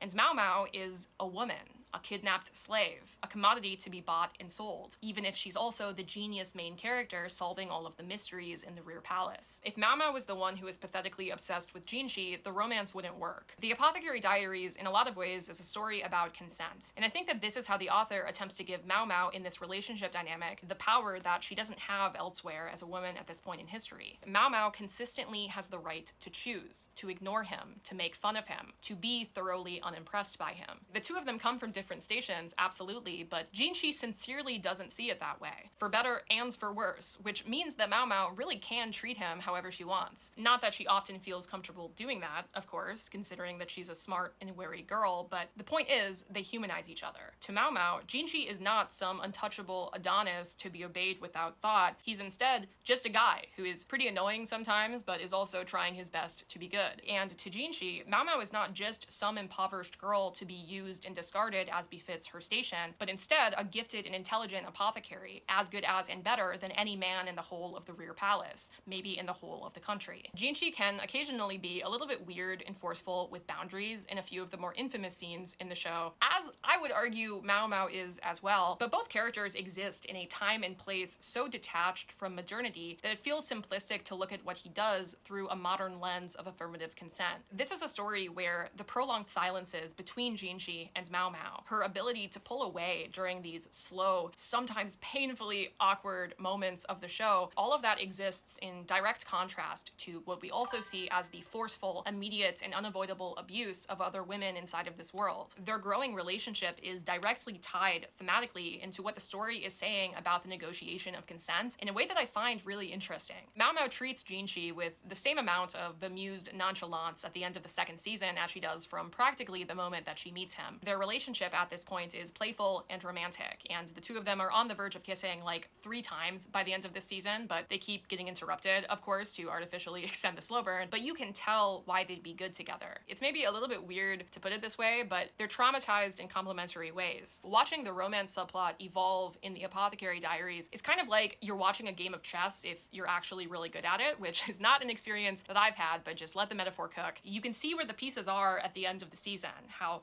the two of them are both different and also the same, and you can see where those pieces can go. You can see the line 12 or 40 episodes in the future when the right moves in the story will finally allow for Mao Mao to fully trust Jinchi, to speak to him honestly without fear of reproach, and to learn to put to words the things that she wants inside of this life once she learns that she might have the freedom to want them. You can see how we'll get to the point eventually where Jinchi will understand Mao Mao's position in comparison to his in a more real way, where he will see and despise all that the world believes it's okay to just take from her, and where they can be happy together at the end of everything, queen protecting king from checkmate. But the most interesting part of all of this, to me, is that this canon-supported, obvious romance between Jinchi and Mao Mao, this central foundation for the entire series that has both a clear through line and a bright future, was still not nearly as compelling to me as the entirely subtextual, non-canon doomed Yuri that we were drip-fed all through the second season in the form of Mao Mao and Shisui.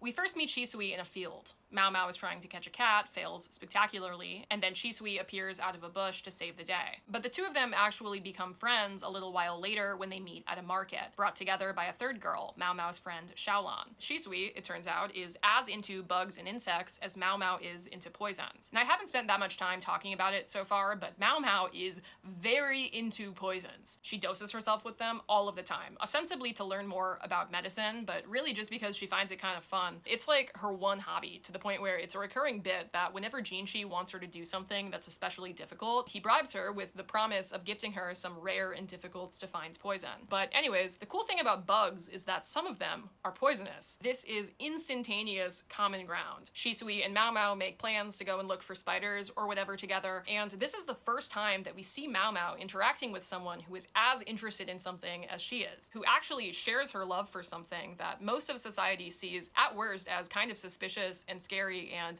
at best as kind of lame. It's even better that their interests have any kinds of common grounds between them at all, but even still, it's really significant. Mao Mao and Shisui talk about bugs a few more times as they become closer and closer friends, and Shisui is unapologetically herself in these scenes, excited to share everything that she learns with Mao Mao, happy to help where she can with the various schemes happening around the palace, and steadily, Mao Mao grows to respect not just Shisui's enthusiasm, but also her surprisingly shrewd intelligence, her drive to always sniff out the best possible deal. There are a few moments where Mao Mao does some suspiciously bi activities, like checking Shisui out at the bathhouse or whatever, but for the most part, they are actually friendly in a normal way, up until everything starts to change when the main twist of the season is revealed. For the whole show, up to this point, one of the central plot lines has been the attempted and sometimes successful murders of heirs in the line of succession. We start off back in season 1 with Mao Mao finding out that exposure to toxic chemicals in makeup led to the death of one of the newborn children at the rear palace, and we learn later on that that might not have been accidental. We also get Mao Mao managing to miraculously stop an assassination attempt on Jinshi that happens towards the end of the first season, but by the second season, the concubines have started to become a lot more private about their pregnancies, and for good reason. I mean, this shit has been kind of insane. Ladies in waiting have been caught trying to give their assigned concubines these particular mixes of oils and plants and stuff that together serve as abortifacients. It's been tough, man, and it's kind of been standard issue violence, I guess, for royal families, especially in fiction, but it's still been a lot to unpack. And in the middle of the second season, it's starting to become obvious that this is all a part of some much greater plot. Mao Mao finally cracks the code and is suspicious of the right people, and it turns out that the mother of one of the newest Big Four important concubines, Lolan, is the person who is behind this. She and her stepdaughter, Suirei, have been trying to eliminate all of the other heirs, so that way Lolan can ultimately carry a child that will one day ascend to the throne. And as a result of starting to figure this out, as just a little reward for knowing both, like always, Mao Mao gets kidnapped. Suirei ends up taking Shisui as collateral to force Mao Mao to go with them, and the three of them end up journeying pretty far from the rear palace back into Suirei and her stepmother's territory. And on this journey, before too long, it becomes really obvious to Mao Mao that Shisui knows Suirei and is somehow involved in this kidnapping. And in fact, we learn that not only are the two of them sisters, but more than that, Shisui is concubine Lolan, living a sort of Hannah Montana double life inside of the rear palace that has been assisted by this entourage of nearly identical ladies-in-waiting who will just take her place and dress up in her clothes whenever she has to do an official event. Mao Mao was a little bit suspicious of Lolan prior to this reveal, particularly for a servant girl. It was really weird that Lolan could read and write so well. Really weird that she could clearly seen images of rare bugs that only existed in extremely expensive books. And Mao Mao had noticed those things, but still, it was really weird for her to realize that she might know nothing at all about the girl that she had considered one of her closest friends. But Lolan's plan, it turns out, is not exactly what her mother and sister have in mind. Lolan doesn't really want to murder innocent heirs and children,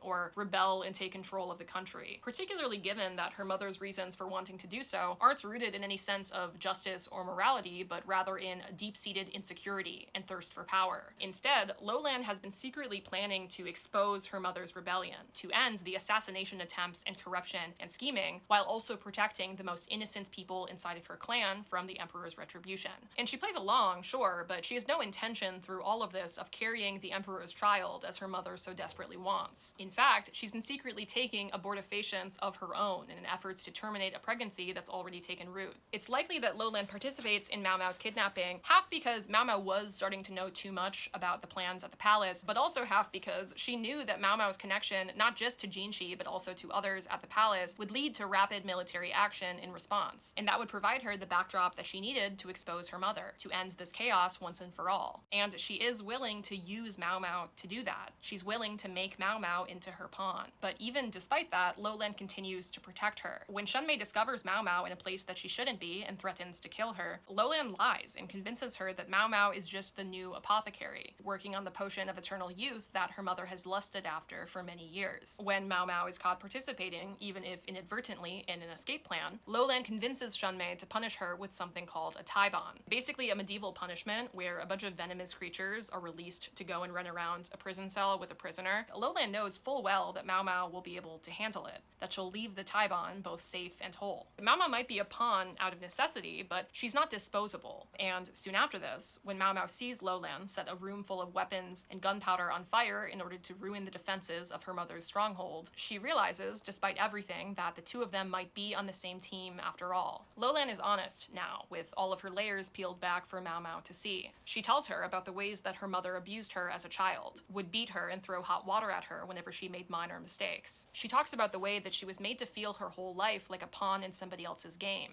the way that over time her identity was stripped away from her. The name Lolan, to her, represents someone who was never allowed to be a full person. Lolan is a tool, a dress-up doll for her mother. On the way to Fox Village, right after Mao Mao is kidnapped, but before Lolan's identity is revealed, Lolan leans her head onto Mao Mao's shoulder. You can see in her eyes in this moment that she is mourning, that she understands the weight of her betrayal, and that she knows that this might be the last time that Mao Mao will fully see her as Shisui, as the happy-go-lucky girl that she so desperately wanted to be. She closes her eyes. The two of them rest together on the boat, and nothing will ever be again what it was before. Or at least that's what Lolan thinks. But after reuniting with Mao Mao during the last conversation that the two of them will ever have, Mao Mao thinks for a moment about how to address her. And forgive my voice acting here, okay, we're doing what we have to do to monetize this video. Hey, Lolan, Shisui, I don't know which name is the right one to use now. But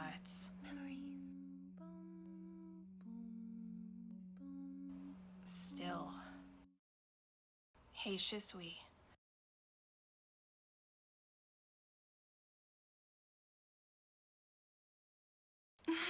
Yes?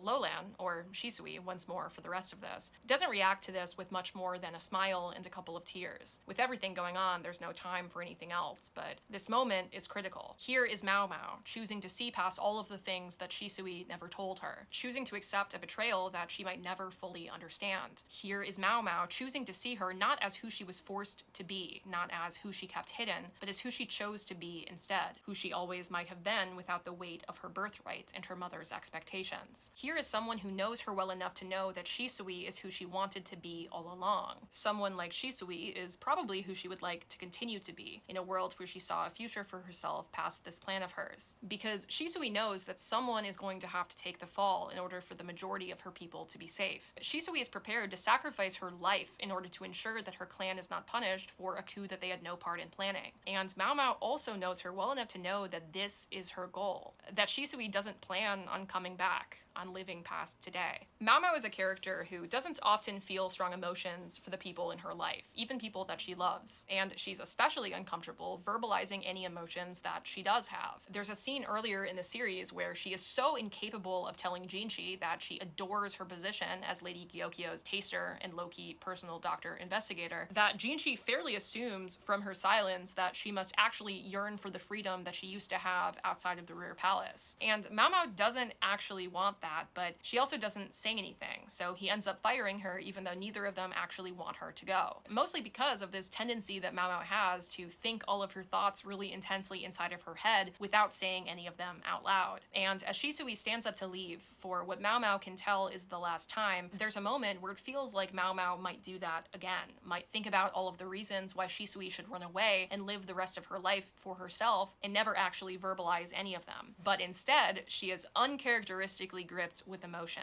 She races forward just this one time and actually says what's on her mind. What's up? So my voiceovers of this scene got contents ID'd, probably because they're too good. Like, I can only imagine that it's because they're too good, too accurate, you know? One YouTuber cannot be allowed that much power. But anyways, what happens in this scene is Shisui walks past Mao Mao to leave, and Mao Mao thinks about how she's only really ever looking after herself, and she doesn't know why, she doesn't know how, but she can't stop herself from reaching out to Shisui as she's trying to leave. Platonically, of course. I mean, it can't mean anything more than that. But she ends up grabbing Shisui's sleeve, and Shisui's like, dude, stop, let me go. I have my responsibilities. I have to like deal with this. And Mao Mao says out loud, she's like, forget all of that. Forget your responsibilities. What about you? And then Shisui whimpers a little bit, which you should feel bad that you're not getting the extended cut with my voiceover whimper. And then she asks Mao Mao to imagine that there's a poison in front of her that she would only have one opportunity to drink. And she's like, would you drink it? To which Mao Mao responds, duh, like absolutely I would. Oh shit. And Shisui's like, yeah, I bet you would. Mao Mao understands exactly what Shisui is saying because Shisui is speaking Mao Mao's language. Shisui casts herself in metaphor as the poison taster, taking that first sip of toxic wine so that way the royal concubine that she is protecting is safe, allowing herself in this actual world to be cast as the evil mastermind if it means her people will be spared. But still, and I cannot emphasize to you enough how out of character this is, Mao Mao refuses to let this stand. Back towards the beginning of season 1, Jinshi gave Mao Mao a silver hairpin, and this is the kind of gift that could mean anything. Mao Mao also received a hairpin from the concubine that she served under, and in that case it represented that she is favored by and loyal to that particular circle. But a hairpin in this era can also be an expression of romantic interest, and it's at least clear to the audience that that is a big reason why Jinshi offers his, or at least if it was more complicated than that when he gave it to her, that it became representative of his romantic interest down the line when he started begging Mao Mao to wear it. When Mao Mao is kidnapped, she ends up, by chance, having the hairpin with her. She had made a promise to Jinshi that she would wear it in exchange for some help that he'd given her a couple of episodes prior, and she's able to keep it through the whole journey and into Fox Village. Later on, Shisui brushes Mao Mao's hair and puts it up for a festival that the two of them attend together as this sort of bizarre respite from the drama of the kidnapping. Shisui wonders in this scene if she could have Mao Mao's hairpin if she asked for it, and Mao Mao is like, not a chance, thinking that if Jinshi found out about it, it would cause too much trouble. Eventually, Shisui ends up giving Mao Mao her own hairpin a while later to match. At this point, her identity is as good as revealed. There's a sense of regret in the way that she caresses Mao Mao's hair, not just after styling it, but again before she leaves the room. And there's no mention of what the implications of this gift might be, but they're the same implications. Whether friendship or favor or romance, this gift of a hairpin means something, certainly to Shisui. And so, when much later, Mao Mao reaches out for Shisui again, a second time. Second part of the scene, Shisui's leaving for real this time, and Mao Mao is like, fuck, I need to think of something, and she races after Shisui to the door once again, physically grabs her a second time, and then Mao Mao is like, at least let me wish you good luck on this voyage. And she goes to the back of her bun, and she pulls out Jinshi's silver hairpin, hands it to Shisui, like, it's dangerous to go alone, take this. And Mao Mao, when she gives it to her, she's like, you have to promise to give it back to me one day. It was a gift. And Shisui's like, you know I'm going to sell this. And Mao Mao's like, yeah, I do know that, and that's fine. And she goes and tucks the hairpin into Shisui's robes because she has too much shit going on in her hair. It'll just look ostentatious. When Mao Mao makes the decision to give Shisui Jinshi's hairpin, she is also fluently speaking this language that only two people who know each other well can share. Yes, Shisui will probably sell the hairpin. Shisui, who was always on the lookout for the best deal. And she'll have the chance to sell it because she will still be alive to do so. And it'll make it back to Mao Mao, maybe, or maybe it won't. But in either case, it will have served its purpose. It will have been that stroke of good luck that gives you a reason to live. There are no mentions of what the implications of this gift might be, but one more time, they're the same implications. This particular hairpin is a physical representation of Jinshi's romantic love, Jinshi's desire to protect Mao Mao, and it means something. Giving it away to Mao Mao's very best friend means something to both of them.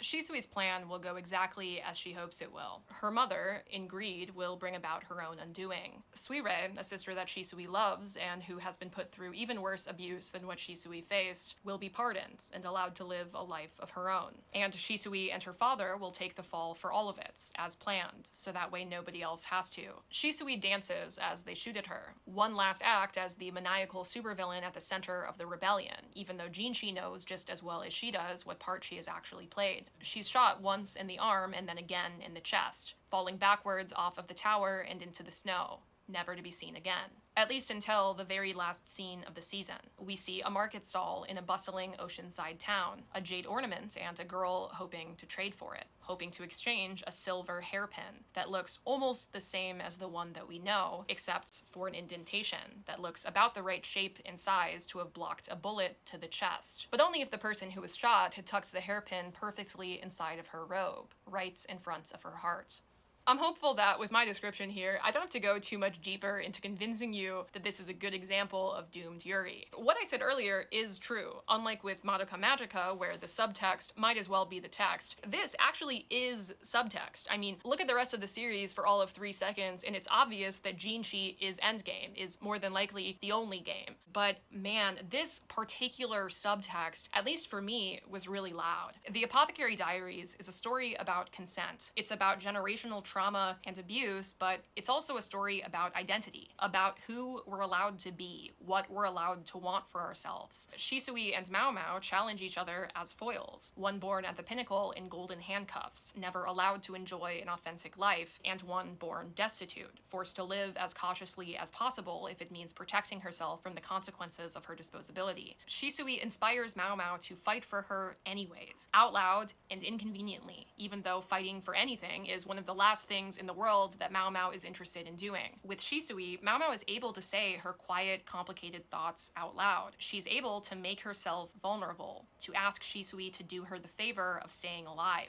and to do Shisui the favor of never looking for her if she does, of letting her live a life as free and unburdened as she's always dreamed. Shisui survives only because she carries Mao Mao's gift, her very loaded gift of a hairpin that was given to her romantically by someone else. Shisui survives because she carries that gift when it matters the most, and it literally protects her heart from a fucking bullet. And they're wives about it. They're wives about it for a full season, and then they never see each other again. And that's just how it goes sometimes. This relationship that the two of them have, as well as their friendship with Xiaolan, is the closest that we ever see Mao Mao to other people. Of course, it's taken away from her. Of course, it's ephemeral. It's not meant to last forever, but both of them will always remember it. In its own way, it's kind of practice, right? Maybe through fighting for Shisui, through expressing her feelings and basking in that vulnerability and seeing it rewarded with Shisui's successful disappearance, maybe Mao Mao will be better prepared to trust and be honest with Jinshi eventually down the road. Better prepared to be a good partner to her endgame, her one true canon love. This is, once again, a very old story. Everywhere once you start to look for it. The shape of it always so familiar. And falling in love with a story like this can feel like being in on a secret that stays true and real and beautiful even after the characters have moved on, even after their history is behind them. I had a really funny experience watching this series with a couple of my friends over the course of a few weeks towards the beginning of this year. Neither of those friends were forged in the crucible of internet fandom in the way that I once was, which I think will explain this whole conundrum. But when I was saying after one of these episodes that Shisui and Mao Mao were wives to me, one of my friends looked at me and very earnestly, he was like, wait, what do you mean by that exactly? Do you want Jinshi and Mao Mao and Shisui to all like be together as a throuple?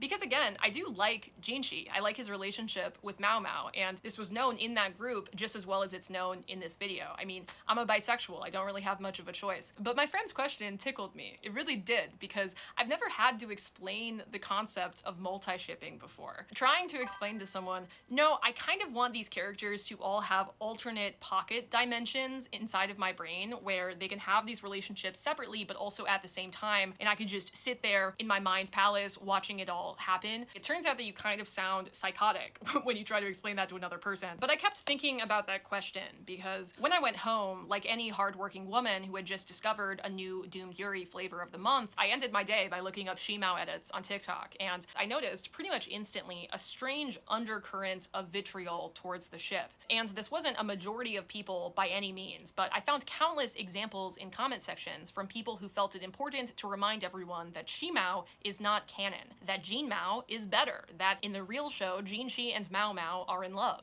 Why can't girls just be friends? Why can't we just have a strong platonic female friendship in media? And it's giving to me, why do Frodo and Sam have to be in love? Why can't they just be really good friends? Why do Sherlock and John have to be in love? Why can't they just solve mysteries platonically? Why do Dean and Castiel have to be in love? Why can't Cass just be the one who gripped him tight and raised him from perdition in a platonic way? And the answer to all of that, of course, is that they can just be really good friends if that's what you see. These stories all have every ability to be about how we move mountains for our friends, how they help us learn and grow and discover ourselves, how important platonic love can be. And they are about those things for a lot of people, especially normal people outside of fandom spaces. Normies just watch Lord of the Rings all of the time, and they don't even think for a second about how gay they are. And that doesn't make them any less gay to me, I assure you, but my thoughts can coexist with theirs because we are our own people, and people can interpret media however they want to interpret it. And you can then look at those interpretations and be like, based, so true, or you can look at those interpretations and be like, boo, tomato, tomato, that's just not it. But a different interpretation of something doesn't threaten anyone just because it exists. And so when someone makes something as harmless as a TikTok edit and the canon police feels the need to go into the comment section and be like, but why do you have to make it gay? My automatic response will always be, why do you have to make it your business if it's going to bother you this much? I kind of tricked you in the first half of this video into thinking that this was going to be super academic, but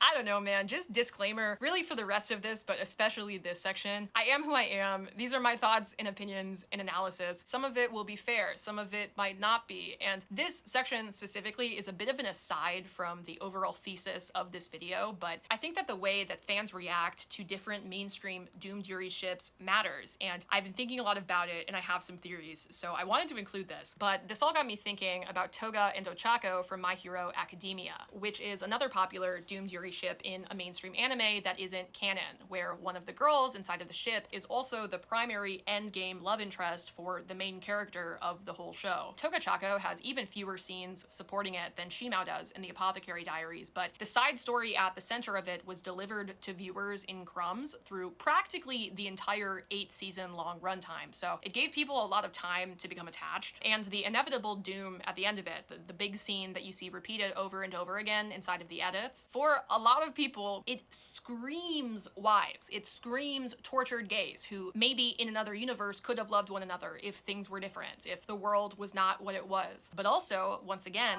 it's not canon in any sort of bulletproof way. Ochako could feasibly be haunted to the same extent by the loss of her very best friend. There's plausible deniability because of course there is, and she ends the show just as you know she will in her very first episode, with Midoriya. Just like with Shimao, there does exist a small faction of people who want to be cops in the comments about whether or not Toga Chako is allowed to exist. They want to express their opinions about whether or not it's canon, as if that's what the edit was debating by existing, and also as if that really matters, like, at all to the fan experience of a work of fiction. But I do feel like it's a little bit different for Toga Chako, and I feel like for the most part, the people who are defending that ship inside of TikTok comment sections are kind of fighting ghosts. My Hero has always had a ship war vibe inside of its community that makes people, by default, extremely defensive, and you see the legacy of that here. But there's not really anything to fight with Toga Chako. People aren't really debating actual people so much as they are debating one Tumblr post that they saw last year that annoyed them. The canon ship in My Hero is Izu Ocha, and these people are quoting things that Izu Ocha fans get slammed online for actually saying. They're fighting that one homophobic guy who gets like 2 likes in their replies, and they're getting 11,000 upvotes doing it from other people who are also primed to be on the defense. But Shimao, man, Shimao has people making full TikTok posts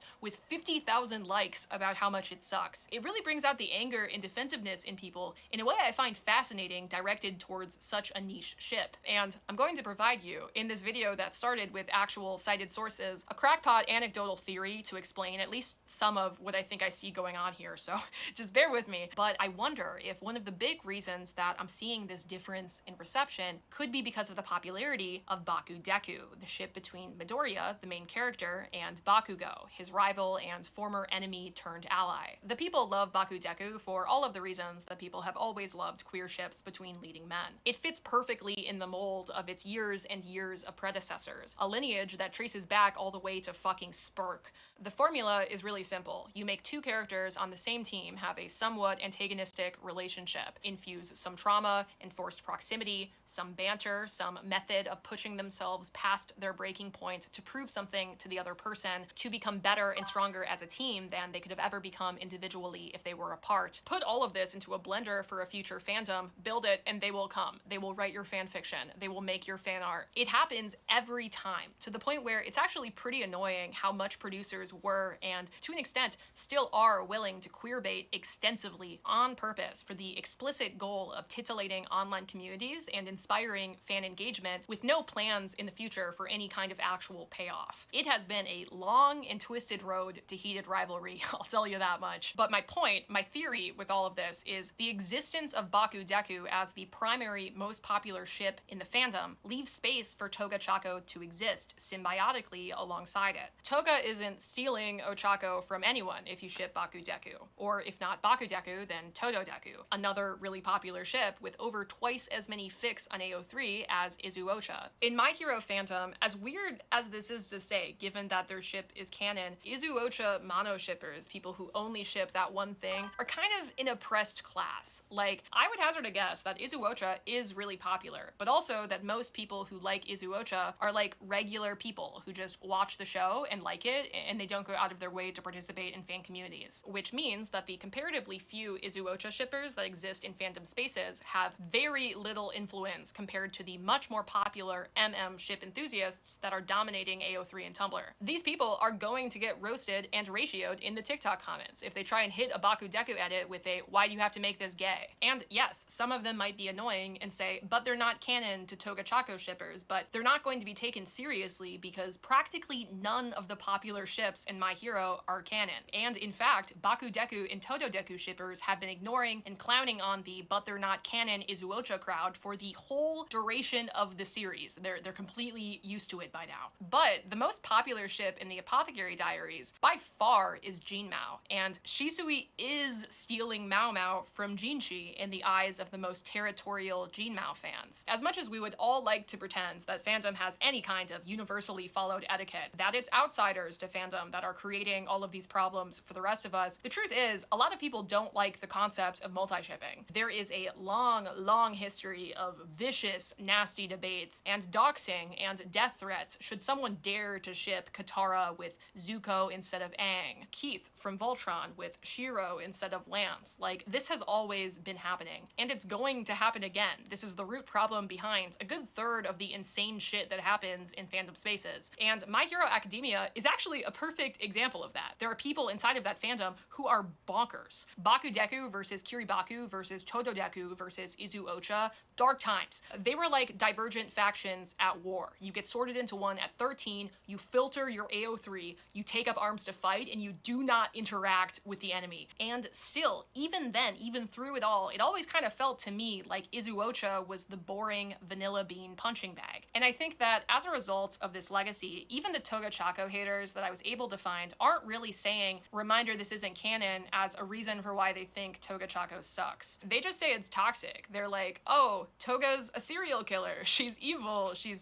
not a good fit for baby girl Ochako. It's pretty rare that you'll see a top-level comment or a post that's like, well, Ochako's with Midoriya, because for a lot of the fans that are participating in these discussions, who are commenting on these TikTok edits, they already imagine Midoriya inside of a different non-canon queer couple. And that's what I mean when I say that the people who are defending Toga Chaco's honor inside of these comment sections are mostly fighting ghosts. They're dunking on these annoying hypothetical takes that are routinely clowned upon by the entire rest of the fandom in order to maximize the upvotability of their comments. And they get a lot of upvotes doing it. New outfit early because my microphone died last night, I didn't realize, but it's not really that Shimao is that different from Toga Chaco. I think that the two ships have a lot of similarities. And it's also not like fans just magically became more toxic inside of the Apothecary Diaries fandom specifically. One thing that's true about fan communities in general is that there will always be some minority minority of people who will be toxic all of the time about something. There will also always be some minority of people online who will take every opportunity to like spit on you and be homophobic. So it's not about whether toxicity exists, it's about where it manifests and where it's directed. And the overwhelming popularity of Jean Mao means that even though the vast majority of fans are like cool and grass touching and peaceful, the toxic minority who are not are going to see Shimao as like a tumor to be removed, a demon to be exorcised if it means protecting their precious OTP. And because they can, they're going to hold up the canon like a shield, like a crucifix to ward off the gays. And I think that they can do that with relative impunity without getting clowned on en masse by the rest of the fandom, in part because Shimao doesn't have a symbiotic mainstream yaoi ship that leaves room for it to exist. Toga Chako does. And isn't that interesting how much that can help?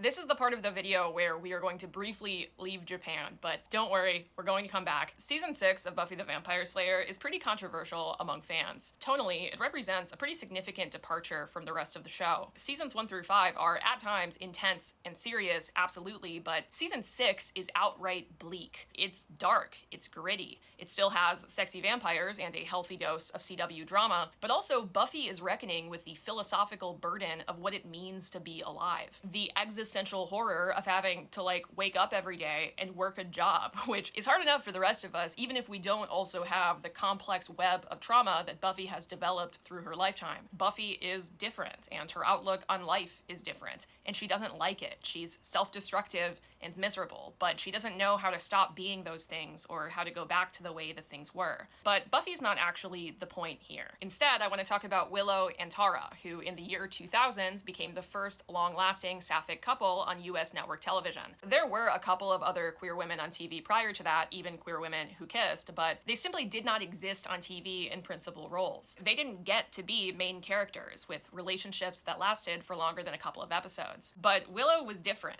Willow was a main character, one of the 3 most important people in the whole show. And Willow and Tara were the real deal. They got like 2 full seasons together as an established couple. In the early 2000s, when positive sapphic representation was basically zero. Sure, they wouldn't get the privilege of hooking up constantly on TV like all of the straight couples on Buffy were constantly doing. Instead, we get them doing such gay things as casting spells together, and levitating, and sweating a lot, like a suspicious amount of sweating while casting spells together. But they do get an actual on-screen kiss, an actual on-screen scene in bed together during an implied morning after. And there's never any doubt that their relationship is legit. It's actually normalized to a remarkable extent for its era. In Buffy, Tara and Willow falling in love is just about the most natural thing in the world, which is why the decision to kill off Tara towards the end of season 6 is so controversial. Willow and Tara up to that point had been dealing with some problems in their relationship, mostly related to Willow's growing dependence on magic. And Willow had started to do some things because of that were pretty fucked up, that could be considered outright abuse. I mean, I mentioned that the season was pretty dark, but at this particular moment, things are on the mend. Willow is realizing that she's been making mistakes, and Tara is forgiving her.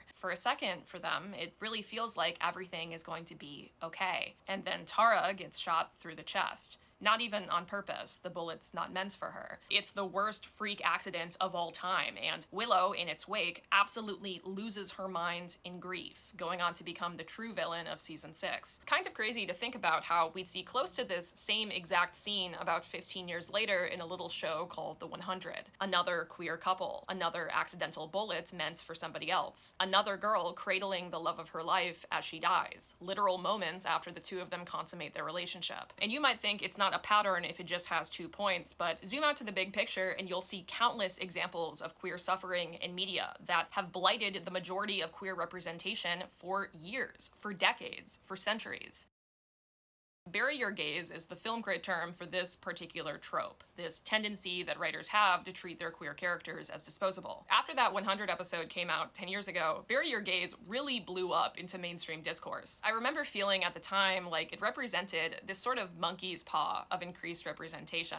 Sure, you can have your lesbians, and they can even kiss in HD, no less, but in exchange, at least one of them will exist solely as a vessel for tragedy. There are tons of examples of this if you look. Autostraddle has an article that they keep updated, I think partially out of spite, that lists all 242 women explicitly depicted as queer that have died on TV since 1976. And all but 17 of those women have died since the year 2000, but I feel like the very first one on the list is representative of the overall vibe. It's a character from a TV show called Executive Suite named Julie, who has an affair with a woman named Leona. Naturally, both of them are already married to men on the show, but still, Julie ends up eventually confessing her feelings to Leona on the street, wishing for a different future for the both of them than what they have right now. And in response, Leona immediately has the bright idea to walk into traffic and kill herself, because famously that's the more attractive option compared with being gay and being with the woman that you love. But it's actually Julie who ends up being the one who dies when she goes and saves Leona from this fate. From what little I can tell, Leona is somewhat sad about this turn of events, but still goes on to stay inside of her straight marriage. I mean, it's kind of hard to know for sure. I haven't seen the show, and I'm working off of a smattering of random paragraphs that people have written about it on the internet over the years instead of any actual primary source. The Executive Suite TV show is widely considered to be lost media. It's never had a streaming or home video release. The best I can find is record that 6 of its episodes, not even the whole show, are preserved in the Library of Congress. But even though I can't say for sure how it ends, I still think that this is a really good example of how the burial of gays looked 50 years ago. Because just like Doomed Yuri traces a lineage back to Class S, Bury Your Gays traces a lineage back to 1900s media censorship and the criminalization of homosexuality. The Hays Code is probably the most famous of the pieces of regulation that spawned in during the 1900s, meant to prevent any positive representation at all of queerness in media. And it censored a lot of other things as well in the name of promoting, you know, good old traditional American values, including stuff like interracial relationships, but only between black and white people, disrespecting the US flag and taking the name of the Lord thy God in vain. You also weren't supposed to have things like criminals who were actually good guys. Like, whenever you had someone do a crime, they were supposed to canonically be super evil and then go to jail for it, which I just think is really funny given what Hollywood is. But the line in the Hays Code that matters for this video is a line that just says, sex perversion or any inference to it is forbidden. A lot of regulation against queer people tends to use that kind of verbiage. And the reason for that is, even though homosexuality isn't explicitly called out as wrong in the Hays Code, anyone interpreting this regulation can easily cite queerness as under this same umbrella of perversion that includes things like, you know, usage sexually of animals or children inside a film into a bad thing to do. Grouping being gay into the same bucket as all of this other heinous shit is a powerful and intentional statement that people in power at the time felt compelled to make. And it's purposefully pretty hard to argue against the existence of provisions that are also protecting against genuinely heinous shit. The Hays Code, like most media regulation, was largely enforced by vibes that were influenced by the general public sentiments at the time, which is why it was still true that you could have queer characters, even though they were technically forbidden, provided that you're following the first principle of the entire thing. No picture shall be produced which will lower the moral standards of those who see it. Hence, the sympathy of the audience shall never be thrown to the side of crime, wrongdoing, evil, or sin.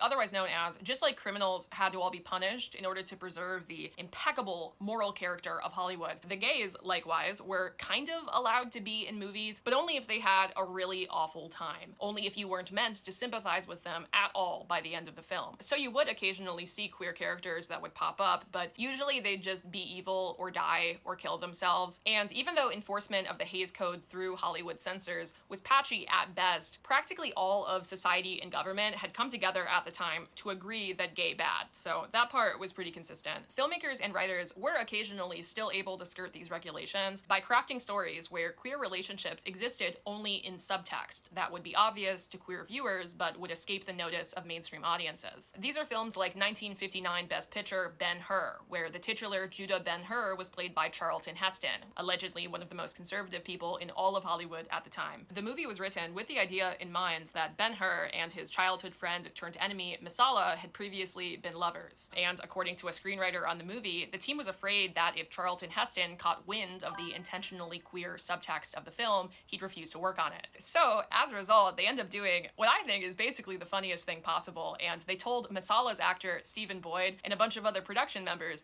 but not Charlton Heston. Everyone seemed to know on set what was happening during these scenes except him. But even though some people were able to make full queer-coded movies like that, with the bigots in Hollywood none the wiser, any explicit queer representation still had to be portrayed as wrong. And the impact of the Hays Code extended past Hollywood because homophobia extended past Hollywood. Practically all queer media at the time faced the theoretical risk of getting censored through interpretation of the same federal obscenity laws that had helped inform the Hays Code. Most relevantly in the US, this was a set of provisions called the Comstock Act of 1873 that criminalized the delivery through the US Postal Service of anything considered obscene, applied broadly, once again, to queer paper media. This would eventually get reinterpreted in federal court in 1958, but the cultural legacy of that particular act and all of the feelings and public sentiment that had kept it in practice for so long would still have a massive impact even afterwards.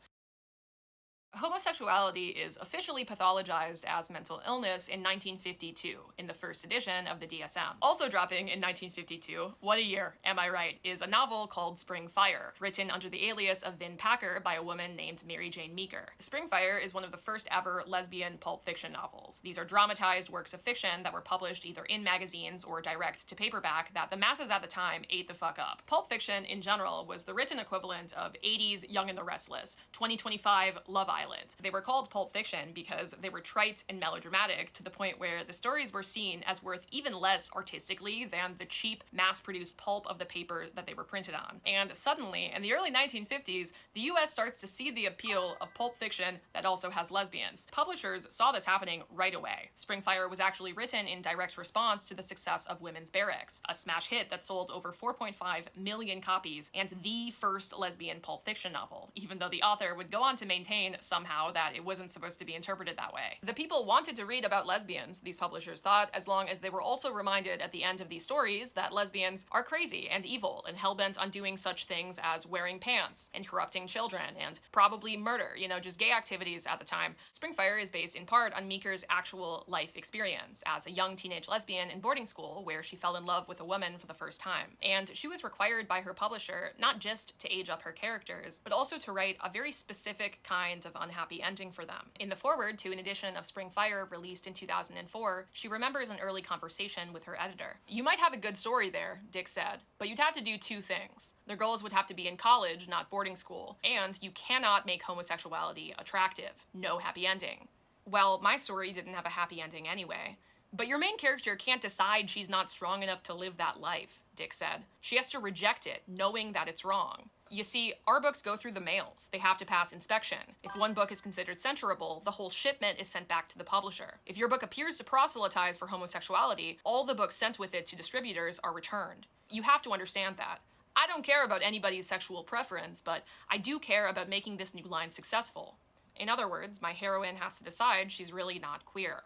That's it. And the one she's involved with is sick or crazy. And that's what happens in Spring Fire. It's a book about a girl named Mitch, who pledges a sorority and has a brief affair with the older and more experienced Lita. All the while, she's also dealing with a campus rape culture that was as real then as it still is now, and she's slowly working through the idea that she might only be attracted to women. That is, until the ending, when Lita and Mitch are caught hooking up by other members of their sorority, and Lita is swiftly hit by a car and maybe brain damaged. Mitch realizes in the wake of this that she was never actually gay, and in fact, that she never loved or particularly cared for Lita at all. And then Lita, to cap it all off, is institutionalized. As Mitch walked, she thought of Lita, hazily, as though she were someone she had known a long, long time ago. She knew that if it had been any other way, if Lita Taylor could have been helped, and could have at that moment walked there too, and known the peace in the twilight, and the first hints of frost on the grass and bushes surrounding Cranston, Mitch would have wanted that, because it was true what she had told Lita yesterday. She didn't hate her. She didn't hate her at all.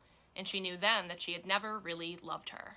But despite its ending, and despite the fact that she wrote it under a super androgynous alias, Meeker would still go on to be a sort of queer icon at the time. She would receive boxes and boxes of fan mail, mostly from other queer people who were thrilled that somewhere out there existed a lesbian who would write about the experience of being a lesbian, who would make them feel less alone wherever they might be. Lesbians unaccustomed to public representation avidly consumed the pulps, and were able to attend to the material selectively. They were so accustomed to reading diatribes against homosexuality that intermittently positive or at least neutral statements and concrete information stood out. This was very important to individual isolated lesbians, who may not have known that there were others like them. Even though the ending of Spring Fire is obviously messed up, queer women knew the rules by then. They knew that you sometimes had to write inauthentically in order to get stories like that out to a mass audience. But that didn't make it good, and for the record, Meeker didn't like it either. Her disdain for the ending that she was forced to write for these characters would prevent her from agreeing to reprint Spring Fire for nearly 50 years. But it would still remain a seminal early work in its genre, even despite these challenges. As Meeker said later, lesbian readers were able to look past the cover, to find themselves between the pages. We always found ourselves. I really like that quote because it's something that's still true today, still prescient even in a world that fortunately has a lot less overt censorship of queer themes. But we'll come back to that later. I bring up Spring Fire because, a lot like Executive Suite, it's representative of the original method of burying gays, killing or otherwise removing one as a direct punishment for their queerness, and then making that event a sort of straight awakening for the other person. That is the state-sanctioned censorship that was required if you wanted to see any kind of explicit queer representation inside of your works. And it might remind you, if you've been paying attention, of what became of Nobuko Yoshia's novels in the back half of her career, during an era in Japan that was concurrent with the heyday of the Hays Code in the US. Japan had passed a penal code in 1907 with an article prohibiting the dissemination of obscene materials. Sounds pretty familiar, right? During the 1930s and 40s, at the peak of Japan's stint as a fascist state, its government effectively eliminated freedom of the press, and with it, the few pro-queer and leftist magazines that had been circulating up to that point. And there was certainly no room for queerness in this era of Japanese history. The maintenance of restrictive domestic gender roles became even more important. The institution of marriage was considered to be a core component of a strong, ultranationalist and conservative Japan. I don't think it's very difficult to see how all of that might have contributed to new interpretations of a federal obscenity law that had been on the books for 30 years, or how it might have contributed to further laws and further censorship of things that the Japanese government thought were threats to cultural unity. Class S literature is one form of media that's impacted by this, banned temporarily in 1936. And it's hard to find a source that makes the connection that I want it to make, so take this with a non-academic grain of salt, but I don't think that it's unfair to guess that Yoshia's career probably changed in part as a result of this wave of media censorship. But regardless of why, there was no more two virgins in the attic, allowed to escape and forge a life together separate from social norms. Instead, Yoshia's sapphic characters start to leave each other to become nuns. They go back to their philandering husbands. They suffer and they die, and they suffer and they die, and there is no room anymore to be happy and queer at the same time in the public eye of polite society. The obvious difference between mid-century buried gays and the buried gays of the 2000s and the 2010s is that it's not illegal anymore. At least in the US, you can be gay now and you probably won't even get hate crimes for it. It's amazing. And in 2026, obviously, you can look around at the success of things like Heated Rivalry and Arcane and Heartstopper. I mean, Princess Bubblegum is out here kissing Marceline in the finale of Adventure Time. That's a kids show. And it's easy to take that for granted, but the concept of there being canon gays in a kids show would have driven 1950s Congress absolutely mental. I mean, it probably still drives large portions of 2026 Congress absolutely mental. But even 10, 15 years ago, representation was not where it is today. Bury Your Gays went viral for a reason. It was a pattern. It might not have been required for queer characters to meet tragic fates anymore, like it was in the 1950s, but they were still dying, and a suspicious amount of the time, they were dying right after doing a gay thing, as an immediate consequence, intentional or not, of their queerness, as something close to a punishment. And you guys really thought I would go this whole video without mentioning it, but I will never forget how I felt hearing about the events of the last 3 episodes of Supernatural. Mind you, once upon a time, I was a 12-year-old on Tumblr, running a modest 3,000 follower Supernatural blog. I unironically called myself the ultimate cast girl, with a little exclamation point between ultimate and cast girl, because that's just how we did it back then. I wrote poetry about Destiel. My ask box was titled Sell Me Your Soul and had lyrics in the sidebar from Jen Titus's Oh Death. There was a time, guys, when for a full calendar year, I fell asleep every single night to carry on my wayward son, daydreaming in my mind's eye the whole time that I, a 12-year-old girl, was in the back of that fuck-ass car contributing somehow to all of my favorite scenes in the show. Even then, I did not do casual. I was not into things casually. But like a lot of young fans from the early 2010s, I eventually bounced off of Supernatural as I grew up, and the show just didn't end. Because it really did just keep going. I mean, the show ran for 15 years. But despite my several years away, I was instantly locked back all the way in, just like I was a kid when the show ended in 2020. There's one thing she's afraid of. There's one thing strong enough to stop her. When Jack was dying, I made a deal to save him. You what? The price was my life. When I experienced a moment of true happiness, the empty would be summoned, and it would take me forever. 15 full seasons of queer baiting. I mean, I guess 12, since Castiel doesn't exist as a character until season 4. People used to ship much less savory things much more frequently before that, but I truly cannot emphasize to you enough how much the people were strung along by Destiel on purpose by the producers. People tend to throw around the word queer baiting a lot, and sometimes I think it's valid, sometimes I think it's a little bit dumb in my opinion, but Destiel, alongside John Locke, these are the two most despicable modern examples of producers knowing exactly what they're doing, abusing the obsession that it generates in fandom and the patience that fans have for obnoxiously long slow burns, and then never actually following through in the end, because surprise, not a surprise, there was no actual plan to follow through at all, ever. The one thing I want. It's something I know I can't have. Bang at the door. But I think I know. I think I know now. Happiness isn't in the having. It's in just being. It's in just saying it. What are you talking about, man? But in Supernatural, it's actually a little bit more complicated than that, because we get to the end of the show and, surprise, Castiel actually says out loud that he loves Dean. He confesses to Dean. And yeah, Dean looks really scared, but I don't know, man, there's stuff going on. Give him a little bit of time to process it, except, wait, there's no time to process it, because immediately after confessing, Castiel is dragged down to super mega turbo hell, never to be seen again. Why does this sound like a goodbye? Because it is. Bang at the door. I love you. Bang at the door. Time is running thin. Don't do this, Cass. Bang at the door. Goodbye, Dean. What? Yeah.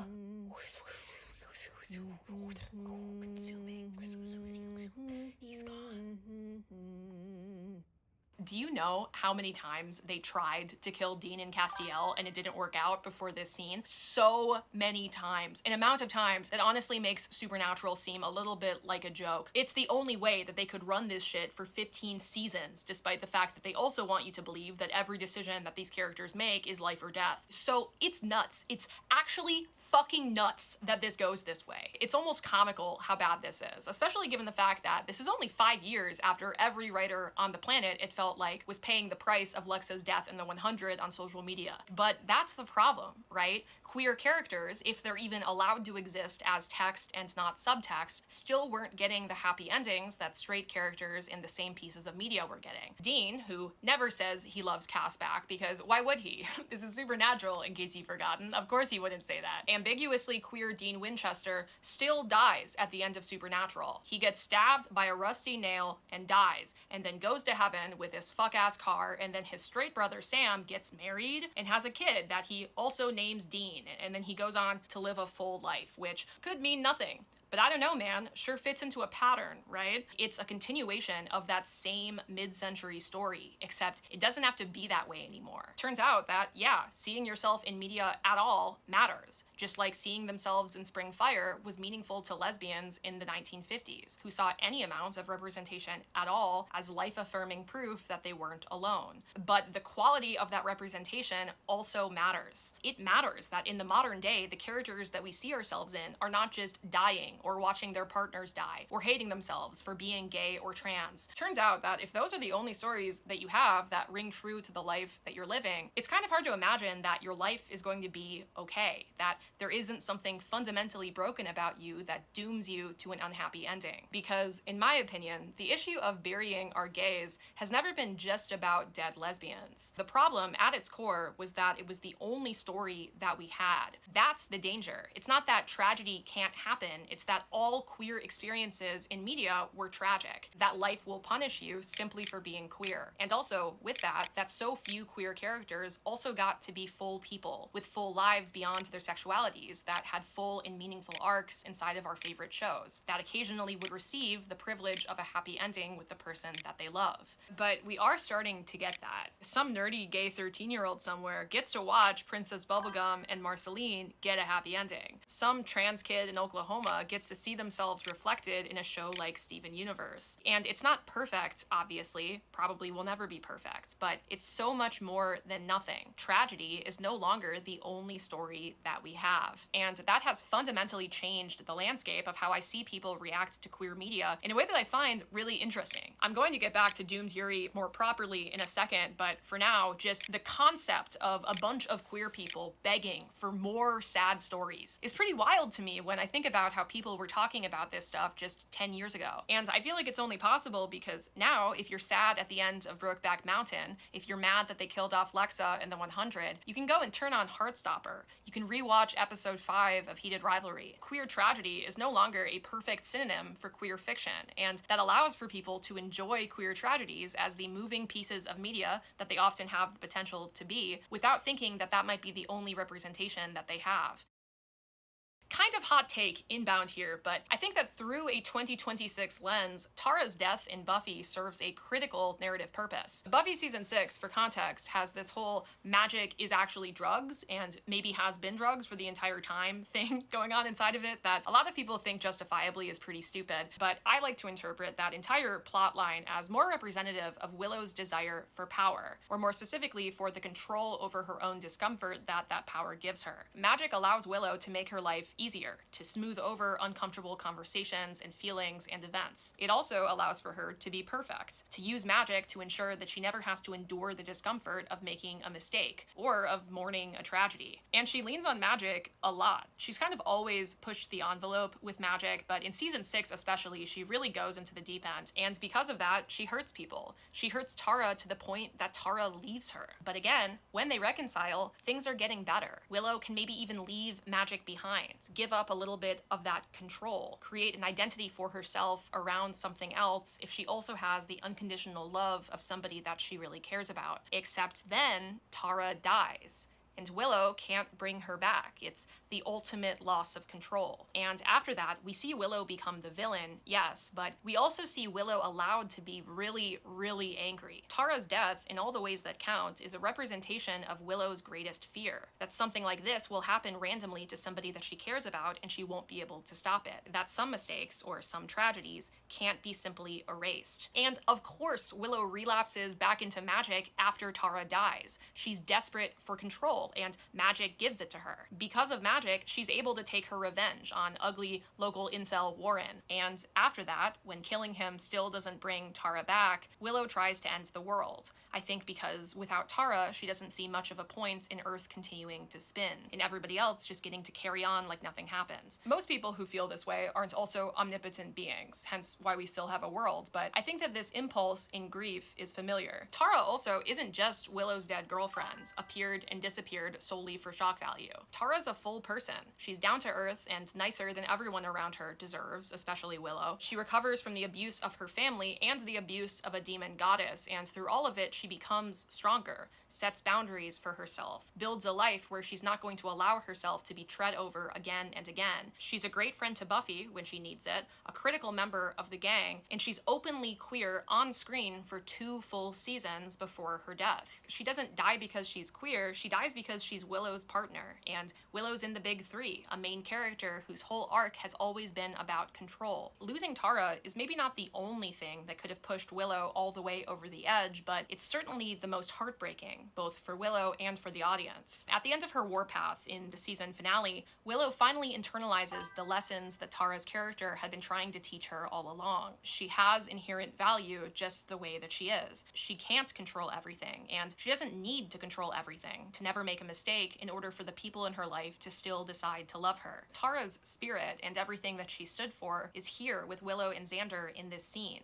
After this, Willow mourns and moves forward. And very importantly, she stays queer in the following season, because her bisexuality was never what caused any of this to happen. Of course, it could have been written differently. Probably should have been written differently given its context in media history. Tara's death caused so much anguish inside of the queer community that to this day there are people who refuse to rewatch that particular episode. But the problem here isn't actually that Tara dies, it's that Willow and Tara were the only story on TV at the time. If the gays on Buffy die on TV, they die in real life, and sapphic representation ticks back down from one couple to 0. And just like always, just like the past 100 years, nobody gets to be happy. And I say what I'm about to say very earnestly, knowing that people have extremely strong opinions surrounding Tara's death. I also say this still disliking that decision for my own selfish reasons, still wishing that the producers had decided to go in a different direction. But was this particular death that bad because it was evil, or was it that bad because it was all we had? I can't help but wonder, in today's world of TikTok edits and commenters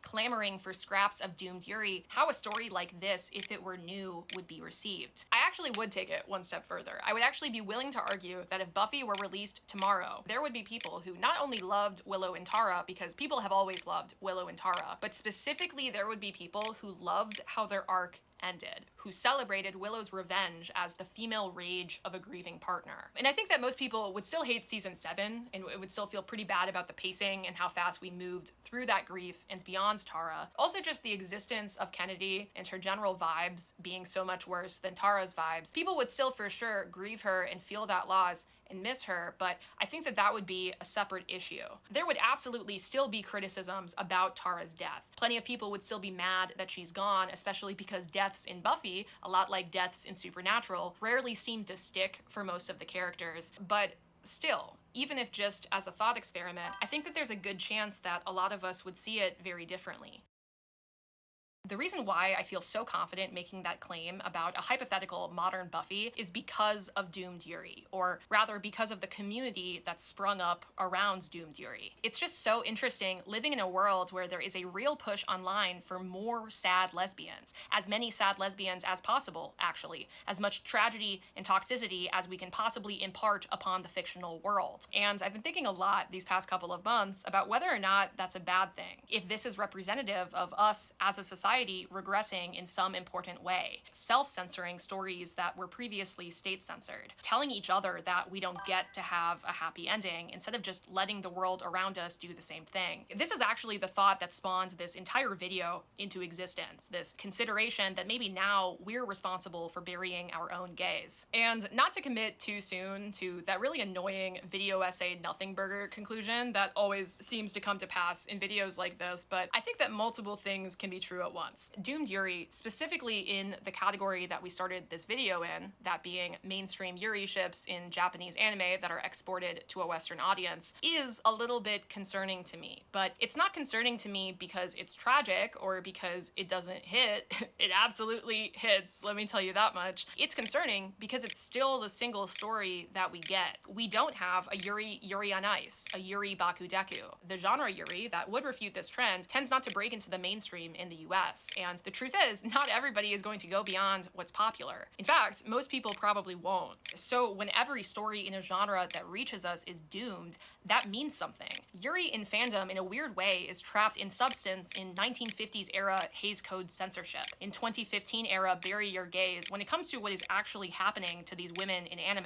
But there aren't nearly as many people upset about it. In fact, everyone seems cool about the way things are. Everyone seems to want it to be even more the way that it is. We are yearning loudly for stories that mirror a relationship dynamic in Japan that traces back to the early 20th century. That was so hopeless, so doomed, that it drove pairs of young girls to suicide. We have become not only fine with, but celebratory of the ephemerality and plausible deniability inside of these relationships, as long as these girls are also gay and pretty and sad in our headcanons, as long as we can make our edits and argue that it's the subtext that matters. We debate about whether the love in these stories is more meaningful because of the way that the characters either refuse to or can't put it into words. And I think it's worth pausing for a second and recognizing that. It's worth thinking about how the way that we talk about Doomed Yuri is inherently going to be in conversation with the way that we have always talked about queer media, the way that these stories have always been represented. But still, that doesn't feel like the whole picture to me. And that's not just me being defensive, because I am also a glutton for punishment, because I also have a massive soft spot, if it's not obvious by this entire video, for Doomed Yuri, because I really do think that there is still something special and different about these ships and about the communities that form to celebrate and mourn them. I could make a whole video on the concept of canon, but I think that stories inevitably change in the hands of their audiences in ways that their writers can't possibly anticipate. And I think that what we're able to find together inside of these communities is just as, if not more meaningful than whatever the writers might have originally intended. It's just as real, honestly, given that it's all fiction anyways, meant to help us understand and navigate our very real lives. It's just as true in Doomed Yuri as it is in real life that tragedy is inevitable, that we'll have to make hard decisions and lose the people that we love. I said earlier that the issue of Bury Your Gays has never been just about dead lesbians, and I meant what I said about how it's also about the lack of other happier endings, but it's also about the lack of queer stories that felt like they were about something more than just tragedy for its own sake. The lack at the time of queer characters who got to have arcs that were about more than just being queer and suffering because of it. And I think Doomed Yuri hits so hard for people in part because these are stories that are about something, and especially with Doomed Yuri that exists outside of the canon, it often feels like both characters have to exist as full individuals within the story. They literally cannot die in punishment for their queerness because, to the writers, they were probably never actually queer. And so you have characters that are pushing each other authentically to grow and change and save the world, and their theoretical relationships are blooming in the eyes of fandom as a result. Even for a character like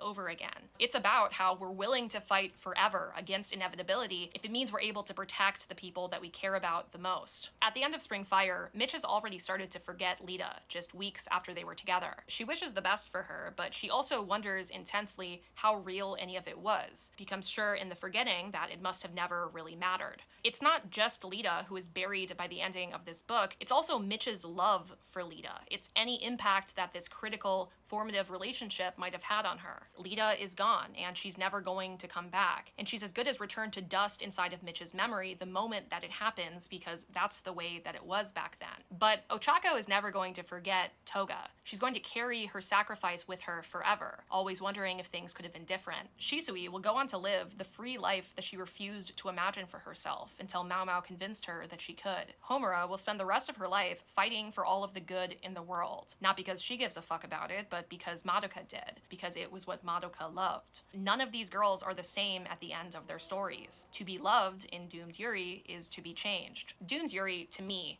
is about love that is so titanic and earth-shattering that it calcifies into something eternal, that it survives tragedy even if one of the characters dies or disappears. You certainly can move on from a love like that, many of these characters do, but you'll always feel its impact. I would argue that the best Doomed Yuri is not actually about ephemerality at all, but instead about the permanent change of self hidden underneath that can only be achieved through loving and being loved that much. It is tragic because life is tragic, but it's not about punishment for the sake of it. It's not about the tragedy at all, really, so much as it's about what we choose to carry with us when we move on. Less about burying our gays than burying our dead and figuring out where we go from here. And I think that all of this can be true in large part because even though Doomed Yuri in mainstream anime is still, for the most part, a single tragic story, plausibly deniable and apart from explicit canon, it doesn't exist in a cultural vacuum. A series like Arcane gives us canon lesbians that are extremely sad, that experience practically every imaginable tragedy except for the loss of one another. The tragedy that we have been expecting our media lesbians to have to deal with since the dawn of time. That's the one that we don't get. A new Bridgerton season is coming out pretty soon, and say what you will about Bridgerton, but the writers decided to just diverge from canon, gender bend a character, and make not one but two of the Bridgerton siblings canonically bisexual. They're producing right now an FF Bridgerton season that doesn't even exist in the books, and yeah, some people are mad about it in the way that some people were mad about there being a black Ariel in The Little Mermaid, but it's still happening. We're getting an FF romance season of a show that costs over $5 million per episode to make. It takes a really long time to scroll down the list on Wikipedia of TV shows in the past 5 years that have had explicit queer characters. There are a lot of options. We live in a world, finally, with options. Doomed Yuri is not actually the single story anymore for the majority of Western audiences engaging with these TikTok edits. They don't have to look very far anymore to find something that has a different ending. But it's really important to remember with me saying all of this that all of these gains in representation that we're seeing in media can always be taken away. They're not magically guaranteed to stick around. And in fact, at least on TV, there's already been a concerning trend downwards. GLAAD releases a report every year on queer representation, and the 2024 to 2025 report listed that there were 498 queer characters on TV that year, which is actually a number that was lower than the record-setting report in 2021 to 2022 by nearly 30%. Another report by Jay Birch, pulling data sets from Rotten Tomatoes and Deadline, found that in 2024, over half of queer shows were canceled, defining queer shows as shows that feature openly queer characters in leading roles or in large numbers in the supporting cast. Birch found that queer shows were over twice as likely to be canceled in 2024, despite the massive success of some of the outliers we've already discussed. And obviously, a lot of good TV gets canceled. Netflix should be punished in a divine sense for what they take from us in that regard, but 17% of shows making up 33% of cancellations is a pretty massive disparity that is mostly invisible in this world where we think that queer representation is so much better. And this should worry you. This should be something that you're paying attention to before it's too late to say anything about it. It's easy to take for granted that things are better because they are, but they're still not perfect. Even what we have right now has problems. It's still extremely rare, for example, to see shows featuring trans characters, especially if they're trans men or non-binary. Same goes with asexual characters. 1% of the population and 2 asexual characters on TV in 2024 to 2025. Even bi characters are underrepresented somehow, especially by men, and it's trending worse year over year. The rising tide is, in a sense, raising all boats, but it's certainly not raising them equally. When this is discoursed about online, you usually see people biting back with the generic conservative take that writers shouldn't have to include people whose only personality is their gender or their sexuality, but that's obviously not what people want. What I'm sure that most ace people would like to see, for example, is a character that has a full compelling arc and meaningful relationships who also happens to be asexual. Call me crazy, call me too much a forward thinker here, but I don't think it's that insane for everyone to want to see themselves sometimes in the shows that they love. Nobody's out here holding a gun up to big Hollywood and saying, you have to make at least one character in every single movie asexual or else. Like, no one's saying that. It's just kind of crazy that in all of television, there are two characters representing a group of people that make up like 3.5 million people in the United States alone. Out of thousands and thousands of characters, asexual people get 2. I just think that's like kind of a nuts disparity that no one talks about because, again, a lot of it's invisible. A lot of it's hidden behind this rise in representation that we have been seeing in the mainstream. There are so many more queer shows becoming mainstream smash hits, but that doesn't mean that they're hits for everyone. So yeah, Doomed Yuri absolutely exists in a world with options outside of the cultural vacuum of anime and manga. But Doomed Yuri also exists in a world experiencing this slow, invisible regression in representation. In a world where we are simultaneously witnessing a global shift towards authoritarianism. Here, where I am, in the US, it exists in a country where queer and trans rights are actively under threat, where communities nationwide are fighting state censorship of queer books and experiences, where so many young queer people feel powerless all of the time, feel surrounded by tragedy and heartbreak, and then they go and log on to TikTok and seek out even more tragedy, even more heartbreak. So, is Doomed Yuri bad? Your question for this entire video, maybe. I think that we look for Doomed Yuri because we love it, because it's meaningful and cathartic, and it makes us feel a little bit less alone in our big feelings. Because it's normal to crave stories about a love that feels inevitable and transformational, even if you know that one day it's destined to end. I also wonder if we look for Doomed Yuri because tragedy is familiar to us, because we see ourselves and the ones that we love reflected in every frame of these stories, because it's a place, for once, where all of the horrible things that happen happen around us all of the time actually mean something, where so often lives are sacrificed willingly and for something that matters instead of just being senselessly taken from us. And we can watch these characters that we see ourselves in grieve and get mad and cry and grieve again and then pick up the pieces and move on, changed and mourning, but still moving forward anyways. And we can use the truth in all of that to make meaning out of our lives, out of this moment that we are now in. Like Mary Jane Meeker once said, queer communities look past the cover, in this case, the tragedy of how things end. We find ourselves in these stories. We always find ourselves. And of course, we're still finding ourselves, even here, even where we wish we wouldn't have to.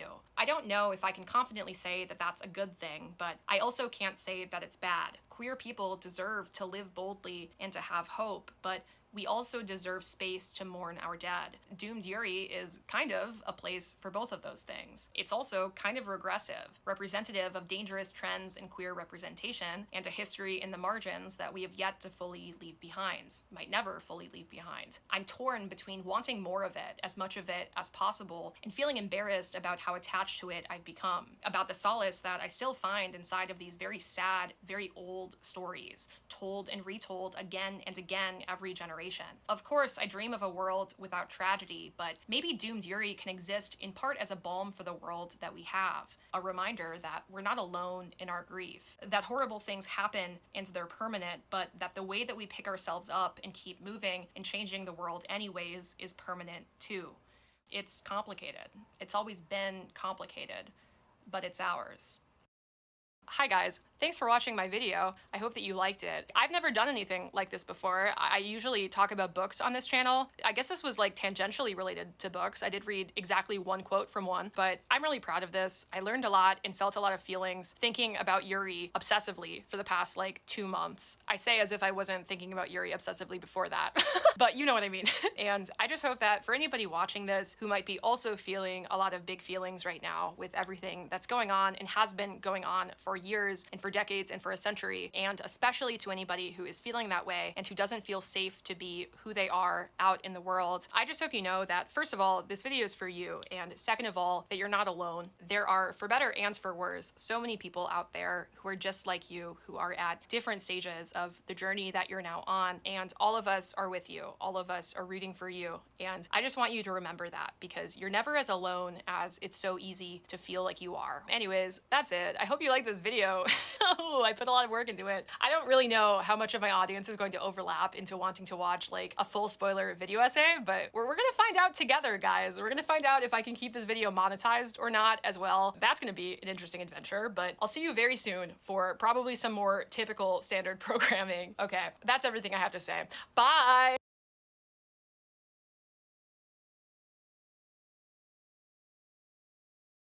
Other one, freshest beats. It goes. Actually. Oh, goodness me! Go, white lady, go! Okay.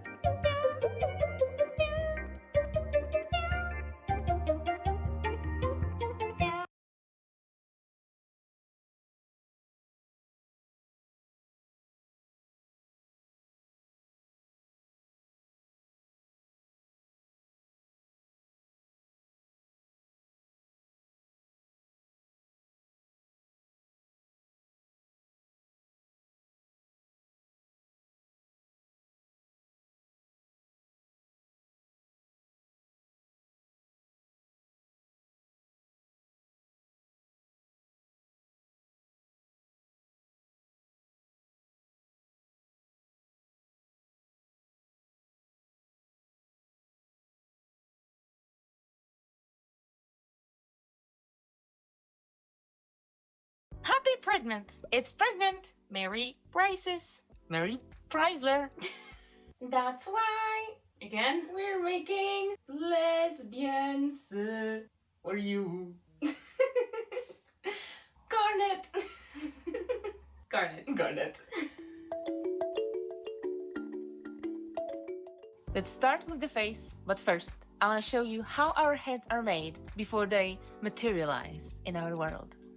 It's not a secret that we use free head 3D models from SmartDoll website as a base. All our face designs started as a remake of SmartDoll distro and went through a lot of iterations since the first sculpt. This one is going to be based on our Elphaba sculpt, that was based on Knuckles, that was based on Rouge/Rarity sculpt, that was based on, I don't know, maybe Distro herself, but I don't remember. For 3D modeling and 3D sculpting, I'm using a free software called Blender. I'm mostly using the sculpting mode, which means I can manipulate the surface of the model kind of like I would with real clay. So carving, smoothing, pinching, moving, etc. The biggest challenge was the mouth. This time I want a big smile with visible teeth. There was a lot of moments when I had to convince myself, trust the process, because it looked ridiculous. But in the end, I think it didn't turn out as creepy as it looked in the beginning.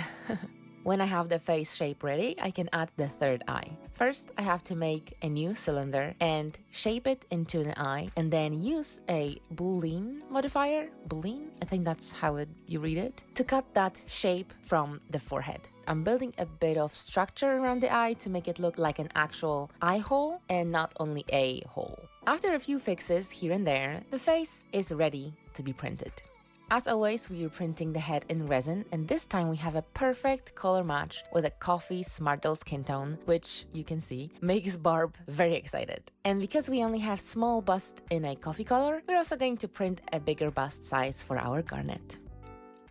This video is sponsored by Fantic, and they sent us their F2 Master Rotary Toolkit to review this time.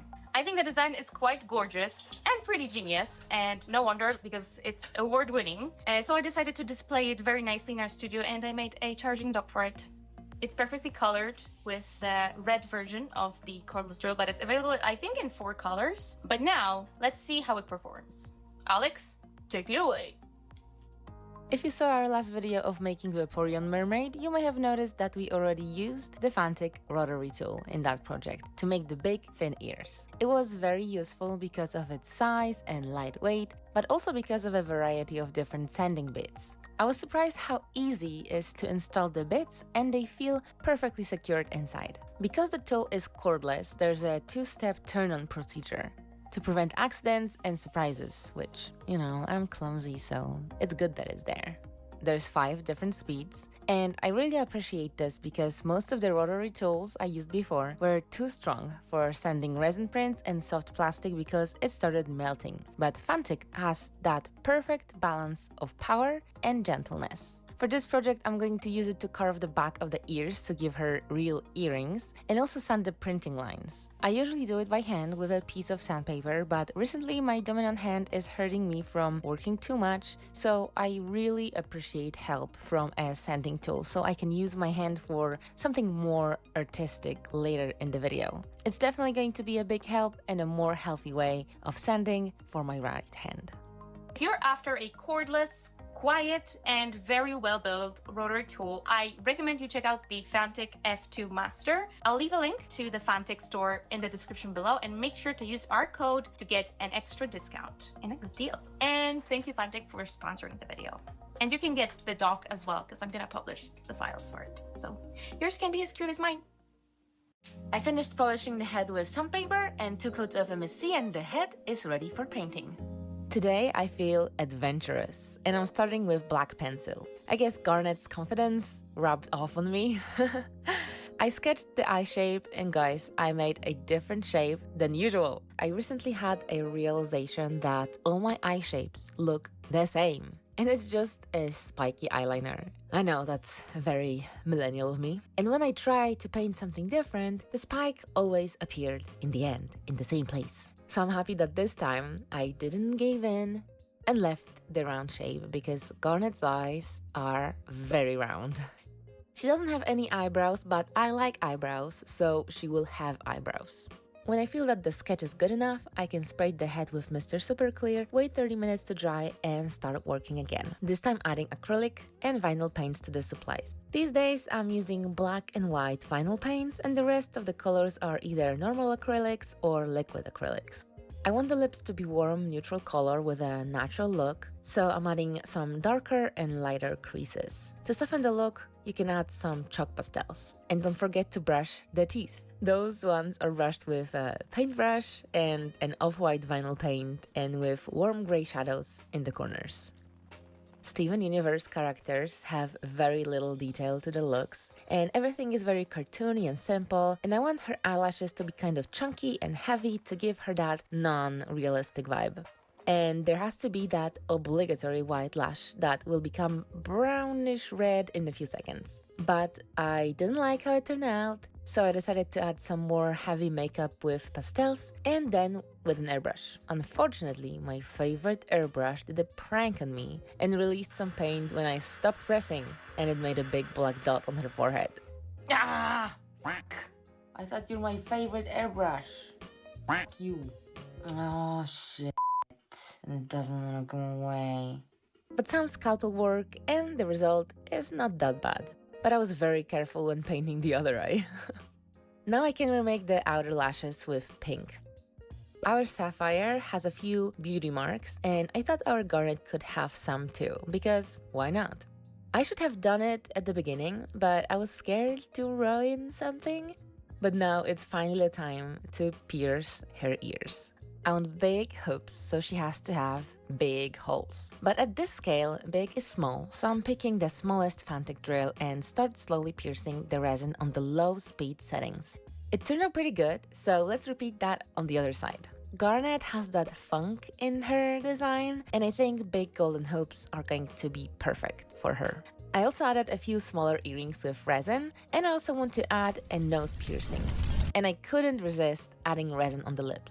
I don't like the super glossy finish on my own lips, but I think it looks amazing on dolls.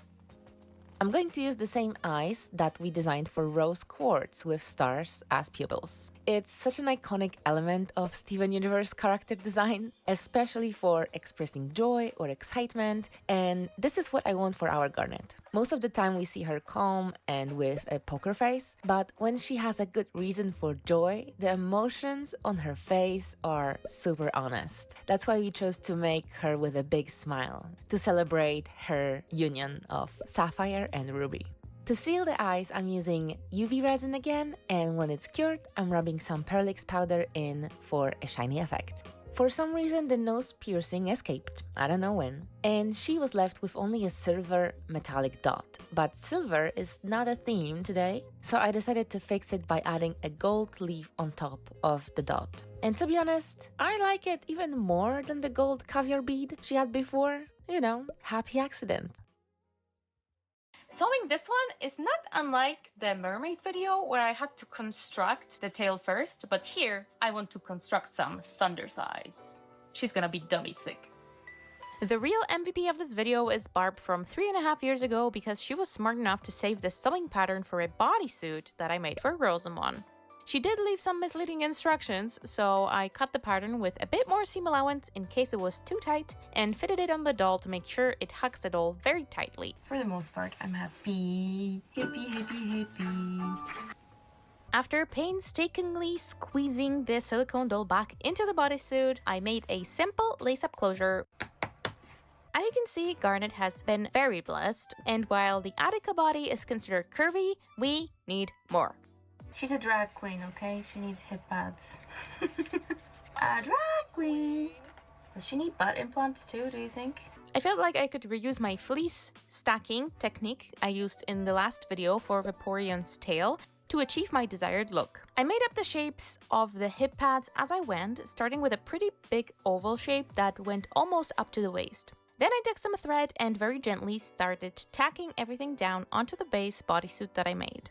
I don't know if I mentioned this before, but I discovered waxing my thread for hand stitching, and it's made a huge positive difference in my hand sewing experience. The hip pads themselves made the body look a little too female rapper, so I added a smaller stack a little bit lower and in the front down the thigh to balance it out. Finally, to smooth everything over, I used a thinner fleece without the backing material to make a peanut-shaped cover, which I also hand-stitched to the bodysuit and flattened the edges off with an iron and an iron-on tape. The one problem that I had is that the Attica doll is compatible with the Gen 2 body, but our body that's in Coffee is an Evolve frame, so I had to do something about the shoulder blades. Thankfully, I'm an engineer, so... If you asked me what's the most useful tool that I use for making 3D models, I would say it's my calipers. With the measurements of the mounting plate, I could make an Evolve Frame compatible socket, and I printed a pair out of PETG filament because it can handle forces being applied. That's not great. Oh, okay, it works. It does work, but this little dummy didn't notice these pins. Thankfully, the Fantic multi-tool is extremely portable, so I just yoinked it from the studio right into my purse and filed off the excess plastic at home that was interfering with the pins. I started with a pretty mild diamond bit, but I quickly changed it to a more aggressive one so that I wouldn't spend forever trying to make this work. Almost. With a couple of fittings, I was able to correct the shape of my sockets and screw them onto the mounting plate. Now that the body is thickened up, we can start making some clothes. And I'm gonna start with a shirt.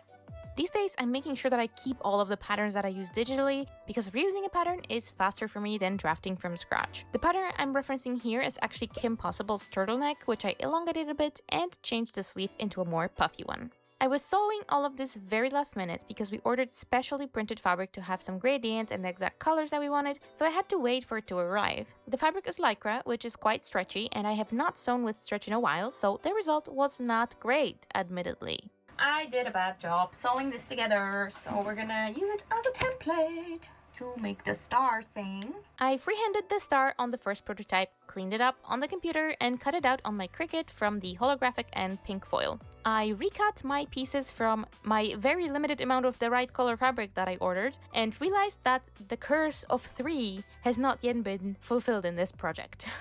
Okay, so nobody is surprised that this didn't work. I am very disappointed in myself that I didn't stop myself sooner. I'll try to remove this to salvage my stitching, but I don't think it will unbond. Yeah, no. And you know what's even worse? I lost the fabric that I'm supposed to use for the rest of the outfit. And I spent so much time today trying to find it, and I didn't. And now I have to redo this the third time, and it also might not work. And it's already Thursday, and I'm very scared that we will not make the deadline. And when that happens, I feel even less like working, so... Wish me luck.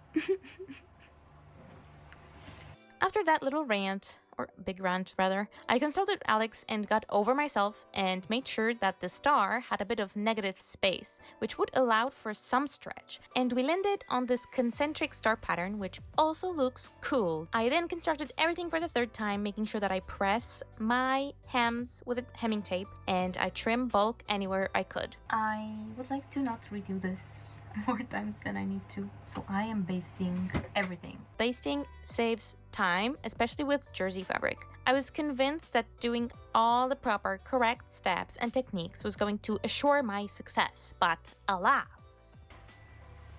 I think I jinxed myself. Why? Why am I being tried in this way? Million years later. The puffy sleeves are just puffy enough, the color and the cuffs are perfect, and the star is cool and the fit is great. Ta-ta! It's gonna be controversial, but it was worth it. It always ends up being worth it. Every Enchantarium design, every good Enchantarium design has a gradient, so we ordered some gradient fabric for the pants. But before the pantalones, we also ordered a bit of a smaller gradient to make her gloves. I made these time and time again. They are this elongated house shape, which then gets hemmed at the elbow and at the roof, I guess, and stitched long ways. Now for the bottom part of the outfit, the pants are going to be constructed in 2 layers. For the right leg, I'm going to use again the same bodysuit pattern to make an inner layer that will carry the gradient from black to red on one of the legs. I tried it on the wrong side on the doll so that I could mark a panty line so that if it sort of peeks out from underneath from the top layer, it will kind of make sense, you know, and not be like a straight harsh line in the middle of the thigh. I took it off the pant leg and trimmed the seam allowances for a more seamless finish, and I also... No, I nicked it. Don't panic, don't panic, don't panic.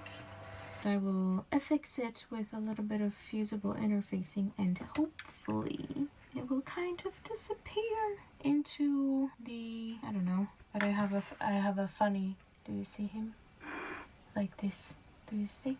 Dancing guy, funny dancing silly guy. Also, it's 1 a.m. Anyway, what's going on here? You've seen me do this twice already, so allow me to quietly work on this. Basically, I did the same but in reverse with some stretchy black faux leather. However, I did not account for the leather only being one-way stretch, so using the same pattern as for the lycra, which is very stretchy in all directions, just didn't work.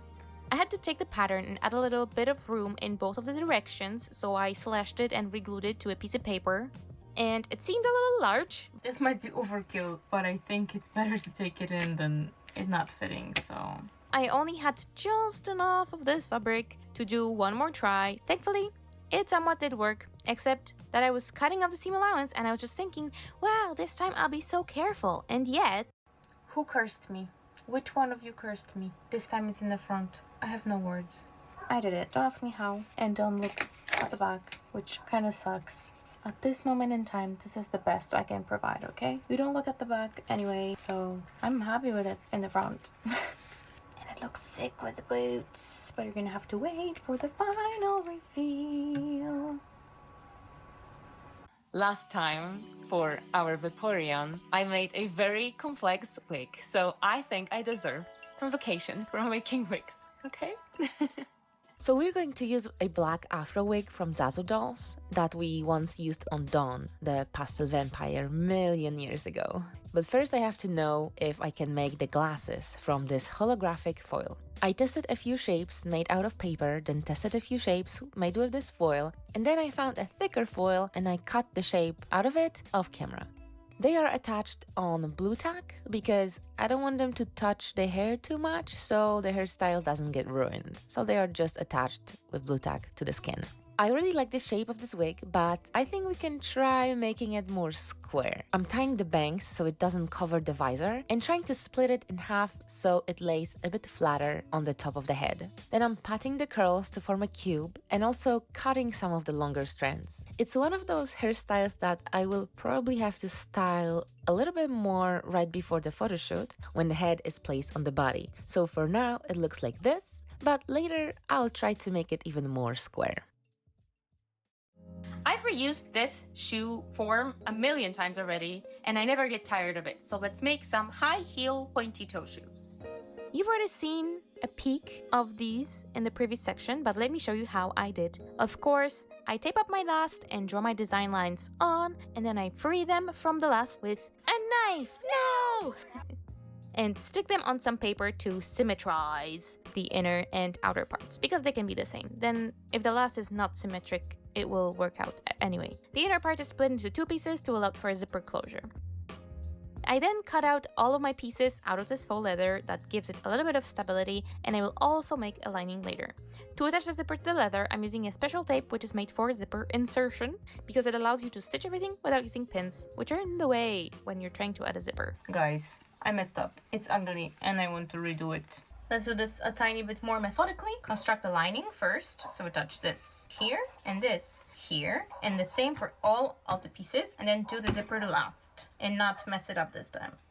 I made sure to press out all the seams. And I find that doing that on the last is easier if you have a very tiny iron. So I'm using my hot fix tool to help. For the faux leather though, I can't just iron it because it would melt on my iron's foot. So I'm using glue. Please don't laugh. I'm trying to use it all up.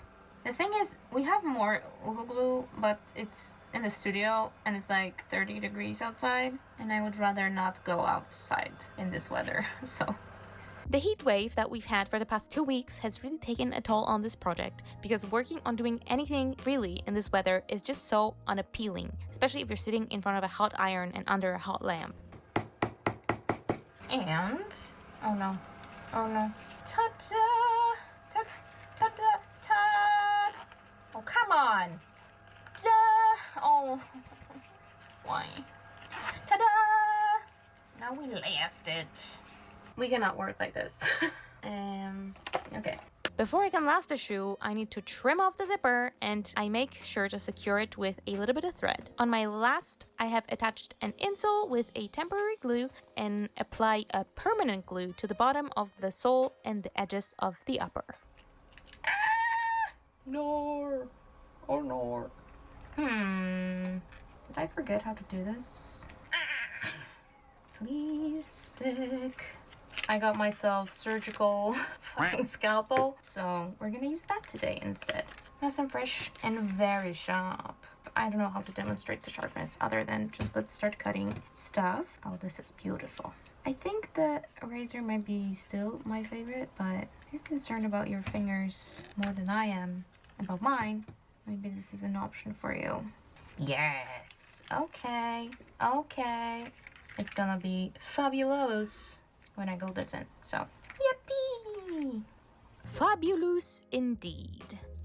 If I had a nickel for every time I made huge gauntlets for a doll, I would have 3 nickels because I am making another set of giant gauntlets for a doll.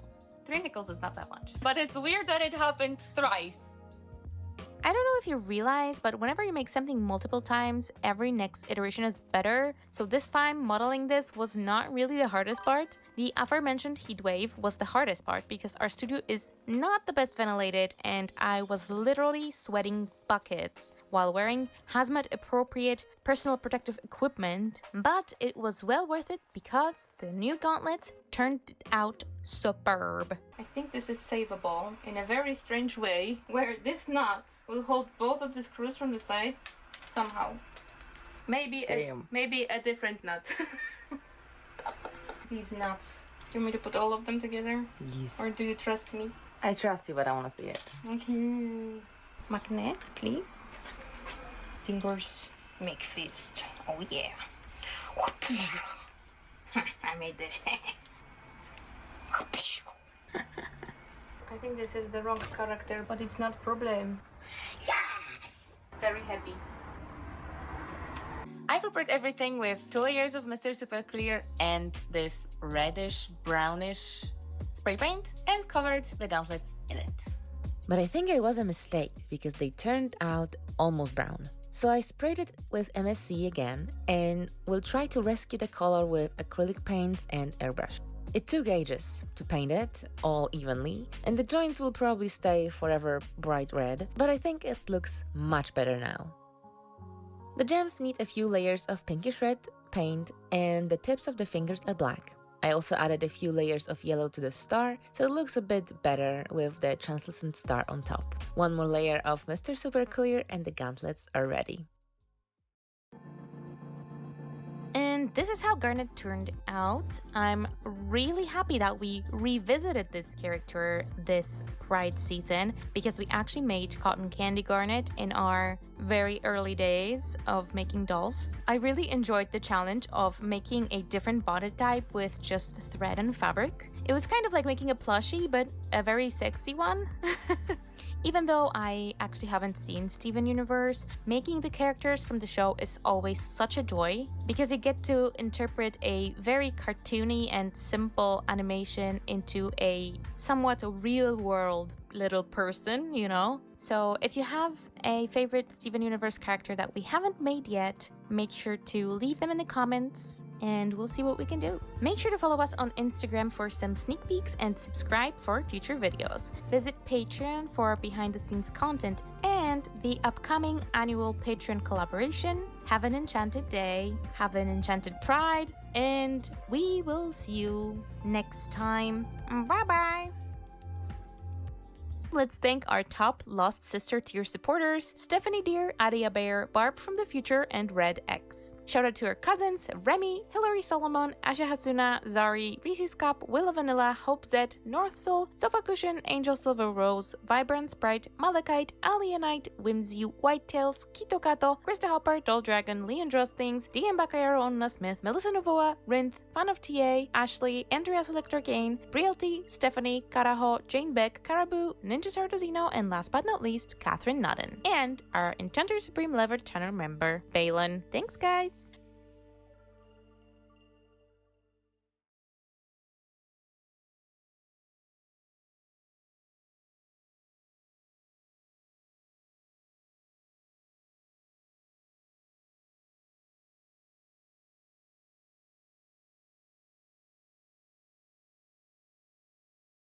welcome to another episode of Spilled Ink with their hosts, Emily and Ditis. And what are we doing today, Emily? Today, we are doing another fun little creative workshop exercise. We are going to be drawing some new OCs! Woo!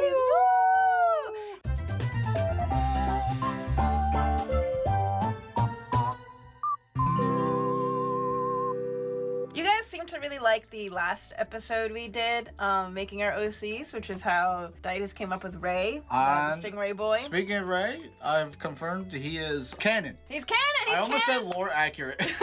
He's canon to the Ditis verse. He is canon. He got birthed just from that video. Episode. Yeah, and I want to do that too. So last time I drew Muget, who is the little like cottagecore witch character. Mm-hmm. However, the two OCs I'm designing for today. Two, that's right. Oh, wow. Is for a story that I actually want to make, as in like manga format. One-shot manga? One shot, yeah. So, okay, some context. Basically, I've had this shoujo manga idea in my head for quite some time now, but in my notebook, I have notes written down for like what I want to happen in each chapter. I think it's going to be about like 9 to 10 chapters.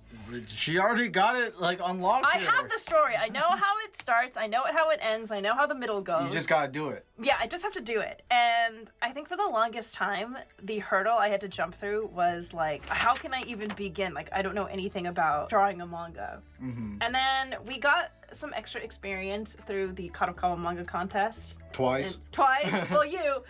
Oh, yeah, sorry. Yeah. And honestly, that kind of gave me a bit more of a confidence boost to actually, at the very least, get my idea down in like storyboard format, which was really nice. Funny enough, though, I have not figured out what the characters look like. I have this very fun problem where I can come up with an entire character's entire lore before I even figure out what they look like. I don't know. You let me know what your process is like when you create OCs. Well, good news for you, Emily. That's why we're making this video, so you can figure it out. Exactly. So I'll be designing some just normal, modern-looking characters, and Ditis is going to be taking a more fantastical approach. What are you designing today, Ditis? Oh, first of all, I got a brand new sketchbook that I bought, and I put the stickers on upside down. But do you enjoy my stickers? They are I very love this guy. cute. I like this kappa. I went for like, you know, like chilling. ugly kind of beautiful creatures, This you know? one is very you. I know, that's why I got them. These books are good though because you can put them flat like this, right? I'm using my usual sketchbook. I decided to draw, so I've just really quickly sketched out some quick, I should have done that. like heads, because I need to figure out what my main character's hair looks like. And then for the male lead, I did a page for him as well. Hey, so okay, we'll figure this out. Yeah, here's the brand for MD Midori. I don't know, but there it is. All right, you can look it up. Yeah. It's good. You want it flat. See? I like It's using good. these for journaling sometimes because they Right. lay flat. See the spine? Yeah. All right. Anyways, I have a presentation. I'm gonna be here for a while. Okay, so I see the sea creature that you're basing this new character off of Right. is So. the mantis shrimp. This is so funny. You even did the multicolored text. So Emily, like earlier, literally like 2 minutes ago, was like, so how do you guys design your OC? Where do you start? Well, I start because my world is underwater, but not underwater. It's like between air and water, So but like it's Ponyo. combined. Yeah, I Like guess Ponyo-esque. so we have a thumbnail right here showcasing the first OC video that we did together. Mm-hmm. I did a character of a manta ray, Mm-hmm. and the character is named Ray. But what's funny is that I was just like making the OC for like just like quick, like, oh, I'll make an OC. But I ended up liking it so much, it became like an actual character in like the universe that I'm trying to create. I'm excited to see this PowerPoint. This is my first time seeing this, by the way. I knew he was working on it, but I didn't know how he was putting it together. I spent a couple hours on it. All right, so anyways, I decided to do the mantis shrimp because if you don't know, the mantis shrimp is basically a big walking that just punches everything in its sights, and it hides, it punches, and then it just punches. All right, anyways, I present to you the mantis shrimp OC. Okay. So the scientific name of the mantis shrimp, especially the peacock, one, is Odontodactylus. You can see my cursor there. So Odontodactylus, whatever, Silaris, to Scylla. Oh, you didn't want to do Solara? Oh, Solara? Yeah. I like that. You like Solara? Yeah, screw this. This Would is it be Solara. Solara or Solara? I think Solara is Sounds more like a name. unique. It's more unique. Okay, Solara. Solara, okay. Which means I decided to go for a female. Okay, she's a girl mantis shrimp. Yup, and here is a bunch of info that you know about the character, but what you need to know is that, you know, there's a lot of them. You know, there's a lot of species out there. Mm-hmm. And they're prized for its attractiveness. So, I was thinking, you see these things here? Mm-hmm. I don't know if this is what the fashion's called. You know where you have the jacket is just hangs That like on rests your shoulder? on your shoulders? Yeah. Apparently, I what Google told me is like shoulder robbing. I don't know. Robing. Oh, shoulder robing. Shoulder robbing. Hide your shoulders. I'm gonna get them. Me reading. So I was like, okay, I have this like brilliant idea in mind. Mm-hmm. She is never gonna show her arms because their whole perk of here is just punching. She gotta hide the guns. Yeah, she's hiding the gun. and I think it would be really cool if she is a fashionista. She's definitely gonna be like really colorful, right? Yeah, we're getting it. She's loud. She's a boss. Gaudy, yeah. So there are distinct groups, and what's interesting is that I was going for a smasher, so she punches, right? Yeah. But there's also spearers, right? Mm-hmm. Spike smashers and hatchet. There's a lot of these. They're equipped. They're equipped, right? Basically, if you want to read it, it is. But I just like how it says spear, smasher, spike, right? Mm-hmm. So here is different types of these mantis shrimps. Mm-hmm. Okay, they have different colors. I'm going for the peacock one, I believe. Here's the mechanisms. It like literally loads. It's like a gun. It like cocks. My And then God. it just comes out. So I have a better example here. Mm-hmm. Where there's an animation. My God! Boom. Whoa! What the heck? It is like a gun. Bah! So what is the coolest part about when it punches? Okay. Is that even if it strikes you once, Mm-hmm.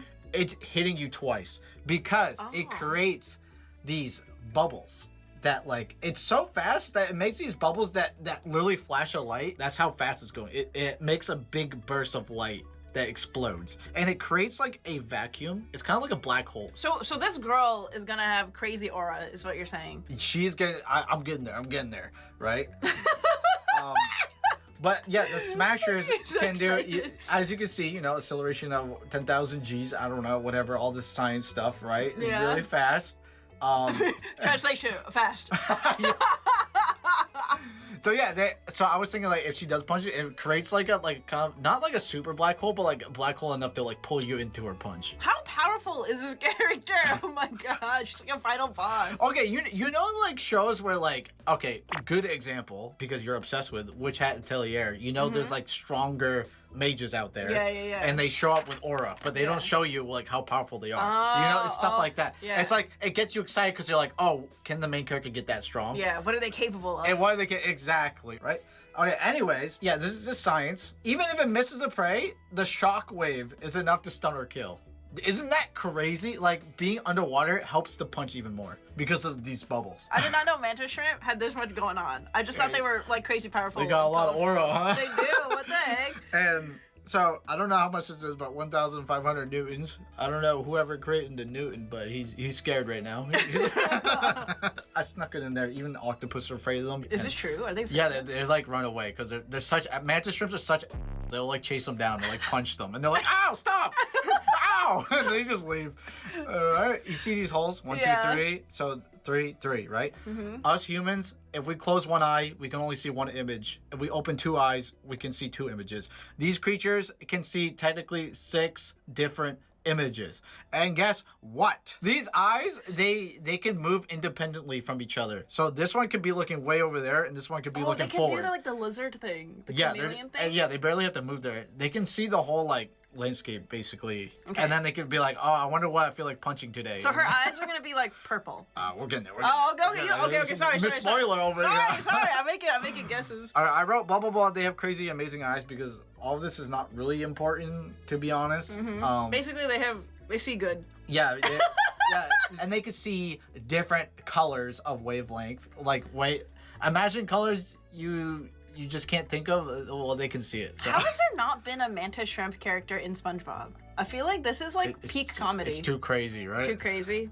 Maybe it's too much science. SpongeBob would die.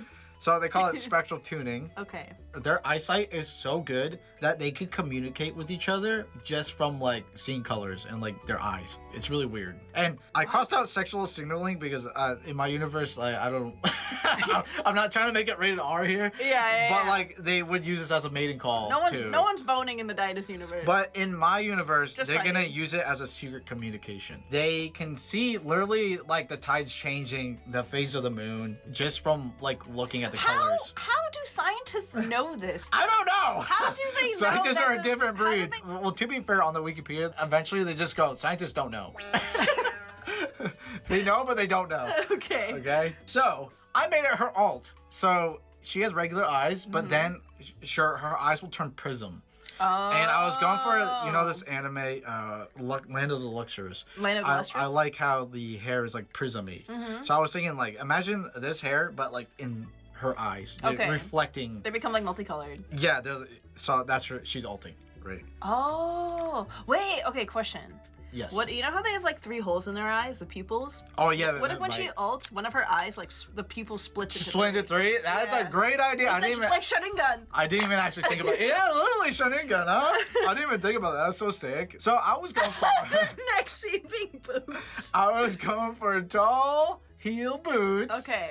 And you know, we got a boss and a bunch of henchmen. I just got a picture here. Okay. Imagine, so these guys, I was imagining like the henchmen are like spearers. They just hide and they're like, yeah.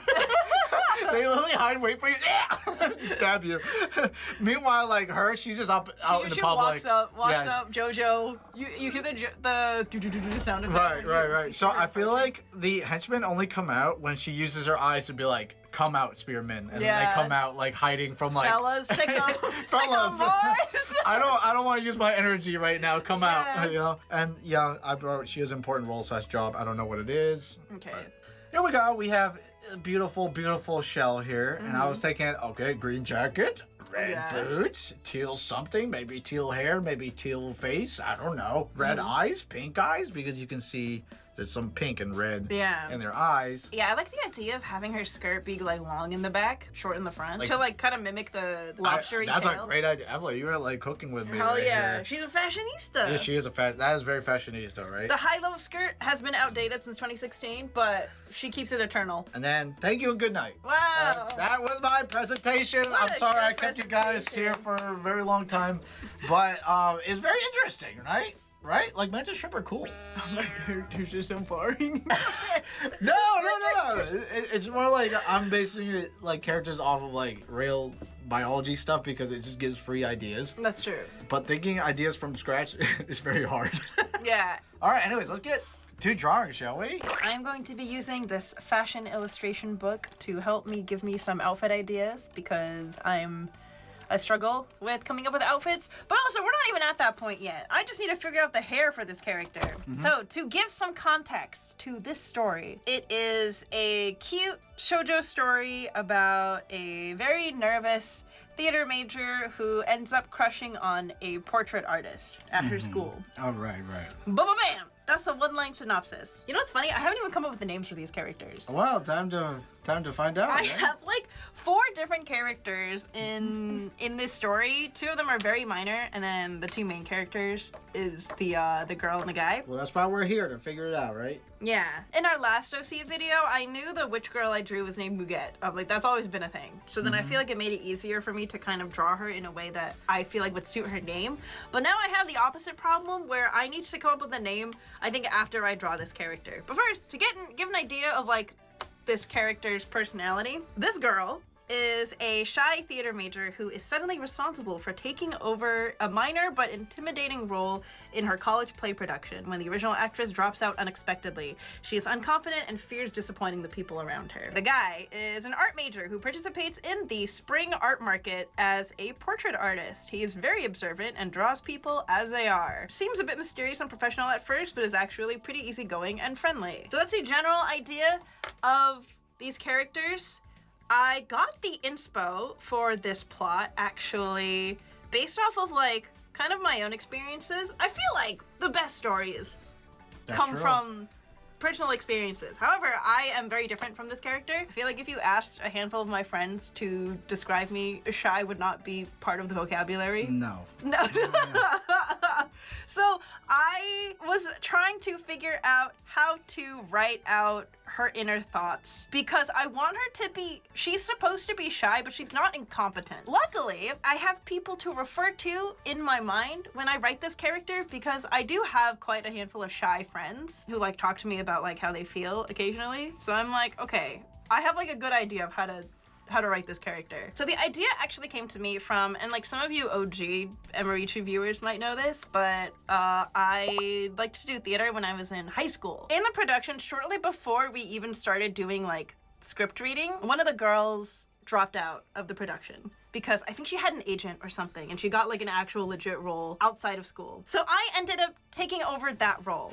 And that was like my very first like theater role ever. And it's high school, like high school theater, like I don't think high school theater matters that much. But I remember being really nervous because I had obviously, you know, never done it before, but I was still very excited. And I guess this is where this character her path ends up differing from mine because I feel like I adapted pretty quickly. And in the video I made, I mentioned that like my friend Kate, we practiced like projecting our voices by literally standing on opposite ends of like a field during lunchtime and just yelling our lines at each other. That's funny. She would never do that.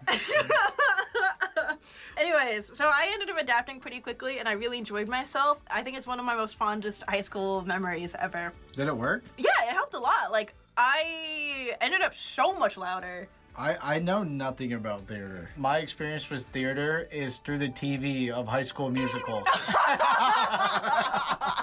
The romance part, I got the idea because years ago, I got my portrait drawn for the very first time at like an art market. I didn't realize how intimate of an experience that is because you have an artist literally staring at you for like an extended period of time and drawing like your every feature. Yeah, that sounds awkward. I don't know if I'd like that. And like it wasn't bad, but I remember thinking to myself in that moment, I was like, wow, if I were a more anxious person, this would be like probably really uncomfortable. I had a good time. But then I know a girl would probably be freaking out a little bit. Girl. Especially if she thought the artist was cute. So that's kind of how they meet. And I think through this other character, it helps her develop more confidence. That's all I'm gonna say about the story. I don't want to give away their interactions or nothing. That's for me to know and hopefully bring into existence at some point. But yes. Anyways, that is the idea that I have, and now I need to figure out, like, what her hair looks like. I do want her to have glasses, not in, like, that frumpy Princess Diaries kind of way. Like, the glasses are not meant to make her look frumpy. It's just she has glasses. So I want them to be cute. It's what I'm saying. I want her glasses to be cute. Well, glasses, you know, back in the day used to be perceived as nerdy or whatever, but now it's cool. Yeah. It's fine. It's a style. What glasses are cuter, circular or square? Circulars are cute. I think circle lenses are cute. It depends on Like what type of character you're going for, because like the circular will make them like more, I would say more comfy looking, and like I feel like square glasses are like I'm studying. Square glasses, like you think of the Glasses Kun characters, like shing, yeah. putting up their Pushing glasses. Up their glasses. I'll draw the hair and then I'll get your thoughts, Titus. And then of course, Ink Drops, I would love to get your input as well of what you think. Oh, other details about this main character, she's very short. Cause mine's really tall. Mine's yeah. Tall queen. 8 heads, I would say. 8 heads!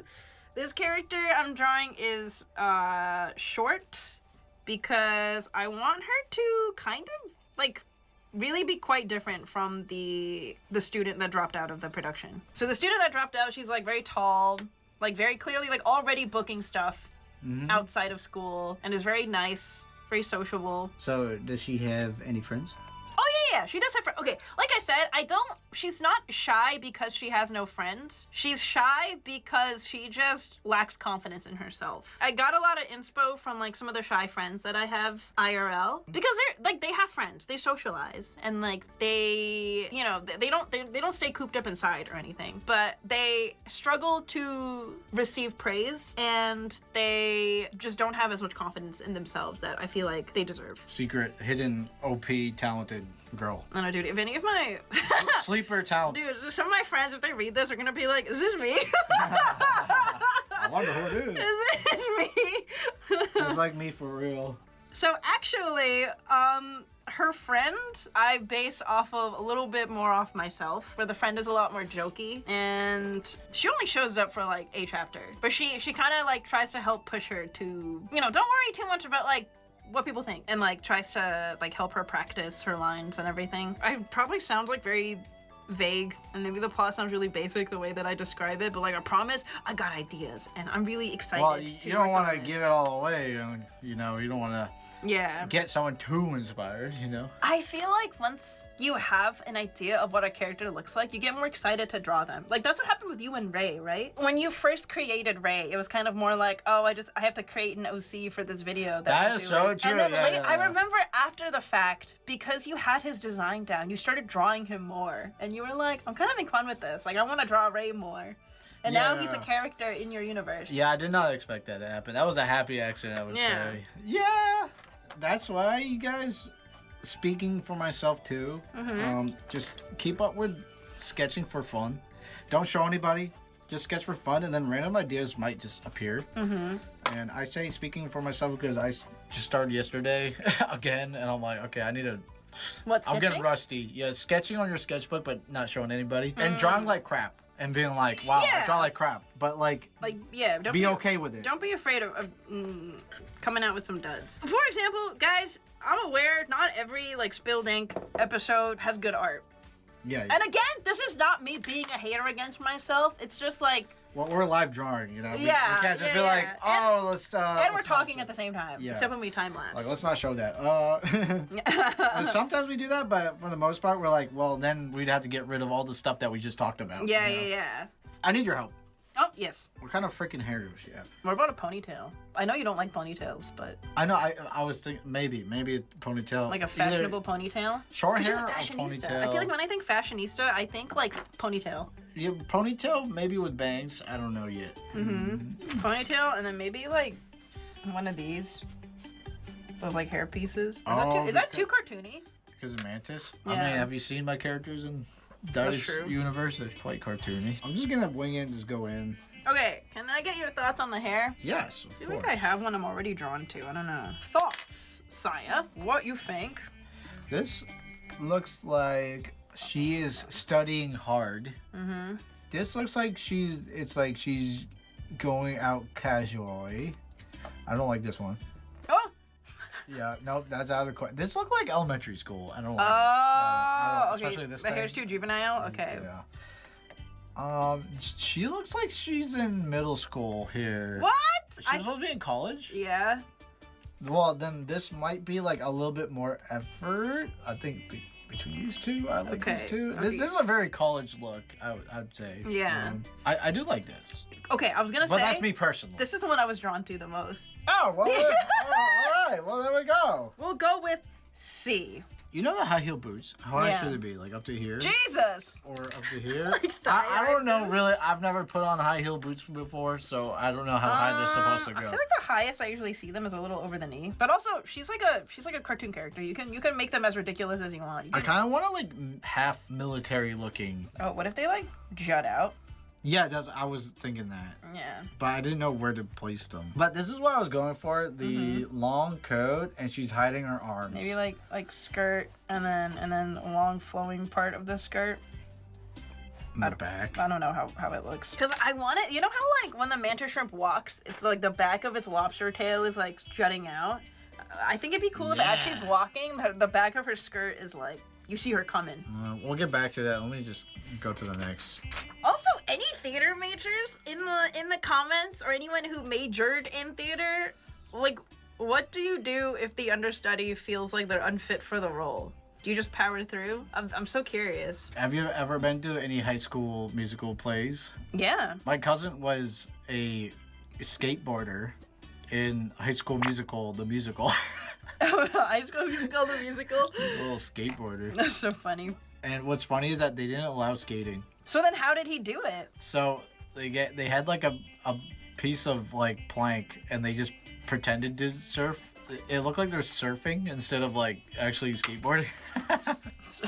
I imagine in like uni and like university, there's probably like better ways to like fill in roles. Because I remember in high school there weren't enough guys who wanted to do theater. So sometimes we would have to have girls play the role of guys. Or like in the very first play. Oh, yeah, In the yeah. very first play I was in, there weren't enough guys who auditioned. That's always a plot point in those cartoons. Really? Yeah, they're like, Oh, because the guys never want to do theater. yeah, they always like gender swap. Yeah, so my drama director for the very first play I was ever in, because there weren't enough guys, he just made the character a lesbian and changed the name. Because like it didn't change anything about the plot. Mm-hmm.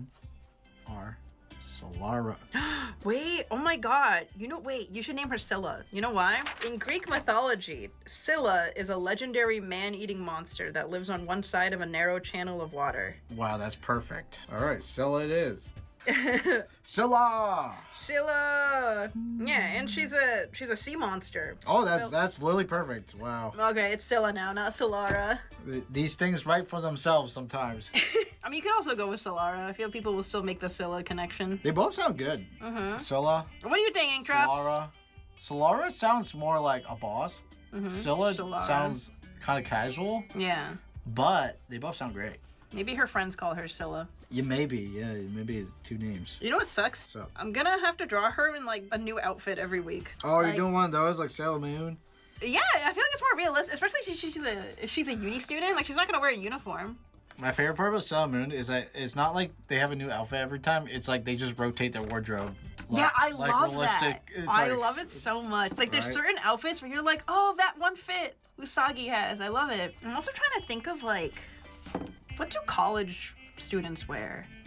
I can't refer to like what college students wore when I was in college because I was in college in like 2016. Mm-hmm. And the fashion was very different from what people wear now. What do guys wear in art school? It depends if they're a fashion major or not. If they're a fashion major, they're wearing something crazy. Okay. That's like, okay, yeah, that's a fashion major. But anything else is mostly, the typical. You got the overshirt, you got the t-shirt, you got the sandals. Okay, all right. So not much. Okay. Not much, no. All right. No. Sometimes pajamas. Isn't pajama wear is just like a global like college thing anyway? Yeah, like if you have a class at 8 a.m. and you want to go back to sleep right after, you show up in your pajamas. They're like, I don't care. How did you dress in college, Titus? I'm curious. Because I try hard at it in college. I try hard at it a little. I had regrets though, but it's whatever. Why regrets? I wore a I think it was like out of fashion. Way out of fashion. Like a casual vest. It was like a black vest. Oh my god, you wore the Super Junior fit. Yeah, I was going for a Super Junior kind of look. like business, That but was like your- it's loose business. That was your K-pop era. Yeah, it was like loose business, I would say. Like dress shirt but loose, right? Everything loose, right? I am currently drawing placeholder faces for Guy, currently unnamed. Maybe we'll figure out a name later. I don't know. What about you, Didas? Have you figured out the general look for Solara? Nope. Nope. Okay. Making characters is hard. I need a big brush pen so I can just think boldly instead of like in volume instead of like liney. I think like something light though, like lighter Brush pen, color. like right here. I wish we had highlighters. We do. These are the ones that you can use this side to erase if you make a mistake. Wow. Oh my god, Didas is losing it. I realize their personalities are like kind of different from what you'd expect from like what department they're in. Like you would kind of expect the artist character to be like kind of shy and like mysterious and cool. But this guy is just he's a friendly He's just a dude. He's not just a dude. But he's very he's a talker and he's very nice. And then you have the theater major who Well, I is feel like you shy. kind of have to be a good talker if you're gonna like draw people in public. you know? Exactly. And he gets offended if you call him a caricature artist. Why? Because he's like, I don't draw caricatures. I draw portraits. Oh, I see. Okay. Fair. He's like, we're not at an amusement park, okay? Guys, I haven't drawn women in so long. If Really? you notice, for the past Spilled Ink episodes, it's always like some cool main Some character cool looking guy. guy. Now you're Some drawing- edgelord. Now you're drawing a cool woman. Now I'm drawing a fashionista. Fashionista. A hot girl who can kick your ass. Oh my god! Okay, if we do this OC episode again, do you know what you should draw? He's really good. Wow, that looks cool. Whoa! Dueling swords? Oh, that would be so cool, but she's punching, honey. Yeah. She's a mantis shrimp. Wait, is that her jacket? Yeah, their jacket's right. Oh. It's flowing. Just don't question it. I just let it happen. Let it happen. Okay. Oh, so she has a long jacket. Didus. Sup? The next time we do an OC creation episode, can I make a request for a sea creature I want you to make a character based off of? If I like it. The bobtail squid? But then it would compete against the main character squid. No. You know why? It's the tiny one that hides itself by throwing cute sand over its face. That is very cute. The cute one, and it's a scaredy cat. It doesn't like fighting. It could be like a gag kind of character. Yeah. Just hides. It doesn't like fighting. It's shorter than everyone. They're so cute. Bobtail squid. Let me see if I can find a video. Yeah, look at the master of disguise. Look. I hide. No fight. Just scoops. He just scoops the sand. That's so funny. It's so cute. Look at him. Or her. I don't know what it is. Isn't it cute? Why are they gloved? They're trying to hide. The glowing is to trick predators them. above into thinking they're like stars, like starlight. That's so funny. And then every time, what if we're already planning this like an episode in advance? What if every time they get scared, they start glowing, and that's why they cover themselves? Oh, yeah. They get spooked, they start glowing. Like, I think it would be a gag character for sure. Yeah. Please don't hurt me.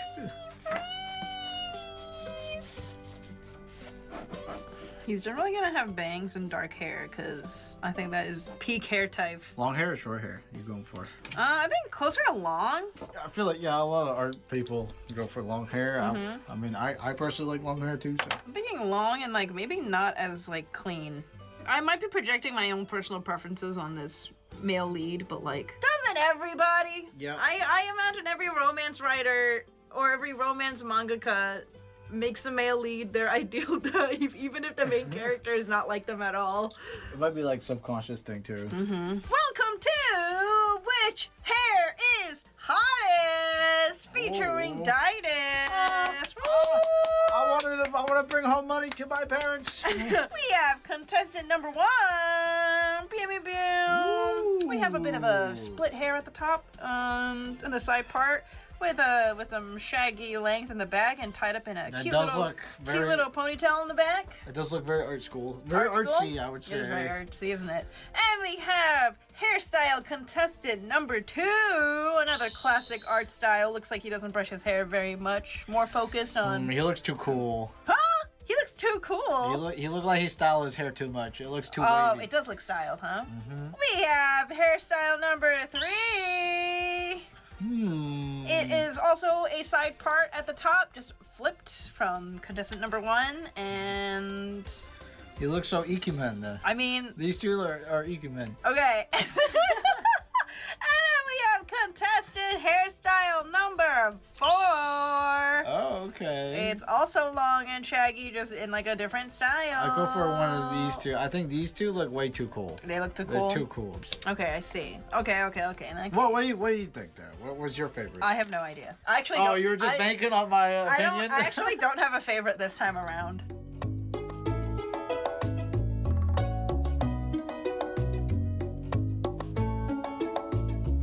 So, I drew 4 different hairstyles. Didus couldn't decide between these two. These are the final winners, because these two look too cool. But that's my opinion. So Yeah. You guys out there, if you guys agree that, this one looks the coolest, then go for it, I ended up drawing those 2 hairstyles again. Ooh, okay. What are we thinking? This looked like a host club. What do you mean? That's what you said about the others. You look too handsome. Am I crazy? He's supposed to be handsome. What, you think our students can't be handsome? They care a little less about their appearance. I feel like you're like, I'm speaking from experience. They're stuck in the fictional world, They're like, oh, but he is drawing portraits. It might be a little different, right?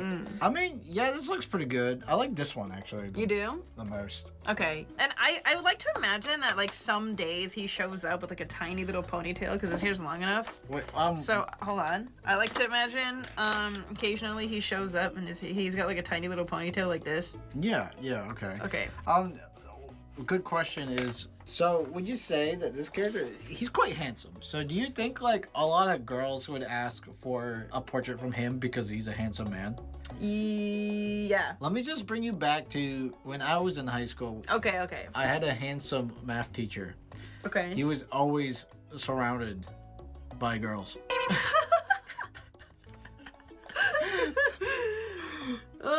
I think in this universe he's not like. That's true. You don't have to follow like real. Yeah, like, I'm not universe gonna. logic. Yeah, because like in the fictional world, everyone's hot. That's true. Everyone's true. hot. I feel like That's I true. feel like IRL he would be like drop dead gorgeous, but I feel like in the manga universe he's just kind of a dude. Yeah.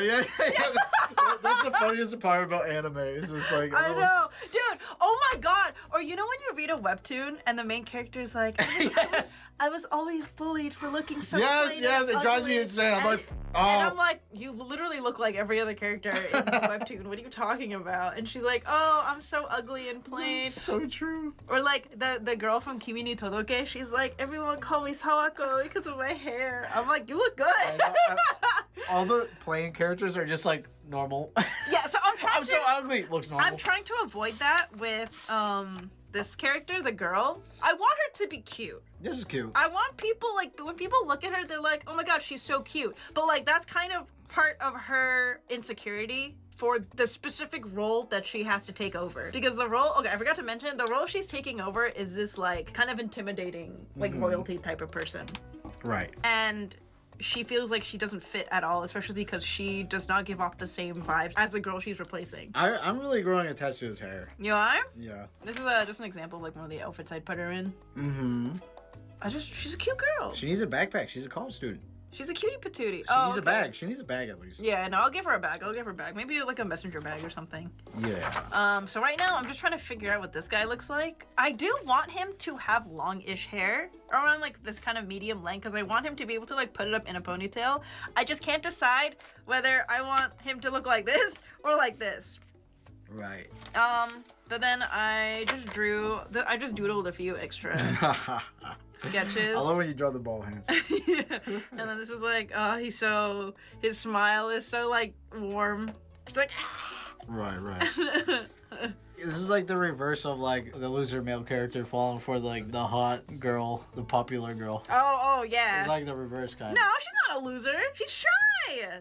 Well, because she got glasses? Well, people would. I wouldn't say loser, but it's lesser, society-wise. Oh no, Because that lacks confidence, right? Yeah. Confidence is what gets characters to attract others, right? Yeah. Definitely, confidence is like the one trait she has to improve on in the story. But yeah, that was my brainstorming exercise session for the day. All right, Ditus, what about you? Okay, I'm not done yet. I think we'll time lapse after this, but I'll just show what I have. All right, so start with this. I am dead set on this hanging jacket thing. Ignore that. And then I started realizing like, why am I so obsessed with just like making the lines? And I was like, I need to like be looser. So I decided these are just fails. Like I was just figuring out the hair. Still haven't figured out the hair, by the way. But I decided to go highlighter because it's just looser for me because the brush is bigger and stuff like that. This is like a random action pose. I just wanted to show the flowing jacket kind of thing going on. The hang. I don't know. There's nothing's finalized, obviously. And this is what I was going for. Like she's just standing there, and when she punches, her flap just goes whoosh, and it slowly goes down, which is kind of funny. Because she can like one shot you by just standing there, and it's so fast that you only see the flap. You only see the sleeve coming down. You don't even see it like lift very up. slowly. So I actually animated it. See, it goes like whoosh. This is her punching. Oh, this is stationary punching, and then it slowly just goes down. Or maybe it doesn't even flap all the way. Like maybe it does into the jacket. Like maybe you just see it like just like a little bit of. Yeah. That's what I'm trying to go for. Yeah. I am dead set on not particularly the outfit, but the jacket of like just the hang jacket. Wait, but is this how long you want the jacket to be? That's what I'm trying to figure out, because the longer it is, I feel like more bossy look. Well, but then it clashes with the high-low skirt. That's true, yeah. Maybe shorter. You don't want the jacket to cover her skirt, because how's her skirt gonna flow if this jacket's covering it? Yeah, I might make it. I think her jacket should be like kind of more cropped. Yeah, I'm so you done can at for least that. see her like skirt pop out. Because, and then we got the eyes. I'm just showing the alts where her pupils like they just come together. And this is when she like needs to see the surroundings and the environment. I can already imagine the animation for it. You just splits. Yeah, exactly. Yeah, it's kind of like starting again, honestly. Yeah. And then it turns prism. That's why the color's all weird. Mhm. I mean, it's like prism-y. Then I was thinking like, okay, do I give her like an officer uniform maybe? Like there's a hat and then shoulder pads, because you see these like two weird things and it's a bunch of like red, like it looks like shoulder pads. It does. So I was thinking like, what if like I add the shoulder pads to her jacket? I feel like this makes her look really military. Yeah, so, maybe, like, but what if I remove the hat but just keep the shoulder pad? I don't know. I feel like you can't do shoulder pad and jacket. I feel like you have to pick between the two. That is a very creative idea, though, to transform those two little appendages into shoulder pads. Yeah. But yeah, it might, I don't know. I feel like it might make it like a really busy silhouette. Yeah, you know, you're right. And Emily gave me the idea of the high-low skirt that I Googled, and they look pretty sick. And here's a, you know, like mantis shrimps have tails, so it'd be cool if it was like colorful, like behind. Maybe it's like black or some other dark color in the front, but like lighter behind. Would be kind of cool. And it's just walking. I'm pretty dead set on the high heel boots too. Yeah, the high heel boots look good. And that's all I got for now. Yay! What a good brainstorming sesh. I'm not done. Oh, sorry. What a good brainstorming sesh for me. I'll be back later, you guys. I'm going to go work. Okay. See you soon.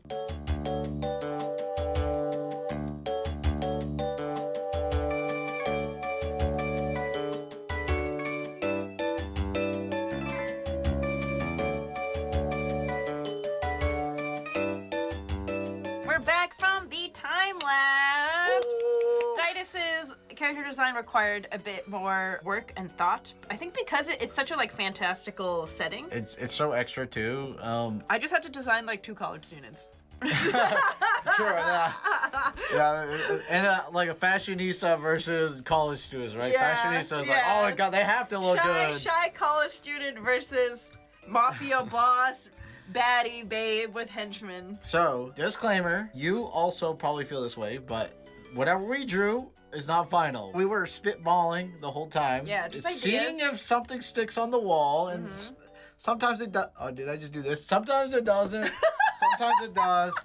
So, okay. Last you saw was this one. Yeah, that's the last thing I remember seeing. So I'm definitely keeping the high-low thing. skirt. The thing is, I never draw like from below, so the next remaining pages you'll not see legs. Ooh, okay.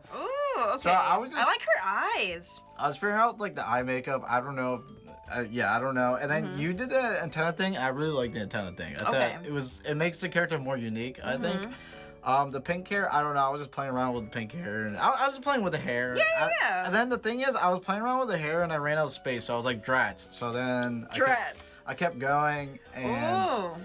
I like how I'm keeping the long face and the long nose.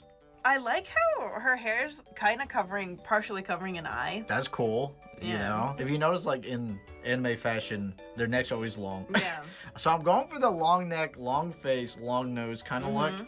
So this is like this is just a scrap like this. Okay. This is I me. like this.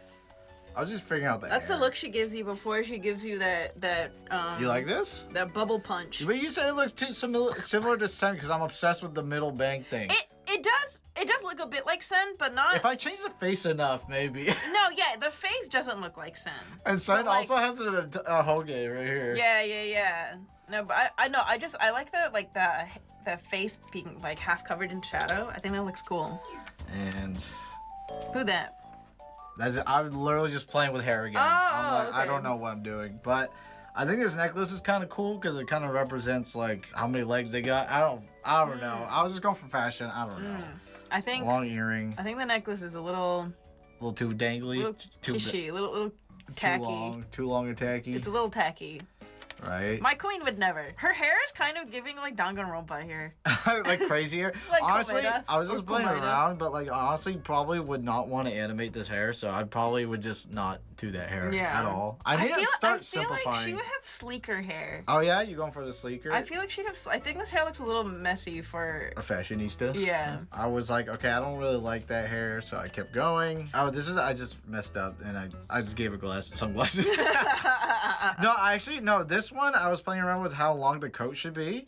But my problem is, if you make the coat short, you can't hide the arms.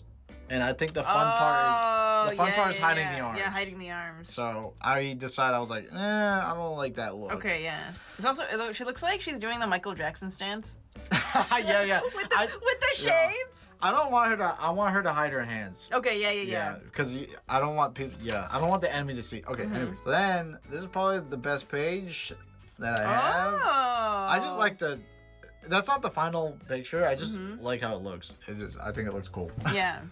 What do you think? My personal opinion, I don't like this top part here. I feel like it doesn't look fashionable. Right. That's just my own personal opinion. I think the necklace looks like costume jewelry.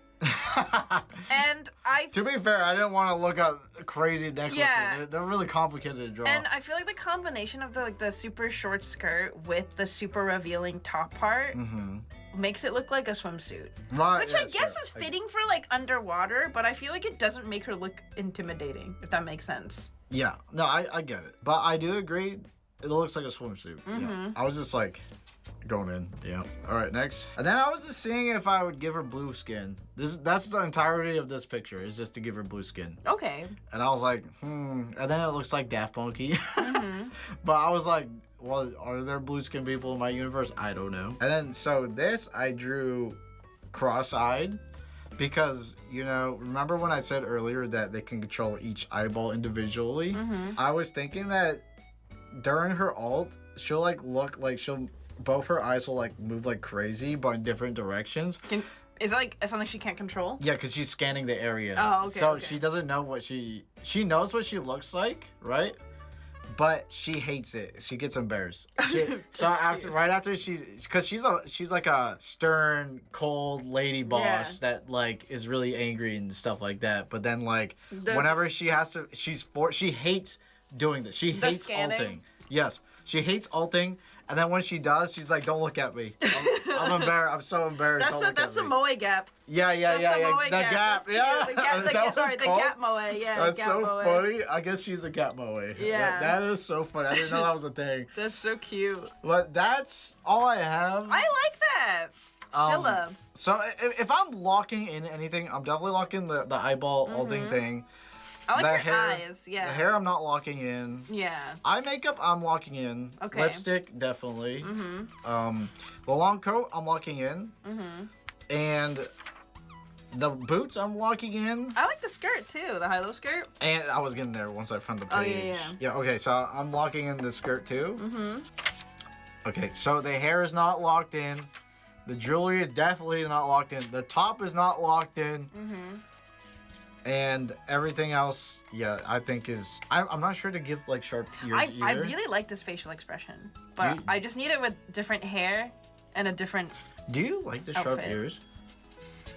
Oh, sharp ears? I can't tell if I want to give her sharp ears or not, because if I give her blue skin, the sharp ears would look kind of cool. Oh, yeah, skin color not locked in either. Okay. I have no idea. Anyways, that's that. Okay. Yeah, we can figure out her hair and top another day. Yeah, we did it! It's another day, and I decided to finish my OC's design because I felt like it. And but I did it on the computer, so I'm gonna have to show you reveal my tablet. So are you ready? I know you've been working on this for the past few days, all day, every day. So I'm very excited to see new drawings that you've made. I've been, it's funny. I know I'm stalling and showing the thing, but I think this character, it will be canon in the universe, not as a main character, but a character. Yeah. Okay. So, the design is you've spent too much time on it for her not to be. Yeah, and I had a lot of fun, which is crazy. Yeah. Anyways, here we go. Are you ready? So. Whoa! Wow, it's like a fashion designer's notes. Yeah, and I did use the template because I just wanted to get what the heck the outfit was gonna look like. Emily's idea was these red boots. What are these red boots called? The bougie, only bougie people wear them, right? So I made the suggestion to Didas to make the bottoms, to make her shoes red bottoms, Louboutin heels, because, you know, she's a fashionista, she has expensive taste, but also I got the idea because the feet of the mantis shrimp is red. It looks like black and then it shifts to red. So I'm like, oh, what if her shoes did the same thing? It works out, and like, thank you to you because you know what fancy girl shoes are, and I don't. I don't own Louboutin heels, but no, I know, but like I didn't even know those existed. So I thank you for that. But everything else was all you. Yeah. So you see this little pattern here? So I added it on top of the jacket. See? Yeah. This character really, and like I say this as like the biggest compliment, she gives me the vibes of like a Sailor Moon villain. Yeah, that's what I was going for actually. Kind of like a especially the makeup. Fashionista. I was going for the long nose, long face kind of look. And we have these two here. I kept your idea too with the mantis tentacles or whatever they are. Ooh, I like the switch to a turtleneck. Yeah, I switched to the turtleneck, and then I have a moon earring because you know they detect the tide of the moon. I thought. I didn't even think about that. The moon tide, and I went for the pink combo because I feel like it two colors for the hair because I felt like it's more fashionista to like have, you know. Yeah. It's also just like I feel like it looks cool. It looks cool. And then we got the belt. I like this. I like the belt. And she is hiding her arms, which is what I wanted. Yeah. I see we have decided to officially ditch the high-low skirt.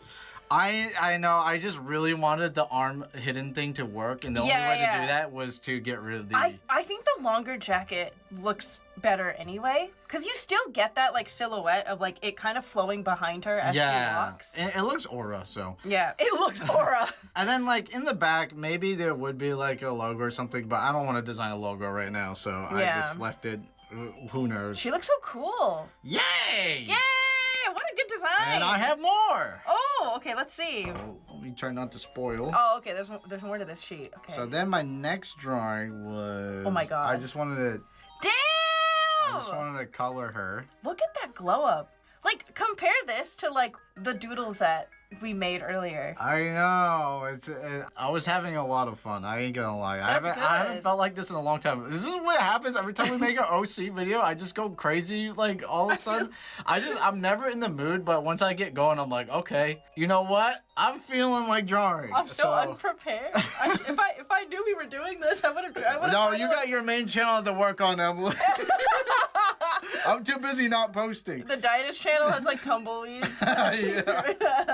Yeah. Okay, and then my next drawing. Oh, I see it already. Is Whoa! Damn! I wanted to show that she's hiding her guns. And oh my god! I wanted to show like the flowing off her shoulders. Like this is when she's about to like actually like one shot somebody. She looks so like JoJo's here. Yeah.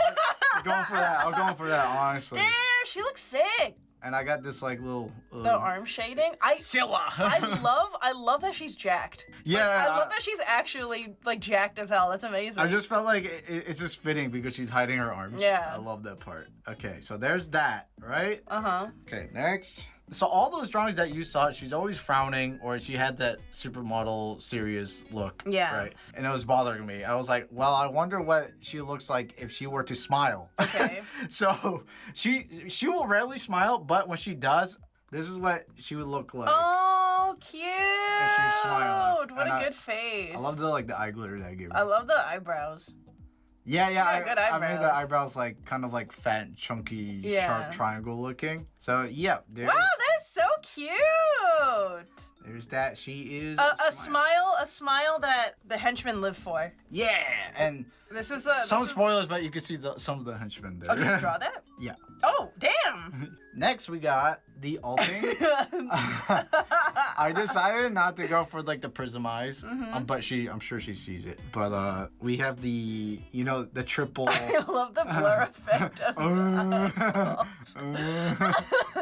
and then she's scanning like, the area. She's so embarrassed. She's like, oh, don't look at me. And then maybe if you're like, but you're beautiful, she'll like punch you. You like die or something. So leave her alone when she gets embarrassed, okay? Yeah. Or you will like your face will get caved in. That's so cute. So that is her gap moe that Emily has told me about. Yeah. And then next, I just want to do Ooh, some eyeball stuff. Yeah. Wow, this is nice. With a little glitter. What happened? Where did all this art motivation come from? I don't know. But I'm glad it happened. Okay, next. Okay, this is one of my favorite parts. Mm-hmm. We have Oh my god. Scylla with This is her so good.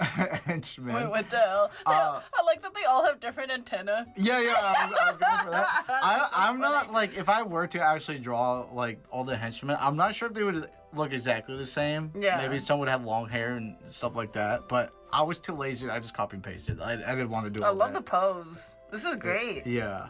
Yeah, she's just like, and she has her sunglasses Oh there. my god. I have to draw Scylla fan art now. Yeah, Scylla and her She looks henchmen. so good. And what's the funny part She looks about so good. the henchmen? I think I was going for red skin because the mantis shrimp, some of them are like completely red. Mm-hmm. So you know how I have Scylla, I kept the blue skin? Yeah. Well, I decided to make red skin for them. And this is like, the spearers, they tend to hide underground and like stab you. So goofy. So I made it as a gag. So like out in the wild, Scylla will be out in the wild, but she's like by herself, like Yeah. alone, And so unless she wants aura, Yeah. right?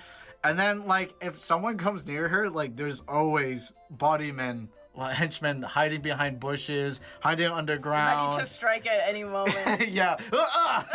So then I decided that that is their weapon of choice, is to stab with their hands. Mm-hmm. And I think, I'm not sure if there's a canon yet in the Dice universe, but you know how like in my manga, you can morph your hands to be like, become tentacles, or the shark guy can morph his mouth. So I was thinking like, if you were to morph, it's illegal and like technically you'll like, go to jail for morphing. So these guys will just use knife hands, but if they really want to kill, they will transform their hands into like knives. Oh my god, people fight to kill Like in this spears. universe? They could. I mean, it's more lighthearted, but they could. Okay, They'll be like a jail and everything. Okay. Maybe it's a jail arc. You never know. Jail arc. I love the arcs where like your favorite villains are in jail and they get broken free and they just start wrecking havoc.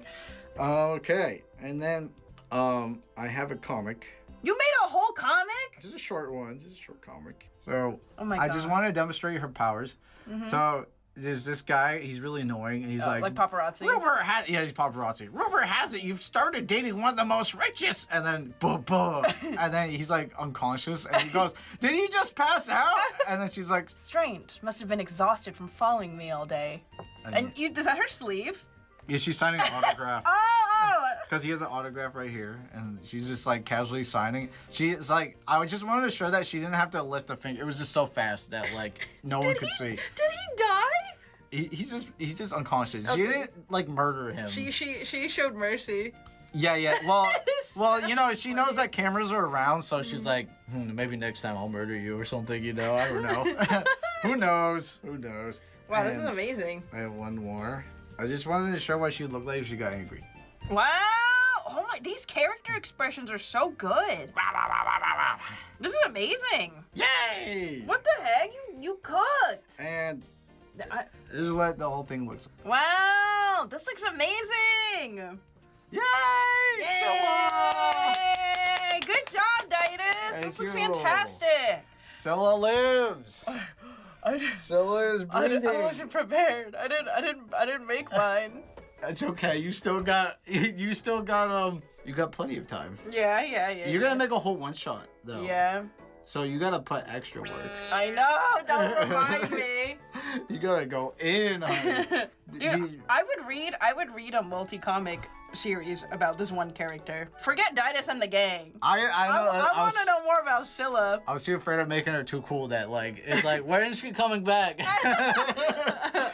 She's probably in like a couple episodes. Yeah. No, she'll be like an ongoing character, but like spread out. Yeah. You know, it'd be like, okay, 5 episodes later she's back. Something like that. She has too much aura to like be there every recurring, episode. yeah. Or if this was true shonen, she would be like kind of like a captain, like one of those like super strong, like oh I'm leading the charge, whatever. Yeah. This is fantastic. All right. Good job, Ditus. Yay! Okay, and now we'll go back to the past where we thought the video was supposed to end, but we continued, but now it's ending. Yeah. Okay. All See right. you. Bye. All right. All right. Is there- Was a fun brainstorm session. Is there a final thing you would like to say to the audience? Let us know what you guys think about our OCs so far. If you have any comments or suggestions, please let us know. We love to hear you guys' feedback. And thank you to our patrons who got to watch this episode early and comment early. And if you'd like those same privileges, please check out the link in the description down below. And I'm really hoping that one day, very soon, maybe within the next year, I will have all my ideas in here drawn out. Wow, the soup binder. My soup notebook. All right, goodbye. Bye.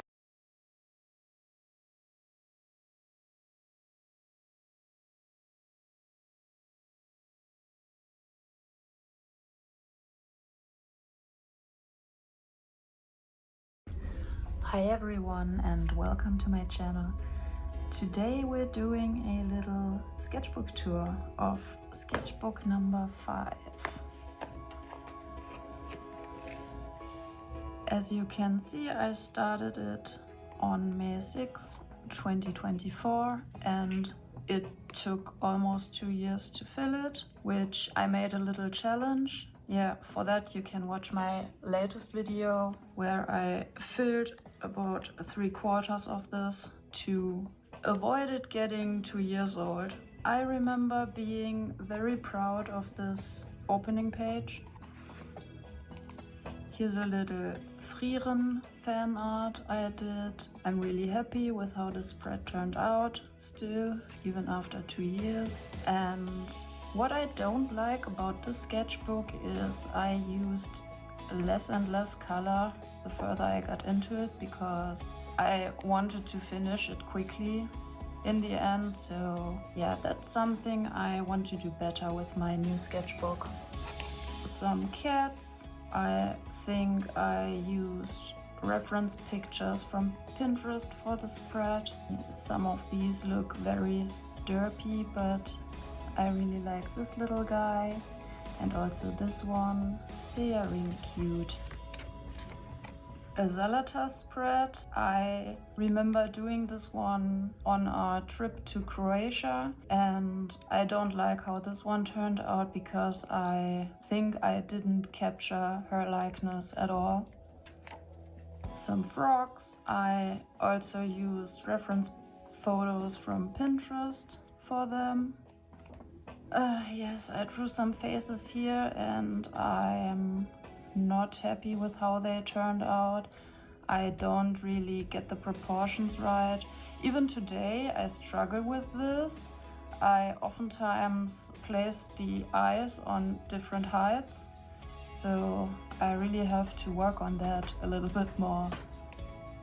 Fun little Pokemon spread. Yeah, and some more Pokemon. I used alcohol-based markers on this page, so I had to cover the bleed through and used paint pens for this. And I really like the colors of these. Here I was doing some figure drawing, and to make it more interesting to look at, I turned them into my Demon Hunter I play in World of Warcraft. This is Money's WoW mage. Money imagines him to be very pretentious, and I tried to express this in these doodles, but I didn't get his face right. I think this one is the best, but the face looks different every single time. This was when we watched the trailer for the second season of Arcane, and I was so excited, so I had to draw this little scene from it, and I think it turned out quite good.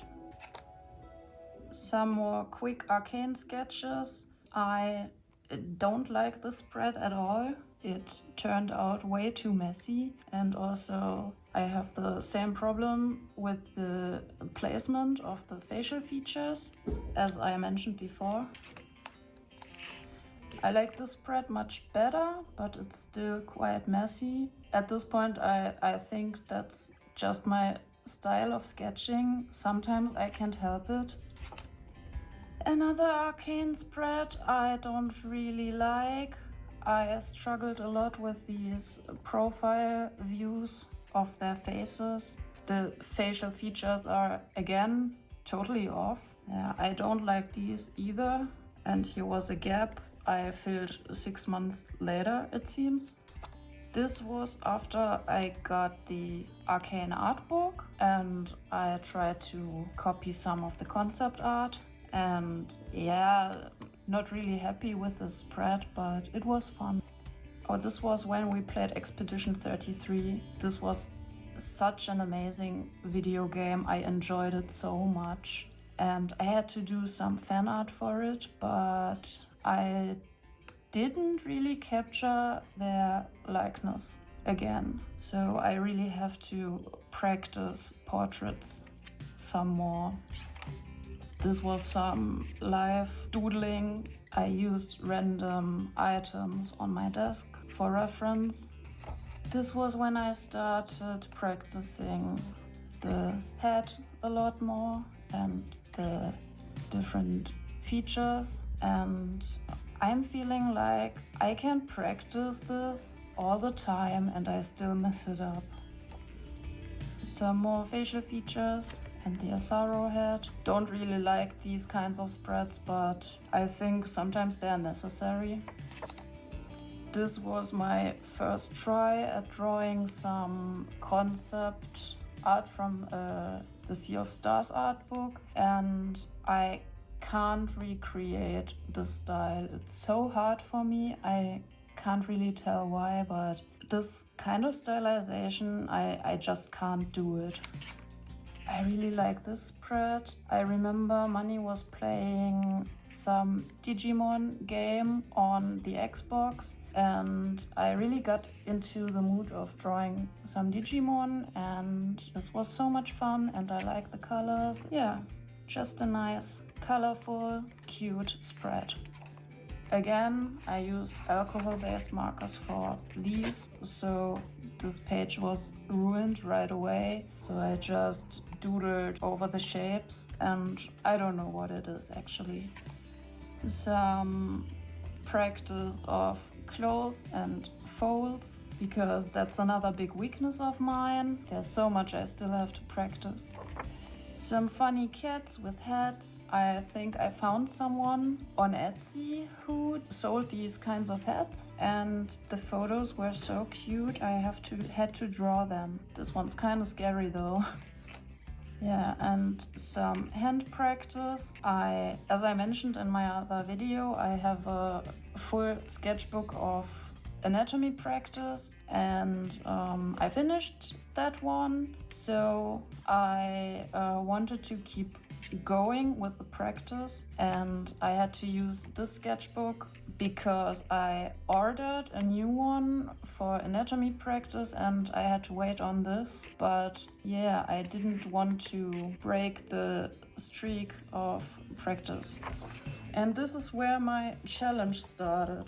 At this point, I decided I wanted to fill the sketchbook as fast as I can, because this piece already took so long and I didn't want it to get older than 2 years. So I did a little challenge. I counted the pages, I calculated how much I had to draw every day, and then I just drew like a crazy person. At first I took the World of Warcraft Midnight art book for reference, and I copied anything I thought was kind of fun to draw, and I really enjoyed drawing these kinds of weapons. So here's a lot of weaponry and other World of Warcraft related drawings. Here are some mounts from Eversong Woods, some of the main characters of the expansion, and again I struggled a lot with the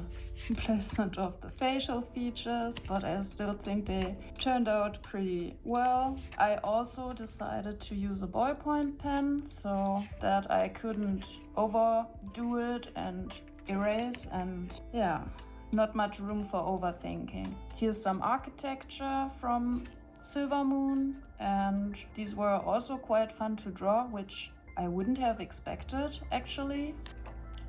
Some props. I don't really like the way I colored them here because it turned out very messy and yeah, I just don't like it. Some more character art, and as you can see, the eyes are different heights here again. Some more weapons. I really like how these turned out, but actually the hatching in the background took so long. This wasn't really efficient for this challenge, I have to admit. Some Haranir, which is a new race coming to World of Warcraft, a new playable race, and I really like them. They're like a mix of trolls and elves, which I really like. But yeah, their faces were quite hard, quite challenging to draw for me. Some of the animals that live in their area, I really like this one. Some of their weapons, again, I really enjoyed drawing those. I think they look pretty good. And some more faces. This time, these are the Amani trolls. This is a little environment study of an Amani tent, and I really like the spread. And then I used the Sea of Stars art book again, and again with the style I totally messed up her face. He turned out okay, I think, and these are fine, but yeah, I really struggled a lot with the Sea of Stars art. I actually love this art style so much, but it's not for me. I can't do it. I can only admire it. Yeah, then I drew my Demon Hunter for a bit, and this was quite fun. I actually really like how this one turned out, and also this one. Just these, they are, I don't think they really look like her, but these two, yeah, I like them. Yeah, back to Sea of Stars and the Smolkin. I think they are really cute, and I struggled less drawing them than I did drawing the humans. Yeah, they are quite fun. These were some enemies from the game, and yeah, I didn't do that well on the spread. I was waiting in the car and tried to draw from life a little bit, and that was a humbling experience. I really didn't do a good job with these.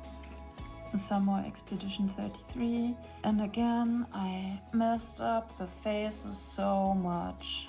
I don't know what to do. I really need to practice more. More Sea of Stars. This is actually the best spread, I think, that I did of the Sea of Stars theme. Actually, this one didn't turn out too bad. This one was really fun. This is cute. Yeah, and I love the combination of blue and orange, as you will see. Then I did a little watercolor tutorial, and actually this is not the best paper for watercolor, but also I have no patience to paint. This was another tutorial I found on YouTube, and this really didn't work in the sketchbook. This was too wet, too many layers, and just not the right paper. And I gave up halfway through, and I didn't know what to do on the other side of the spread because I didn't want to paint anymore, so I just took some notes and tried to do the Henry, but yeah, just wanted to fill this page quickly.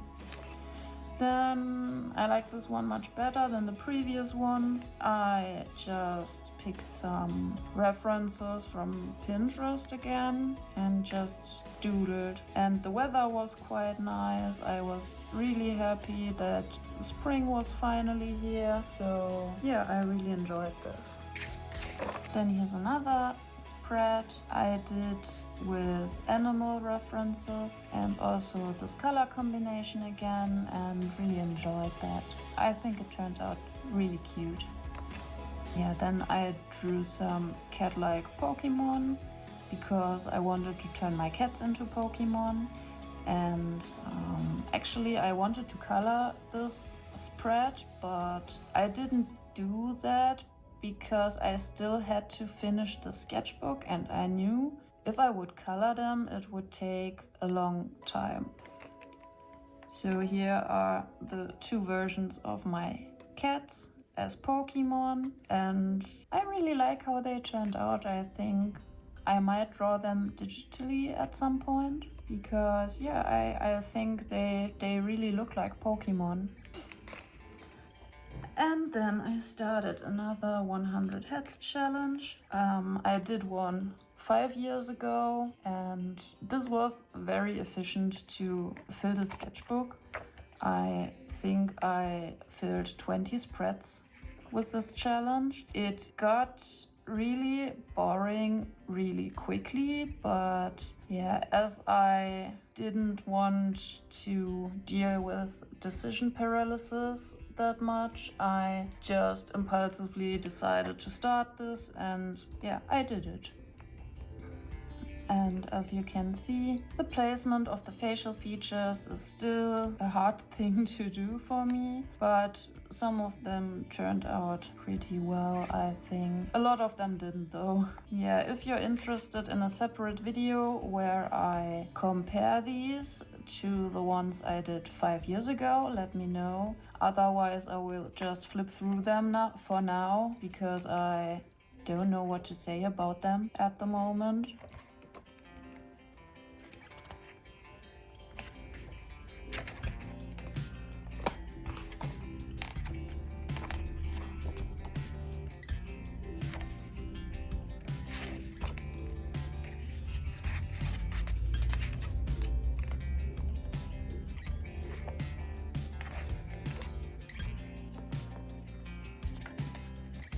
Mani is practicing playing the ukulele if you're wondering about the background noise.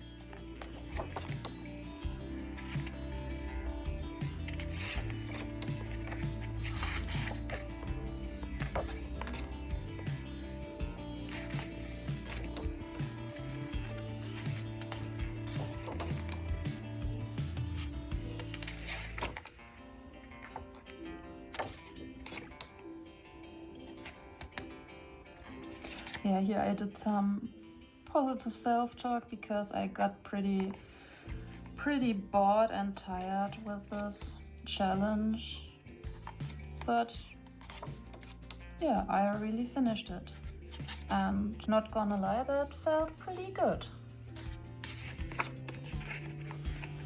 Ah yes, here I try to draw boxes in perspective, and you can tell I never actually did that before, and I really should give it another try because I gave up half the way through.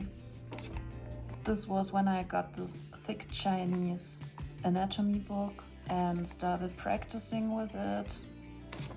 And yeah, Mani and I are watching a lot of One Piece at the moment and really enjoy it, so I did a little fan art sketch. This is some portrait of my demon hunter that I drew from imagination, and I just filled this this page with random crap I had lying around, and yeah, you can really tell I wanted to be done with the sketchbook. Some more practice and even more practice.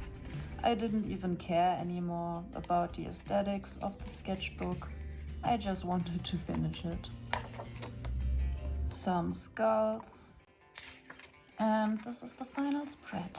I don't want to show the last page because it's full of notes, also including phone numbers and stuff like that, so not gonna show that one, but it's not worth showing anyway. So yeah, that's the sketchbook. I think it started quite nice and fun and colorful, and yeah, but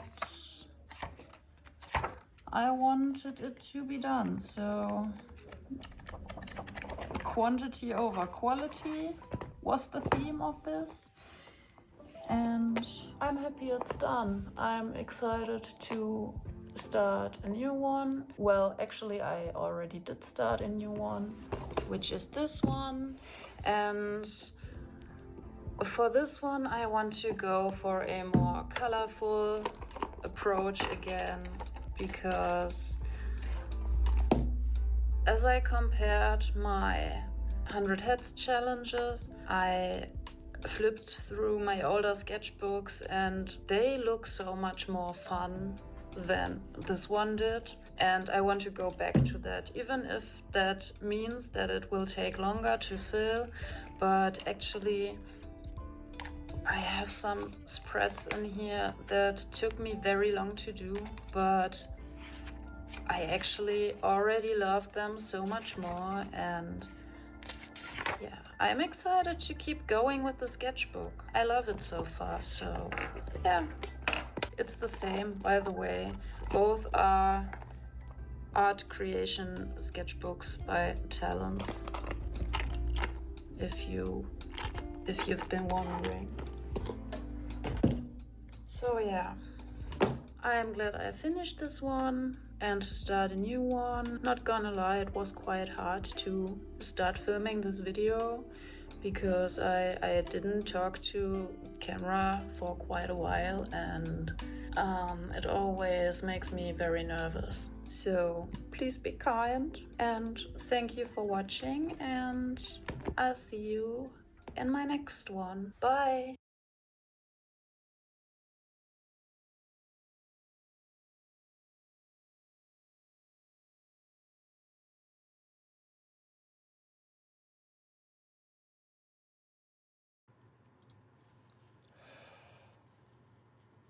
I can show you the goose.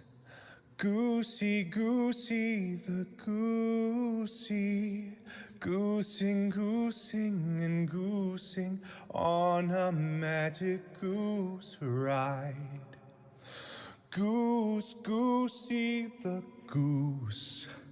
Time to fly with the goose.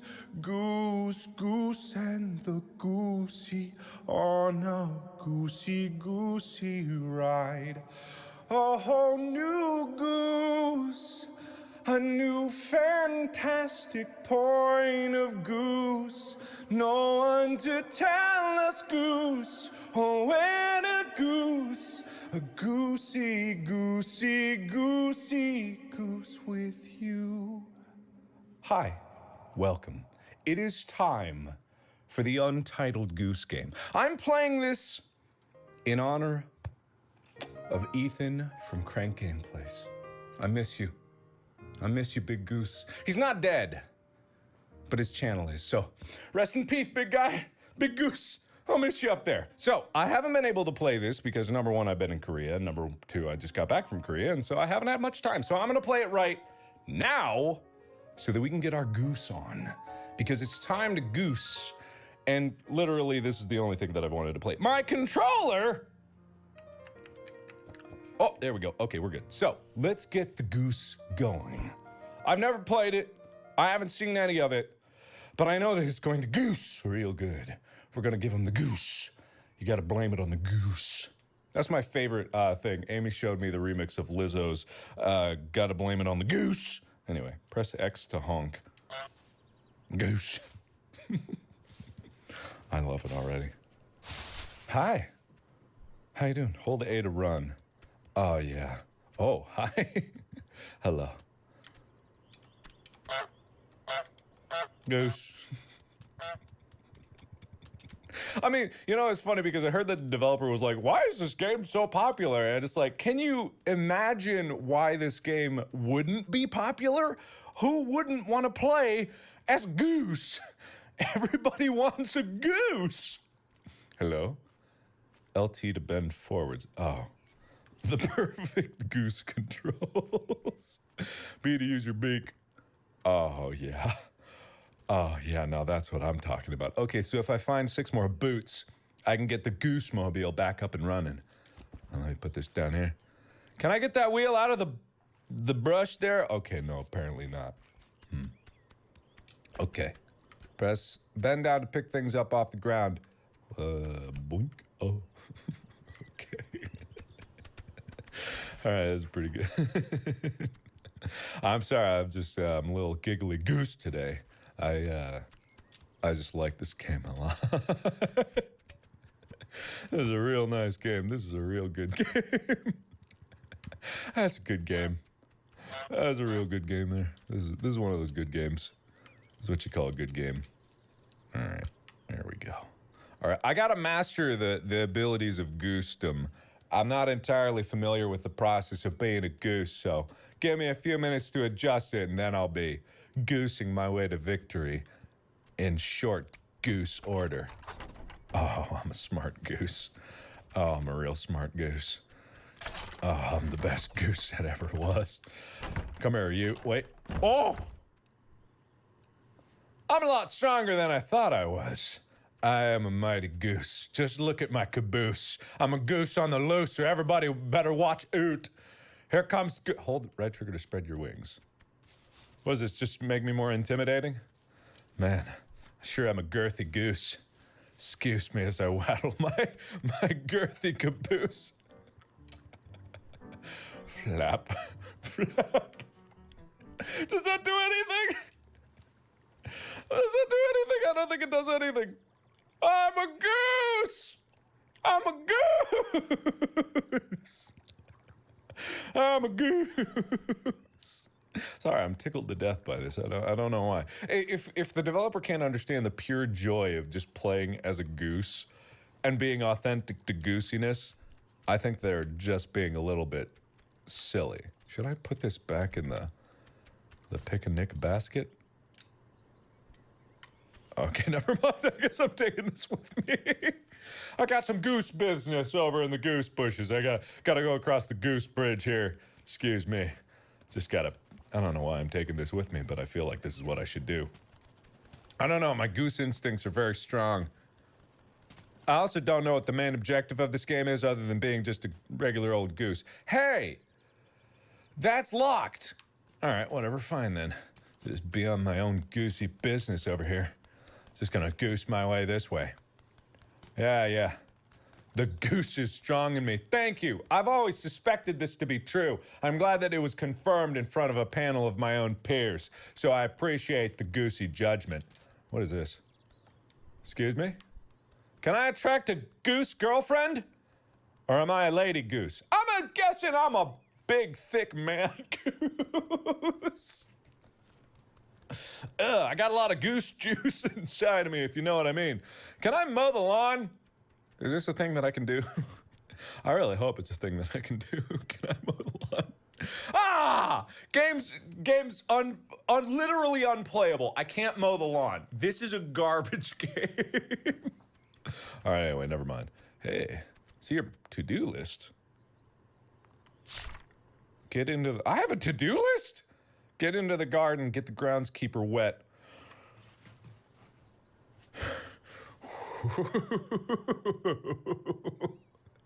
I got a lot of goose juice, so I think I know exactly what to do. Steal the groundskeeper's keys, make the groundskeeper wear his sun hat, rake in the lake. Have a picnic. Bring to the picnic blanket, sandwich, apple, pumpkin, carrot, jam, thermos.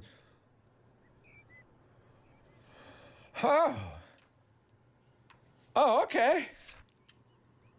Oh. Okay, all right. Well, I'll just be on my goosey way. Excuse me. I think the gardener might need that, but I need this for the picnic. No, goose. You let that go.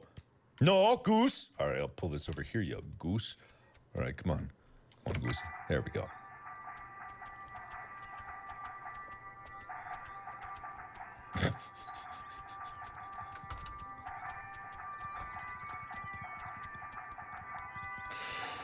Excuse me, I want out, please. Oh my God. Oh my God. Hello. Ah! Help! I thought he was gonna murder me. Oh God. Excuse me. Hey, wait. Hey, what do you think you're doing? Hey, I'll goose you in the next century, dude. Look at your caboose and then compare it to my goose caboose. You can't even compare. You can't even compare, sir. Excuse me, I'm just gonna. Yeah. Got it. Loser. Oh God, he's so fast. Why are you so fast? What, you don't like music? What are you, a weirdo? Can I have the keys? Oh. God. Oh God. I'm not exactly the stealthiest of geese. Oh, sorry. Excuse me. Stealth goose incoming. You're never gonna know. God, I want those keys. I want those keys, damn it. This goose wants those keys. You better back off. The goose is on the loose. Oh, come here. I'm about to goose you good. Come here, you. Oh, yeah. You think. You don't think you don't. You think. God! I'm so bad. I'm not the stealthy goose I thought I was. Ooh, God, I'm so close. Come on, please. I just want those sweet, delectable keys, please. And yoinkers, I got him. Oh God. Okay.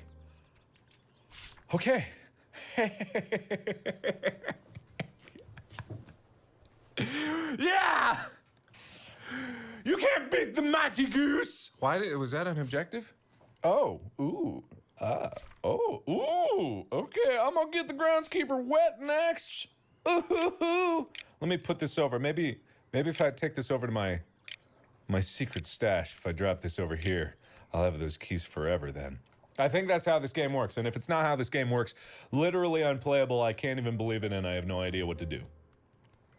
Oh, wait a minute. I have free reign into his garden because I got the keys. This goose is so smart. And by this goose, I mean me, because I am the goose. Okay, come here, you. Come here, you. The goose is going through. Goose? No, wait. No. God, goose it. Give me a goddamn goose. I hate you.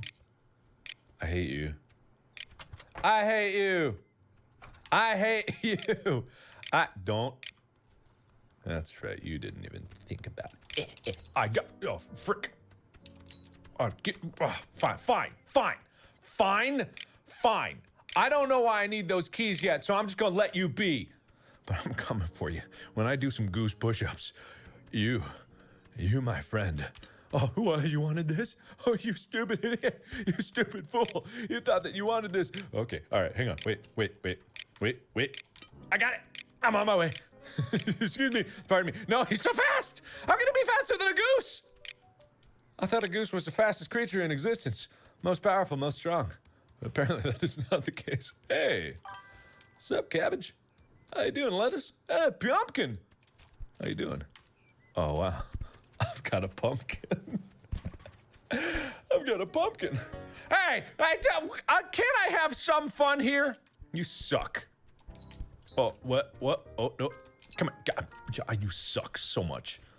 I want literally everything you ever owned. I'm gonna leak. Yeah, what do you think of that, loser? Okay, all right. Anyway, so what I'm gonna do is I'm gonna explore a little more. Can I open this? Is it too tall? Do I need to stand on like a pumpkin? Do I need to use the rake? Rake in the lake. Rake in the lake was a thing. Flap. Perfect. Got it. Rake in the lake. I know this. I don't know why rake in the lake, but rake is going in the lake. Why is rake going in the lake? I don't know why rake in the lake is a thing. My goose brain's telling me only so many things that I need to goose. Come here, you goose bastard. Get around the goose corner. There we go. That's good stuff. Rake in the lake.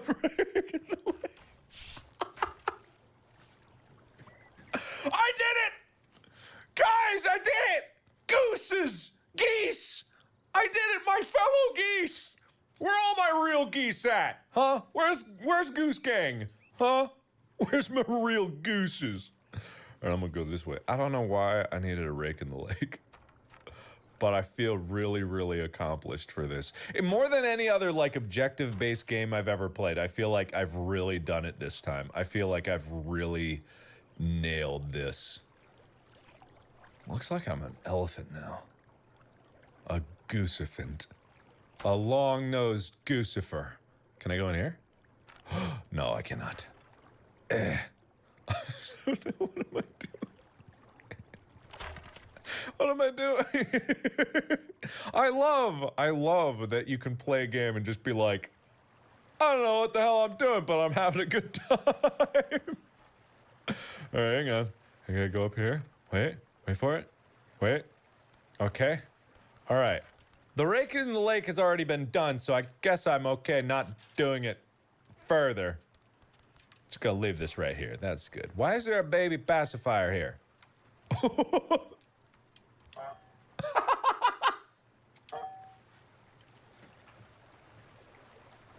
10 out of 10. 10 geese out of 10. This is the best goose I've ever seen.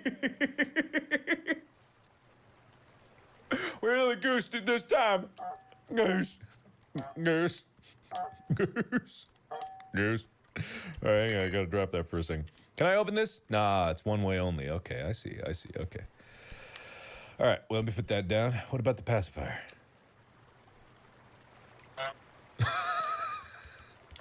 I'm a baby. I don't know if that's a good thing. There's too many weird connotations to this. Goose. Goose. Goose. Goose. Okay, I'm gonna take the bottle though. Goose. Goose. Goose. Goose. Goose. Goose. Goose. Goose. Goose, goose. Can I go in here? Nah, I can't. Why wouldn't there be something in there? All right, well, I'm gonna take this back. I'm a goose. I'm gonna go over here. Wait, what's over here? Hello? Oh, no. Okay, hello? Hello? What's with all these one-way crap? What is this? Trying to exclude me from the game? All right, let me drop this for a second. Ha! Oh, I see. Excuse me, it wasn't me, you silly man. Okay, I need to get him wet. Oh, yeah, you're gonna get soaked. Oh, you're going, bah, yeah, what do you think of that? Oh, you're soaked. Oh, you stupid, you're so wet now. You're just, goose. Hey, you asshole! You goosehole! What have you done? You get out of here! What did I ever goose to you? Can I have a goddamn goose bottle? Don't blame me for my goose behavior. Goose. What was that? Was that a goose? That couldn't possibly have been a goose. All right, so where's his picnic? There was another picnic also. There was some kind of a picnic. I just got to go find the picnic. Well, I'll just goose over this way a little bit. Hello? Oh, I forgot. This is the opposite of the goose way that I need to goose. All right, fine then. I'll go over here. Silly man. Excuse me? Silly goose. More like it. Do you not know the difference between a man and a goose? Is there something back here? I bet there's a secret something. Come here, you. Ah, no, there's not. Okay, gotta get my goose bottle. Goose. All right. So what was the objective about getting him wet other than just ruining his entire day? Oh, hi. Pot? You need pot? You gonna smoke a joint? You gonna smoke a fat gooby? You gonna slam down a big old goob? Excuse me. Hey, what? I did nothing to you! You're a goose species.